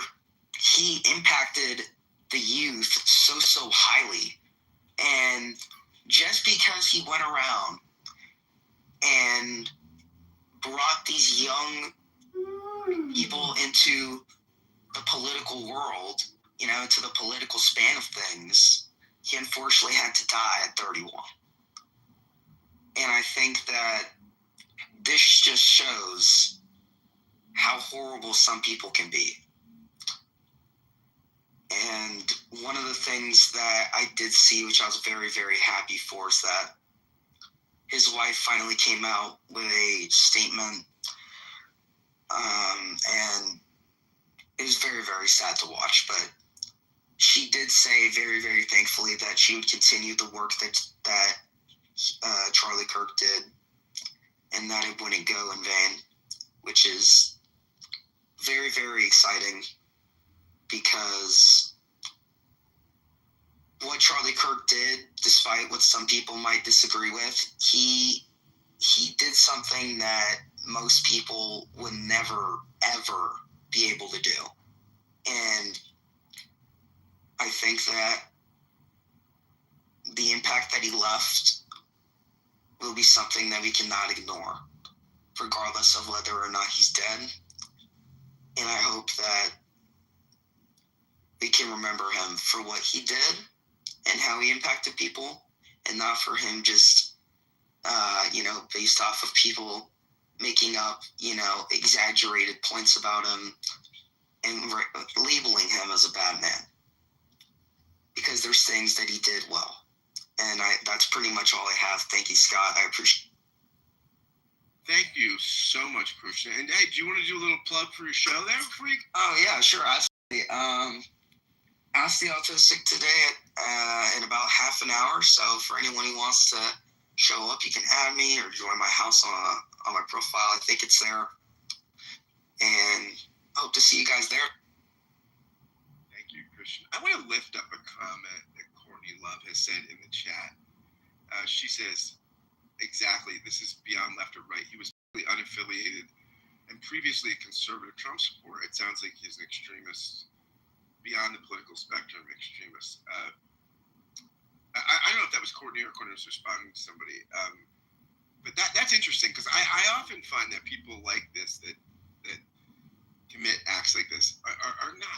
I mean, we know that they're not mentally all there. I mean, there's clearly, someone is clearly struggling with some degree of mental illness, and I mean, mapping them directly on the political spectrum isn't always helpful. I think that people are Scott, on the left IQ though.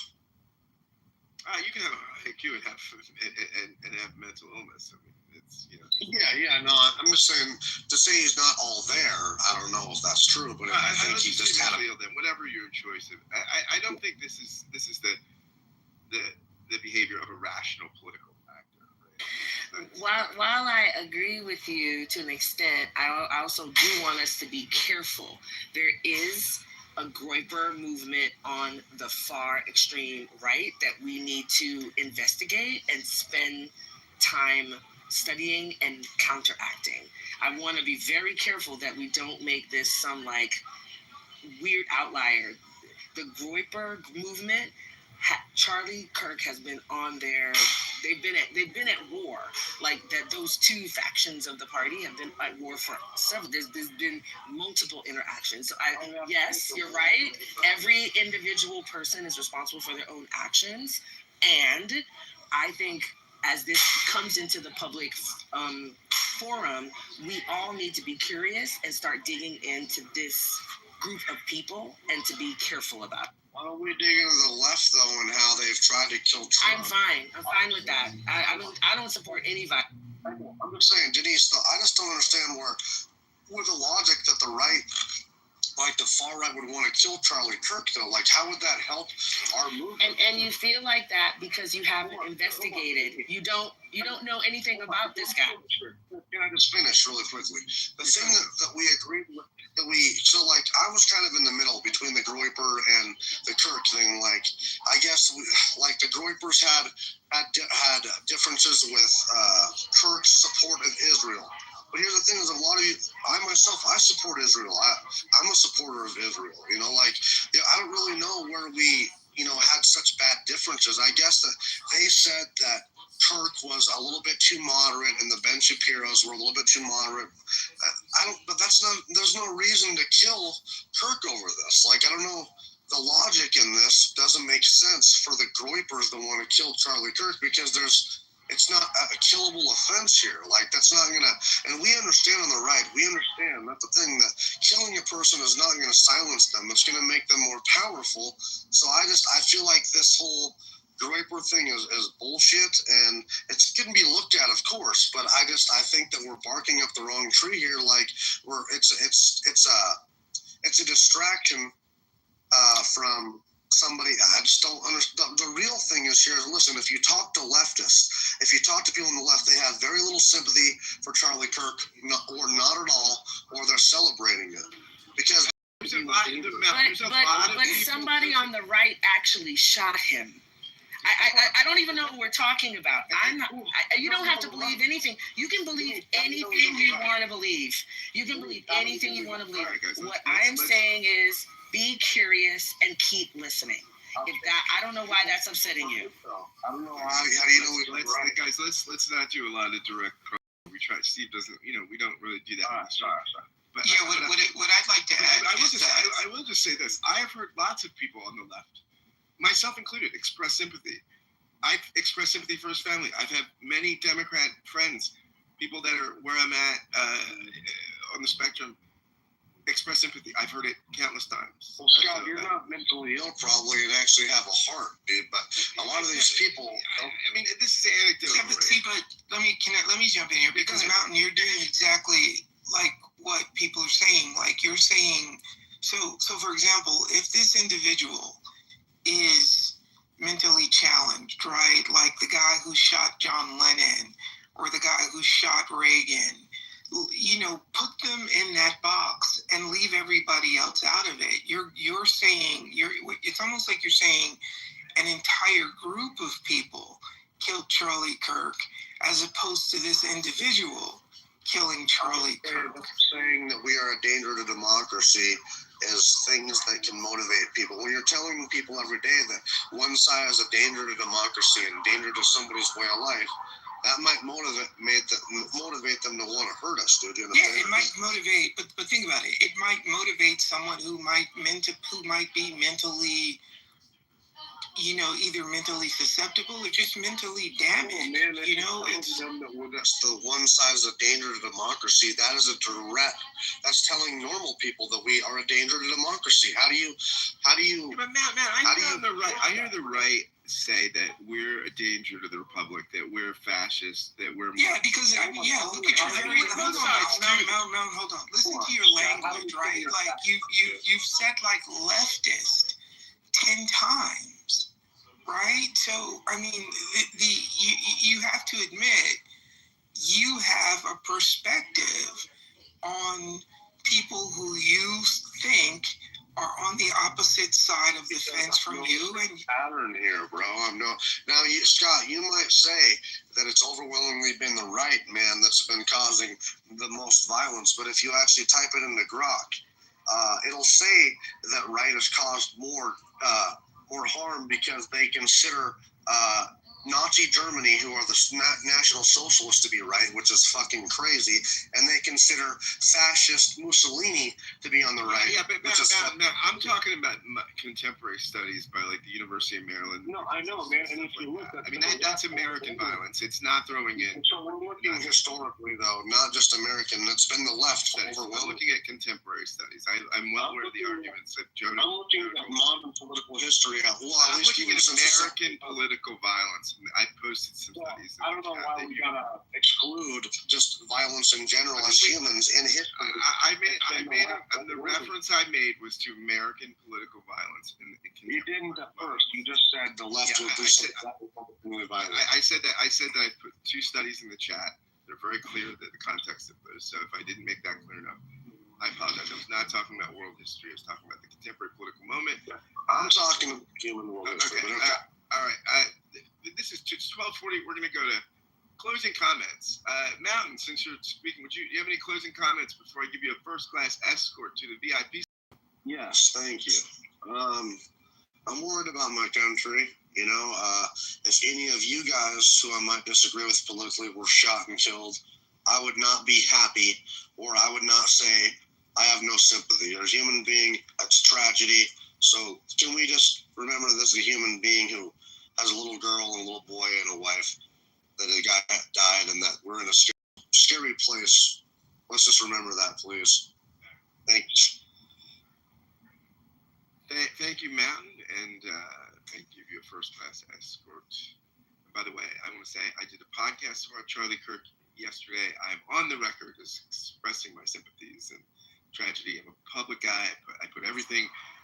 A lot of my sentiments are on replays in the podcast world, right? So and by the way, I see Uncle Steve has joined us. Uncle Steve, how are the high? Reverend Scott, I humbly apologize for interrupting your closing thoughts and burning desires. I just wanted to let everybody know that I'm in the shuttle. Just left the ship a few minutes ago. And we're on the way back to Casa de Appel. And I wanted to thank all of you for holding down the fort and remind the nieces and nephews that I'll be back tomorrow. So thank you, everybody. Great always to hear from you, Uncle Steve, our fearless leader. Jarl, do you have any closing thoughts or burning desires you'd like to express as we're winding the room down? Sure. Yeah, no, thank you. I just came back. Really quickly, I saw in the room research purposes only, they had a poll, and that room is predominantly left-leaning, and only 3% of the people in that poll felt that political violence was okay. I saw another poll in JB's room, maybe that one's more 50-50, and that one had about like 9%, I think it was, felt that political violence was okay. So this idea that like people on the left are all supporting and cheering and celebrating this, I mean, you can just go in left-leaning rooms and see that that's not true. Thank you. That is. Thank you so much, Jarl. I will give you a first-class escort to the VIP. And there's other thing that's interesting when they've done studies on is violence acceptable? Political violence acceptable? The numbers go up, not left, right so much, but generationally. When you poll younger people, the polls for acceptance that violence is acceptable to say silence certain speech on campus at certain times. It goes higher when you go to young people, which is kind of a strange thing, but that's sort of what the stuff I've looked into this week. Christian, my main man, young Elvis, host of Ask the Autistic. Closing thoughts, burning desires, anything you would like to share before I give you a first-class escort to the VIP. For sure, and everybody, I hope you guys are having a safe and, blessed morning or afternoon, wherever you are in the world. But the one thing that I find very, very heartbreaking is that when the shot rang out, obviously, as we know, his wife and kids were there. And this is information I got for somebody else. So it's very sad to hear this. His daughter actually went looking for him when the shot rang out. And by the time his daughter actually, found him, if she even did before, her mother probably took her away, then she probably saw everything, which is very, very heartbreaking. Because I think if I recall correctly, his daughter's like 3 years old. So very, very bad news to hear, but rest in peace to him. I hope he does all right up there, and hope I see you all at Ask the Autistic in about 15 minutes. Stay safe out. Thank you so much, Christian, my main man. Take my arm, I move you down to the VIP section. There you go, buddy. And now we come to Caleb. Caleb, would you like to say anything, any deep closing comments, burning desires you want to get off your chest before I give you a first-class escort to the VIP? Caleb going once, Caleb going twice. I'm going to escort him down. Always great to see one of Clubhouse's great rabbis on the stage. Denise, we're so thrilled to have you for so long and grateful for your contributions. Say, any closing thoughts or burning desires before I give you a first-class escort to the VIP? Yeah, I think that we have an opportunity here. I think that we saw something happen in real time that was absolutely horrific. And there was a jump and a rush to judgment.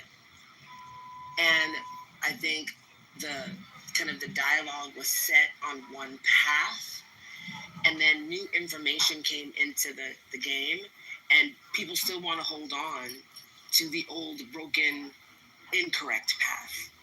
I think that people of integrity can admit when they are wrong. You can say sorry when you rush to judgment. We all have to have the ability to incorporate new information into our calculus of anything that we're doing. So my fervent desire, I don't know how far it's going to go, but my fervent desire is that people will start to read and examine and incorporate new information from different sources. And, what if we can just move away from sides and be actual truth seekers? What would that look like? Thanks, Scott. That is great. Thank you so much. And yeah, I mean, reality is strangely ideologically resistant sometimes, right? And getting into the details is a lot of work. It can be unsettling. Thank you, Denise. First class escort to the VIP section.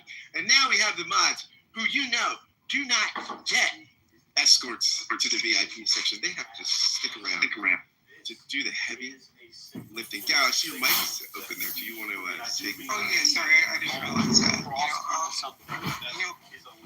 This idea about political violence is much broader than someone being shot.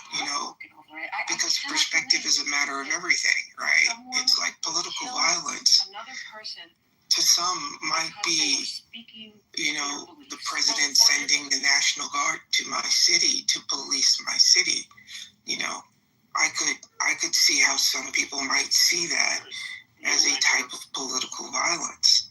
And I don't think we're at a place where people are going to suddenly want to become more educated about things when as a nation we are becoming less and less educated outside of our bubbles. And I don't think, I agree with Mountain on one thing, that I don't think we're in a good place. And I can't see around the corner, unfortunately, at this point in time. It's every day something new is happening, and I fall back on, this is, don't let the Epstein thing die. That is, to me, the most important conversation that we've been having for the past 3 months about, young girls being trafficked to rich people, or by rich people in this country, and don't let this incident, however horrific it is, distract from the greater conversation that we should be having as a country.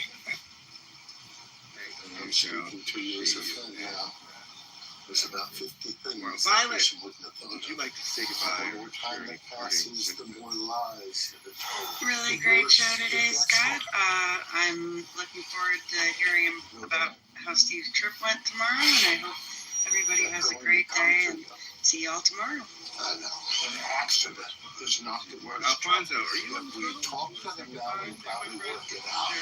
We'll tell you what happens. The standard does not close. I gotta tell my investors about our losses. We can hear you loud and clear. Our fearless leader, Alfonso. It's fair what they decide to do. Still have the site. Anyway, Thanks, guys. Definitely great days of celebration. Hopefully, I lost you in the Matrix a little bit there, buddy.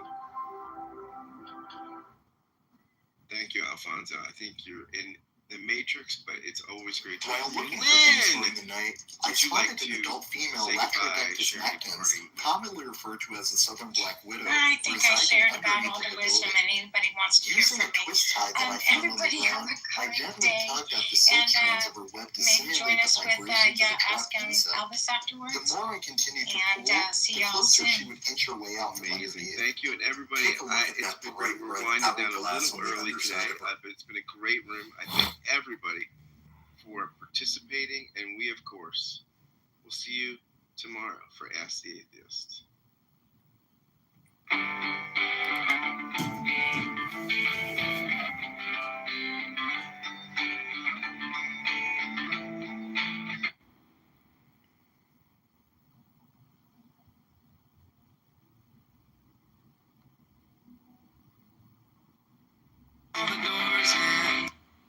About Charlie Kirk.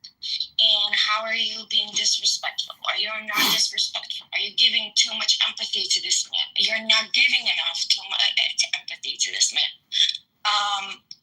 that is what's media is like really, they they want the drama, right? And unfortunately, all of us, I think, that's just my opinion, we're all buying into this drama.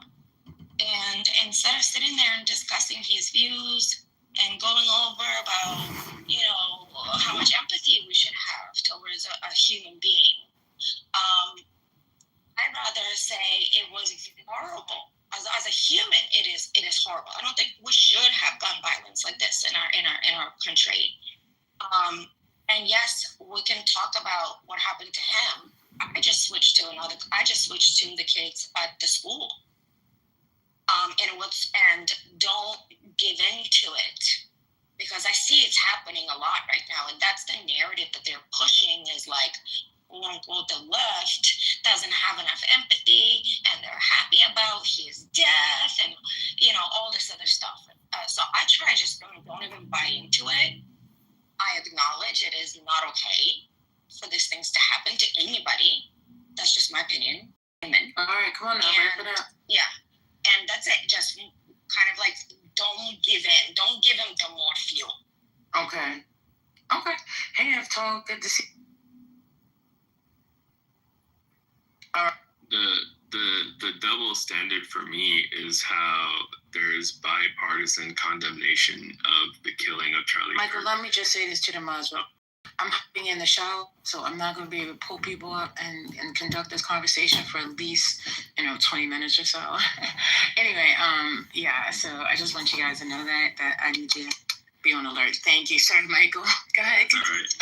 So the double standard is the bipartisan condemnation of the Charlie Kirk killing, but only the Democrats or left people condemned the political assassination